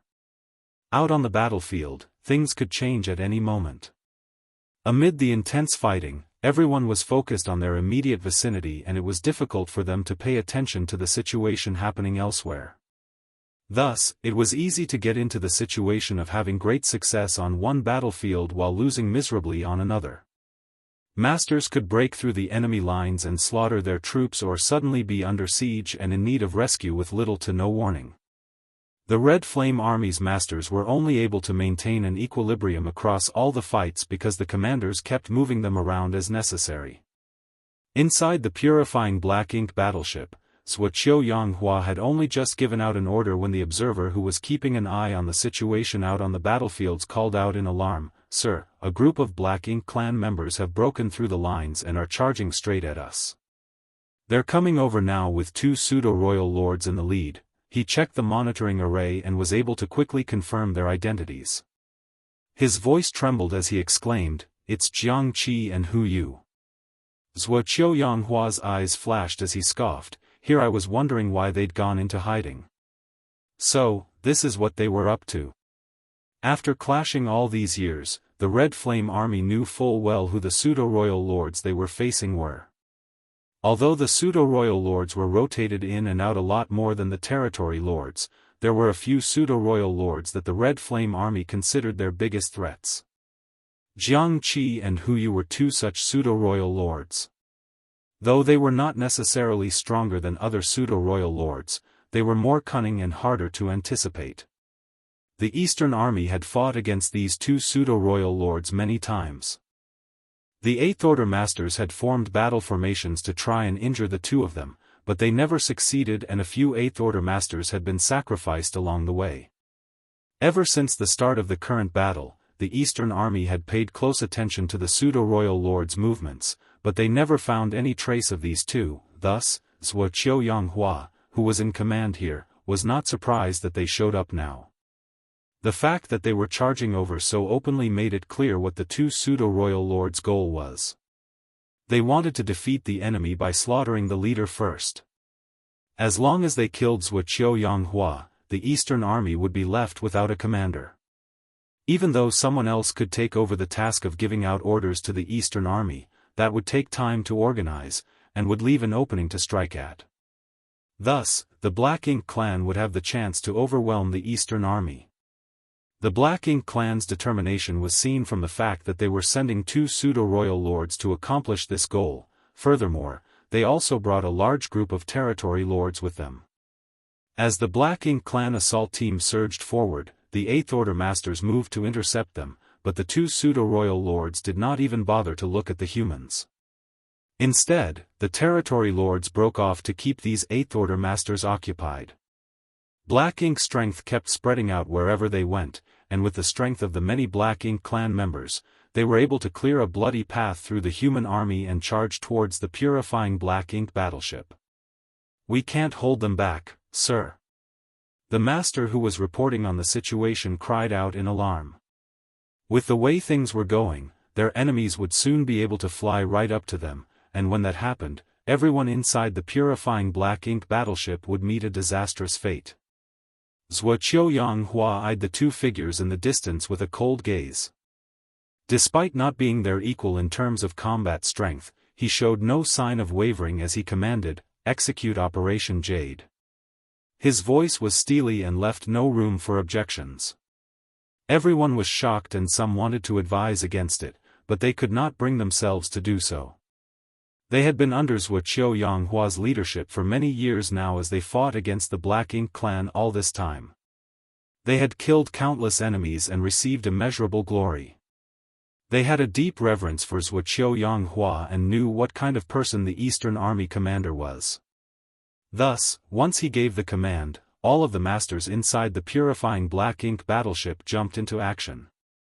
Human silhouettes whizzed about as the other warships began breaking off from the massive purifying Black Ink battleship and flying off into the distance. Meanwhile, Jianghu and a few other Eighth Order Masters stayed behind. Not only did they not leave, but they even began flaring their auras. It was obvious what they were doing. "I'm right here. When the two pseudo-royal lords who were charging over saw the warships leaving the purifying black ink battleship and flying off with many human race masters on board, they thought that Jianghu had fled. However, when they sensed his aura, they no longer had that worry. In fact, they chuckled to themselves, is he trying to let his subordinates escape because he knows he's doomed to die? They did not mind. Their goal was to kill Jianghu. Once they killed the army commander here, they were confident that the Black Ink clan would be able to slaughter the entire Red Flame Eastern army before swallowing up the rest of the three armies. By doing so, they could deal a catastrophic blow to the humans. Martial Peak, Chapter 58-31, Explosion. Jianghu came from Profound Sword Paradise and entered the Black Ink battlefield when he was a 6th Order Master. After spending over 10,000 years serving at Profound Sword Pass, he went from being a 6th Order Master to an 8th Order Master, and also exhibited a talent in strategy and command that surpassed his peers. When the Profound Sword Pass was still in existence, he served as Eastern Army Commander. Later on, the human crusade to the primordial heaven's source Grand Restriction ended in defeat and the army was forced to retreat. Profound Sword Pass had stayed back to delay the enemy, but the Black Ink giant spirit god attacked them viciously. In the end, Profound Sword Paradise's 9th Order old ancestor died in that battle. Jianghu had been fortunate enough to escape with his life. With the help of others, he was able to stay alive and retreat to No Return Pass. Later on, the No Return Pass had been lost as well and war broke out in the barren territory as the Black Ink clan invaded the 3,000 worlds. Thus, Jianghu could be considered an extremely experienced 8th Order Master. Not many 8th Order Masters had a longer service record than him. No one could object to him being in charge of the Red Flame Army's Eastern Army and by default the army commander of the entire Red Flame Army. Throughout all these years, he did not let the human race down. Under his leadership, the Red Flame Army had slaughtered countless enemies and gained a massive amount of military merits. However, now that two pseudo-royal lords had their eyes on him, he knew he would not be getting lucky this time. The many millennia of fighting had made him intimately familiar with matters of life and death. Thus, now that his predestined time was upon him, he was neither fearful nor frantic. His heart was at peace, though he did have some regrets. After all, he had spent nearly all of his life engaged in the war against the Black Ink clan, but he would not have the chance to witness the human race's ultimate victory. It was not to say that he did not see this day coming. As an army commander, he had already planned for a situation such as this beforehand. He knew that sooner or later, the Black Ink clan would rely on the strength of their pseudo-royal lords to execute the strategy they were currently using, so he prepared for it in advance. Operation Jade was the counter he created for such a situation.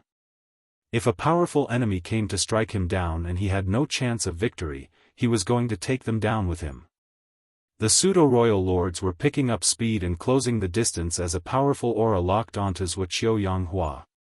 As he stood unmoving, he declared, "Brothers, sister, it has been my honor to fight shoulder to shoulder with you today. After today, we will join hands and conquer the afterlife next." One of the 8th Order Masters chuckled, "That's the way it should be." "It's a shame we won't be around to witness the end of this war," another one remarked. Another voice rang out, saying, "The time to kill has come." The 8th Order Masters who remained behind had known from the start that they were most likely headed for their doom, but none of them felt any fear. On the contrary, when faced with such enormous pressure, their thirst for battle intensified. Jianghua's typically calm face broke out into a wide grin as he exclaimed, "In that case, charge." As he spoke, the 8th Order Masters channeled their world force into the arrays, and in the very next breath, the massive purifying Black Ink battleship which had been quietly floating shook before shooting forward in a flash. The two pseudo-royal lords who were charging over had been completely calm at first, but they were startled when they saw what was happening. Though they knew full well just how stubborn and full of resolve the humans were, they were taken aback by such an aggressive response despite the obvious power differential. Hu Yu, the larger of the two with a pair of wings growing out behind him, coldly snorted, overconfidence. He had seen similar situations many times. When confronted with a significant disparity in power, the humans would usually react more aggressively, though that choice tended to be driven by unrealistic fantasies. If he was still merely an innate territory lord, he would have to dodge situations like these. However, ever since he became a pseudo-royal lord, there were few human race masters that required him to proceed with caution. Xianxia, who was charging along beside him, warned, "Don't let your guard down." Despite saying so, they did not slow their pace. They had brought some territory lords along with them, but they had all stopped to block the Eighth Order masters who came to intercept them, so right now, it was just the two pseudo-royal lords who were fearlessly rushing straight towards the purifying black ink battleship with nothing but their mighty power to back them up. From a distance, the large artifacts that had been installed into the purifying black ink battleship began unleashing their power under the control of the remaining Eighth Order masters. However, these artifacts were only standard issue, so even though they were strengthened by spirit arrays and powered by Eighth Order masters, it was hard for these attacks to wound the two pseudo-royal lords. The two pseudo-royal lords dodged or deflected the formidable attacks as they drew nearer to the purifying black ink battleship. Once the gap had shrunk to a critical point, Xianxia and Huyu both unleashed their powers at the same time. A wave of intense black ink strength coursed through the void towards the purifying black ink battleship. A dazzling light barrier lit up and shielded the purifying black ink battleship as Wuxia and the others used the defensive array to block the attacks. The never-ending stream of black ink strength kept colliding against the defensive array, making it ripple violently. The defensive array was under constant strain and its light quickly faded. Before the pseudo-royal lords entered close quarters, the powerful shield had already been breached. This was not because the purifying black ink battleship's defensive array was weak by any means. However, there were not enough masters on board the purifying black ink battleship right now. Only a pair of Eighth Order masters were maintaining the array, so it was hard for it to display its full strength. If there had been sufficient masters to keep the purifying black ink battleship's defensive array up, then even though it would not be able to withstand the relentless attacks from two pseudo-royal lords for long, it would not have broken this quickly either. Without the protection of the defensive array, the purifying black ink battleship was akin to a human who had been stripped naked of all defenses and stood unprotected in front of two menacing pseudo-royal lords. As the overwhelming attacks rained down on the purifying black ink battleship, its bow shattered and many artifacts were destroyed. The remaining Eighth Order masters had no choice but to assume battle formations to defend themselves, but with only a handful of Eighth Order masters, it wasn't enough to fend off two pseudo-royal lords. Jianghu and the others were caught in a hopeless situation. Jiangxia and Huyu grinned as they lunged towards the humans. Just then, Jianghu's gaze hardened. He was squeezing an array jade in his hand as he channeled a huge amount of energy into it. In the next instant, the tattered purifying black ink battleship broke apart and the Eighth Order masters could barely keep their formation as a shockwave burst forth. The taunting looks on the two approaching pseudo-royal lords' faces had disappeared, only to be replaced by alarm and terror. Jiangxi's eyes grew large while Huyu's expression rapidly shifted. As the purifying black ink battleship exploded, a pure, dazzling white light burst into existence. It was as if a great sun had exploded and its light scattered across the enormous void. Purifying light. Jiangxia snarled, not hesitating for even a moment as both he and Huyu swiftly retreated. This was the exact moment Jianghu and the others were waiting for, so they were not about to let the pseudo-royal lords back away so easily. They were still in their battle formation and began casting secret techniques towards Jiangxia. These secret techniques were not particularly damaging, but they had one thing in common, which was the ability to restrain one's opponent.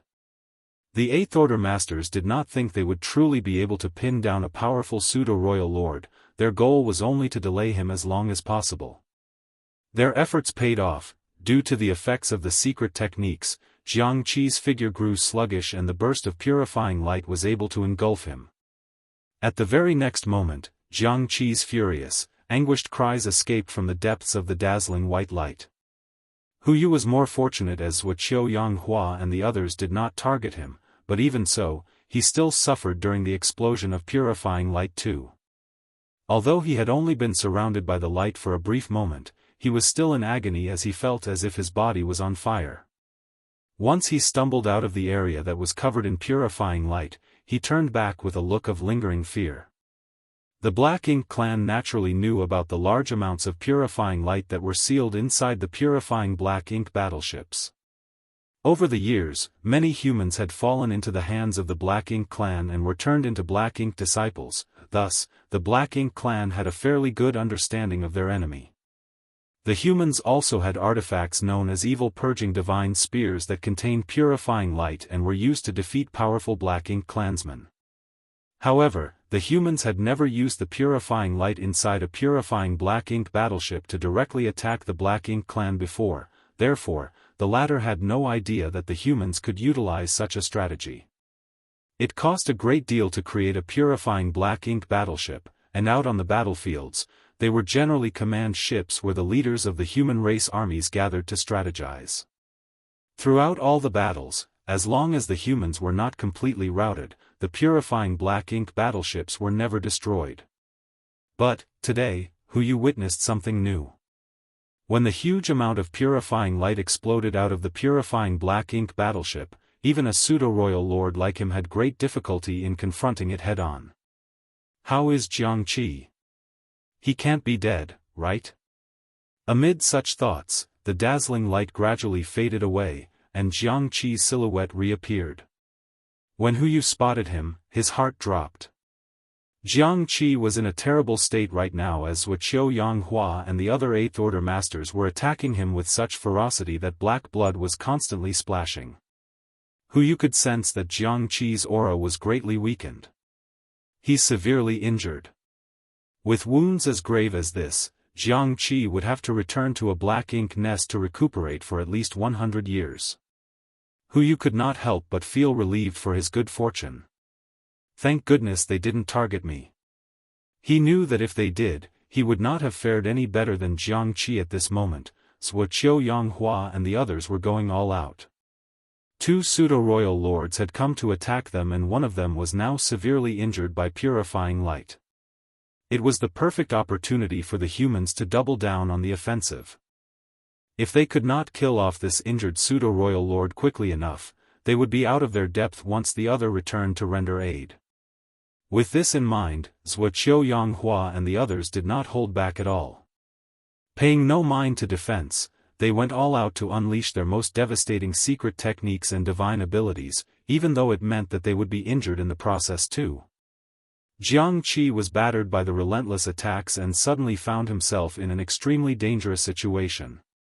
Fortunately for him, Hu Yu soon came to his rescue and shouldered the brunt of the attacks. The 2 pseudo-royal lords came over to kill Jianghu, and even though they had carelessly suffered in the process, Hu Yu was not about to abandon Xianxia and flee on his own. The purifying Black Ink battleship had exploded, so the humans no longer had any means of defending themselves against them.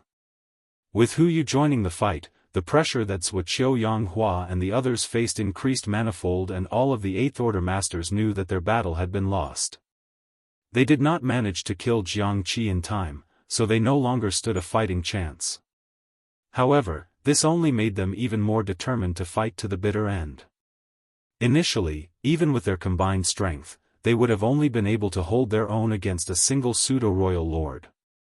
Right now, Xianxia was not in peak condition, and while Hu Yu was relatively unscathed, the fight was still intense between both parties. That being said, both sides knew what the outcome would be: the humans were destined to die. This was just their final desperate show of resistance, with them being too injured to even use those mutually destructive secret techniques again.